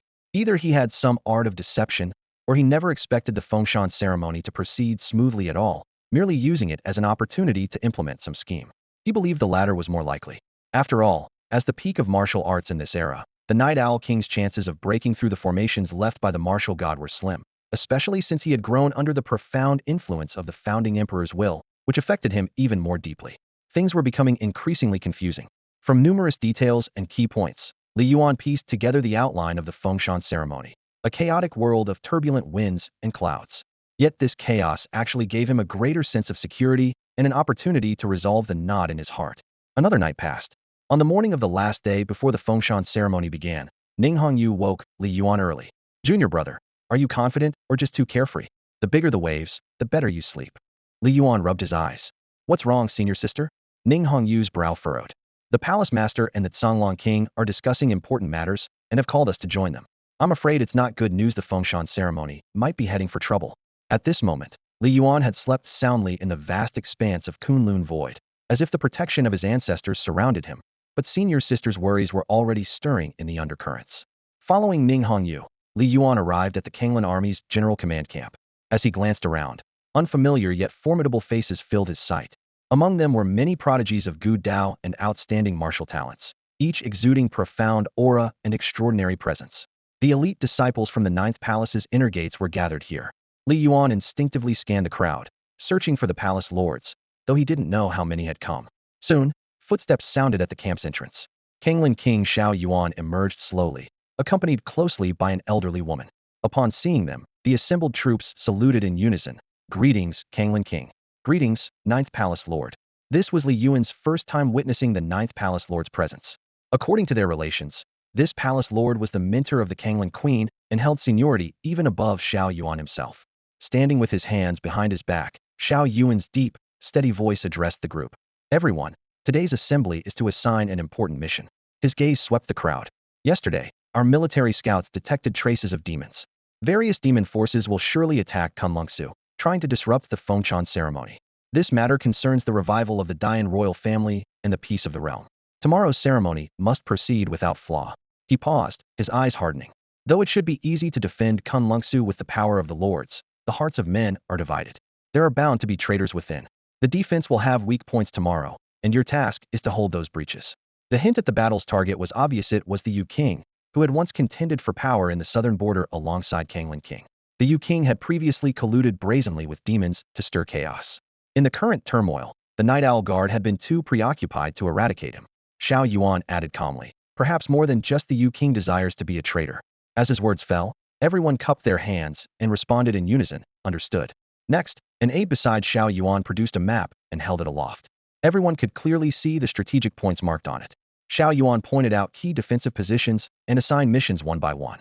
Li Yuan and Ning Hongyu were tasked with jointly guarding a vital road leading to Tianyan Peak, where a detachment of the Kanglan army was stationed. "Senior sister, is this really the only palace lord from our ninth palace who has come?" Li Yuan asked quietly. Ning Hongyu nodded. "I heard the sixth palace lord is also here, but he never reveals his true form. His life Gu, thousand faces Gu, lets him roam the mortal world unnoticed. If you can recognize him." "I see," Li Yuan thought to himself. The 9 palace lords were enigmatic and powerful, each oddly formidable. Time slipped away quietly. In the dead of night, Li Yuan tossed and turned, unable to sleep. He finally awoke at dawn. In the distance, huge flames blazed on the Tianyan platform, resembling a fiery sun illuminating all of Kunlungsu. Flags arranged by the Northern Ice Plains tribes also began to glow, their light overlapping and winding between the mountains. These flags were pulled by an invisible energy, merging as one to form layer upon layer of flowing light that enveloped the vast Kunlungsu. Is it finally starting? Li Yuan's eyes narrowed, a deep sensation growing within him. As a descendant of the Dian royal family, he keenly sensed that the dragon vein energy hidden in Kunlungsus ley lines had been activated through ancient ritual, but it still lacked a core guide to manifest fully. That core was none other than himself. Yet this also meant the Fengshan ceremony was destined to be challenging, even risking failure. Looking toward the mountaintop, under the fiery glow, a figure appeared and gradually ascended the Tianyan platform. The voice rang out loudly, echoing through the mountains. "Today, the Dian royal family holds the Fengshan ceremony at Kunlungsu to honor heaven and earth and reveal the dragon vein." From that opening statement alone, Li Yuan's suspicions hardened. The Night Owl King must know the young prince was no true dragon, just a substitute. Therefore, he permitted him only to act in the royal family's name, not as the emperor himself. In just a few words, the storm that was coming felt heavier than ever. Looking around, the vast majority still held on to hope, their eyes filled with longing yet blind to the gravity of the situation. The crowd anxiously waited, yearning for the legendary true dragon's fortune to descend. If this grand ceremony failed, the people's hearts would be lost, and the last vestiges of the great Yin royal family's dignity would crumble utterly. Li Yuan was already certain that the Nighthawk King would never allow the ceremony to reach its conclusion. It was highly likely he would use demonic forces to sabotage the event. A deep, majestic voice echoed across heaven and earth. Kunlun, the backbone of heaven and earth, the source of all life, the foundation of Great Yin. 1,000 years ago, the ancestor emperor founded our dynasty, and the dragon vein took root in Kunlun, protecting all the people of Great Yin. Now, with the nation flourishing and the hearts united, it is time for the dragon vein to manifest. I shall accept the mandate of heaven, follow the will of the people, and join with the spirits of heaven and earth in this grand undertaking, praying that the dragon vein remains steadfast and the nation's fortune eternal. May Great Yin prosper for 1,000 autumns and 10,000 generations without decline. No sooner had the words fallen than a dragon's roar reverberated in all directions. In the vastness of Kunlun's skies, an intense auspicious glow suddenly spread the light and mist swirling and billowing among the towering peaks. The yin and yang energies of heaven and earth intertwined, condensing atop the mountain into a dazzling, multicolored curtain of light, like a magnificent celestial carpet laid out for the ceremony. Ancient trees rose tall, their leaves rustling in the wind. Sacred mountain birds took wing, their clear, melodious calls ringing out, as if the dragon's roar was awakening all living beings. May Great Yin prosper for 1,000 autumns and 10,000 generations without decline. The voice repeated twice. At the mountain's foot, princes and warlords bowed their heads in respect, eager to be touched by this blessing of fate. Such an opportunity was extraordinarily rare. Were it not for fear of the Nighthawk King's power, who wouldn't fight fiercely to seize this heavenly gift alone at the summit? On the Tianyin platform, a sacrificial altar carved from strange stones radiated dazzling brilliance. Around it were displayed countless rare treasures, offered to the spirits of heaven and earth. At the altar's center, the legendary imperial jade seal of Great Yin hovered in the sky, faintly connecting heaven and earth. The royal fortune had condensed into a 3-foot-wide pillar of celestial energy, piercing the clouds and rising endlessly upwards. Compared to the grand ceremonies of past emperors' ascensions, the current pillar of fortune was weak, almost needle-thin. Among the crowd, a white-haired elder muttered to himself, reminiscing about the glory of the former emperor's time when the pillar had stood mountain-like, awe-inspiring and capable of intimidating the entire world. Even harder to imagine was the brilliance of Great Yin at its founding by the ancestor emperor. Li Yuan listened to these lamentations with cold, steady eyes. All signs pointed to the royal fortune of Great Yin having waned to this degree. The people's hearts had begun to drift away. Only a destined figure was needed to rise and call out boldly, to overturn the current order. Yet that person had not yet appeared. He remained watchful, acting with caution. As time passed, the pillar of fortune began to surge with dragon energy, faintly revealing the form of a golden 5-clawed dragon. The valleys below Kunlun trembled with thunderous roar, shattering the silence. Everyone on the mountain and below uplifted their spirits, convinced the dragon vein would soon manifest, the heavenly gate reopen, and fortune descend upon the world. Only Li Yuan understood the truth. The dragon vein was still dormant, completely unresponsive. The dragon energy and dragon roar were carefully constructed illusions meant to deceive the crowd and conceal their dire predicament. This false spectacle could not last forever. Sooner or later, a flaw would be exposed, and all truths would be laid bare. On the Tianyin terrace, Li Qingshu stood there dazed, waves of overwhelming emotion surging through him. This place did not belong to him, nor was he destined to belong here. Everything before his eyes seemed illusory. The magnificent scenes, the flourishing royal lineage, they all belonged to someone else. His true home would always be the small village at the foot of the mountain. He felt no connection to the royal family, the dragon vein, or the ancestral heritage of the Li clan. Now, he finally understood his own heart. The dragon vein about to evolve before him was a sham. The Night Owl King had been using him as a pawn in a play. But whether this play would bring disaster or salvation to the world, Li Qingshu had no way of knowing.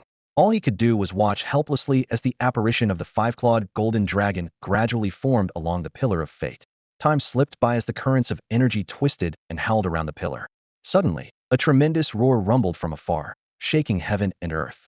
From the depths of the firmament, a massive black lotus burst open, releasing endless black mist that gathered into dense clouds, surging rapidly toward the light of Kunlun Void.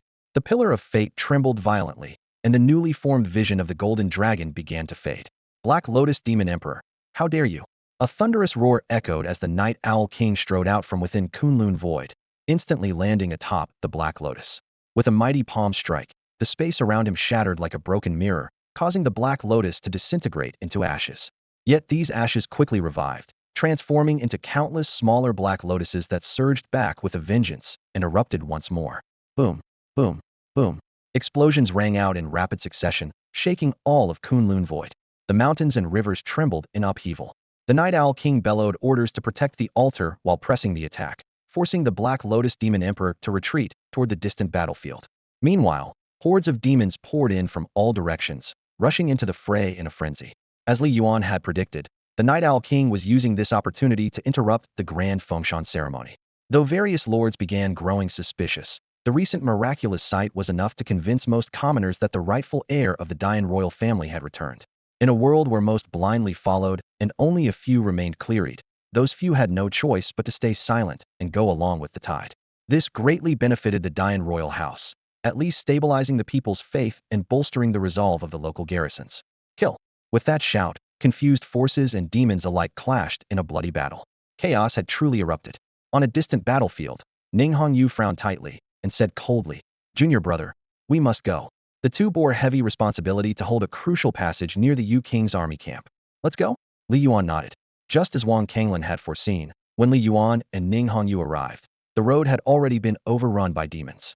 The Yu King's forces had left it completely undefended, allowing the demons to swarm through unchecked. The Kanglin army was locked in brutal combat, blades flashing and blood spraying. Amid the chaotic crowd, Li Yuan spotted a familiar figure, Li Ruoqian, once the personal guard of the little princess Xiao Qiner. Seeing him approach, she paused briefly, visibly shaken by the fierce aura radiating from him, which rivaled even her strength as a grand martial master. "Miss Li, long time no see," Li Yuan called out, moving forward amidst the killing.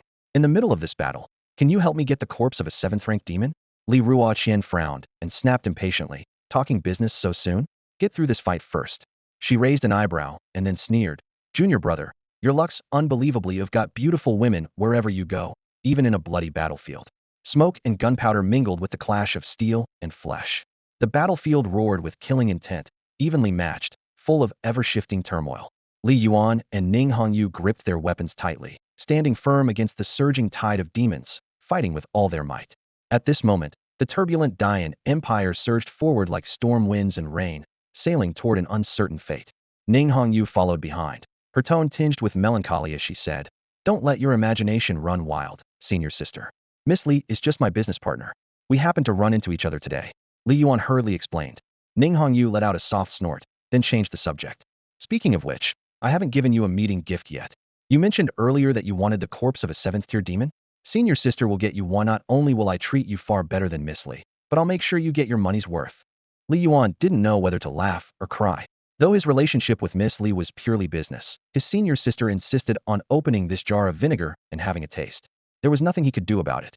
Before he could sort out his thoughts, Ning Hongyu had already flickered into motion and broken through the siege. As a Gu master, her fighting style was oddly centered on close combat. Highly skilled in martial arts, she was surrounded by a constant stream of Gu insects that appeared and disappeared like ghosts. Whenever she approached a demon, her enemies would fall victim. Some rotted away and died outright, while others stared wide-eyed and collapsed stiffly.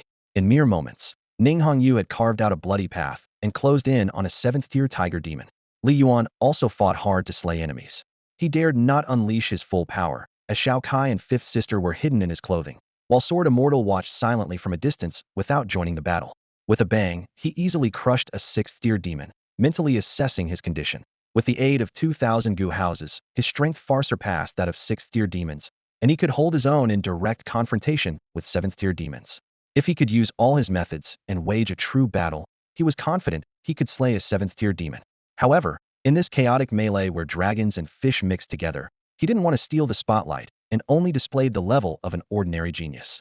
The dragon vein phenomenon in the sky continued to teeter and fragment, yet stubbornly persisted. Li Yuan's heart stirred. "I need to find an opportunity to resonate with the dragon vein and obtain the imperial inheritance. What belongs to me cannot be missed. The more chaotic it is, the better the cover." As he pondered this, a figure suddenly flew backward and crashed heavily into a distant mountain wall. It was Li Ruoqian. Sheen 8th-tier demon saint. Li Yuan's eyes narrowed slightly, but he denied it in his heart. No, not quite 8th-tier yet. Should be at the half-saint perfect realm. Li Ruoqian was an elephant demon with an elephant head, human body, and elephant hooves for feet that shook heaven and earth when they landed. Ordinary swords and blades were completely ineffective against her. Li Yuan shouted urgently, "Fall back." Li Ruoqian gripped her long blade and charged out again. As a strong warrior of the younger generation in the Kanglin army, she had reached the 7th-rank Grand Master realm, could condense immortal true blood, recovered quickly, and showed no fear facing a half-saint realm powerhouse. The two engaged in fierce combat, but the situation was extremely one-sided. Li Yuan had only recently entered the 7th rank Grandmaster realm and was completely unable to match the elephant demon. The elephant demon spoke in human tongue. Its attacks clumsy, yet infinitely powerful. One kick of its elephant leg could topple a mountain. Though Li Yuan's blade techniques were exquisite, she could hardly contend with such a monster. A supreme demon puppet, Li Yuan exclaimed in admiration. A half-step demon saint already belonged to the 7th rank realm, right within 5th Sister's controllable range. If he could control one, his combat power would skyrocket. But the opportunity was almost non-existent unless Sword Immortal appeared. However, Li Yuan dared not take the risk. Sword Immortal's appearance would cause an uproar, and might even lead the Lingxiao sword sect to discover that he had actually refined a founding ancestor-level predecessor of the sword sect into his natal goo insect, and was using her as a bed warmer. The consequences would be unimaginable. Just then, another battlefield suddenly erupted in chaos. Li Yuan's gaze swept over and saw Ning Hongyu in her bright red dress sitting firmly on the tiger demon's neck, her legs flashing with golden light as she gave a fierce twist. With a crack, the tiger demon's neck was forcibly snapped. She had pushed the golden garment goo and great strength goo to their limits. As she carried the tiger demon's corpse toward Li Yuan, her red dress billowed in the wind, her snow-white legs running through the blood, her tone relaxed yet somewhat provocative. "Junior brother, are you satisfied with this gift?" "Completely satisfied." Li Yuan was so shocked that he could not speak, a surge of indescribable excitement swelling in his heart. He looked at senior sister Ning Hongyu and realized she was far stronger than he had imagined. Not only could she wield goo magic with flawless skill, but her physical abilities were extraordinary. She was like a dazzling presence on the battlefield. This rare opportunity was the perfect chance to hone himself. Ning Hongyu smiled faintly. Then her figure dissolved into red streaks of light as she charged aggressively into the front lines. "I'm going to rescue your good friend, Miss Li." As she spoke, the hem of her red dress fluttered in the wind. Her movements were graceful and swift as she weaved through the battlefield, locking eyes on the massive elephant demon half-saint. Whoosh, whoosh, whoosh. Suddenly, a volley of sharp arrows flew from the shadows, whistling through the air and forcing Ning Hongyu to retreat. In the nick of time, she activated her golden armor goo, successfully blocking every incoming arrow. As her scarlet dress billowed, golden light shimmered around her, radiating formidable power. "Miss in the red dress, quite the figure, huh? How about Uncle joins you for a little fun?" A sneering voice came from the darkness as a man carrying a quiver approached step by step. "Jiang Qiufeng, it's you." Li Yuan recognized him immediately. Eyes blazing with anger, her voice thundered. "This is Kunlun Void, and yet you openly collude with demonstrant. You afraid the Night Owl King will cut down you and your master?" A sly smile twisted Jiang Qiufeng's lips. "Sisterly, you're wrong. I'm no longer human. The demons are my brothers now, so don't slap me with accusations. But the true Dayan Orthodox order will return, and the world will be pacified. We will cut down every demon, and you will die a miserable death." Li Yuan retorted boldly. "Orthodoxy? What a joke. Today's events won't be that simple. I suggest you wake up. Dayan fell long ago. Only fools like you still dream of it." Jiang Qiufeng sneered coldly. "You traitor. Disgusting." Li Yuan spat in fury. "Survive first, then we'll talk." Jiang Qiufeng's mouth curled with mockery. "Hold on. I'm going to take that traitor's head first." Ning Hongyu frowned deeply, whispering a warning to Li Yuan. "Miss, be careful. His traitor status is no rumor. His strength isn't weak either. As Yu Wang's adopted son, his combat ability approaches half-saint." The battlefield immediately split into two fierce confrontations. Demons kept flooding this path, causing heavy casualties among the Kanglan army. Other fronts were equally perilous, with some demons even attacking Tianyan Peak. Li Yuan couldn't help but wonder, is this all just a show? With so many heroes gathered, even the Night Owl guards the strongest of Dayan can't stop the demons. Could it be that someone is using demons to undermine the royal family and prevent the young prince from ascending the throne? From what he saw, the Kanglan army was the only force truly fighting with blood and sweat, while among the nobles who hoped for a royal restoration, only Prince Xiao Yuan of Kanglan seemed genuinely committed. Bang! After 100 fierce clashes, Li Yuan was stomped hard by the elephant demon half-saint, severely wounded and nearly crippled. Her recovery slowed drastically, and the entire battle swung clearly against them. Seeing the danger, Li Yuan had no choice but to fight his way in from another direction. If Li Yuan died, the Kanglan army would surely collapse, and his and senior sister's future would look grim. The elephant demon half-saint roared with laughter, trampling recklessly and kicking, forcing Li Yuan back step by step. Its massive trunk whipped like a heavy whip, each strike gouging deep craters in the earth. Li Yuan failed to dodge in time. The trunk struck her hard, causing her sword to fly from her hand. The demon's hoof then slammed down, intent on crushing her to pulp. At this critical moment, Li Yuan finally burst through the chaos, clearing a bloody path toward her. He unleashed the giant spirit goo, his life force blazing like fire inside him. His long hair whipped wildly in the energy gusts, like rolling crimson waves. Boom! He met the demon's hoof with a heavy punch, erupting with tremendous force. The fist collided hard against the giant hoof, causing the elephant demon half-saint to stagger back a step. Li Yuan himself also fell back several paces. Li Yuan stared in stunned disbelief. Mouth agape. Li Yuan. Are you still human? The elephant demon was naturally monstrously strong, and a half-saint's sheer physical prowess could easily crush most fighters of the same rank, especially since Gu masters did not usually emphasize brute strength and vitality.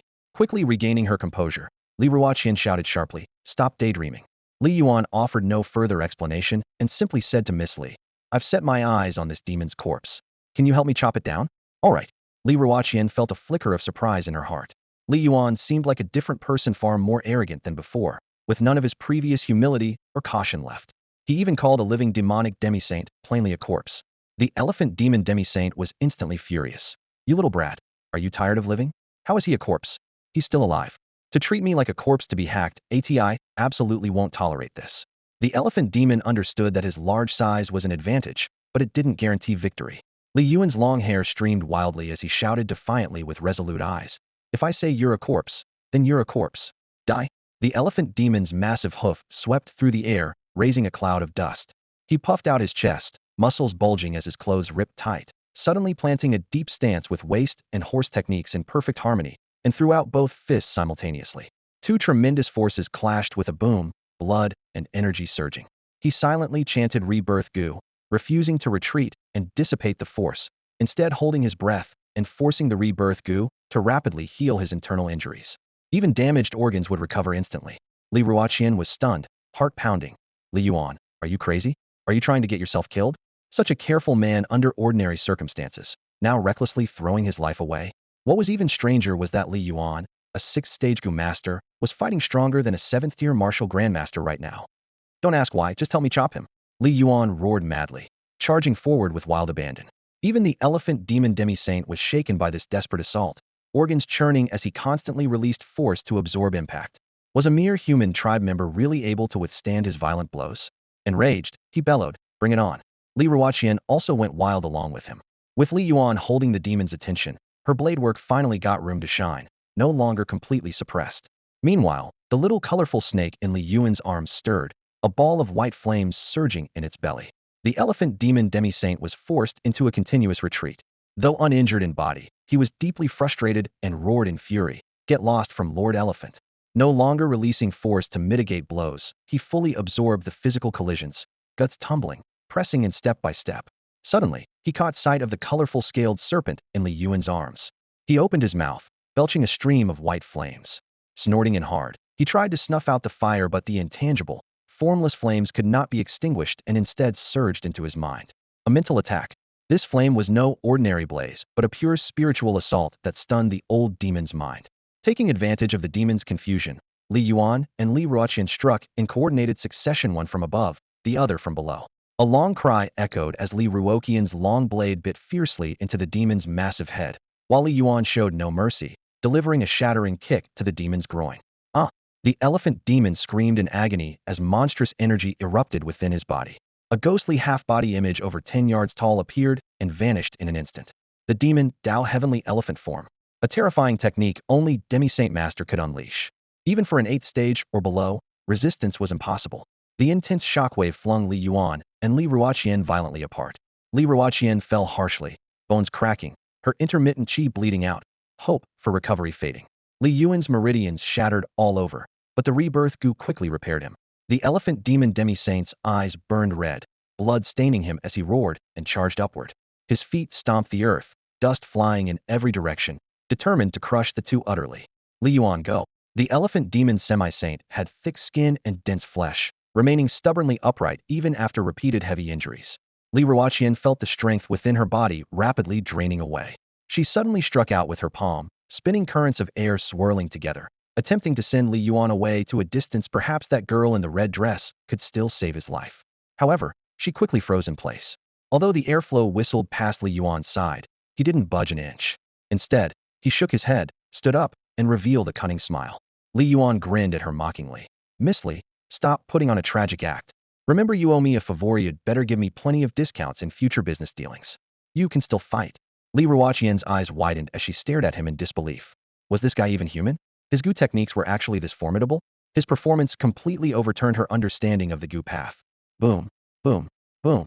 Accompanied by tremors in the ground, the elephant demon semi-saint stomped heavily toward them once more, completely oblivious to the fact that from the corpse of the 7th-ranked tiger demon beneath his feet, a small spider quietly crawled out, transparent as glass throughout, with dreamlike, colorful luster flowing within. Just as the elephant demon semi-saint lifted his foot to kick Li Yuan fiercely, he suddenly realized something was wrong. Before he could react, a sharp tiger claw pierced through his chest. Tiger! Little tiger! The elephant demon's eyes widened in shock as he turned to see a headless tiger demon corpse. Li Yuan also froze. What was this? A goo insect that controlled corpses and transformed them into puppets? With a muffled sound, the elephant demon semi-saint's heart shattered under the crushing grip of the tiger claw. Even so, he still didn't fall. Instead, he erupted with his remaining strength, punching the tiger demon puppet away with one blow. Immediately after, he leaped violently upward, plunging into the deep mountain forest and fleeing desperately. Still able to run? This vitality is truly tenacious. Li Yuan's eyes flashed. He wouldn't let this rare corpse puppet escape and immediately rushed into the mountain forest in hot pursuit. Don't pursue a desperate enemy. The mountains are dangerous. Li Yuan shouted urgently. You focus on healing your wounds first. Don't worry about me. Li Yuan laughed wildly in response, tossed out 2 spring revival goo, and charged straight into the depths of the forest, quickly disappearing from view. Crude and vulgar, such unpleasant speech. Li Yuan spat contemptuously and muttered under her breath. But on second thought, she felt that this wild and arrogant Li Yuan before her had more backbone than the one in her memory, who pretended to be refined, polite, and gentle as jade. The contrast between the cautious, careful Li Yuan and this spirited version of him was so great that she found herself rather appreciating it. Deep in the jungle, Li Yuan pursued the elephant demon semi-saint closely, charging headlong into a desolate, uninhabited area. This was exactly the situation he'd been hoping for, finally able to legitimately break away from the main force and focus on his own business. He had little interest in all that sword-fighting spectacle. The vassal kings were all putting on an act, and wasn't he doing the same? But to be honest, Li Yuan was the star performer in this play. With that thought, he withdrew the giant spirit goo possession state on his own accord. When the giant spirit goo was activated, the blood flow was extremely conspicuous to high profile, not his style. He needed to act more cautiously from here on. Suddenly, the fleeing elephant demon abruptly stopped, sensing something unusual, and turned back to look at Li Yuan. Your blood energy has weakened. You can't hold on either, can you? He was full of confidence. The wind has stopped, the rain has ceased, and I'm still doing just fine. You must be a prodigy from the 9 palaces goo nest to force this elephant lord to such a state worth being proud of. Eating you will be greatly nourishing. Before he finished speaking, the elephant demon semi-saint turned around and lunged directly at Li Yuan. However, after just a few steps, his body suddenly froze rigid, standing fixed in place. Cold sweat poured down, even his fur soaked with perspiration, as if his soul had left his body. Right there before that human goo master, a woman of transcendent elegance and peerless beauty suddenly appeared. He had never encountered such an extraordinary aura before, like an exiled immortal descended to the mortal world. Even he, a member of the demon race, was profoundly shaken, his gaze fixed unwillingly, refusing to look away. Li Yuan murmured softly, Sword Immortal, please strike down the demon. Suddenly, a flash of sword light streaked by.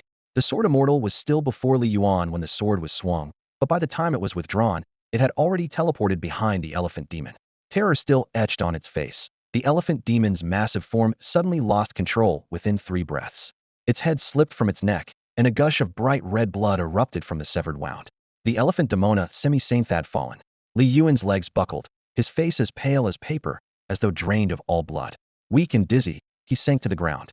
He had already exhausted nearly 90% of his energy and spirit during the fierce battle thanks to continuous use of the revival goo, the Titan goo, plus the surprise attack by Shao Kai and the swift refinement of the tiger demon by his 5th sister.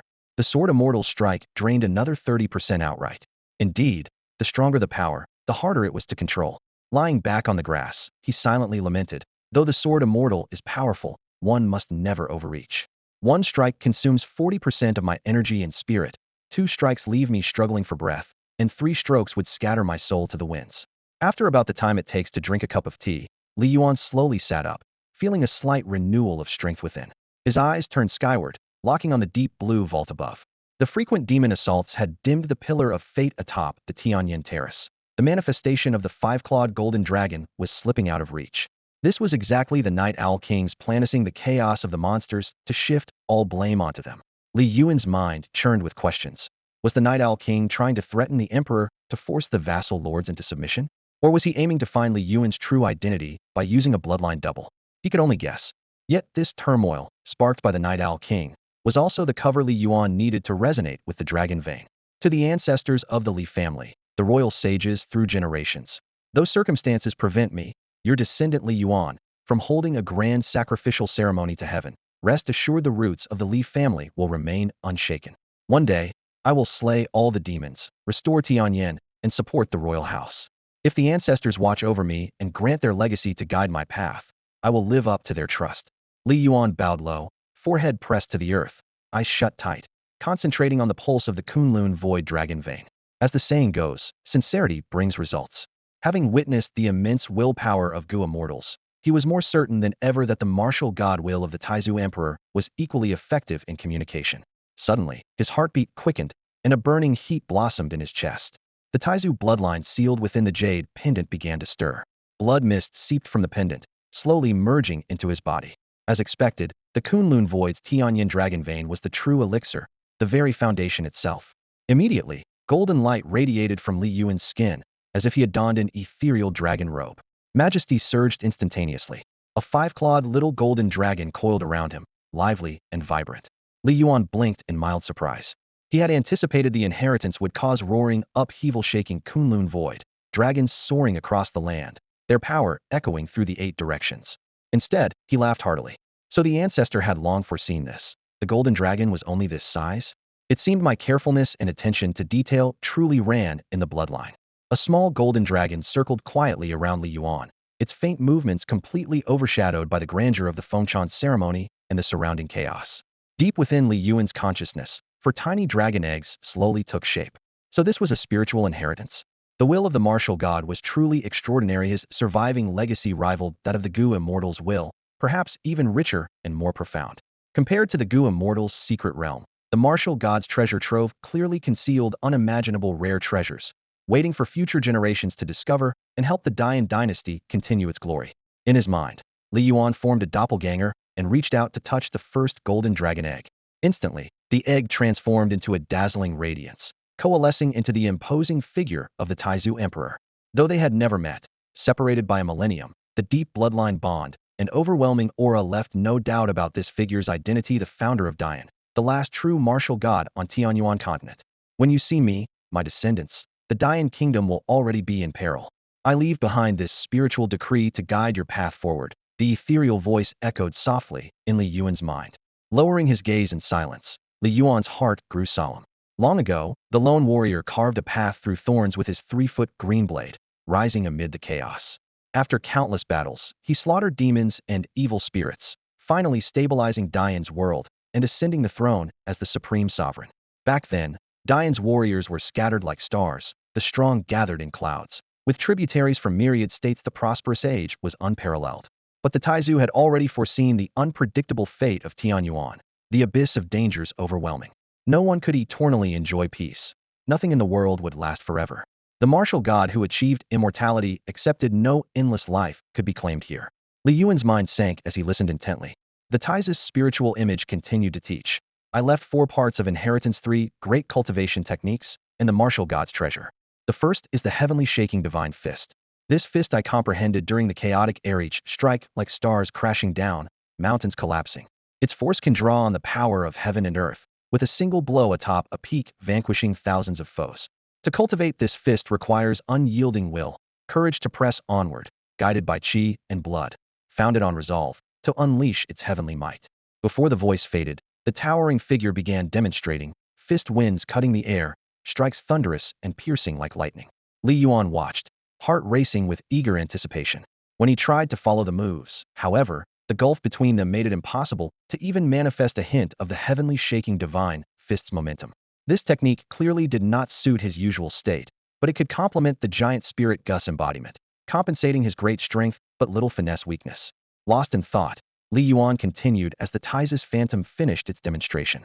Suddenly, his mind went blank. The martial knowledge slipped away like flowing sand, leaving emptiness and solitude. The path of the martial way seemed ill-suited for him, perhaps because the Taisis bloodline had not yet fully integrated with his own, preventing full activation of his primal meridians and bone structure. He moved on to the second dragon egg, pouring in his energy. Once again, the imposing ghostly figure appeared. The second inheritance, the heavenly change myriad phenomena sword technique. This sword style stemmed from the Taisis 81 days of consecutive battles against demons at the frontier, drawing sword intents from the changing phenomena of heaven and earth. Its moves transformed endlessly, sometimes like devastating thunder, sometimes as gentle as a breeze, sometimes raging like a towering wave, other times eerie as ghostly wails. To master this sword technique required a tranquil heart, insight into the mysteries of heaven and earth, observing phenomena and responding with the mind. The vision slowly demonstrated the sword techniques, sword light, flowing with indistinguishable complexity. Compared with the heavenly shaking divine fist, the myriad phenomena sword technique seemed more mysterious and unfathomable, obscure and hard to grasp. Li Yuan watched, feeling his mind tingle, as if the sword forms belonged to a completely alien realm for someone who had never even wielded a sword before. This scene stirred a mixture of heaviness and anticipation in Li Yuan's thoughts and heart, as if he had just set foot on the long, arduous road toward the summit of cultivation. Li Yuan understood that good things couldn't be achieved overnight. Patience and steady effort were essential. He then activated the third dragon egg and obtained the third inheritance, the heavenly dragon fortune technique.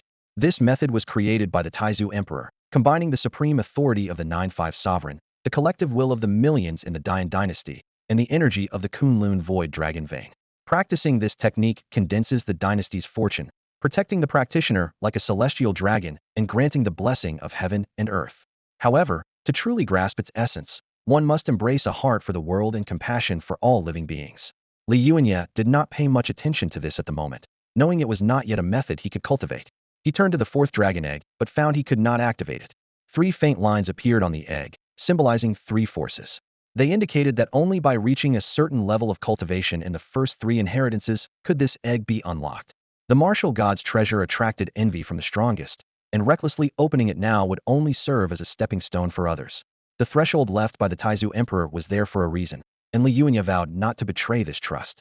Facing the grand silhouette before him, he bowed with respect. The Taizus voice said, "What I have left behind will continue Dian's fate.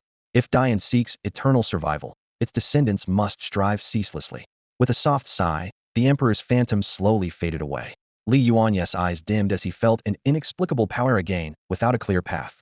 Even the martial god, with his godlike skills spanning millennia, could leave behind only so much. The rest must be carried on by the strength of those who come after. Suddenly, a deafening roar from the sea of consciousness jolted Li Yuan back to reality. He looked up to see several 8th-rank demon saints fiercely battling the Night Owl guards. The conflict caused the Pillar of Fortune at Tianyin platform to collapse with a thunderous crash. The 5-clawed golden dragon image that had soared into the sky shattered, signaling the nearing end of this storm. Li Yuan took a deep breath, pushing the power of the all-embracing Shenluo Gu to its limit as he suppressed his own aura. The Fengshan ceremony had turned into a failure due to secret sabotage by the Night Owl King, but it also meant the royal physician's own grandson would survive. After all, he was the only lead the Night Owl King had on Li Yuan's whereabouts. It was inconceivable the king would foolishly jeopardize his sole evidence by capturing him. Until fate brings us together again, Li Yuan thought, feeling the knot in his heart until this mission was complete. He knew that rushing to reunite with the royal physician's grandson and the young step-aunt now would be a death trap. Turning to Sword Immortalis, he said, "Let's go." He had no intention of joining the main forces, fearing that the Night Owl King would seal off the area and launch a thorough investigation. No matter how well one hid, slipping past that would be nearly impossible. "Fifth sister, you lead the way with the elephant demon's corpse," he instructed. With the Fengshan ceremony halted, the Black Lotus Demon Emperor led her followers away in satisfaction. The Night Owl King also returned to Kunlun Void. Various factions lingered in Kunlun Void, waiting and watching. Ning Hongyu and Li Ruoqian carefully traced Li Yuan's pursuit of the elephant demon step by step. In the end, they found only a hastily scrawled note. The handwriting rushed. "Senior sister, I discovered treasure inside the elephant demon's corpse. It must be refined, while still hot, very helpful for goo refining. Returning to the 12 caves first. See you later." The winds have yet to settle. The story is far from over. He just left so abruptly? Ning Hongyu couldn't help but smile wryly. This really suited her little junior disciple's nature. Their master had long warned that the junior disciple could endure solitude, never leaving the house or crossing the second gate. and shouldn't linger in places of contention. It made sense for him to leave early. Without digging deeper into his motives, she spoke softly. I still wanted to thank him. Leroy, Qian sighed lightly, a trace of regret flashing in her eyes. At the Tianyan Peak, night deepened. The Night Owl King returned with steady, imposing steps, his figure powerful and fierce like a tiger leaping among dragons. Wearing a bronze mask, no one could see his expression, but the aura beneath it was enough to unsettle anyone who met his gaze. The Yu King, Kanglin King, Ing King, Qian King, Han King, and the Grand General guarding the nation key ministers of the Dian court were all gathered. Facing the Night Owl King, these heroes wore solemn expressions, daring not show any disrespect. Some felt justified, others secretly uneasy, but all understood a harsh truth. Though the demon attacks were fierce, they were far from enough to force the Fengshan ceremony to be halted. Yet the ceremony was broken off, and even the young prince was gravely injured and unconscious. This led everyone to suspect whether the Night Owl King before them had deliberately caused it. The Grand Fengshan ritual, ostensibly to stabilize public confidence, might actually be used to seize control of the government and hold the emperor hostage to command the princes. The princes exchanged complicated looks, knowing the truth but unwilling to speak it out loud, fearing giving the Night Owl King any excuse to target them. All worthless. The Night Owl King roared in anger, pointing at those who had failed even to protect his highness. Though his words targeted the Night Owl guards, the princes clenched their fists, cheeks burning in silent offense at the insult. None had expected the Black Lotus Demon Emperor to personally cross borders to invade Kunlunxino. The situation was undeniable. The Grand General Bai Chun spoke firmly. In that case, we must first attend to His Highness' injuries. Yu King Ling Yu quickly agreed. Yes, once His Highness recovers, we can choose a proper time to resume the Fengshan ceremony. That is the right course. The Night Owl King stood with hands behind his back, his voice steady and forceful. The Fengshan ceremony will be held again after His Highness' ascension. None of you are to spread rumors about unusual events in Kunlunxu, lest it disrupt the people's hearts and damage Dian's destiny. Whoever dares spread falsehoods, this king will show no mercy. Do you all understand? His words echoed across Tianyan Peak, the oppressive tone silencing all objections. Yu King immediately clasped his hands. We obey your command. All the factions remained silent, but had long concluded that the Night Owl King simply aimed to become the treacherous official who controlled the emperor to command the princes. Soon, sweeping reforms would follow, reshaping the Central Plains and driving out demons. Whether this meant a new war or a quiet change of dynasty, no one could say for certain. That's enough. The Night Owl King turned and walked toward the Tianyan platform, back facing the crowd. Xiao Siming from the Northern Ice Plains tribe, stay behind. Everyone else, withdraw. Hearing the order, the assembled officials breathed a sigh of relief and took their leave. Xiao Siming and Mu Yao kept a calm, nearly cold expression, but inside she was tense. Could it be the Night Owl King was about to be honest with her? No more disguises? His Highness has already come. The Night Owl King spoke lightly, his first words unleashing a storm in Mu Yao's mind. Feigning ignorance, she asked, what do you mean by that, Night Owl King? It has come to this point. Xiao Siming, there is no need to pretend anymore. You know my intentions well enough, he said smoothly, but his tone suppressed the atmosphere completely. What your majesty intends, I would never presume to guess. And Mu Yao bit her lip, stubbornly refusing to acknowledge it. The Night Owl King met her coldly. If the true His Highness were here, do you think the Fengshan ceremony would have failed? The petty demons and monsters? I have plenty of ways to keep them from crossing Kunlun Void's boundary. This is Dian's territory, and I will never allow those fiends to run rampant here. The Night Owl King's voice was deep and commanding, leaving no room for doubt. He strode slowly toward the sacrificial altar and reached into the shadows to retrieve the imperial jade seal of Dian. I have accepted your counsel, so I can be certain the figure lying on the Tianyan platform is merely a body double of the prince, he declared, his eyes flashing sharply as the jade seal in his hand glowed with a faint, eerie light. Though the tribes of the far northern ice plains possess secret arts to identify the prince's bloodline, Dian also holds equally exquisite and unmatched techniques. The jade seal rested in his palm like it carried the will of the entire royal family. He approached Mu Yao slowly, a hint of excitement creeping into his voice. Do you feel it? A different aura arising from the imperial jade seal. It tells me the true prince has already returned, having accepted the inheritance and expectations of our royal ancestors. Then he laughed loudly, the sound echoing through the vast hall around the altar with long-missed freedom and delight. Since the royal bloodline's calamity, the Night Owl King had never laughed so heartily. With the ancestral blessing, Dian will surely prosper. I should have known the true prince is far from an ordinary country boy. Even trapped in the chaos of war and siege, the prince still radiates the dignity and charisma of the Li lineage. Xiao Siming, do you still fail to recognize him? Behind his mask, his eyes burned like ghostly flames as he fixed his gaze on Mu Yao. After a long silence, And Muyao bowed her head and nodded slightly before replying. Indeed, Xiaolin once appeared, but I do not know his true identity and now his whereabouts are unknown. Her nervousness and doubt showed clearly on her face. The Night Owl King's mind was sharp and his schemes intricate, far beyond what she ever imagined, forcing her to admit the harsh reality before her. I understand the prince's distrust of you, of me, and of anyone else in this world. He wants to hold his fate tightly in his own hands, just like our ancestor did 1,000 years ago, unyielding and strong. For such ambition in the prince, I am truly pleased. A knowing smile curved the Night Owl King's lips, and Muyao looked at him, sensing there was more beneath his words she could not grasp. As the greatest martial artist of the age, his thoughts were inscrutable. She could not tell if he spoke sincerely or was playing a deeper game, so she chose to wait cautiously, heart uneasy. Perhaps the Night Owl King was genuinely devoted to the Dian royal house, bearing the ancestors' will with a vow to help Xiaolin ascend the throne and revive the true lineage. Yet fate was unpredictable, and human hearts even more so. Regardless of his sincerity, with the martial god's treasure now in sight, sooner or later his intentions might waver. If Xiaolin emerges, he risks becoming a mere puppet, a key that could unlock the entire world's balance. Since it is confirmed the young prince is a body double, what does the Night Owl King plan to do with him next? And Muyao asked quietly. Siming, what do you think? The Night Owl King answered calmly. I hope you will spare his life. He is innocent, a leaf tossed upon water beyond his control, and Muyao pleaded earnestly. Of course I will keep him alive. The prince would never want to harm him. The future of this matter will be decided by the prince himself, the Night Owl King said gravely. But from now on, he can no longer reveal his true self. Before the world, the young prince will feign chronic illness and be kept out of politics. Only when the true dragon returns will he awaken. The Night Owl King's plan was cold yet resolute. The world only needs to know the prince has returned, and Dian shall see a rightful revival. That alone is enough. And Muyo's face hardened. By doing this, you risk being seen by ministers and nobles as a traitor, a usurper wielding the emperor's authority to command the lords. This is not the way of the Night Owl Guard. The Night Owl King stood tall and proud, eyes blazing with unwavering confidence. No matter. For the land and people of Dian, for the ancestors of the Li family, I am willing to bear all blame. I fear neither the accusations of ministers nor the scorn of the world. Even if the prince misunderstands me, it matters little.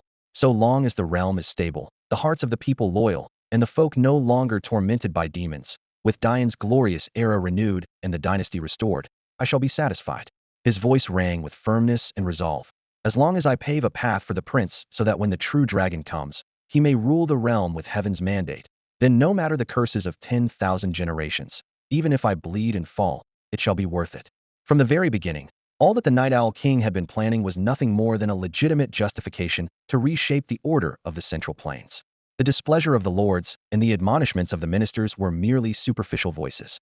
The true foundation was the peace and happiness of the common people that was the cornerstone of the great Yan's enduring fortune, and the most precious treasure that needed to be protected when His Highness returned.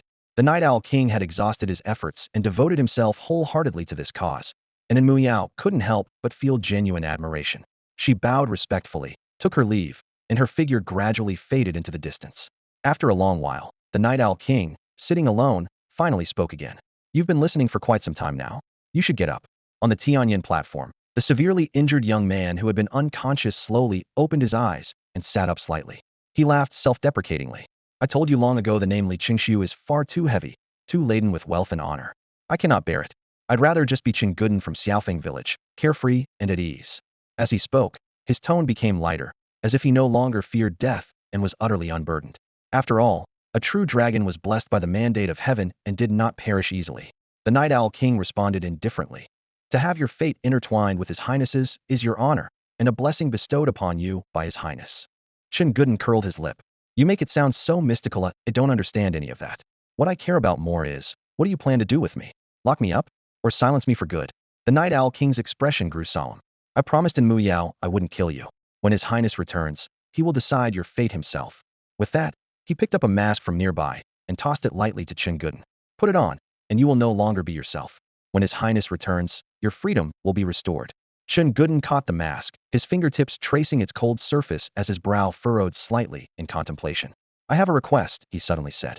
I want to join the Night Owl Guard, continue training in martial arts, and I want to be stationed at Mount Kunlun, guarding Xiaofeng village.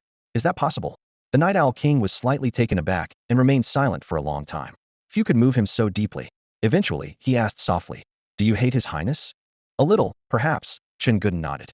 When I think about it carefully, my biological parents were probably loyal subjects of the imperial family. To save him, they made me a scapegoat.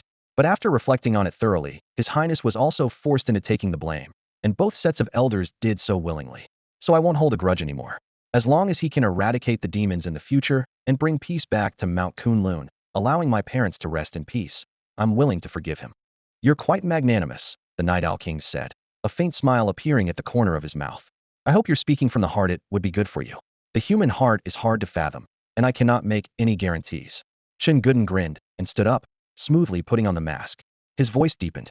This mask suits me pretty well, though it's not as good looking as yours. If I could get a cloak like yours too, now that would be impressive.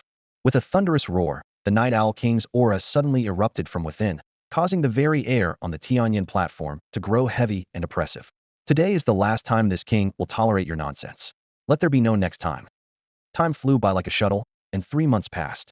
Deep within the Jiogong mountain range, in one of the 12 caves, there was a quiet little bamboo grove where dappled sunlight filtered through the dense bamboo leaves, scattering fragmented spots of light across the ground.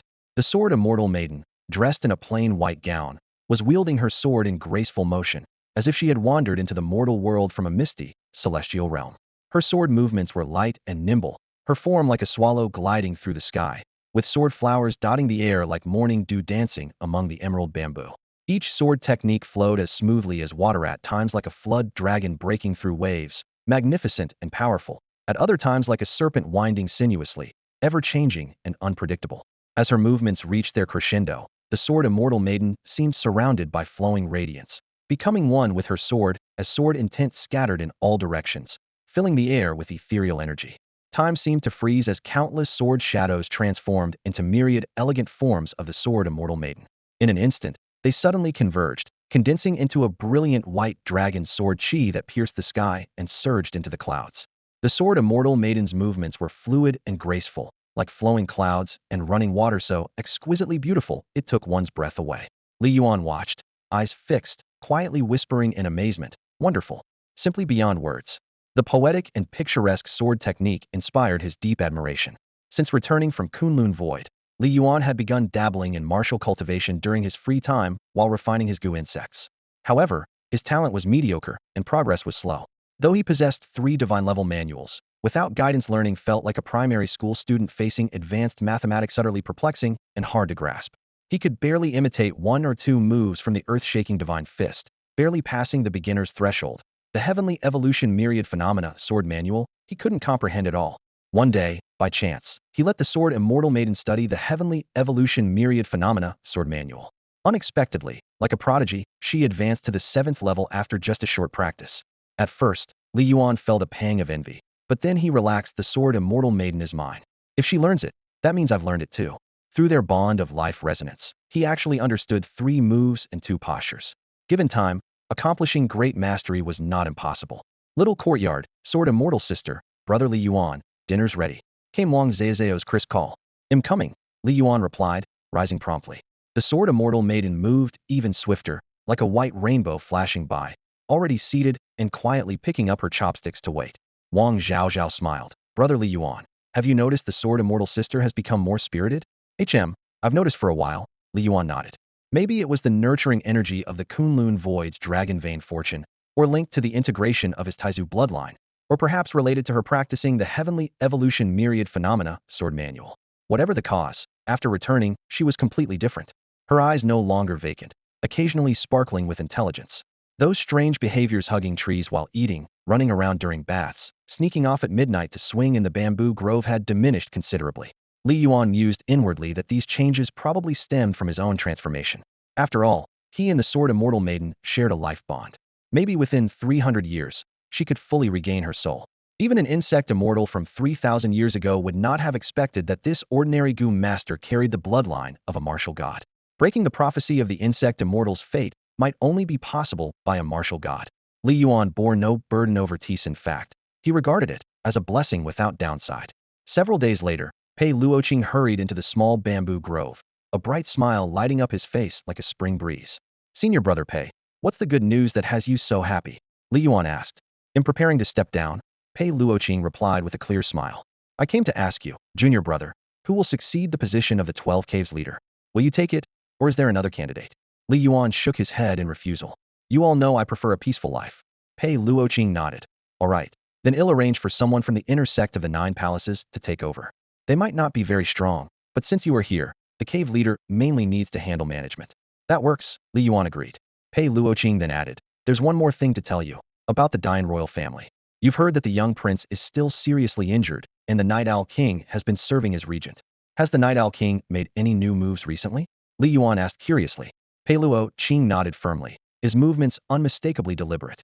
Seeing this, Li Yuan's face lit up with excitement as he urged, Senior brother, please tell me. Pei Luoqing began. Not long ago, the Night Owl King issued an order requiring all 8 commanders of the Night Owl Guard to mobilize simultaneously, rushing to various parts of the Central Plains to oversee battles. Their mission is to force the station troops to fiercely fight the demons until they are completely driven out. For the people of the Central Plains, this was undoubtedly a godsend. They could finally be free from the demons' devastation and enjoy long-awaited peace. Although some scattered demons still hid in rural areas, the Night Owl Guard would gradually root them out. He continued, today, the entire Central Plains loudly praises the young prince's merits, hoping for his speedy recovery, enthronement, and the restoration of the glorious Dine era. He sighed. In this way, the Central Plains will truly return to stability. The people will live and work in peace, singing praises to the new emperor, and the fractured fortune of Dine will be reassembled. Frowning, he added, but the problem is, once this strategy is set in motion, in as short as 3 months or up to a year, a flood of demons will pour into the remote regions of the southern border, northern lands, western territories, eastern wilderness, and Kanglan. Those already suffering borderlands will become true hells on earth. Being a native of the southern border, Pei Luoqing could not help but feel troubled deep down, fearing his homeland would become a sacrificial pawn in political schemes. Yet he was helpless. This was the trend of the world. Even the 9 palaces Gu nest was powerless to stop it, let alone a minor figure like himself. Li Yuan understood clearly this move by the Night Owl King not only threatened the court, but was a covert power play, using over 2 decades of demonic chaos to weaken rival nobles. Pei Luoqing forced a bitter smile. The key is that this is an open strategy. No one dares to defy the Night Owl King's orders. He will make an example out of those who resist, terrifying everyone. If this were a time of peace, the people would find it unacceptable and lose faith. But in chaotic times, the Night Owl King's boldness commands fear. He's willing to sacrifice parts to stabilize the whole. He went on. The Night Owl King also expected demons to cooperate, accepting this gift of internal strife. Anyone colluding with demons will be publicly executed like that chicken. Li Yuan's expression grew even graver. The Night Owl King's ambition steeled his resolve to remain secret. I won't reveal myself until I can protect myself. Pei Luoqing nodded solemnly. Exactly. The real disaster is about to strike, far fiercer than before. Even the Kanglan army may struggle to survive. In the end, we can only rely on ourselves. After a moment of silence, he asked, Junior brother, do you really intend to stay in the 12 caves for good? Li Yuan answered firmly, yes. He had fully transformed and expanded the bamboo grove, planning to turn it into his own territory. The Gu house was there. The bamboo grove was his headquarters, the only place where he could fully wield his strength. Pei Luoqing nodded. Very well, I won't try to persuade you further. I'll take my leave today. I don't know when we'll meet again. If things get tough, you can take refuge inside the 9 palaces inner gate. Take care, senior brother, Li Yuan said with reluctance. With storms brewing and fate uncertain, the parting felt especially heavy. Li Yuan handed over a small jade bottle. This is the precious medicine I used last time to help the master recover. Please convey my regards. Pei Luoqing sighed softly. Junior brother, to be blunt, the master no longer has a destiny in Gu Dao and can only hope to enjoy his twilight years. Disaster approaches swiftly. Keep this precious medicine to protect yourself. Even if the master were here, he might not accept it. This is my sincere gift, Li Yuan said with a smile. Trust me, master will definitely find it useful. Pei Luoqing no longer refused and gently nodded. All right then. Though his junior brother usually kept to himself and had a solitary nature, he was straightforward and generous to those close to him, readily giving away such precious medicinal herbs when asked. Watching Pei Luoqing turn and leave, Li Yuan then stepped into the secret realm carefully concealed by countless Gu insects. The floating data panel before him gradually illuminated. Gu Master Li Yuan, Black Jar level 6, 136 out of 3,000 points in realm, spirit power level 6, mid-domain stage. His life Gu included the giant spirit Gu and revival Gu. Inventory also held the 5-color fire python, 10,000 phenomena Sunluo Gu, silkworm queen Gu, sword immortals Gu house, 5-color fire cave 1000 Gu house, and a silkworm profound realm 1000 Gu house. The silkworm profound realm yielded 1 drop of revival essence monthly, accumulating 5 drops so far. Li Yuan had already given 4 to his teacher, Yuhing Chuan, keeping one for emergencies. He preserved all 5 strands of a looming heaven fire produced by the 5-color fire cave, planning to trade them for rare treasures. 7 days later, the 12th cave welcomed its new cave lord, a 5th-tier Gu master. On his first day, he arrived at the little bamboo forest bearing generous gifts. Pang Dachuan bowed respectfully. Senior Brother Li, I am Pang Dachuan, sent by the 9 Palaces Gu nest to serve as cave lord of the 12th cave. Here is the inner disciple token, please verify. Although Pang Dachuan was an inner disciple, Li Yuan's position as the elder's direct disciple placed him higher in rank. Li Yuan smiled in reply. No need to stand on ceremony, cave lord. I only oversee the remnant Gu tower near Little Bamboo Forest. Everything else is under your jurisdiction, no need to report to me. Recalling his own humble beginnings at 16, shadowing Elder Wang, low in status, he felt moved seeing Pang's respectful attitude and the changes time had brought. Yes, yes, Pang nodded repeatedly. He then suggested, Senior Brother Li, Senior Brother Pei said you like peace and quiet. Would you like to expand Little Bamboo Forest and bring the surrounding peaks under its name, so others won't disturb you? Li Yuan was surprised that Pang was so perceptive. He actually did want to expand, needing more territory for Gu house development, corpse army expansion, and Gu cultivation. Sure, Li Yuan readily agreed. Pang beamed, excellent. Don't worry, Senior Brother Li, I'll make all the arrangements. Li Yuan reached into his robe and summoned a black jar. Here are some unrefined 5th-tier profound Gu to boost your life gust power. Consider it a gift. Pang grinned widely, bowing repeatedly in thanks. In a far northern icy plain, fierce wind and snow bit through the air. Amidst the vast white wilderness, ice and snow-built houses stood orderly, with no fences. The endless wind and snow formed the best defense, preventing invaders. Suddenly, the sound of galloping hooves cut through the wind. A patrol of soldiers stood against the breeze, shouting excitedly, It's Xiao Siming. Xiao Siming has returned. Hurry, inform the Qilin King. Inside a large snowy hall, Qilin King and Tan rested but suddenly coughed and clutched his side, rushing outside. Xiao Siming leapt down from her horse, treading on the snow. Her silver hair fluttered in the wind. Tiny ice bells hung from her flowing clothes, jingling softly. She hurried to the Qilin King's side, urgently shouting, Father, I found it. I found Xiaolin. Sister's child. Mu Yao, have you found Xiaolin? The Qilin King, and Tan, suddenly flushed with a rare hint of color on his pale face, a spark of life returning to his eyes. Yes, and Mu Yao nodded and gently steadied him. Father, let's go inside and talk quietly. All right, all right. And Tui Yuan's smile unfolded like the thawing of years of frost. They entered the room, and Mu Yao pointed her hand. Instantly, a translucent Kirin apparition filled the space, casting a cool, mysterious glow. Her voice was low but firm. When I was setting up the totem flags in Kunlun Void, the twin jade pendants suddenly reacted. Salinger had to be nearby, but faced with the Night Owl King's threat, I didn't dare reveal myself. I only noted his territory, the 9 Palaces Gu nest in the southern border. The 9 Palaces Gu nest? And Tuan frowned deeply, concern clouding his face. Though the far northern ice plains were worlds away from the southern border, the name thundered in his mind. It was the birthplace of the Gu Master's tradition, the dominant force in the southern border's martial world, far mightier than the ice tribes. A flicker of worry crossed in Muyo's eyes. Father, should we bring elder sister's child back? He's been alone all these years and suffered a lot. The descendant of the martial god lost his innate root, had to change his name and hide, learning Gu arts just to survive. And Tuoyuan's face tightened with pain, his voice heavy. Of course we must find him. If not for Mu Chio's desperate efforts back then, our far northern ice plains would have been destroyed long ago. We can't just watch Mu Chio's child endure loneliness. Then he sighed. But Xiaoliner doesn't seem in any rush to reunite with us. And Muyo's expression shifted. We have to care for him and understand his concerns. He's wandered since childhood, full of wounds. Who can he trust?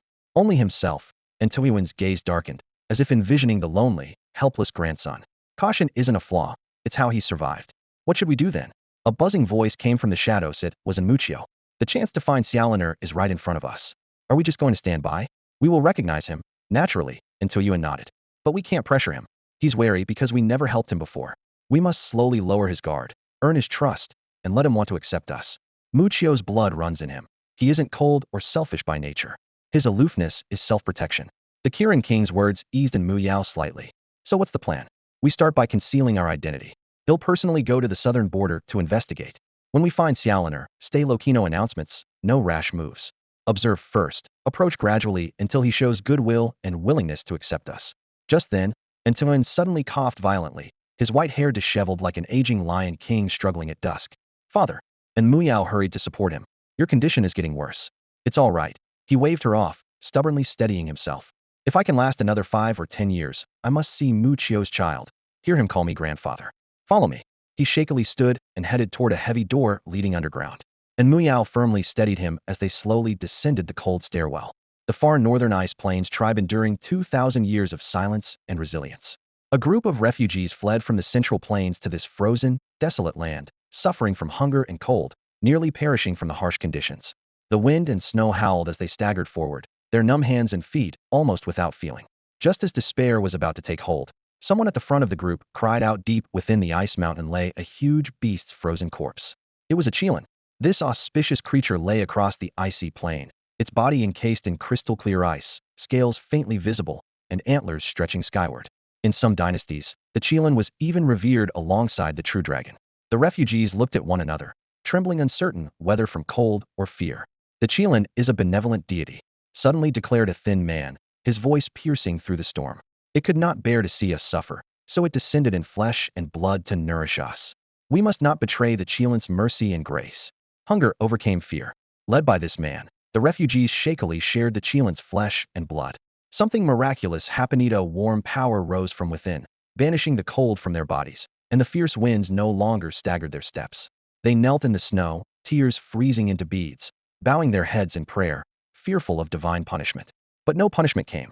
Mysterious runes appeared on the Qilin's bones, glowing with golden light, imparting cultivation methods and bestowing Qilin magic. Overwhelmed with gratitude, the refugees wept and established a tribe on the ice plain, adopting the Qilin as their totem and worshipping this god who sacrificed its body to save the world. Along both sides of the underground passage, these events unfolded continuously in murals. And Mu Yao had walked this path many times with her father, pausing before certain paintings each time. At the end of the passage, a vast open space revealed a towering sacrificial altar, hundreds of meters wide and tall. At its center rested a complete skeleton. The bones were as polished as jade, lustrous yet subtly aged with a yellowish patina. Horns extended from either side of the skull, thick at the base, tapering to sharp points. Vertebrae linked long into an elegant neck, runes faintly tracing the bone surfaces. A broad ribcage arched sturdily, and the limbs remained posed as if mid-run. O great Qilin god, your followers, and Tuin and Mu Yao, kneel with reverence. Father and daughter knelt, touching their foreheads to the ground, holding for 3 breaths. We are grateful for your compassion. May your divine blessing endure forever. After paying respects, Tuin stepped to a groove at the altar's edge, retrieving an ice-blue orb and handing it to his daughter. The pearl glowed softly in her palm. Mu Yao, this is the Qilin treasure pearl. It can catalyze the bloodlines of all things, enhancing their spiritual energy. He paused. Gu masters from the southern borders crossed poles and mountains to seek it, willing to trade many treasures. This pearl will be invaluable to them. Once you find the little Qilin, give this to him. He will surely treasure it. It was one of the few gifts he could prepare for his grandson. All right. And Mu Yao carefully put the pearl away. Father, don't worry. I will earn the little Qilin's trust, gain his acceptance, and bring him back to you to worship alongside sister. Do not rush. Be cautious not to reveal yourself to those with ill intentions. And Tuin gazed at the Qilin's bones, voice low. Mu Chio, may you watch over Liner from heaven. In my lifetime, I hope to atone for my shortcomings as his grandfather. Deep inside the 12 caves, the expansion of the small bamboo grove was underway in full swing. Every day, Li Yuan practiced swordplay with the sword Immortal Maiden. During his free time, he crafted gu houses alongside Xiao Kai and Fifth Sister, and even synthesized several new gu insects. His life was peaceful and fulfilling. Yet, he understood that such tranquility would not last forever. One day, the small bamboo grove welcomed a familiar visitor, Miss Li Yuan of the Kanglan army. She smiled warmly and said, "Long time no see, Li Yuan. This little bamboo grove has really taken shape. It's grown quite large and nearly a force to be reckoned with." Li Yuan replied, "As the number of gu insects grows, naturally the territory must expand too." Li Yuan bowed slightly, lowering her eyes. "I'm grateful you saved me that day." Li Yuan waved it off with a smile. "It was nothing, Miss Li. We're old business partners. Without your introduction, this humble soldier wouldn't have had the chance to board the grand ship of Kanglan army." Knowing that Li Yuan favored dissecting demons to nurture gu, he invited her to bring along a 7th-rank demon corpse. Several soldiers carried it. Inside it was a butterfly demon, with a mesmerizing human-like face, elegant figure, and delicate wings like cicadas that shimmered with kaleidoscopic dreamlike colors. A flash of excitement crossed Li Yuan's eyes. Excellent. When refining the dream silkworm gu insect, we're short on materials from silkworms, butterflies, and moth demons. These creatures are naturally weak and rare among demons, making them especially precious. Li Yuan inquired about the price. Li Yuan was surprised to hear her say casually, "This is my personal item. Consider it a gift from me, no need to account it to the army." Li Yuan laughed. "I know you are a magnanimous heroine, Miss Li. Then I'll give you something in return." He reached into his chest and took out a small metal box. Opening the lid revealed a flickering flame inside. It was a treasure called Illumination Flame, containing concentrated power of the celestial sun. This strange fire could be used both to attack enemies and forge legendary weapons. A look of astonishment appeared in Li Yuan's eyes. "Never imagined you could get such a heavenly fire. I have searched far and wide. Now that I've risen to Grandmaster 7th rank, it's perfect for forging my destiny blade." Li Yuan closed the box and handed it to her. "Take it. I owe you one more favor." Without hesitation, Li Yuan accepted, clutching the illumination flame reverently. "Next time I go up the mountains, they'll bring more demon corpses to thank you properly." Li Yuan smiled. "No need to speak of favors. The more demon corpses, the better." They chatted like old friends exchanging business. Li Yuan spoke again. "Miss Li, I can get more illumination flame like this. If the army has high-rank demon corpses complete or damaged, the more the better. The higher the rank, the more valuable." Li Yuan nodded. "They'll contact other generals and arrange to collect any surplus demon corpses for you." Li Yuan cupped his hands in thanks. "Much appreciated." Li Yuan smiled. "Your bravery at Kunlungsu was admired by many Kanglan army soldiers. Everyone is eager to collaborate with a prodigy like you. A sixth-turn Gu master who can challenge half-saint demons beyond rank is one of the brightest talents in any superpower. It's no surprise you'll likely become a future leader. Who wouldn't want to be friends?" The atmosphere lightened for a moment. Then Li Yuan's expression turned serious. "There's one more thing I need to tell you." Li Yuan held his breath, immediately guessing. "Is it about the demon havoc?" Li Yuan nodded, her face grave. Li Yuan explained that ever since King Nidal issued the order for the commanders from all directions to oversee the war effort across the Central Plains, the demons had been largely driven out, scattering into the territories of various princes and nobles. Currently, the Central Plains kept to themselves, indifferent to the struggles along the borderlands.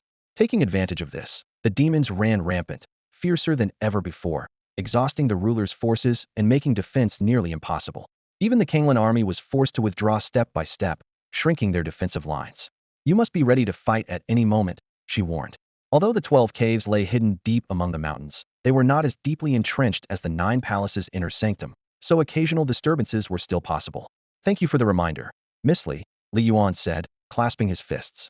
At present, the powers of the feudal lords had been weakened to a certain extent, and before the royal court reasserted full control, King Nidal would not easily give up. No one could predict how long this border turmoil would last. However, there was also good news. Li Yuan paused and looked at Li Yuan. "You've probably heard the saying, 1 top heaven, 1 peak pavilion, 2 supreme sects, and 3 mountains entering the world to break the mortal dust, right?" Li Yuan nodded, acknowledging he had heard it, but didn't know it well. He understood it referred to the 7 dominant forces in the Central Plains martial world. Popular belief held that these 7 clans could rival the 9 palaces' Gu nests. Yet he remained skeptical. The 9 palaces' Gu nests had nearly 28th-turn Gu masters at peak strength, commanding 90% of the strongest fighters, while none of the 7 major clans could match them. "You really focus all your heart on forging Gu without worldly concerns," Li Yuan said, surprised. "There are still people who know the 7 clans only by name. Many children in the southern border know them very well." She explained, "The so-called 1 top heaven is the Tian Weitian sect, mysterious and unpredictable, with masters everywhere, neither fully righteous nor evil. 1 peak pavilion refers to Sushin Pavilion, the realm of scholars who excel in rhetoric and represent the pinnacle of contemporary Confucianism. The 2 supreme sects are the Lingxiao sword sect and Balian sect. The former is unrivaled in swordsmanship, while the latter specializes in artifact forging and body refinement. No one surpasses them. The 3 mountains are another sword pinnacle, consisting of Mount Shu, which heals and aids people, and the Taoist Mounts Longhu and Qingqing. These 3 focus on cultivating the heart, avoiding worldly affairs. In peaceful times they devote themselves to training, and in troubled times they descend the mountains to exterminate demons. Hence, the saying, 3 mountains enter the world to break mortal dust." Hearing this, Li Yuan suddenly understood why Li Yuan called it good news. It concerned those top martial sects. "Although the emperor is ruthless, chivalry lives on," Li Yuan said thoughtfully. "Despite King Nidal's strict ban, Mount Shu, Mount Qingqing, and Mount Longhu have united with martial heroes to launch demon-slaying campaigns along the borderlands. Also, I've heard the Lingxiao sword sect has sent people to the southern border, but it doesn't seem to be for demon hunting." A complicated look flashed in her eyes. Li Yuan was startled. "Wait, the Lingxiao sword sect? Why does that sound so familiar?" Suddenly, he recalled the first time he resonated with the sword immortal's heart. The place shown was the homeland of the Sword Immortal from 3,000 years ago, exactly where the Lingxiao Sword Sect was located. If the Lingxiao Sword Sect isn't here to slay demons, what are they after? Li Yuan's mind filled with questions. But then he caught himself. No, why am I so anxious? After all, they should be calling me ancestor. That thought briefly steadied his emotions, tinged with self-mockery, while quietly sowing the seeds for deeper intrigue to come. After seeing off Li Ruoqian, Li Yuan sat alone inside the ruined Gu Tower, lost in thought. He carefully pieced together the sequence of events, his mind gradually clearing. He recalled that senior sister Ning Hongyu once said that after the Kunlungsu Fengshan ceremony, the Jiugonggu nest would definitely launch a thorough investigation into the disappearance of Sword Immortal's body. Right now, the Jiugonggu nest had likely sent messengers to Lingxiao Sword Sect in the southern border to help probe the matter. But there was no way they would trace it back to him. So much time had passed since the Fengshan ceremony that probably no one even remembered what Sword Immortal's looked like anymore. Still, Sword Immortal's lived up to her name, graceful and ethereal like a celestial being, with mastery of swordsmanship. If anyone had happened to witness something, it was inevitable they would make connections. A flicker of concern crossed Li Yuan's mind, but he quickly let it go. The Fengshan ceremony had ended, and he no longer ventured out. As long as they didn't turn the entire Jiugong mountain range upside down, he had nothing to fear. He turned his gaze to the corpse of a 7th-rank butterfly demon lying there. This demon's body was perfect for refining the precursor materials needed for the dream silkworm, so he hadn't added it to his army of puppet demons. At present, his 5th sister commanded a vast demon puppet army. One 7th-rank demon overlord elephant demon demigod he brought back from Kunlung Sutan's 6th-rank demons, over 100 5th-rank, and thousands of 4th-rank demon puppets. Such a massive army was also thanks to the successful creation of the Gu Hut, and the support of the Ponzi profound realm allowed 5th sister to command with ease, truly fitting the title of queen. Li Yuan mused silently. The tide of the world is beyond my control. I can only hide deep in the mountains, calmly prepare for war, and wait for the right moment to carve out my own destiny. Feeling clearer-minded, Li Yuan began dissecting the butterfly demon corpse. 7th-rank demons held many precious materials: illusion butterfly blood, metamorphosis powder, reverse birth eggs, azure demon wings, and evolutionary demon pills. One by one, he carefully extracted these treasures, organizing and categorizing them neatly. Then he decisively selected 3 5th-rank phantom soul goo worms as base ingredients, added illusion butterfly blood and metamorphosis powder, and began synthesizing a profound goo. The screen promptly displayed, "You have obtained a 6th-rank profound goo, the color feather butterfly." This was a rare and valuable goo worm precursor needed to refine the extraordinary dream silkworm goo. There were 3 types: butterfly illusion trace, the lifebound goo of Yu Hengchuan; reverse thought silkworm, which could erase alive's memories and forcibly alter will; and spring autumn pupae, capable of time sealing the goo master at near death, allowing rebirth after seasonal cycles, each reincarnation stronger but more difficult. Only these 3 qualified to evolve into the pupae of the dream silkworm, entering the stage of 9 illusory transformations. Next, Li Yuan selected 3 5th-rank phantom soul goo worms, added illusion butterfly blood and reverse birth eggs, and initiated synthesis again, but the screen mercilessly read failed. He understood that although he was following Yu Hengchuan's recorded procedures exactly, subtle differences could lead to drastically different outcomes in high-level profound goo synthesis. The higher rank the medical goo, the greater the variability. He was used to repeated failures by now, treating each attempt as an opportunity to accumulate experience. Then he tried again with 3 5th-rank phantom soul goo worms, adding shards of azure demon wings and powdered evolutionary demon pills. This time the screen said, "You obtained a 6th-rank profound goo, azure red 5 poison goo." Li Yuan did not stop. Multiple successive attempts produced results like 6th-rank profound goo devouring life and 6th-rank profound goo night illusion butterfly. Time passed silently, and before he knew it, a full month had gone by. Li Yuan sat before the black jar, his eyes fixed intently on the dwindling materials inside, his expression grave. At this moment, he deeply felt the hardships and helplessness his teacher had endured long ago. That lingering regret seemed to materialize before him. Taking a deep breath, he carefully dropped every remaining component into the jar. The synthesis began. A faint blue light rippled within the jar. The screen flashed the name of the 6th-stage rare goo reverse thought silkworm. Success? Li Yuan's eyes suddenly brightened. This rare goo was the culmination of countless efforts, the crucial predecessor to cultivating the extraordinary dream silkworm. But the cost was steep: a whole corpse of a 7th-stage demon, and it had to be a butterfly demon with suitable attributes. Such high-level demon corpses were extremely rare. From now on, they could only rely on Li Ruoqian and the Kanglin army to bring back more. "Brother Yuan, are you there?" Suddenly, a knock sounded at the door. Li Yuan responded, "What is it, Xiao Zhao?" Outside, Wang Zizio's voice carried a hint of urgency. The cave chief, Pang Dachuan, sent word. A large group of refugees has fled into the area under our 12 caves jurisdiction. He asked to consult you. Refugees? Li Yuan put away the rare goo and opened the door, stepping out slowly. Thinking back to when he had fled in the past about Lao Wang, Xiao Zhao, and many comrades in the 12 caves who were refugees, the emotions stirred within him. What do you think, Xiao Zhao? He asked. I think we should let them take the goo master trials, Wang Zhao suggested seriously. After several wars, our manpower in the 12 caves is a bit tight. Li Yuan nodded and quickly summoned a sparrow messenger. Tell the cave chief. Arrange for all refugees who want to participate in the goo master trials to be brought in. Those unwilling can rest temporarily in the outer mountains. When healed, they are free to go. The 12 caves is not a refugee shelter. Rules must be followed. The sparrow spread its wings and swiftly carried the order. The war outside must be worse than before. Previously, only a handful of refugees came here, but now hundreds. This is the first time. Wang Zizio's tone revealed a trace of worry. Li Yuan's face remained calm. There will always be a day when peace returns. A few days later, Wang Zhao burst into the room, unable to hide her excitement. Brother Yuan, I broke through. I've stepped into the 5th stage goo master realm. Over the years, Li Yuan had secretly prepared almost all the necessary goo and materials for her, greatly shortening her cultivation path. This breakthrough was no surprise. With the potential of the rare blood goo she possessed, steadily advancing to 7th stage was now within reach. Li Yuan gave a slight smile, approval clear in his voice. Good, congratulations. With war looming, seeing Xiao Zhao break through just before battle brought some peace to Li Yuan's heart. He had been waiting for this moment, prepared to give her something special. Come with me. I have something for you, he said. Wang Zhao gladly followed.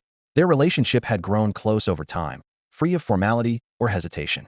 Back inside, Li Yuan retrieved a small black jar from a corner and handed it to her. Goo. Wang Zhao was momentarily stunned. She already had her own fake goo. Ordinary goo held little use now. Why would Brother Yuan prepare something like this? The dust on the jar showed it had been kept for a long time. He must have been waiting for this day. She gently lifted the lid. Inside was a silkworm translucent like glass, glowing with a pale blue radiance flowing within it like an icy river weaving a dream. The strange light exuded a calming, serene aura. Though she couldn't see it, Wang Zhao felt a deep familiarity with this aura she would never forget. This is, she whispered, almost to herself. It was the ice heart rare goo her grandfather created at the end of his life, using his own heart as feed. A treasure distilled by time, finally revealed before her eyes. Brother Yuan, have you kept this goo insect all this time? Wang Zizio's eyes suddenly welled up, and tears slipped down her cheeks involuntarily. Old Wang's whole life had only 2 treasures, and he guarded them dearly. Li Yuan smiled faintly and said, one is you, my precious granddaughter. The other is the Bingxin goo, which he nurtured with his whole life and which, after his death, consumed his heart and transformed into this goo. I have no intention of taking it from you. Now that you have reached the level of a 5th turn goo master, it's a perfect time for you to bond with another subordinate goo. This Bingxin goo suits you well. Normally, rare goo are difficult to serve as subordinate goo, except for very few cases. Either the goo master possesses a higher level counterpart of the rare goo, or the goo is extremely close to the master. Clearly, Wang Zhao meets the latter condition. Li Yuan handed her the Bingxin goo. Keep it. To me, this rare goo is of little importance, but to you, Zhao, it is both precious and useful.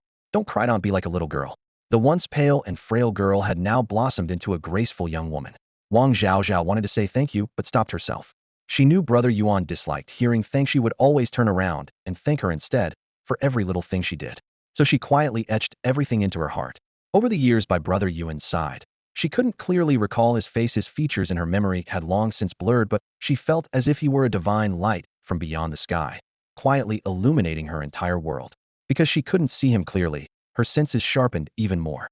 They were inseparable, like 2 hearts beating in unison.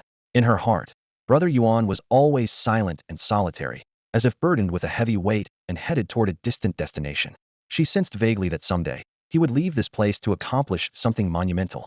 The quieter and calmer he was, the stronger this feeling grew, making her restless inside. If that day really came, she wanted to accompany him, not leaving Brother Yuan to shoulder all the burdens alone and journey far by himself. For now, all she could do was tread carefully, never adding more pressure on him. I can wait till my hair turns white and never changes. The year's killing blade means nothing to me, right, Wang Zhao? Mountains know no calendar. Chill passes without counting years. More time passed quietly. Refugees fleeing disaster swarmed into the 12 caves in waves. Some passed the goo master trials and joined the 12 caves. Others fell defeated and died, while many left wordlessly. Li Yuan observed quietly. To many disciples, he was now a reclusive sage, mysteriously restored to youthful vigor after years with the resurrection goo. Occasionally, scouting goo brought back disciples' gossip, turning him into a legendary figure like a monk who sweeps the floor, making Li Yuan both amused and helpless. The cave leader, Pang Dachuan, often gathered intelligence from the outside world, organizing it before delivering it to the small bamboo forest for Li Yuan to review. The general trend of world affairs roughly matched expectations. The Night Owl King ordered commanders from all directions to oversee the war. Although the demons were defeated and the Central Plains situation improved, with Dian's fortune rising steadily, the border regions suffered. The people's livelihoods in the 8 frontier areas deteriorated. Many lords retreated again and again, facing demon attacks, forced to give up some cities and territory. The 7 great hegemonies of the Central Plains martial world, Yiding Tian, Yijiangu, Liangju Zong, and the trio of sects known as the 3 Mountains breaking from the mortal world had all joined this bloody and fierce conflict one after another. Wave after wave of righteous warriors, undaunted by death, traveled far from the Central Plains to the borderlands, willing to sacrifice themselves with heroic generosity. Among them, the sects of Shu Mountain, Dragon and Tiger Mountain, and Qingqing Mountain stood out most prominently, truly living up to the names the world had given them. The 3 mountains breaking from the mortal world worthy of deepest respect. At this moment, deep within the shadowed forest of Kunlun Void, a woman clutching a basket of flowers ran frantically along the rugged mountain path, her face full of terror. Behind her, a wolf demon with a grotesque visage paced slowly and deliberately, a mocking smile curling his lips. "Little beauty, you can't escape. Just stay and serve me obediently," he taunted, each long stride closing the distance by dozens of feet. Panic surged in the woman's heart. Suddenly, her foot slipped on a rock and she fell heavily, twisting her leg and unable to rise. The wolf demon smirked, licking his lips as he approached. "Little beauty, I'm coming for you."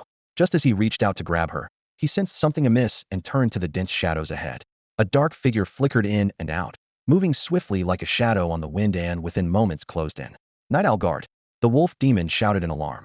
With a flash of steel, the demon's head rolled to the ground as the sword slid smoothly back into its sheath, clean, precise, without wasted motion. The Night Owl Guard helped the woman to her feet, softly asking, "Are you all right?" Still trembling, she whispered, "I am fine." She had seen the Night Owl Guard at the Fengshan ceremony before, a group of cold-faced assassins who killed without blinking and seemed like heartless puppets. Yet this man's gentle voice and caring manner felt surprisingly human. "Can you walk?" he asked again. "My leg. I think it's sprained," she said, voice quivering. He knelt down and produced a small vial of medicine, carefully pouring powder onto her injury and gently spreading it out. While the medicine would take time to work, this was no place to linger. "I'll carry you," he said. "You're going to carry me?" She blinked in disbelief. "Get on." The Night Owl Guard squatted and held out his hand.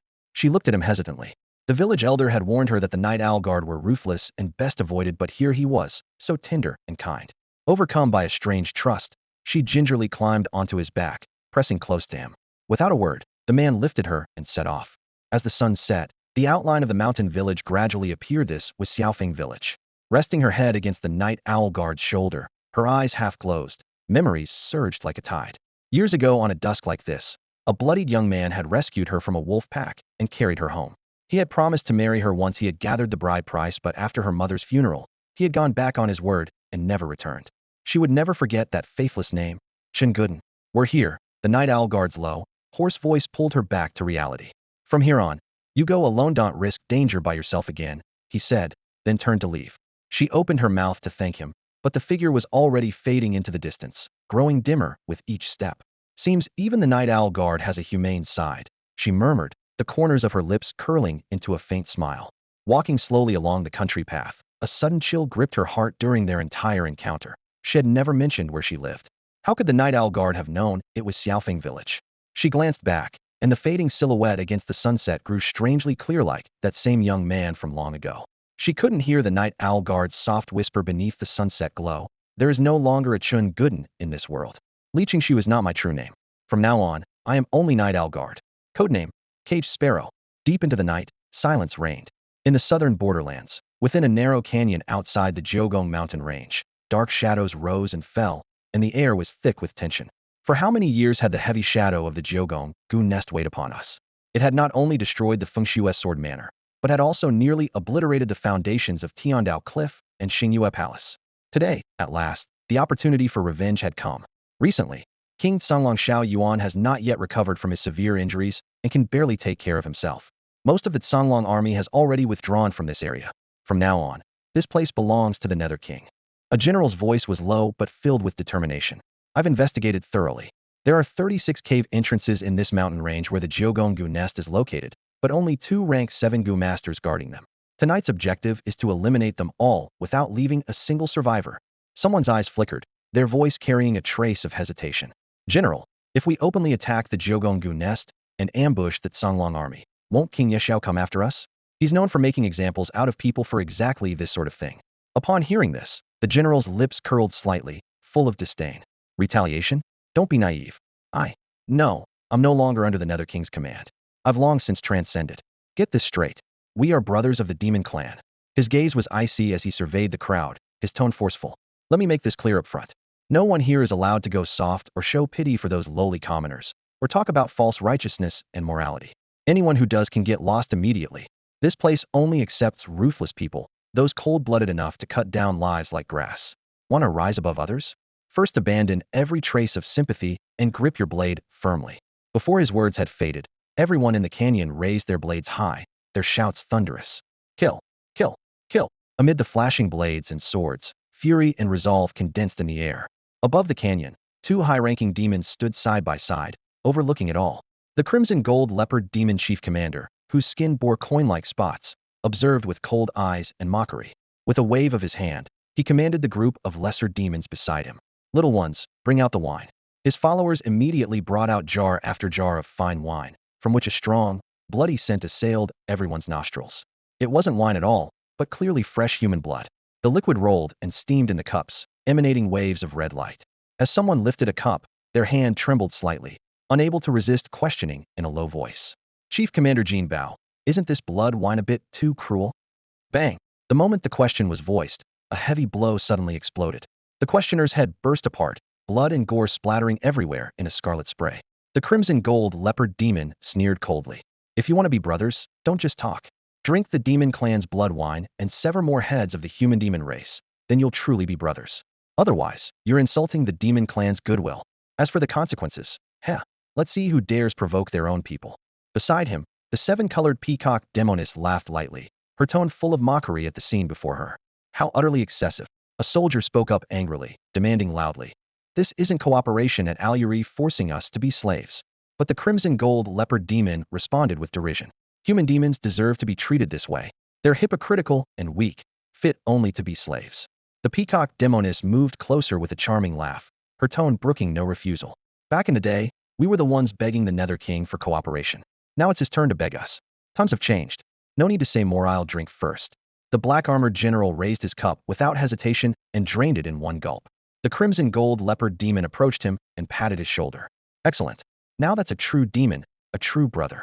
With the black-armored general leading the way, more and more people accepted this bloody pact, the clinking of cups rising in wave after wave of momentum. The crimson gold leopard demon applauded and cheered. Very good. Next, as long as you personally take the head of a human demon and offer sufficient proof of allegiance, you can become members of the great demon clan. We await with anticipation. Within the canyon, blood and iron intertwined, blade edges gleamed coldly, and battle intent blazed fiercely.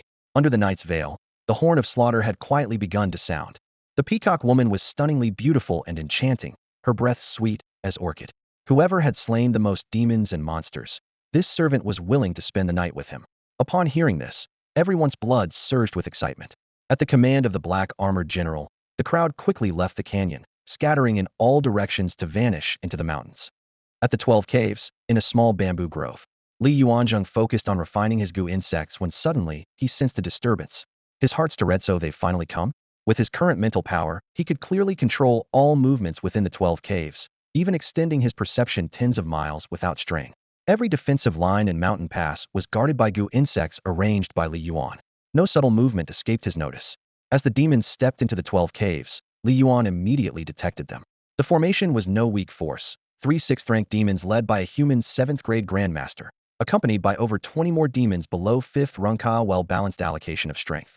In the past, such a group could have easily slaughtered the 12 caves. This meant the Kanglan King side had suffered severe losses, and the 9 Palace Goo nest had also taken damage, or else they wouldn't dispatch so many demons to infiltrate the mountains. From this, Li Yuan judged the current situation to be extremely tense. He quietly summoned the elephant demon chief. Thump, thump, thump. Heavy footsteps sounded. The elephant demon chief, a corpse puppet, approached with ponderous steps and then knelt before Li Yuan. It's time to test your skills. Li Yuan instructed, those little pests are just ants. Don't let them break through and disrupt the peace of the 12 caves. Yes, master. From deep within the elephant demon chief's abdomen came a low, cold, emotionless reply. After receiving the order, it melted into the night, heading straight to the road where the demons were advancing. Li Yuan stood with Shao Kai, fifth sister, and Sword Immortal on a remote mountain peak, watching the situation quietly with a clear view of the road. The elephant demon chief stood firm like a mountain, blocking the only path into the 12 caves. The infiltrating black-armored soldiers and demons trembled when they saw the enormous corpse puppet from afar. That's a demon, cried out in shock. The elephant demon chief, missing since the Kunlun void battle. How is he here? The lead grandmaster's face, turned gravite, was clear. This elephant demon had been turned into a corpse puppet. Originally a semi-saint level powerhouse, now transformed into a corpse puppet, it was all the more terrifying. Even the grandmaster felt a chill in his heart. What's there to fear? The leader grandmaster growled sternly. A grandmaster's presence commands full courage. Even facing a corpse puppet formed from the elephant demon chief is nothing to fear. Its power is at least halved as a corpse puppet. They'll hold it off. You all hunt for the goo master nearby. He can't have gotten far. Kill the goo master, and this problem's solved. A 6th rank demon stammered, can we really win? The goo master himself isn't strong in combat. Once I deal with the elephant demon puppet, his power will plummet. Killing him will be like slaughtering a chicken, the lead grandmaster declared confidently. Their nerves eased a bit, and they immediately began searching in all directions, while the leader drew his blade and charged the elephant demon puppet.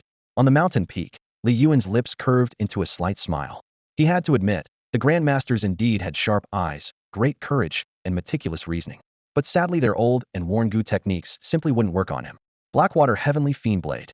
The grandmasters gathered their true martial essence, and the jet-black long blade in his hand began to hum low and deep.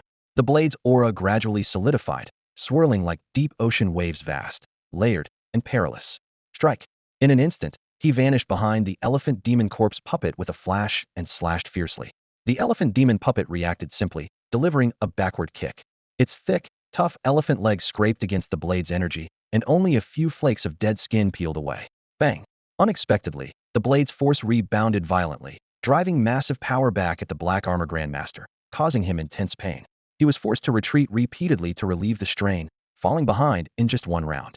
It's okay. I just need to hold it off. He gritted his teeth and steadied himself. Feeling the situation worsening, he drew a deep breath and ceased attacking, focusing instead on grappling and wearing down his opponent. Suddenly, piercing screams rang out from nearby, full of agony and terror. What's going on? Could there be hidden experts? The black armor grandmaster's face darkened. These were only the 12 caves. How could there be so many skilled fighters lurking here? Their intelligence gathering had been meticulous. This mission couldn't be wrong. There were 36 caves in total. Only 2 7th rank goo masters resided here, who were held in check by the golden leopard demon commander and the peacock lady. The others should be goo masters with strange techniques, like the one currently fighting him, not a large concentration of foes. Arg, the terrifying screams continued. Hauntingly familiar, they came from his trusted subordinates, warriors who had fought alongside him for years. One by one they fell. Li Yuan had already given orders. Demons were to be left intact, but human traitors had to be wiped out without mercy. Clearly, this attack was a large-scale, well-planned operation with remarkable execution, and the Black Armor Grandmaster knew there must be higher-level commanders behind it. The target was more than just the 12 caves. Powerful enemies were surely pouring in. The situation rapidly deteriorated. Li Yuan had long stopped hoping for others' aid, deciding to personally hold the line. In his mind, he calculated, the Kunlun void battle roughly tested my strength. Killing a semi-saint is possible, but if I really run into a martial saint or demon saint, fleeing is the only option. After all, I'm just a 6th rank goo master. Even with an 8th rank crafted goo house protecting me, my strength is still lacking. Challenging a semi-saint is already pushing the limits. 8th rank experts, no matter which faction they belong to, form the core forces and would have their eyes fixed on the 9 palace goo nest and the Kanglan army's main troops, not daring to act recklessly. Each one of these formidable fighters is highly treasured. His thoughts returned to the battlefield. The Demon Puppet Legion had slaughtered the invaders almost entirely, with only one Black Armor Grandmaster struggling on. If the attackers were 7th rank great demons, that would have been better. Human Grandmasters rely more on true martial intent, secret martial arts, and weapons. Their bodies are naturally weaker. Once turned into corpse puppets, their combat power drops massively, far below demons. Suspecting even more dangerous trouble was imminent, Li Yuan refused to delay further. Sword Immortal, it's your turn. His words also marked an opportunity to assess Sword Immortal's practical mastery of the heavenly transformation myriad phenomena sword technique. Sword Immortal lightly stepped from a branch, gripping her 3-foot Qingfeng sword, descending gracefully from the mountaintop. Suddenly, snowflakes drifted down from the sky. Snowing? The black armor grandmaster fighting the elephant demon puppet was startled, heart pounding, scalp tingling. The weather had been clear. This was strange. He looked up sharply and saw, in the distance, a woman dressed in white, sword at her side, silk ribbons fluttering, descending like a celestial fairy from beyond the mortal realm. This snow is the martial Daos heavenly phenomenon? The black armor grandmaster felt an icy chill stab his heart, his face paling to an extreme degree. Before him stood a woman who seemed like a celestial fairy. Was she the martial saint or the sword saint? Snowflakes drifted down, suddenly turning red like droplets of blood and tears, splattering over his body in blotches amid piercing wails. The black-armored grandmaster's feet suddenly froze in place as pairs of bloodied hands emerged from the earth, clutching him desperately. Memories of past drinks flashed through his mind as he recalled his vow to renounce the mortal world, siding with demons, mocking the weak, and trampling the helpless. Then, he recognized one of those hands, and his entire body trembled violently, his face turning pale as paper. The memory of that hand was vivid. Years ago, he massacred a village in a bloody frenzy. A pregnant woman clung tightly to his foot, desperately begging him to spare her unborn child. He sneered coldly, tore open her belly first, then dealt the fatal blow. Suddenly his thoughts broke off as he felt his abdomen begin to tear open. His feet vanished inexplicably, fingers dropped off one by one. The black-armored grandmaster's eyes widened as he watched his body fragment into countless pieces, yet he felt no pain, almost forgetting he was on a battlefield. On the mountaintop, Li Yuan watched this scene, sensing something quite different from what his eyes showed. His eyes saw the sword fairy's delicate and graceful stroke shatter the black-armored grandmaster into chunks of flesh. But his mind envisioned black snow turning blood red, countless vengeful ghost hands rising from hell itself, soaked in bitter hatred, clutching the black armor and tearing it limb from limb. The sword's momentum shifted wildly, sometimes like thunder crashing, sometimes a gentle breeze brushing past, sometimes raging ocean waves, other times the mournful wails of spirits. The swordplay was unpredictable and ever-changing. To master this sword technique, one needed a clear, ethereal mind to comprehend the mysteries of heaven and earth, perceive the myriad phenomena of the world, and wield the sword as the heart desired, following each thought's flow. In Li Yuan's mind, his ancestors' teachings echoed. This was exactly the true meaning of heaven unfolding all phenomena. One sword could carry the universe's mysteries, calming the 4 seas and 8 wildernesses. This was the real Emperor's sword. He chuckled bitterly, recalling his own youth filled with hardships and hunger, marked only by fear and yearning. Later, he secluded himself in remote mountains, narrow-minded and unable to grasp the sword's true essence. In contrast, the sword fairy, having endured hardships for 3,000 years, sleeping and waking between life and death, had long since purified her spirit, perfectly attuned to this sword technique. Li Yuan laughed openly, thinking perhaps the only thing she had never experienced was romantic love.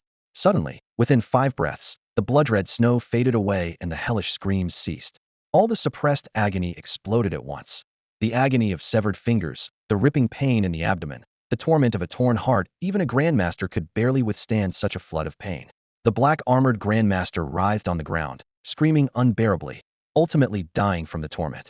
In his fading consciousness, he vaguely realized, maybe he had always been a nobody, never respected, only trampled to rise to his place.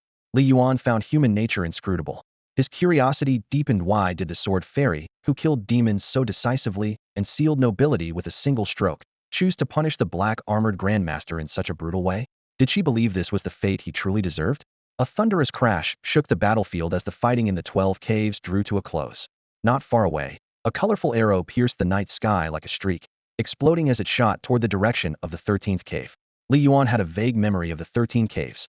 When he had accompanied senior brother Pei Luo Qing to the inner gate of the 9 palaces, they had passed by the 13 caves and borrowed a mighty eagle from the cave, Lord Yang Chong, as a mount for their journey. Now, it seemed that all the cave entrances overseen by the 9 palace goon nests in this region had suffered a massive assault. Li Yuan narrowed his eyes, his voice low and thoughtful. For such a huge operation, even if no 8th realm expert has appeared, the commander must be at least at the demigod level.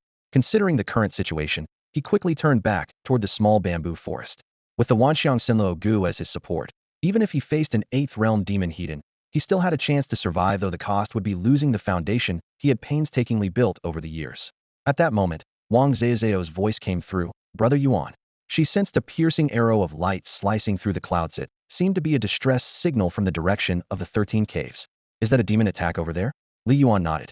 I've already dealt with those demons invading the 12 caves, but things will get worse from here. So soon? Wang Zhaozhao was shocked, a trace of hard-to-detect reverence flashing in her eyes.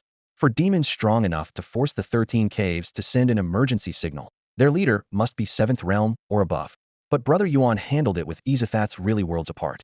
Suddenly, a sharp, mournful cry echoed from high above. Under the moonlight, a large eagle flapped its wings and staggered toward them. Deep inside the 12 caves, a heavy bell tolled solemnly, as if proclaiming the urgency of war. A parrot darted through the bamboo grove and flew to Li Yuan's side. Senior Brotherly, Cave Lord Peng Dachuan ordered you to give instructions for the next step. Hold this position, Li Yuan responded with 2 powerful words. He knew clearly that as long as no 8th realm demon attacked, this stronghold was firmly under his control. This was his old territory, and his power had far surpassed Kunlunxu. Moreover, the sword Immortal had completed her transformation. He was confident that killing even a demigod-level enemy would be no great feat. Zhao, stay here and defend. I will go inspect the outer defenses. Li Yuan had already arranged demon troops to guard the perimeter of the 12 caves. He decisively activated a winged goo and soared into the air to meet the faltering giant eagle. On its back lay a man, covered in blood and barely conscious. It was none other than 13 Caves Master Yang Cheng. Li Yuan, junior brother Yang Cheng struggled to speak, a faint glimmer appearing in his eyes. Though weak, his voice carried urgency. Quick, inform senior brother Pei, flee to the inner gate of the 9 palaces we can't hold. Li Yuan quickly explained. Senior brother Pei has already left for the inner gate. At the same time, he summoned a rejuvenation goo in secret to heal Yang Cheng's wounds, then pressed for details. What's the situation in the 13 caves? It's over. Yang Cheng's expression instantly darkened. The invaders are incredibly powerful, led by 7th realm demons. We can't hold them back. He gripped Li Yuan's arm tightly, voice trembling but resolute. You must go. This wave of demons is fierce. This place will fall soon. Before he finished, shadows appeared nearby. Yang Cheng's gaze snapped sharp, panic rising. The purple Oriole lady is here. He sat up abruptly. Junior brotherly, go quickly. He'll hold her off. Li Yuan hesitated, then firmly refused. Brother Yang, I can handle this demon. You should keep healing. There's no room for mercy. Yang Cheng glared fiercely. If one of us survives, it's better you live. I'm expendable. His voice was steady and commanding. As long as we kill the purple Oriole demon, we can all make it through. At that moment, the purple Oriole lady descended slowly, hovering in midair. Looking down on them, she sneered playfully. Oh, do you think I'm deaf? The ears of the purple Oriole clan are very sharp. Her figure was graceful, and except for the wide wings behind her back, she hardly looked like a demon. Her long legs stood out under the silver moonlight. Her snow-white skin was exposed except for the purple down covering her intimate areas, radiating an exotic allure. Oh, she glanced over and whispered, why isn't there the usual metallic scent of fresh blood around the 12 caves? Are those people really moving this slowly? No wonder they nearly got wiped out by the 9 palaces goo nest back then. Before she finished speaking, she shook her head. Forget it, they'll be the first to take a taste. The purple Oriole spread her wings suddenly, unfurling a dense array of feathers as sharp as arrows, which shot out en masse like a deadly storm toward Li Yuan and Yang Cheng's position. Yang Cheng was about to ask something, but Li Yuan abruptly stood up. A surge of overwhelming vitality exploded from him, his blood and energy blazing fiercely like a raging fire. His long hair bristled on end, his face twisted into a ferocious, uncontrollable snarl entirely unlike the gentle, refined junior brother had seemed moments before. The intensity of his vitality far surpassed ordinary masters of his level, even outshining the most physically adept demons at the same rank. Yang Cheng was astonished. He had considered Pei Luoqing a prodigy for years, which was why he had taken refuge in the 12 caves. To think Li Yuan possessed even greater talent, it was unprecedented among masters of their level for someone to manifest their vitality goo to such a degree. Li Yuan's eyes blazed like lanterns as they locked onto the purple Oriole in the air, a cold sneer forming in his heart. Everyone says bird demons have brains smaller than walnuts. That reputation is well deserved. The purple Oriole noticed the change and furrowed her brows. The chief's warning was correct. This goo master, who could fight beyond his level with strange techniques, was exactly one of them. This isn't a fight. Li Yuan's mouth curved into a mocking smile. It's a massacre. With a sudden stomp, he shot upward like an arrow released from a taut bowstring. His legs were wound with the mysterious goo wind stride, making his speed nearly impossible to track. Cradled in his arms, his 5th sister spat out a mass of spider silk, intercepting the dense volley of arrow feathers. Meanwhile, Shao Kai poised in the shadows, ready to strike. The purple Oriole's pupils shrank sharply. She tapped her toes and sprang backward, flapping her wings to whip up a swirling purple tornado of demonic wind, kicking up clouds of dust. Each gust was like a bladder razor sharpened her signature technique. But Li Yuan quietly murmured, myriad phenomena array, instantly merging with the environment around him. No matter how the tornado shredded the air, it barely disturbed him as he pushed straight through the storm. Impossible. The purple Oriole panicked. That tornado, infused with the essence of demon art, was razor-sharp, each strand capable of slicing flesh or shredding the soul. Yet this human goo master dispelled it outright. She momentarily couldn't tell who the real monster was. In the next instant, Li Yuan was nearly upon her. In this area, he could wield his powers without restraint. The others from the 12 caves couldn't pierce his mental domain or track his moves. Cornered, the purple Oriole had no choice but to engage him in close combat. Have you ever wondered why the team sent to slaughter the 12 caves hasn't attacked yet? Li Yuan sneered. Clenching her teeth, the purple Oriole exchanged blow after blow with him, but couldn't create distance. You're too stupid. Even the corpse puppets disgust me, Li Yuan taunted playfully. Why? Because I've already killed them all. His frenzy of vitality raged wildly, long hair disheveled. Relying on the reviving goo, he unleashed relentless attacks, refusing to yield, forcing all the pressure onto the purple Oriole. Upon hearing this, she was utterly shocked. Attacking forces on the 12 caves had been completely wiped out? So quickly? Kyre, spit fire, Li Yuan ordered softly. The colorful flame serpent hidden in his arms surged forth and blasted a white flame. This fire specialized in burning mental defenses, hard to evade in close quarters. Supported by near stage 8 mental power, Li Yuan absorbed the flames with ease. The purple Oriole, though a 7th stage demon, struggled to fully resist. Her mind was disturbed, pupils shrinking, movements slowing. Seizing the moment, Li Yuan suddenly blinked behind her, grasped both wings fiercely with his hands, and slammed a knee onto her neck. Die! He roared savagely, muscles bulging, veins standing out, ripping her wings apart with brute force. Simultaneously, his knee crushed her spine mercilessly.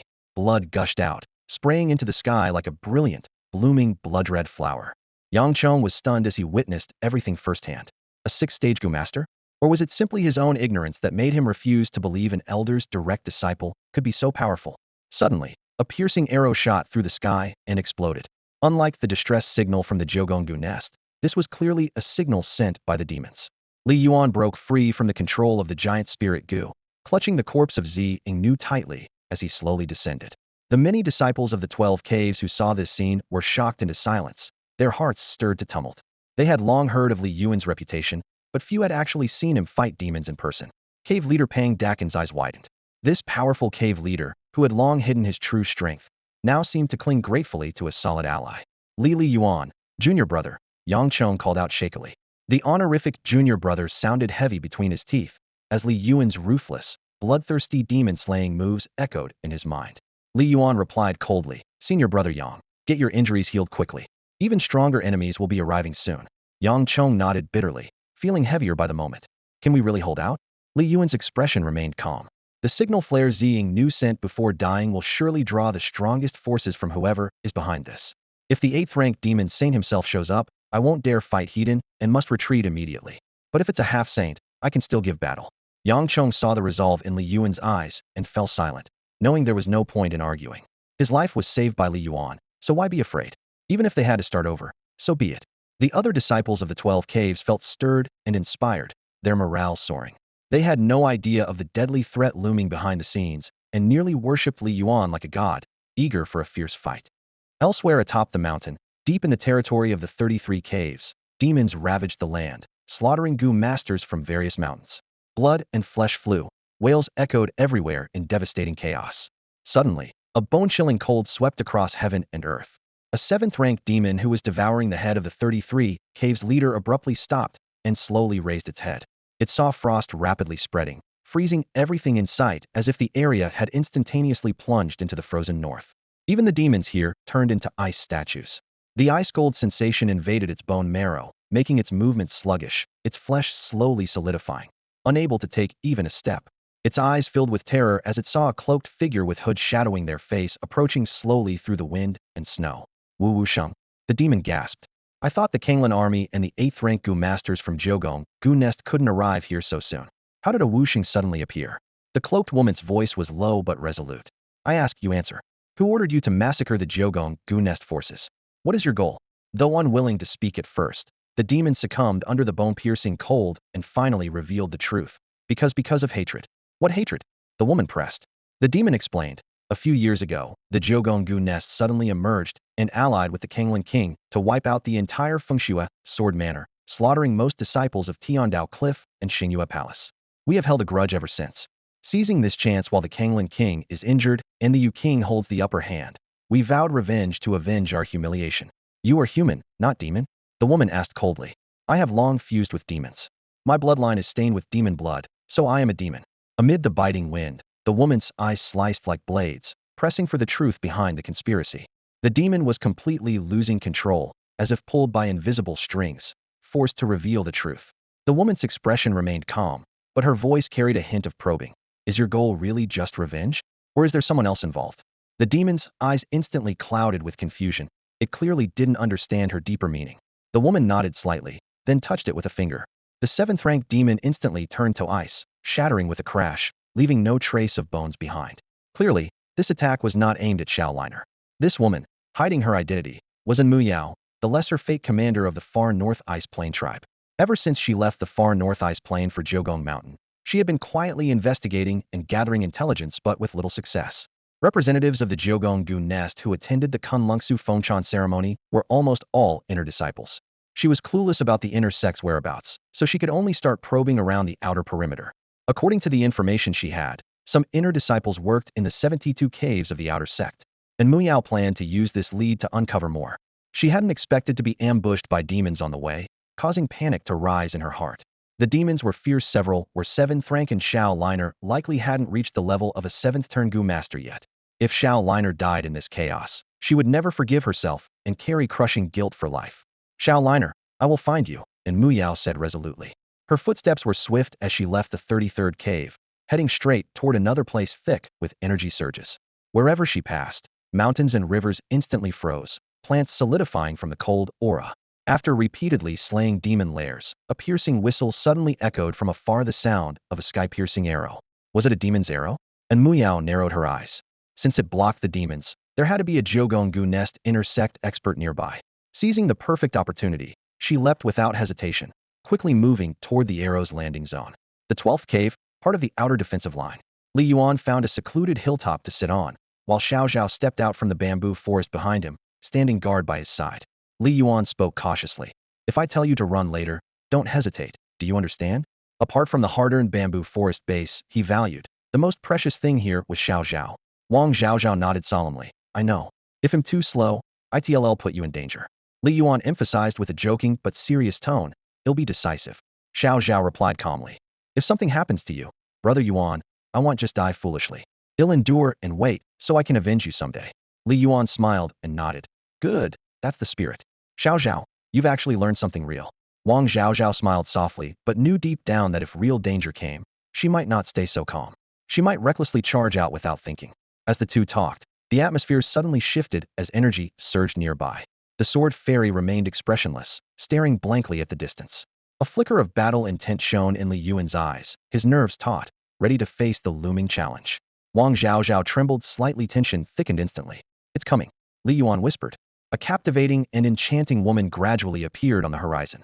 She wore a dazzling multicolored feather robe, her splendid tail feathers fanning out like a phoenix spreading its wings, making her look like an extraordinary beauty stepped right out of a painting. A demigod? Li Yuan breathed a sigh of relief. Just as that breath escaped, a powerful aura rose in the distance.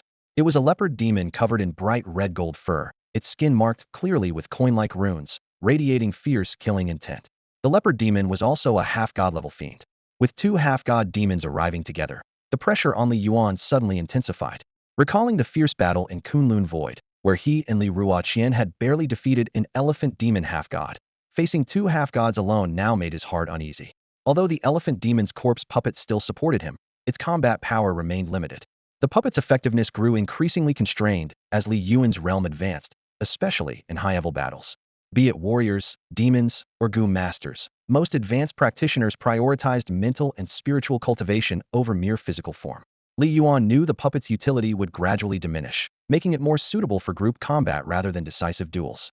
Even 100 corpses fashioned into puppets by a demon saint could barely withstand a genuine 8th-rank demon saint. His true trump card was the hidden sword immortal. Li Yuan had no plans to retreat. He trusted his hand held enough chips to play. The corpse puppet was only part of his fifth sister's Gu power. but he had 6 major Lefegu to back him, the greatest secret weapon in his arsenal.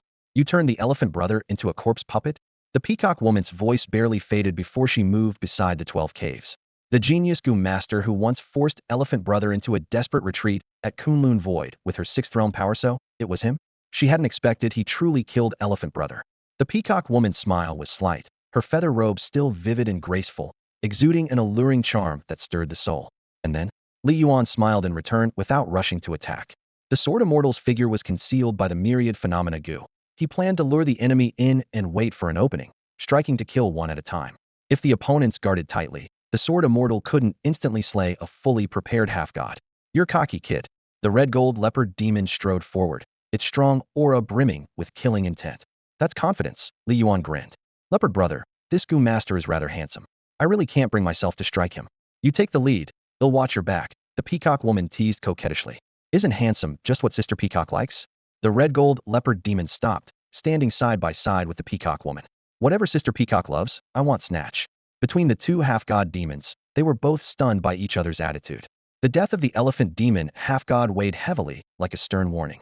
Li Yuan raised a brow and said coldly, we humans have a saying. Who dares to poke the sky after eating the bear's heart and leopard's gall? Leopard demon, do you only have a fake heart? Mocked by a weaker opponent, the leopard demon and peacock woman exchanged a glance, but showed no sign of attacking immediately. Sister Peacock, shall we attack together? The leopard demon suggested. Looks like we have no choice, the peacock woman replied, unwilling to delay further. Knowing the stubborn grudges held by those old monsters in the 9 Palaces Gu nest, their reinforcements were surely on the way. The standoff couldn't last long. Attack! The leopard demon and peacock woman no longer held back, their killing intent bursting forth as they launched a combined assault. The crimson claws of the golden leopard demon were stained with fresh blood as they slashed toward Li Yuan, as if trying to tear apart the very space itself. The claw marks ran through every obstacle, accompanied by a fierce, menacing aura. The peacock woman refused to back down either, swinging her jade-like hands to unleash dazzling beams of iridescent light. Both demons spoke in unison, opting for ranged attacks. So cautious, Li Yuan thought silently, trying to avoid them but still stung by frustration. The distance was too great, and if Sword Fairy struck out, the enemy might perceive it in time and miss the chance for a counterattack. Chirp chirp, 5th sister controlled the elephant demon, charging through the air to boldly block 2 ferocious attacks. Sadly, the cost was steep. The thick hide was torn open by the golden leopard's razor-sharp claws, revealing long, deep gashes in the flesh beneath, interlaced with spider silk. The peacock woman's 7-colored divine light carried a supernatural power that rendered the elephant demon's sturdy skin as fragile as thin paper, causing it to crumble. With dual attacks landing, 5th sister suffered backlash, her face pale and wan. Indeed, the gap in strength was overwhelming. Li Yuan sighed inwardly. With a foundation of powerful realm cultivation, lacking immense, profound arts capable of taming the threshold between heaven and earth, even the toughest body could only endure hits passively. Though the 2 demons were in the demigod realm, the disparity was immense. Demigods are nearly omnipotent, able to manipulate celestial phenomena in extreme states far beyond ordinary 7th-tier cultivators. The peacock woman stared at Li Yuan in surprise. You don't really only have this much skill, do you? Could it be that his earlier slaying of Brother Elephant was just a fluke? The golden leopard demon's eyes flickered with doubt. He had carefully scouted around during their confrontation. There was no other 7th-turn Gu master within these 12 caves. As for 8th-turn masters, if such a powerful expert truly hid here, they wouldn't need to conceal themselves and could cut them down with ease. Stop overthinking. Take down the corpse demon first, and let Brother Elephant rest, the peacock woman said as she resumed her attack, extending jade fingers to unleash streaks of 7-colored light, swiftly sweeping over the elephant demon's body. Li Yuan's face darkened as he shouted, 5th sister, release control of the corpsodont clash with her Hedon. He pitted the injuries she had taken. The peacock woman's divine lights were extremely effective against the pan-silk Queen Gus countermeasures, forcing 5th sister to relinquish control over the elephant demon's corpse. Gently lifting 5th sister into his arms, Li Yuan spoke softly, be good. Leave the rest to me. Now, there was no choice but to fight with all his might, watching every flaw in the enemy's moves for any hope of turning the tide. The peacock woman sneered mockingly. Oh, did I hurt your beloved Gu? Angry now? Watch me get serious. Just as she finished speaking, the giant spirit Gu suddenly possessed her, causing her aura to surge wildly. Li Yuan was about to unleash his full power when suddenly a biting cold swept quickly over the area, tightening in his chest and making his scalp tingle. A demon saint. Sensing the crushing pressure, Li Yuan instinctively wanted to flee, but out of the corner of his eye, he saw the golden leopard demon and peacock woman growing increasingly terrified, their bodies covered in layers of frost. Yet he himself suffered no direct attack. Was this reinforcements? He looked up toward the distance, where a vast field of frost hung in the air like a snowy white canopy. A stranger cloaked in heavy robes approached steadily, his face completely obscured by a hood and mask, impossible to discern a single feature. Still, Li Yuan felt a strange familiarity, as if he had seen this person somewhere before. The golden leopard demon and peacock woman were trapped, unable to move under the frost's grip, pale and trembling as they asked, "You? Who are you?" Without a word, the stranger snapped his fingers softly. A frigid wind suddenly swept through, freezing the two demigod demons entirely into ice sculptures. Just as the stranger prepared to snap a second time, shattering the frozen statues, Li Yuan could hold back no longer and shouted, "Wait, heroine!" The sudden surge of bloodline resonance and vivid memories allowed Li Yuan to immediately recognize the person before him, Xiao Siming of the far north icefield, and Muyao. She was his biological mother's younger sister, his aunt. After returning from Kunlun Void that day, Li Yuan sensed danger and had sealed away the jade pendant left by his mother. Using the power of the Wanxiang Sanluo Gu, he concealed his aura, making it impossible to detect the other's identity through the pendant. Yet, some things cannot be hidden. Li Yuan wasn't sure if Muyao had seen through him or what her true purpose was, but she never revealed anything. A heroine? And Muyao laughed softly, noting how their twin jade pendants gave no reaction. Yet her heart fluttered sharply as she saw the young man. Before her it was him. Little Liner. For the far north icefield tribes, this bloodline bond required no objects or tools. Intuition alone confirmed their connection. It seemed Little Liner had hidden away the pendant after that day, but fate had long been set in motion. Guided by their sister's spirit in heaven, she would eventually find him. Excitement welling inside after so long, and Muyao still held back. Little Liner remained wary and distrustful, all as she expected. "Do you intend to spare their lives?" And Muyao controlled her emotions and asked calmly, knowing he had recognized her. "I want their bodies intact. If the heroine agrees, we can make a deal." Cornered, Li Yuan had no choice but to cautiously engage with his aunt. From the current situation, she bore no ill intent. Else with her cultivation, she would have acted already. "All right." And Muyao nodded. "What will you offer in return?" Li Yuan smiled. "What does the heroine want? I'd like to know some information first." "No problem." And Muyao agreed calmly. Avoiding a brutal battle eased a huge burden from Li Yuan's heart. A fight between two semi-saint demon beasts would be costly and risk exposing their hand. If the heroine didn't mind, perhaps they could visit the sect and talk. He gestured an invitation. "Good." And Muyao nodded happily, inwardly pleased. Little Liner was showing goodwill toward her, at least not rejecting her or father. With a wave of her hand, the corpses of the two semi-saint demon beasts floated into the 12 caves. Inside the 12 caves, those watching from afar were shocked and confused. How could such a tumultuous battle end so quietly? This sudden mysterious expert was likely a human martial saint. That someone so revered conversed calmly and amicably with Li Yuan, like old friends, was astonishing. It added even more mystique to the legend surrounding Li Yuan. "After you." Li Yuan led Muyao into the 12 caves, toward the small bamboo grove. At the same time, he sent a message via the Yuk bird to Pang Dachuan, ordering him to fire the victory-piercing cloud arrow to summon the fleeing outer gate disciples scattered across the 9 palaces. As they entered the bamboo grove, and Muyao felt a strange sensation. The place was filled with mystery and layers of concealment. Even she struggled to see through it all. Though Little Liner was only a 6th rank Gu master, he was far stronger than she had imagined. Like their sister before him, he possessed extraordinary talent from youth and would have been the youngest queen of the Icefield tribe. "Thank you, heroine, for saving my life." Li Yuan cupped his hands respectfully and invited Muyao to sit in the newly expanded courtyard beside the bamboo grove. "Xiao Zhao, go fetch my treasured Qingya wine." "Understood." Wang Zhao responded cautiously, a hint of nervousness in her expression. It was her first time encountering someone so powerful. One gentle move could turn the world upside down, transforming the blazing summer heat into an icy winter in an instant. The temperature around them dropped sharply, the cold biting and intense. And Muyao stretched lazily and slowly loosened her cloak and outer robe, also removing the veil that had covered her face. A light breeze stirred her silver-white hair, which was not a dull, withered white, but bright and translucent, seeming to emit a subtle glow. Combined with her flawless, porcelain-like skin and graceful, elegant figure, she was like a peerless beauty sculpted by heaven and earth, fresh and refined. She looked like a goddess stepping out of the snow, flawless in every way. "Young man, I hope you won't hold my rudeness against me." And Muyao said with a faint smile, her ice blue eyes lively and flowing like clear spring water, as if capable of speech. "Please, make yourself at ease." Her tone was infinitely warm and inviting. In that moment, the knot of tension in Li Yuan's heart finally loosened.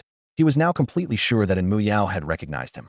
Otherwise, she wouldn't have cloaked herself so thoroughly, entered the forest silently, and chosen this moment to deliberately reveal her true face. He had to admit, this young Anne of his was truly breathtaking. In terms of facial features, she was by no means inferior to the Sword Immortal Maiden, but the Sword Immortal Maiden had secluded herself for 3,000 years, her temperament ethereal and otherworldly, unmatched in the mortal realm. Thinking that his mother might share the same radiant beauty helped him understand why she was called a beauty from the icy, foreign lands.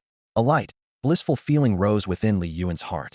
The fact that his 12 cave junior apprentices had confessed to him one after another could hardly be a coincidence. It was no doubt a blessing from the beauty genes passed down by his ancestors, a sign of fate's favor. Just as he was quietly pleased, and Muyao spoke. May I know your name? Her voice held a trace of curiosity. Li Yuan. His reply was succinct and resolute. Both understood that they had touched upon each other's identities, yet both harbored silent worries, leaving much unsaid. Their eyes met in a tacit understanding that words could not capture. My name is Muyao, from the Polar Ice Plains tribe. I've come a long way to the southern frontier searching for someone. She spoke softly, but with determination. Who? Li Yuan's gaze was clear, his tone calm. I am looking for my sister's child, our and family's little liner. And Muyao's voice trembled slightly, the emotion barely concealed, eyes glistening with moisture. What does little liner mean? Li Yuan asked. Our Ice Plains tribe has long worshipped the Qilin deity, with the Qilin as our totem. In the past, harsh conditions made survival difficult for children. The tribe had to endure heartbreaking losses, praying devoutly to the Qilin deity and holding sacred rituals, hoping it would protect the smartest, most obedient, and most beloved child in the tribe. That child was called Little Liner, symbolizing the Qilin's divine protection and the elders' deep love.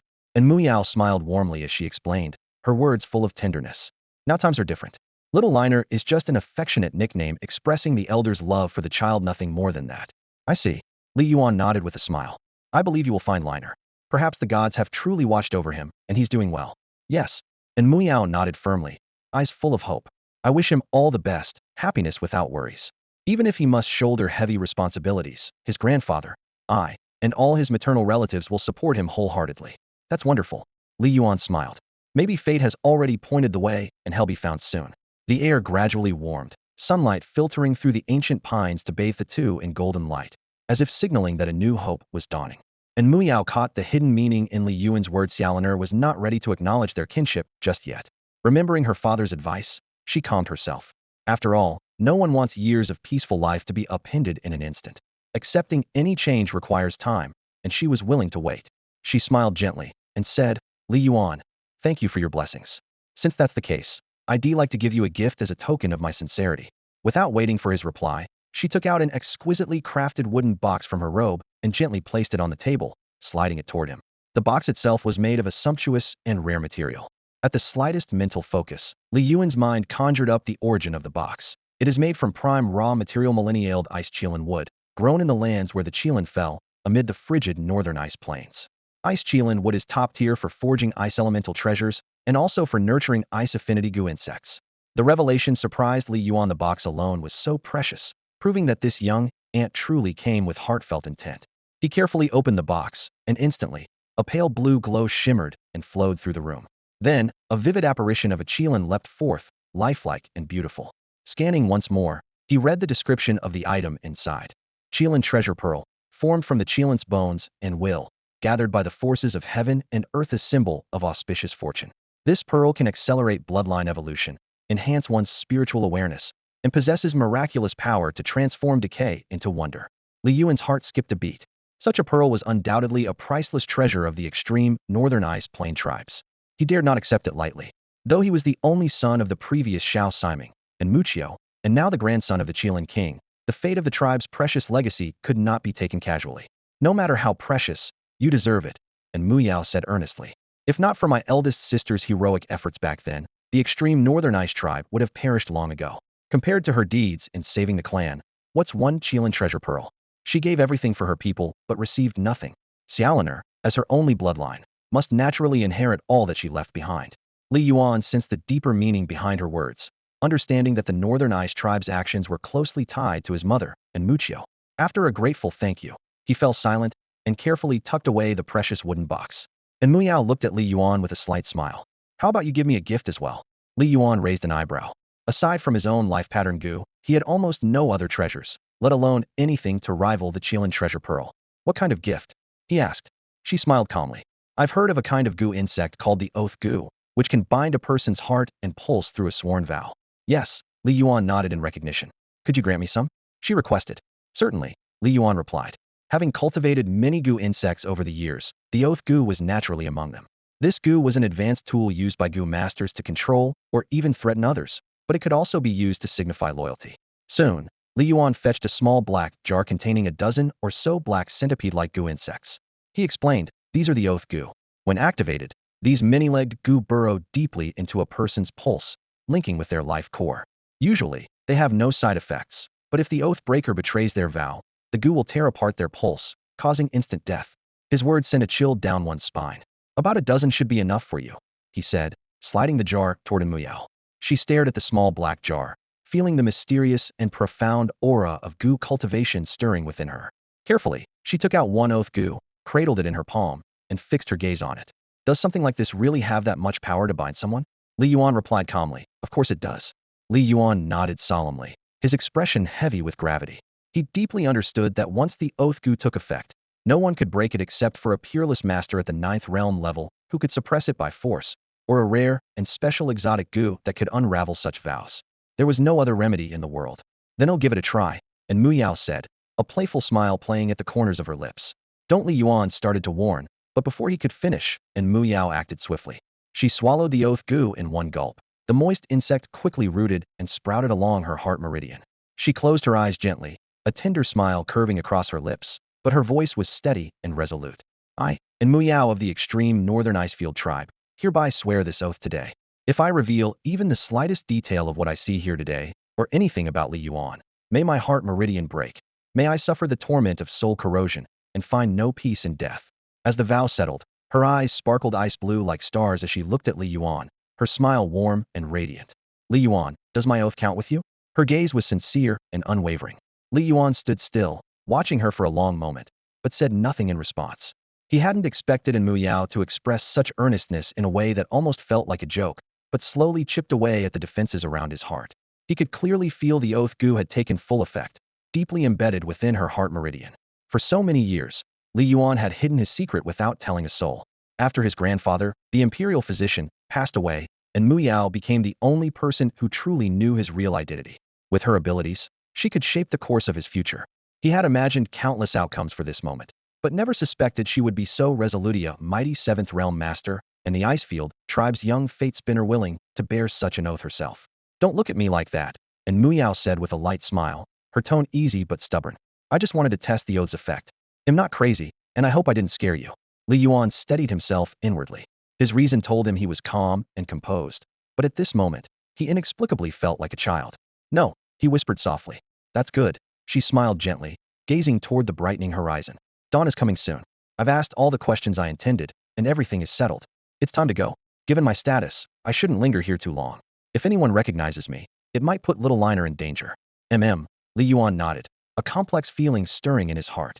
Things had changed since before. Though the time wasn't ripe yet, today's meeting subtly shifted his mindset. The world was not just filled with schemes and enemies. There were people willing to stand firmly by his side. More than 20 years ago, that person was his mother, and Muchio. During 16 years of fleeing, it was his grandfather, the imperial physician. And now, that person was his little aunt, and Muyao. He'll see you down the mountain, Li Yuan offered, accompanying her as they slowly descended a secluded path behind the bamboo grove, avoiding the bustling crowd inside the gate. They walked at a measured pace, emerging from the bamboo as daylight fully spread across the sky. Morning light bathed the mountainside and shimmered on Muyo's frosted silver-white hair. Her brows arched like distant dark clouds. Her delicate features seemed to step right out of a painting, youthful and ethereal. This is where we part, and Muyao stopped, her voice soft. I'm very satisfied with this trip, only leaving behind a little bit of regret. Li Yuan also halted, his gaze warm as he spoke quietly. Farewell, heroine. Travel safely.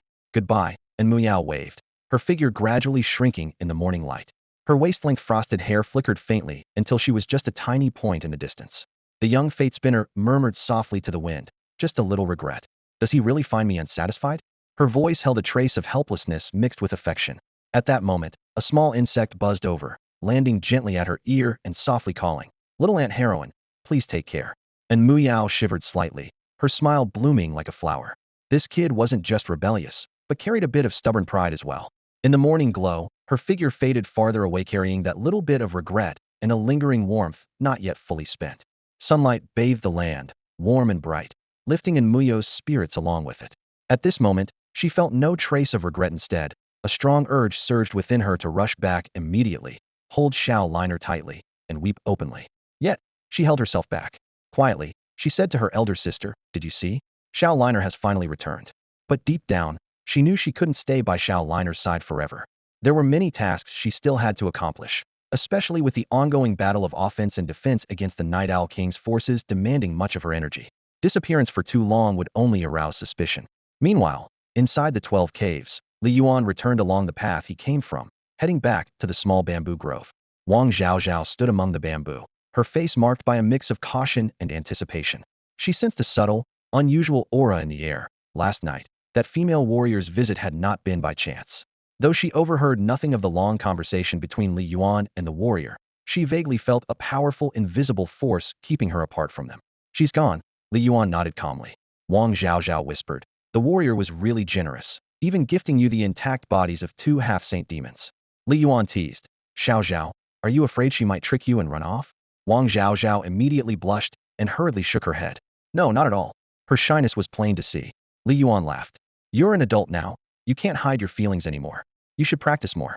Wang Zhaozhao muttered softly, "It's not like that. I only can't hide my feelings when I'm around you and Jej. Outside, I'm calm and unfazed already." Li Yuan chuckled and quickly changed the subject. "Stop thinking so much. Tell me, how many came to join the 12 caves last night?" Wang Zhaozhao replied, "Currently, 1,300. That many?" Li Yuan showed surprise. "Yes. Last night, Pang Dachuan launched the victory signal arrow piercing the clouds. Disciples from the outer sect started arriving one after another. As they spoke, a sparrow-like messenger bird flew in.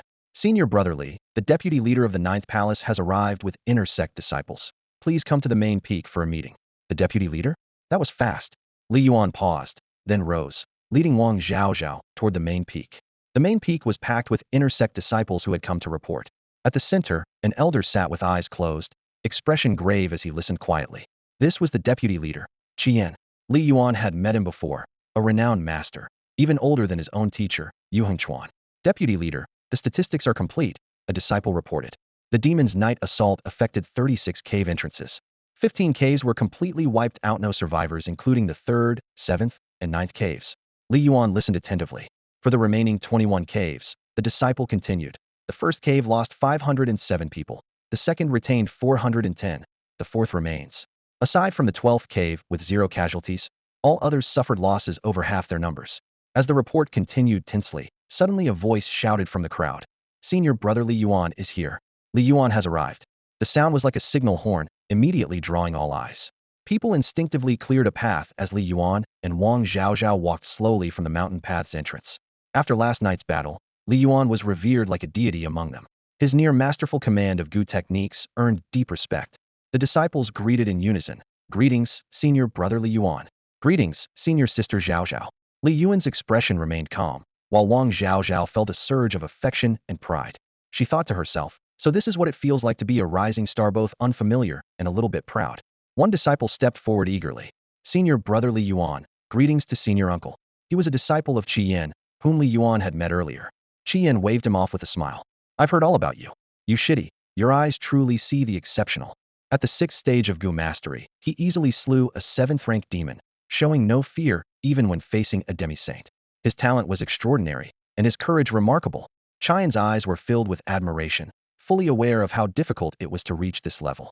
Only by fully unlocking the potential of one's life Gu and achieving near-perfect mastery over subordinate Gu could one hope to forge such dazzling battle achievements.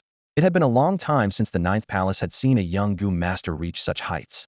"Senior Uncle, you flatter me," Li Yuan replied with a respectful bow.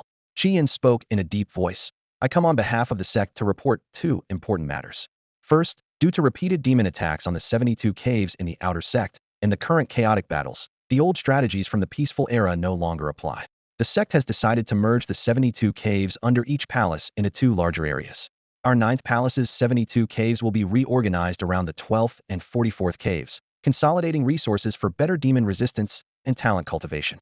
He paused briefly, then fixed his gaze on Li Yuan. "As for the new 12th cave chief, we intend for you to take on the position. What do you think? Li Yuan frowned and shook his head. I'm not good at management. My mind is fully on refining goo. Handling these tedious matters will take up too much time.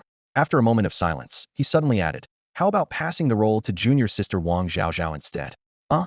Wang Zhaozhao was startled, trembling as she pointed at herself. Me? Cave chief? Li Yuan smiled with encouragement.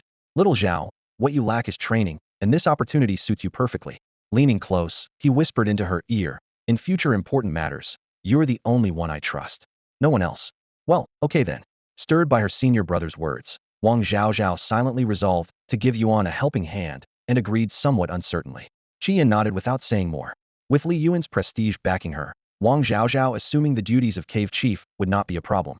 The second matter, Qian glanced around and lowered his voice, does not concern you. You may disperse. Soon, the bustling crowd on the main peak gradually thinned, leaving only Qian, Li Yuan, and 3 youths dressed in white robes, each carrying a long sword on their backs. Their robes were embroidered with a pattern of swirling clouds and waves, exquisitely crafted and exuding an air of distinction. Li Yuan recognized the motif from the attire of the sword Immortalis and easily guessed their affiliation. Qian introduced them. These 3 are friends from the Lingxiao sword sect in Central Plains. You have probably heard of them: the One Heaven, One Summit Pavilion, 2 peerless sects, 3 mountains leaving the mortal world. Lingxiao is one of those 2 peerless sections. They have come to investigate the disappearance of the sword Immortalis remains. Your senior sister Ninghong Yu should have already informed you. The 3 stepped forward from behind Qian and clasped their fists in salute to Li Yuan. The 131st generation disciples of the Lingxiao sword sect, Xianyuan Luan, Wu Qingying, and Zhou Wubing, greetings, senior brother Li Yuan. Though young, each bore an impressive bearing, outstanding talents both in their sect and in swordsmanship. Li Yuan returned the salute. If you have any questions regarding the sword Immortalis, please ask freely. I will speak openly and with complete honesty. Li Yuan, you don't need to be so nervous, Qian said calmly. We're not doubting Yue, just want you to answer truthfully. Li Yuan nodded slightly, his expression steady. Xianyuan Luan fixed Li Yuan with a sharp gaze and asked, Senior brother Li Yuan, during the recent Immortal Grass secret realm expedition, did you ever enter that underground secret passage? Li Yuan shook his head. No, I didn't. Then did you witness the entire collapse of the illusion dream tree? No. Li Yuan answered earnestly. Such a huge commotion, and you didn't notice? Xianyuan Luan pressed further. Li Yuan remained calm as he explained.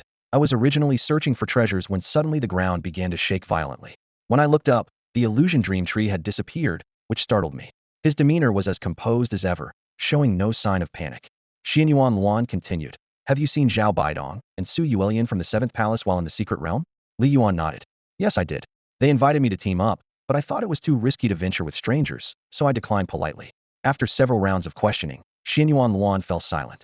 He said gravely, the 9 Palaces Gu nest wouldn't force any prodigy from our sect to swallow the truth Gue mean. That kind of soul-damaging gujist to investigate that nearly unsolvable mystery. That's all I wanted to ask. Xianyuan Luan then said seriously, finally, Senior Brother Li, would like you to cooperate with a small test. Li Yuan felt a jolt of anxiety. The Lingxiao sword sect surely didn't have any way to detect whether he had contact with the sword immortal, did they? As one of the oldest and most powerful sects in the Central Plains martial world, it was only natural to remain vigilant. Xianyuan Luan produced a sword box from behind his back. Open, he commanded softly. The box opened to reveal 7 divine swords, each with a distinct design. His fingertip hovered over an ice blue sword. Please, senior brother, draw this sword. At first glance, the hilt of this ice blue sword resembled the sword immortal's own sword quite closely. Could there be a binding connection between them, like twin jade pendants or a mother and child sword? Li Yuan's heart raced. If the sword detected him, things could get complicated. Senior brother Li, please. With no choice, Li Yuan forced a faint smile, secretly activating his myriad phenomena Shenluo Gu to block all traces of his aura. He gripped the sword's hilt and pulled sharply. The sword emitted a long, piercing whistle that echoed far and wide. A fine sword, Li Yuan complimented. But then he quickly sensed something was wrong. The expressions of Xianyuan Luan, Wu Qingying, and Zhou Wubing changed dramatically, shock and disbelief clearly etched on their faces. Damn, was I really found out? Li Yuan's nerves suddenly tightened. It's out. Wu Qingying's mouth formed an O, exclaiming, the falling snow sword has been drawn by him. Zhou Wubing was equally stunned. A Gu master actually managed to draw the falling snow sword? Incredible. Xianyuan Luan stood frozen, his face a mixture of turmoil and confusion. Are you all okay? Li Yuan asked. At that moment, he even felt the urge to run away. Of course not, Wu Qingying said excitedly. Senior brother Li Yuan, do you know what drawing the falling snow sword means? It means the falling snow sword has been drawn. Li Yuan looked puzzled. It means you are the sword's true master by birth, Wu Qingying said, her voice trembling. You are the one most compatible with this sword. Even if you don't follow the Gu path, you could become a sword prodigy. Li Yuan shook his head with a smile. I still prefer the Gu arts. Xianyuan Luan took a deep breath and spoke slowly. Senior brother Li Yuan, it seems you don't fully appreciate how rare your sword talent really is. The Lingxiao sword sect has existed for over 3,000 years, with 130 generations of successors before me. He paused and said solemnly, throughout that long history, those capable of drawing all 7 divine swords from the box number only a handful fewer than 300 in total. And among the current young generation, only I have succeeded. Even so, when he first pulled out one of the 7 divine swords from the sword box years ago, it had taken him hundreds of attempts. That difficult? Li Yuan's heart tightened. Logically, his swordsmanship talent could never surpass the carefully selected top prodigy of an ancient sword sect. Unless, the sword immortal. He suddenly remembered that the sword immortal was his life-bound Gu. Their fates intertwined. Perhaps because of this connection, he could so easily draw out the falling snow sword. Ha ha ha. Qi Yan's laughter cut through his thoughts. Turns out Li Yuan is a versatile genius. Too bad he went into the Gu path and missed the prime age for martial cultivation. You can forget about it. The old man turned to Xianyuan Luan. Well, little junior cousin, can we clear Li Yuan of suspicion? Xianyuan Luan nodded, his gaze lingering on Li Yuan. If he had evil intentions toward the sword immortal, the falling snow sword would have released murderous aura. But now the sword not only resists nothing, it willingly submits. This proves Li Yuan's innocence. Good enough. Qi Yan stroked his beard.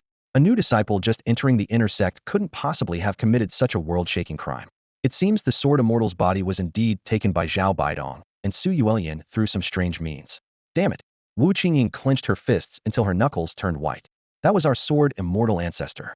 The first genius of the Lingxiao sword sect after the founding master one, who could draw all 7 divine swords at once. And now, 3,000 years later, desecrated by villains. If I find that wretch, they'll tear him limb from limb and offer him to the sword immortal ancestor's spirit. Her face flushed red with anger, her chest heaving violently. She had grown up hearing the sword immortal's legend, worshipping her like a deity. When she learned the sword immortal might be reborn, she hadn't slept for days from excitement. Now that hope was shattered, how could she not burn with hatred? Li Yuan broke out in a cold sweat. Fortunately, Xianyuan Luan hadn't let him try drawing all 7 swords under the sword immortal's influence. He might have pulled them all out, and that would have been a huge problem. Evil people will be dealt with by other evils. Li Yuan carefully returned the falling snow sword to the box, and echoed, such villains will surely receive the sword immortal's harsh justice. As for how that punishment would come, he thought nervously. That was anyone's guess. Xianyuan Luan closed the sword box, his expression darkening. Things have come to this, we can only slowly investigate the sword immortal's whereabouts. What are your plans next, young heroes? Qi Yan asked. Will you return to Central Plains, or stay longer in the southern frontier? Stay in the southern frontier. Xianyuan Luan's eyes burned with fighting spirit. Cut down demons and monsters. Me too, Zhou Wubing said succinctly. Wu Qingying lifted her chin. I heard Su Xiaoyao, the senior brother of Mount Shu, led his disciples down the mountain immediately to exorcise demons causing chaos in the borderlands. How can Lingxiao sword sect fall behind such resolve? Qi Yan laughed approvingly. I can't lose to you young ones. Those demons who dared kill the heirs of the Jiugong Gu nest will pay tenfold. After seeing off Qi Yan, Li Yuan once again stepped into the quiet bamboo grove. By now, 3 sword prodigies from the Lingxiao sword sect had also arrived at the 12 caves. They would stay here for several days to assess the chaos caused by the demons and vowed to slay the fiends, aiming to make a great name for themselves. Ever since the Night Owl King's decisive conquest of Central Plains sparked border skirmishes, many heroes from Central Plains had eagerly rushed to the frontier. Rumors of the Emperor's cold ruthlessness and the chivalrous spirit of the martial world spread far and wide. The words "Emperor is merciless" sounded strikingly like a reflection of himself. Li Yuan smiled bitterly. He truly lacked the heroic zeal to sacrifice himself. His real plan was to survive quietly and grow stronger. If powerful enough, he could overturn the world. If not, he'd hide and wait for the right moment. Back in this secret place, Li Yuan brought out 2 exceptionally valuable trophies, the corpses of a peacock demoness and a crimson gold leopard demon. Both half-saint demon corpses were intact, the most precious treasures he currently possessed. Should he create corpse puppets, or dissect them to raise parasitic goo? In the previous battle, the elephant demon half-saint's puppet was completely destroyed, and even his 5th sister was injured, greatly diminishing his enthusiasm to make corpse puppets. To him, corpse puppets were ultimately bullying weapons, useful for overwhelming weaker foes, but ineffective in battles among experts. Unless one could raise a true life-bound corpse, the difference was like that between a lofty sword immortal and an ordinary demon puppet army. He finally decided to use the stronger body of the crimson gold leopard to make corpse puppets to lead his new demon puppet army, while dismantling the peacock demonis for goo material. His skill in dissecting demon corpses was now proficient. Purple Snake Little Kai and Li Yuan worked in perfect coordination. One wielded the knife, the other slithered like a spiritual snake, soon cutting the peacock demoness body into dozens of pieces. Fifth Sister had recovered and started assisting in crafting the crimson gold leopard corpse puppets. The most precious parts of the peacock demon clan were their iridescent peacock feathers and heterochromatic eyes. The rare heterochromatic eyes drastically weakened enemies' defense and held the potential to condense into celestial spirit feather robes or transform into peacock stones. Li Yuan focused deeply, analyzing the properties and uses of these materials. He divided them into two groups, one for taking chances to synthesize rare goo or exotic goo, the other for nurturing precursor rare goo, such as the dream silkworm. Li Yuan selected 3 5-stage mysterious goo sparrow and injected peacock blood and demon red feathers to begin synthesis. You have obtained a 6-stage mysterious goo, the tricolor sparrow goo. He raised a brow, then chose 3 5-stage mysterious goo sword spirit worms, merged peacock bones, and soul juice. You have obtained a 6-stage precious goo, black sword bone goo. Opening the black jar, a black skeletal-looking goo slowly crawled out, eerie and bizarre. Though ugly, it represented another chance to create exotic goo. Li Yuan knew well that once wealthy, he would repeatedly fuse surplus precious goo in hopes of an exotic goo fortune, but none had succeeded so far. His only 2 exotic goo, the resurrection goo and the myriad phenomena Sanluo goo, were both gained through extraordinary luck and rare treasure. He composed himself and tried again. Selecting 3 rare Guth black sword bone, 4-winged golden cicada, and vitality guha added the 7th rank crystal core of the peacock demonis, mutated color pupils, and demon heart blood. As the black jar shook violently, a scarlet light began to diffuse. The process of goo refining was fiercely underway. Li Yuan acquired the rare parasitic goo called the blood wheel goo. It was an extremely scarce type of goo, whose tempering exacted the heavy price of total blindness. Despite this cost, once refined, he would gain perception far beyond sight, the ability to replicate others' powers using his own blood, and could even summon blood demon statues to protect him. Li Yuan paused thoughtfully. This blood wheel Gus abilities were strikingly similar to Xiao Zhao's blood eye goo, almost identical. Though he hadn't obtained an alien goo directly, he ended up with this advanced form. The blood wheel goo was clearly an evolved version of the blood eye goboth rare goo, but the blood wheel fully replaced the blood eye, much like the relationship between the giant spirit goo and the giant goo. Xiao Zhao would have been perfectly suited to temper the blood wheel goo, but since Shed already refined the blood eye goo, switching wasn't practical. Li Yuan considered having the blood eye goo consume the blood wheel goo, hoping to provoke a transformation and evolution in the blood eye goo. Carefully storing the blood wheel goo away, he resumed synthesizing goo.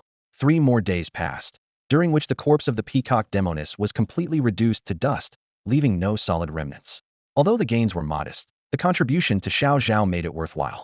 Li Yuan had only a few trusted goo under his nurturing. Beyond his lifebound goo, only Xiao Zhao was truly close, so he naturally focused on supporting her as much as possible. Suddenly, he recalled another precious artifact in his possession. Though perhaps not as valuable as the everlasting grass or the dream illusion tree, it was still rare. The Qilin pearl gifted by his aunt and Mu Yao. Li Yuan took the pearl out of its wooden box carved from 1,000-year-old ice Qilin wood.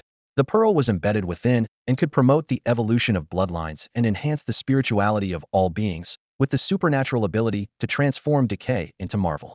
He stood there, brows knit, weighing his options repeatedly. Among giant spirit, little Kai, and fifth sister, who needs this most? In the end, he decided to let his life-bound goo express its own preference, giving priority to whoever desired it most. Sure enough, both little Kai and fifth sister eagerly expressed strong demand, and even the giant spirit goo, who usually only shouted "men want to fight," showed some interest. The situation quickly grew complicated. Li Yuan found himself troubled. This was yet another test of whether he could fairly manage the Gus desires. The fiercely competitive giant spirit, the possessive little Kai, and the clingy, adorable fifth sister each wanted it more than the last. Choosing among them risked straining their harmony. Out of the corner of his eye, he spotted the sword immortal maiden quietly watching butterflies on a nearby treetop. A sudden thought struck him. The Qilin pearl would best serve her. Among his goo, the one most in need of a spiritual boost wasn't giant spirit, nor little Kai or fifth sister, but the sword immortal, whose soul flickered faintly, barely holding on. Since their journey to Kunlun Void, the sword immortal's spirituality had indeed improved, proving the goo immortal's estimated 300-year recovery period could be shortened. Li Yuan resolved, "Sword immortal, it has to be you." Sensing something, the sword immortal on the treetop shiftily turned her head, staring blankly at Li Yuan with a glimmer of newfound wisdom in her eyes. Below, little Kai and fifth sister jumped up and down in protest, loudly complaining about being unfairly passed over. The giant spirit Gu, however, quietly withdrew. Li Yuan gently appealed to their feelings. Little Kai, fifth sister, listen, Sword Immortal just joined our family and hasn't evolved once yet. This opportunity should go to her, okay? Besides, little Kai, you're clever, beautiful, and good at finding treasure. Fifth sister, you're cute, capable, and talented. You two can always stick close. Tomato, you think Sword Immortal can do that? He paused, smiling warmly as he continued. She may be beautiful and strong, but she's a bit slow. We're a family of goo. We can't be selfish with someone a little slow. We should take care of her. Don't you agree? Xiao Kai and Wu Mei listened to Li Yuan's words. One was momentarily stunned, the other nodded in agreement. The noisy chatter inside the room gradually died down, replaced by a faint rustling and silence. Li Yuan finally stopped persuading and summoned the Sword Immortal. From his pocket, he took out the Qilin pearl, shimmering with a strange glow, and gently shook it before the Sword Immortal. Do you want it? Li Yuan asked. The Sword Immortal nodded slightly, her gaze filled with a mix of hopeful determination and uncertainty. Swallow it. Before the words had even left his mouth, the Sword Immortal suddenly bowed her head and bit down on the Qilin pearl in Li Yuan's palm. With a gulping sound, she swallowed it whole. Then she returned to her usual vacant expression, staring steadily at Li Yuan without moving. Li Yuan watched nervously, worry swelling in his heart. If the Qilin pearl had no effect, he was in big trouble. How do you feel? He asked tentatively. But the Sword Immortal just blankly stared at him, neither nodding nor shaking her head. Clearly, the effect would take time. Li Yuan silently comforted himself. Her fusion with the Qilin pearl was not yet complete. The next morning, Li Yuan handed a Shuiluan Gu, a bloodwheel insect, to Xiao Zhao. This is a bloodwheel Gu I managed to refine by chance. It should help you. Surprise flickered in Xiao Zhao's eyes. Though she didn't fully understand Gu insects as deeply as Li Yuan, she had memorized every bit of info beneficial to herself. The bloodwheel Gu was the ultimate evolution of the blood Gov, highest-ranking Gu in that system so far, with no higher direct descendants known. She knew this was the peak form her inherited Gu could reach. Whether you can successfully refine it and evolve your blood Gu depends on yourself, Li Yuan encouraged with a smile. Xiao Zhao clenched the bloodwheel Gu, her gaze resolute. I will succeed. As the situation became increasingly urgent, she understood clearly that just doing chores and chatting wouldn't carry their future.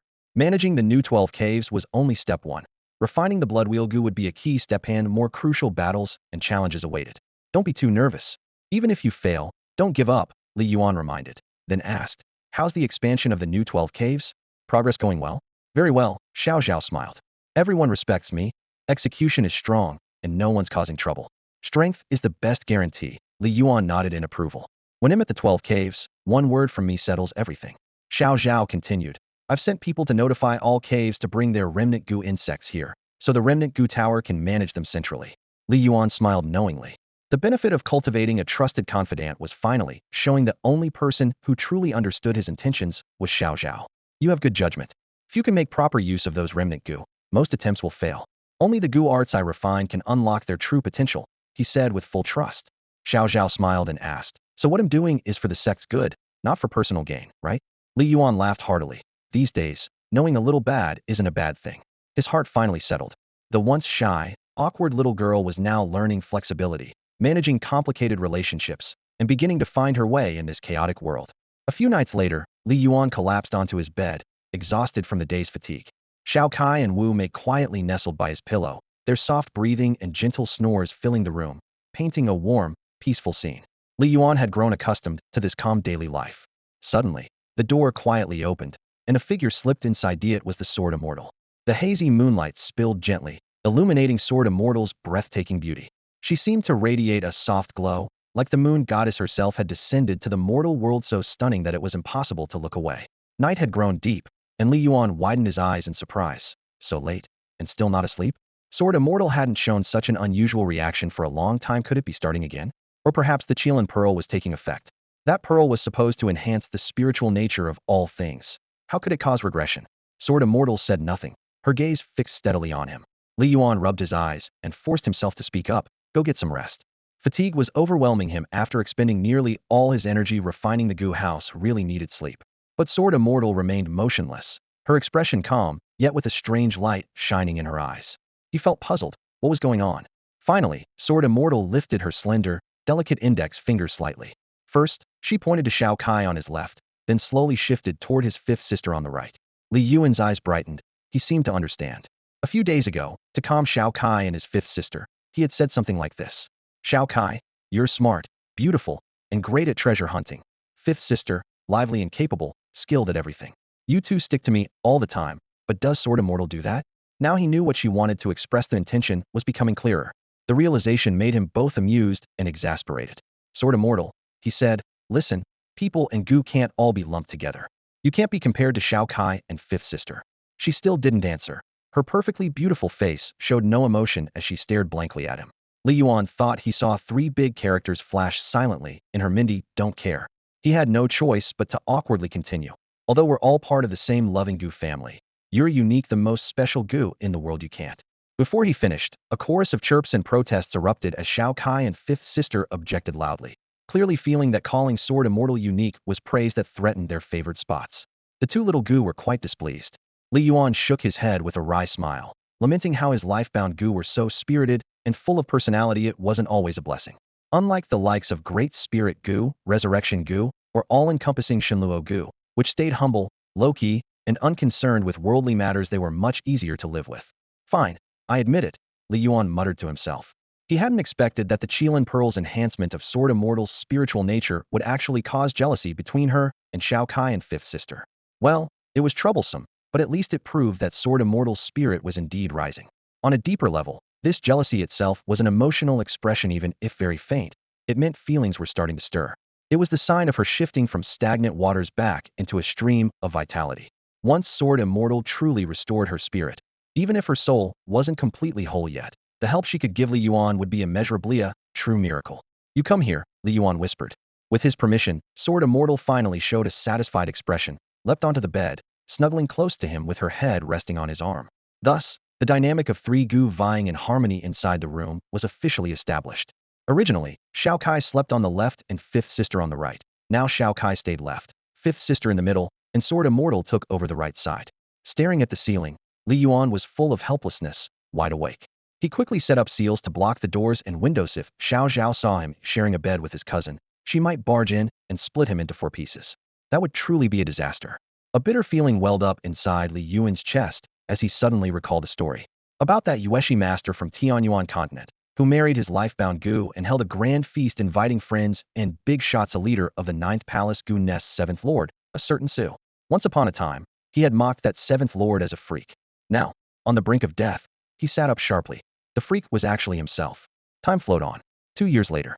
Since the founding of the new 12 caves, despite frequent demon attacks, there had been no major casualties. Over these 2 years, many significant events unfolded. The large-scale expansion of the new 12 caves was finally completed, and the magnificent cave residence now stood proudly. Wang Zhaozhao became adept at management, her mindset growing steadily more mature and composed, able to calmly face all internal and external challenges. Her life-bound Goo blood Goo had been refined, and at last evolved into the fiercer blood wheel Goo, dramatically increasing her power. Meanwhile, Li Yuan took advantage of the new 12 caves' rising prosperity to collect numerous scattered residual goo from various places as raw materials. He successfully forged the second essential rare goo needed for the Dream's silkworm butterfly illusion without trace, and only the last piece, the spring-autumn chrysalis, was still missing. On the battlefield, the southern border's martial overlord, the 9 Palace Goo Nest, once again displayed unparalleled might. Against 2 elders at the 8th level, who fought desperately, its killing power was tenfold that of the demon numbers, slaughtering the enemy to the last. It even seized the momentum to launch a surprise attack on the Yu King's forces, wiping out 3,000 elite Qinyu guards in one fell swoop. The grisly heads of the fallen were hung from the tallest ancient tree on the 9 Palace mountain range, displayed as the most terrifying trophies.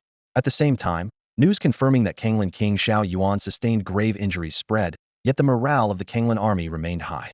After initial setbacks, they swiftly regained strength, cooperating with the 9 Palace Goo Nest to launch a series of counterattacks, turning the tide of the battle.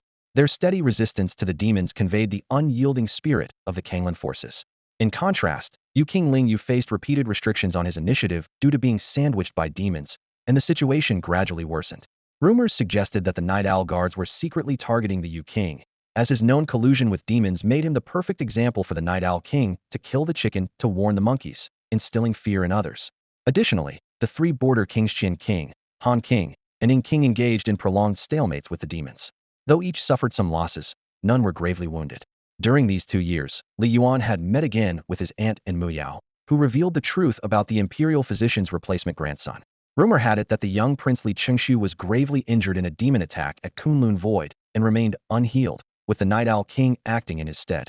In truth, the prince left on the sickbed was only a decoy. The real Li Qingshu was hidden deep in the remote forests. As for the former substitute imperial physician's grandson, he was secretly assigned to the Night Owl Guards, his whereabouts unknown. Li Yuan was shocked to learn this. He had expected the Night Owl King to imprison this figure and use him to control the throne and manipulate the nobles while awaiting Li Yuan's return to the capital. But to his surprise, the Night Owl King allowed the substitute to continue refining his martial skills and even inducted him into the Night Owl Guard's ranks. This baffled Li Yuan. Was the Night Owl King not afraid of backlash? Li Yuan understood that the Night Owl King was no fool. As a martial peak of this era who had upheld the great Yin dynasty for over 20 years after the imperial collapse, his success relied on hidden schemes and foresight. If he dared act this way, he must have a convincing trump card and absolute confidence that the substitute would never cause trouble. Chaos still churned in the storms. Li Yuan pondered deeply. At that moment, his data panel quietly appeared before him. Gu Master, Li Yuan. Black, Jar level 6, 1127, 3000 progression. 6th level spirit power. Late domain stage. Bound Gu, Giant Spirit Gu, Revival Gu, Multicolored Fire Python. All Phenomena Forest Gu, Spider Queen Gu, Sword Immortals Gu Mansion, Multicolored Fire Cave, 1000 Gu Mansion, Spider Mysterious Realm, 1000 Gu Mansion. Having reached the 6th level, Li Yuan's breakthrough speed had noticeably slowed. What new abilities the 7th level might unlock remained unknown. Without new powers to assist him, by the time he truly emerged invincible, he might already be half gone from the world. He vaguely remembered unlocking the Gu decomposition function at the 4th level. It seemed natural that the 7th level would release another special function. These two key levels were important turning points in the cultivation system. Chaos still raged on as he awaited the uncertain future. Keep waiting. Without overthinking, he poured all his focus into cultivating the art of Gu magic. So far, the 2 Gu houses he created, the 5-colored exotic fire cave and the mystical silk realm, have both advanced to level 7000. This means that in a few years, they have the potential to evolve into 10,000 Gu houses, reaching an even more terrifying tier. Yet to Li Yuan, these achievements were nothing but trivial dust in the mortal world, unable to shake his resolve. What truly occupied his mind was the evolution of his life Gu. Since Sword Immortal consumed the Qilin treasure pearl, and, with the continuous integration of the ancestral martial god bloodline, Sword Immortal's spiritual acuity surged dramatically. The improvement in spiritual intelligence showed both vividly and concretely. On one hand, the heavens manifestation myriad phenomena sword art, passed down by the ancestral emperor, had been mastered by Sword Immortal to perfection. Sometimes even Li Yuan himself, whose fate was bound to Sword Immortal's, could learn a few moves from it. On the other hand, Sword Immortal began to display more varied expressions, occasionally furrowing the brows, putting hands on hips in anger, pouting, and mumbling. These subtle signs of progress far exceeded Li Yuan's expectations. The only annoyance was Sword Immortal's obsessive clinginess toward Xiaokai and Fifth Sister. But humans and Gu creatures could never truly be equated. Watching Sword Immortal's inexplicably affectionate antics, Li Yuan couldn't help but laugh at himself, feeling like he was hurtling down the path to becoming a pervert. Outside the Jiugong Mountains, 3 figures soared swiftly on their swords, as fast as lightning. Behind them, thousands of crows flapped their wings, forming a dark, dense cloud that blotched out the light above. The world quickly plunged into darkness. "They'll cover the Riargo ahead." The young sword cultivator with the strongest aura shouted fiercely, suddenly spinning around and tossing the sword case behind him to another. These 3 sword disciples under pursuit were the prodigies of the Lingxiao sword sect from the central plain: Xuanyuan Luan, Wu Qingying, and Zhou Wubing. "Senior brother, your life matters more than ours, and only you can open the sword case. You shouldn't stay behind." Wu Qingying's face was solemn, her tone tinged with helpless teasing. "No time to argue, follow orders." Xuanyuan Luan barked, his voice commanding and resolute. Just as she tried to reply, Wu Qingying suddenly felt a heavy blow strike her back, paralyzing her, and her consciousness quickly faded. Zhou Wubing was the one who struck. "Haha, junior brother Zhou, I always suspected you weren't ordinary." Seeing Zhou's unusually ruthless decisiveness, Xuanyuan Luan smiled faintly with pride. "You should be the true leader of this generation of Lingxiao sword sect. Today, I'm paving the way for you." Cradling the unconscious Wu Qingying, Zhou's eyes showed apology and helplessness. "Sorry, senior brother. I can only escape. I can't protect you. If we hesitate, all 3 of us will surely die." Xuanyuan Luan's rearguard sacrifice meant at least Wu Qingying had a chance to survive longer. Hearing those words, Zhou felt reassured. Xuanyuan Luan laughed heartily. "As sword cultivators, we are born to slay demons and eliminate evil. To die is no regret." Junior brother Zhou, you must protect the secret of the sword embryo. If you can't open the Lingxiao sword case, seek Li Yuan at the 12 caves of the Jiugong Mountains for help. Also, if you get the chance, beat up Shu Mountain's senior brother Su Xiaoyao for me, to settle an old grudge. Before the words finished, Yuan's voice dropped sharply, thousands of sword shadows suddenly appearing around him. The flying swords merged into a long sword aura rainbow, slashing through the black crow swarm like lightning, tearing the night apart. Senior brother, farewell. Zhou muttered silently, then without hesitation turned and fled rapidly with the sword case. In his mind, the sword case emitted a clear tone. Master, demons are closing in from east and west. The only hope is to head south. The Jiugong Mountains are your only path to survival. The Jiugong Mountains? Zhou Wubbing sighed softly, reluctance clear in his voice. To be honest, I really don't want to go there. That Li Yuan gives me a dangerous vibe, something mysterious I can't quite explain. Master, we have no choice, a light, resolute voice whispered. Though Zhou Wubbing voiced complaints, his body was honest. He swiftly mounted his sword and soared into the mountains. Above them, a massive flock of crows blotted out the sky, chasing behind and darting between branches and sheer cliffs until they vanished deep within a distant valley. Landing on a jagged ridge, Zhou Wubbing set down Wu Qingying and carefully loosened the seals binding her. Senior brother. Wu Qingying suddenly sat upright, fear flooding her face. We've reached the Jiugong Mountains. It's safe now, Zhou Wubbing said calmly. Where's senior brother? Wu Qingying's voice trembled, nearly a shiver. He's dead, Zhou Wubbing stated without expression. In that situation, senior brother Xin Yuan staying behind to hold the rear was the best choice. I could have done it too. Wu Qingying glared at him. Why? Why did you stop me? Senior brother Xin Yuan shouldn't have died here. You couldn't, Zhou Wubbing shook his head. If you'd stayed behind, you'd only have wasted your life without changing anything. What did you say? Wu Qingying suddenly drew her sword, blade pointed straight at Zhou Wubbing, her eyes like cold steel.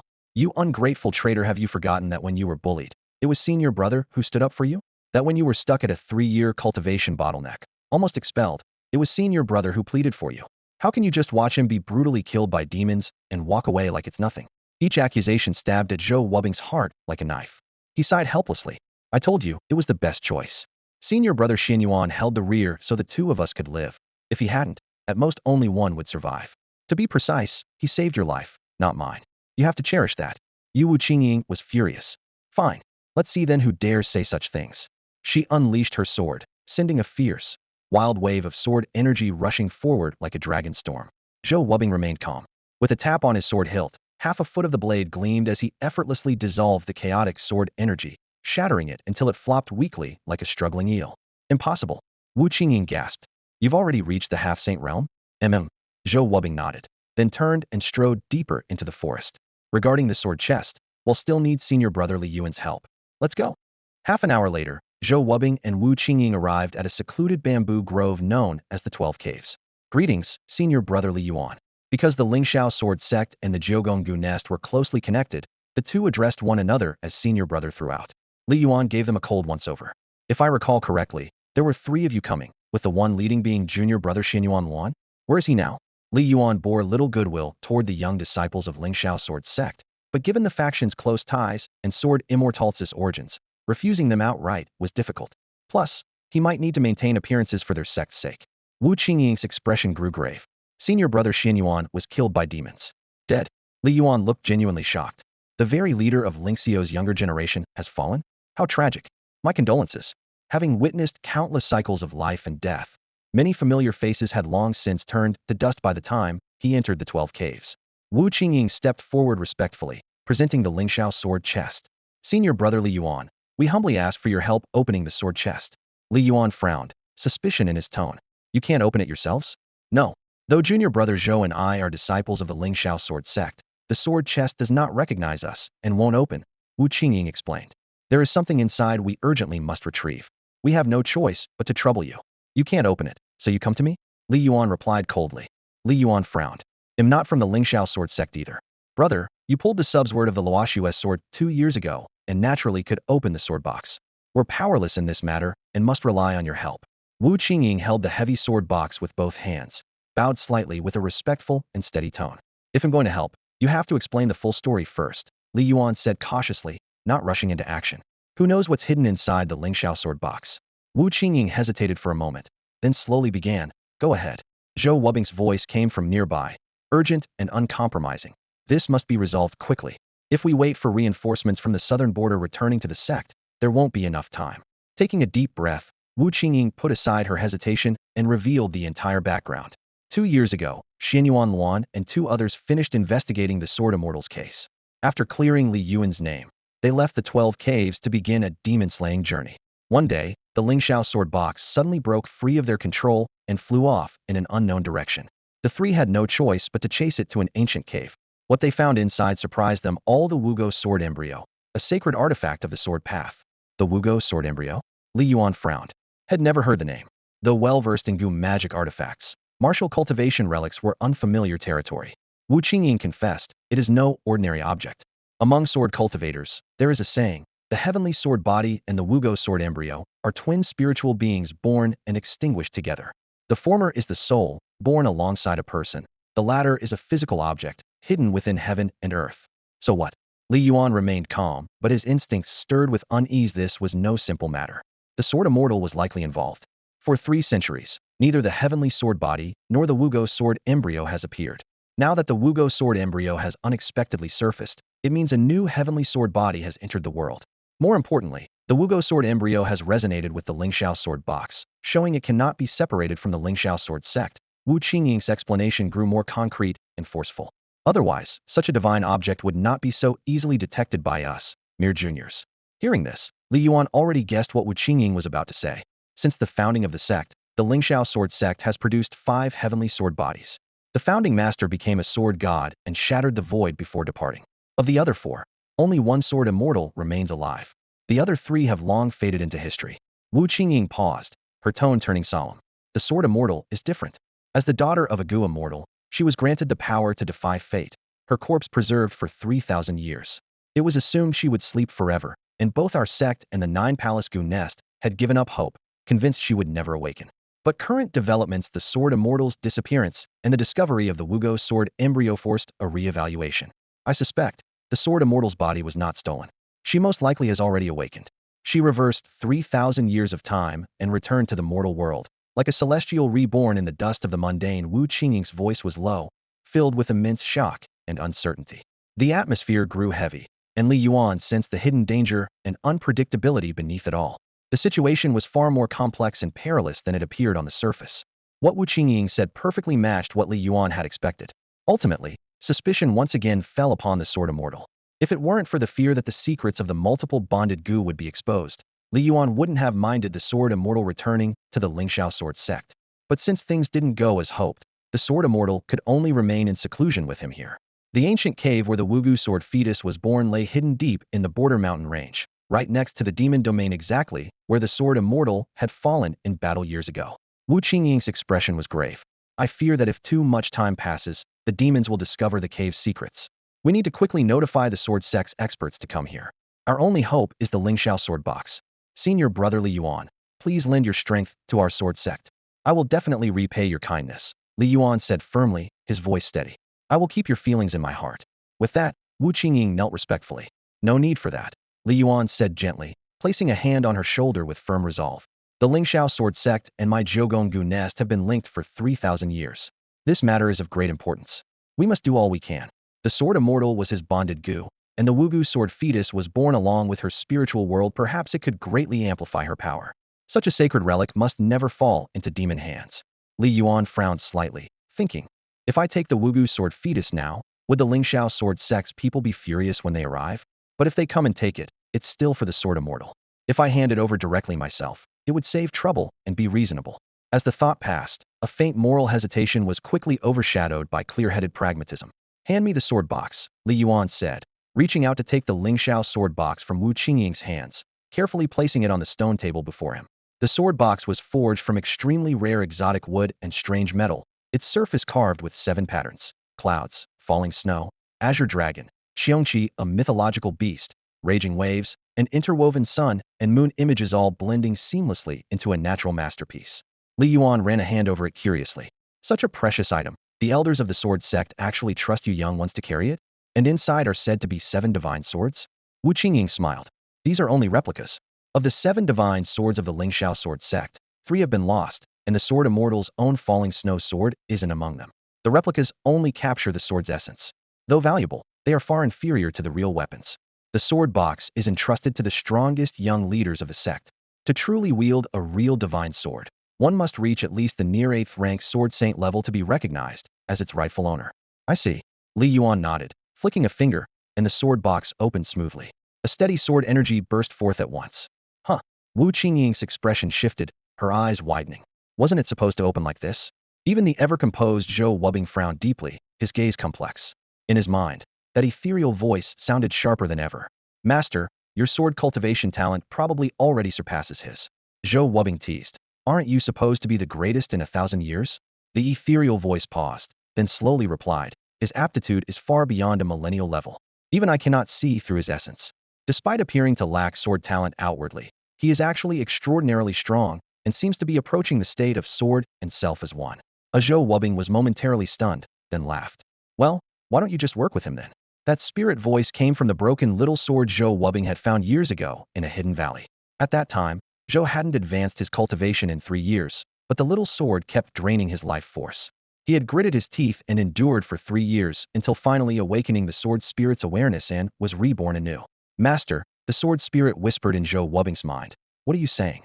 The sword spirit said, I have accepted you as my master. I will follow you faithfully for life. Even if Li Yuan's talent surpasses yours, he is ultimately just a Gu master, while you are the one most likely to reach the pinnacle of sword immortal. But Zhou Wubing wasn't having it. Frowning, he said, all right, enough with the grand promises. I'm about to burst.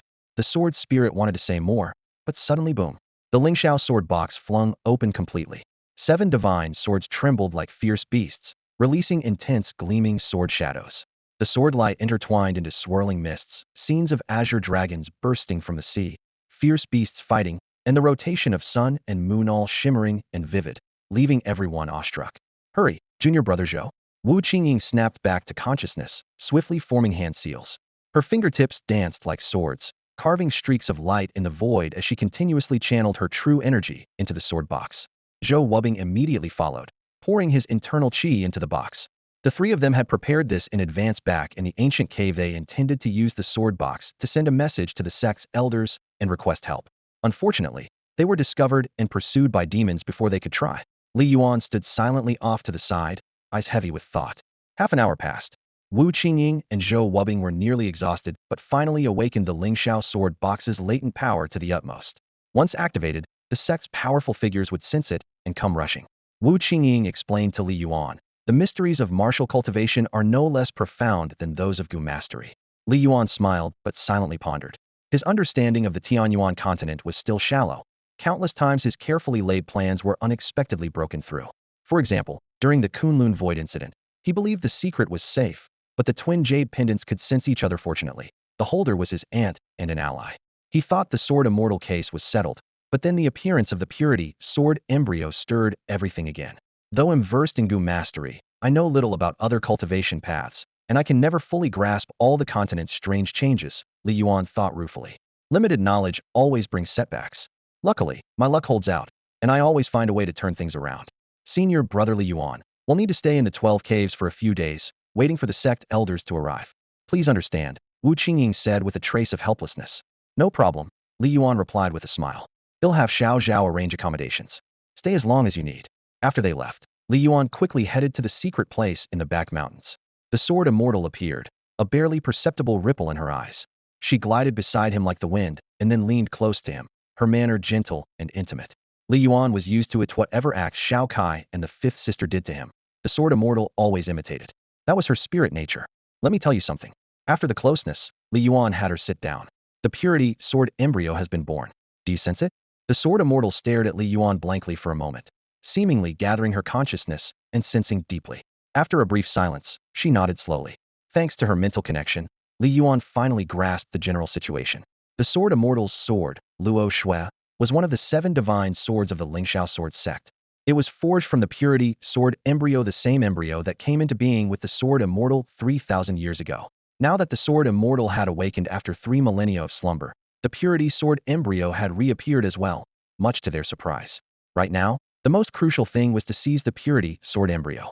Li Yuan wasn't merely after the sword embryo itself. He feared the Lingxiao sword sect might use it to track the sword immortal's true location. Also, he was curious what kind of unusual reaction would occur between these two purity sword embryos, both born of the sword immortal and spanning 3,000 years of time. Sword immortal, you secretly want it too, don't you? Li Yuan's voice was low and gentle, filled with unspoken hope. Late at night, Wu Qingying tossed and turned, unable to fall asleep. Quietly, she got up, opened the door, and stepped outside. The cold moonlight bathed the courtyard, casting the silhouette of Zhou Wubing was bent over, carefully sharpening the old, worn sword.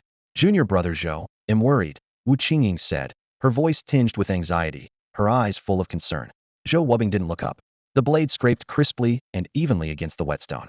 Senior sister, are you worried that the Wugo sword core will attract demons? Wu Qingying nodded. It wasn't just demons she feared, there were other threats as well. Senior sister, be careful what you say, Zhou Wubing suddenly interrupted, his tone serious. This is someone else's territory. If we anger the owner, we might not even find our graves. Wu Qingying's brow furrowed. You're afraid of him too? Zhou Wubing's face grew solemn. Not afraid, but respectful.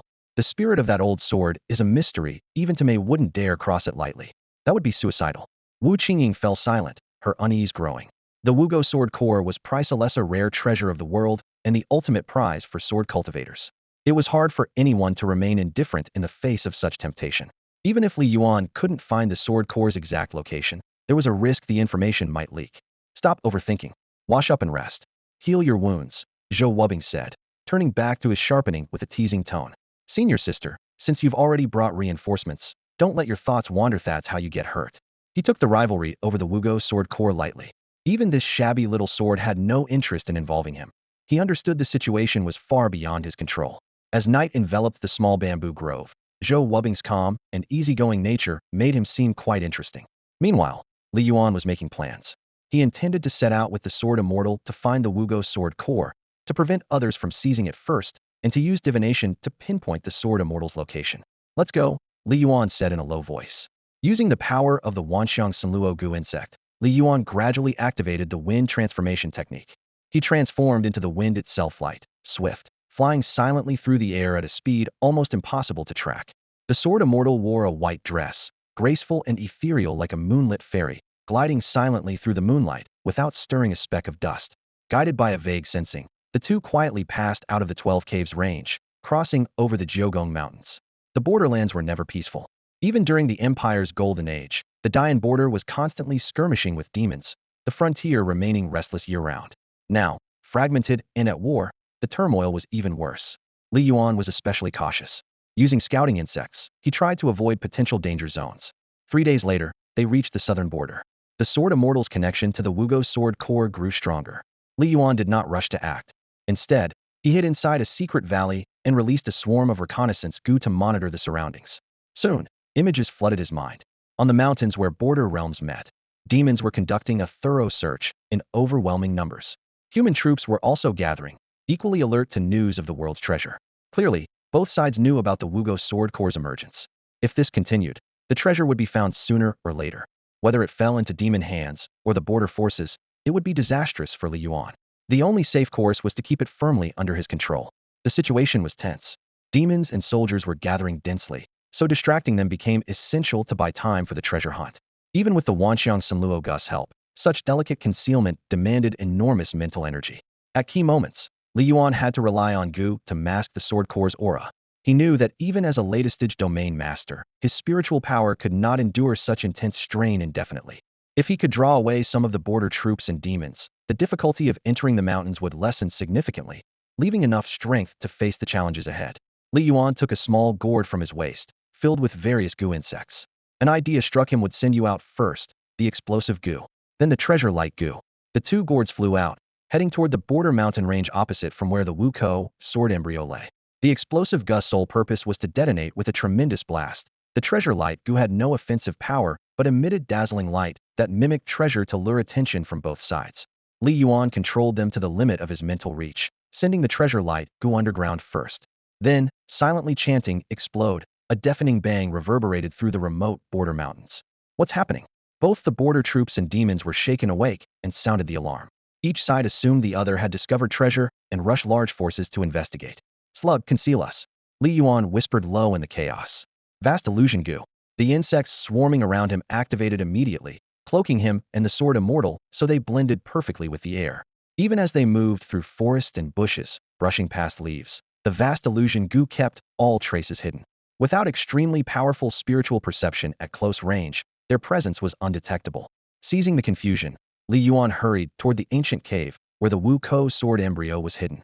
Standing at the cliff's edge, he looked down into thick rolling mist. Howling winds carried occasional beast cry as it marked the location of the demon suppression abyss. He had heard about this perilous place in his history lessons about southern border. The demon suppression abyss was created after the first human-demon war on Tianyuan continent. At that time, the human war god drove out demons, slashing the shattered void with a peerless divine blade to form the abyss embryonic shape. Over generations of careful construction, the abyss became a nearly impenetrable shield. Yet, after the fall of the Dian royal family, demons still broke through parts of the defense and invaded southern borderlands. The border troops guarded the mountain passes, but were powerless to stop them fully. 3,000 years ago, the sword Immortal had died here in battle. Li Yuan took another small gourd from his waist, the mist-piercing goo. Go. The tiny insect quickly darted into the fog. Using mental feedback, Li Yuan glimpsed everything inside the dense mist. Monkeys and birds flitted occasionally with no obvious threat. The abyss walls bore faded battle markings and broken array patterns, worn by time and useless now. Little sister, send out more puppets to scout. He was still uneasy. The mist here was strangely mysterious, capable of shielding mental probes. Though not as severe as in some immortal Gu secret realms, it was enough to raise concern. His fifth sister emitted fine threads, controlling several birds circling above the demon suppression abyss to further explore the area. After thorough checking confirmed no danger, Li Yuan finally relaxed. Let's go. With a leap, he rode the wind and plunged into the deep mist alongside the sword Immortal. As Li Yuan vanished into the mist, both the demons and the border troops realized they had fallen into a trap designed to lure them away from their posts. The true mastermind had undoubtedly infiltrated this territory. Clearly, a third force had broken in. The border commander furrowed his brow, deep in thought. The garrison defending the border consisted of two forces. The border army under the command of the Grand General in charge of defense, responsible for frontline combat, and the Night Owl Guards, led by the Night Owl King, tasked with intelligence gathering and overseeing operations. After a brief silence, a Night Owl Guard wearing a silver cold mask quietly returned. Agile and steady in movement, he was clearly an expert who had infiltrated the 9 palaces Gu nest. The recent noises were just illusions created by the Gu insects. Within the Night Owl Guards, there were 8 direction commanders overseeing affairs in the 8 central regions, and 8 desert generals guarding the 8 major border passes, maintaining mutual checks and balances. The man before them was one of the desert generals stationed in the southern border, codenamed Raven. Across all of the south border, only the 9 palaces Gu nest dared to stir trouble right now. Border Commander Lu Heng spoke. Whoever devised this scheme must already know where the treasure lies. If you are confident, why not scout his trail directly? Raven shot Lu Heng a sideways glance and slowly shook his head. No rush. Once the treasure reveals itself, it will cause unusual phenomena, and its aura will leak out. I alone cannot control such a situation. Lu Heng nodded in agreement, recalling. Previously, the treasure's aura flickered briefly, so it must still be hidden somewhere in the border mountains. Once activated again, it won't be able to stay concealed. Ever since the young prince returned, signaling the coming of a great era, a string of strange events had erupted, likely the dawn of a new age. Raven lowered his voice. You've heard as well. The corpse of the Gu Immortal's daughter mysteriously vanished. For so many years, the 9 palaces Gu nest has never suffered such upheaval. Lu Heng sighed too. Even the formerly secluded Gu master sect is now restless. Now that the divine artifact has reappeared, more anomalies could surface. It was not only the south border. Dark waves stirred in the western regions as well. The long-dormant Sun and Moon sect re-emerged, clashing fortuitously with their sworn enemy, Mount Shu.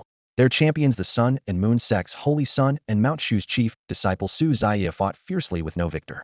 Intelligence from the Night Owl Guards revealed the sect's leader had succeeded in rejuvenation, effectively reborn. The northern lands were equally turbulent. The Qilin king of the northern ice tribes had just held a ritual to honor the Qilin deity, when remnants of the former dynasty resurfaced after 1,000 years, worsening the chaos.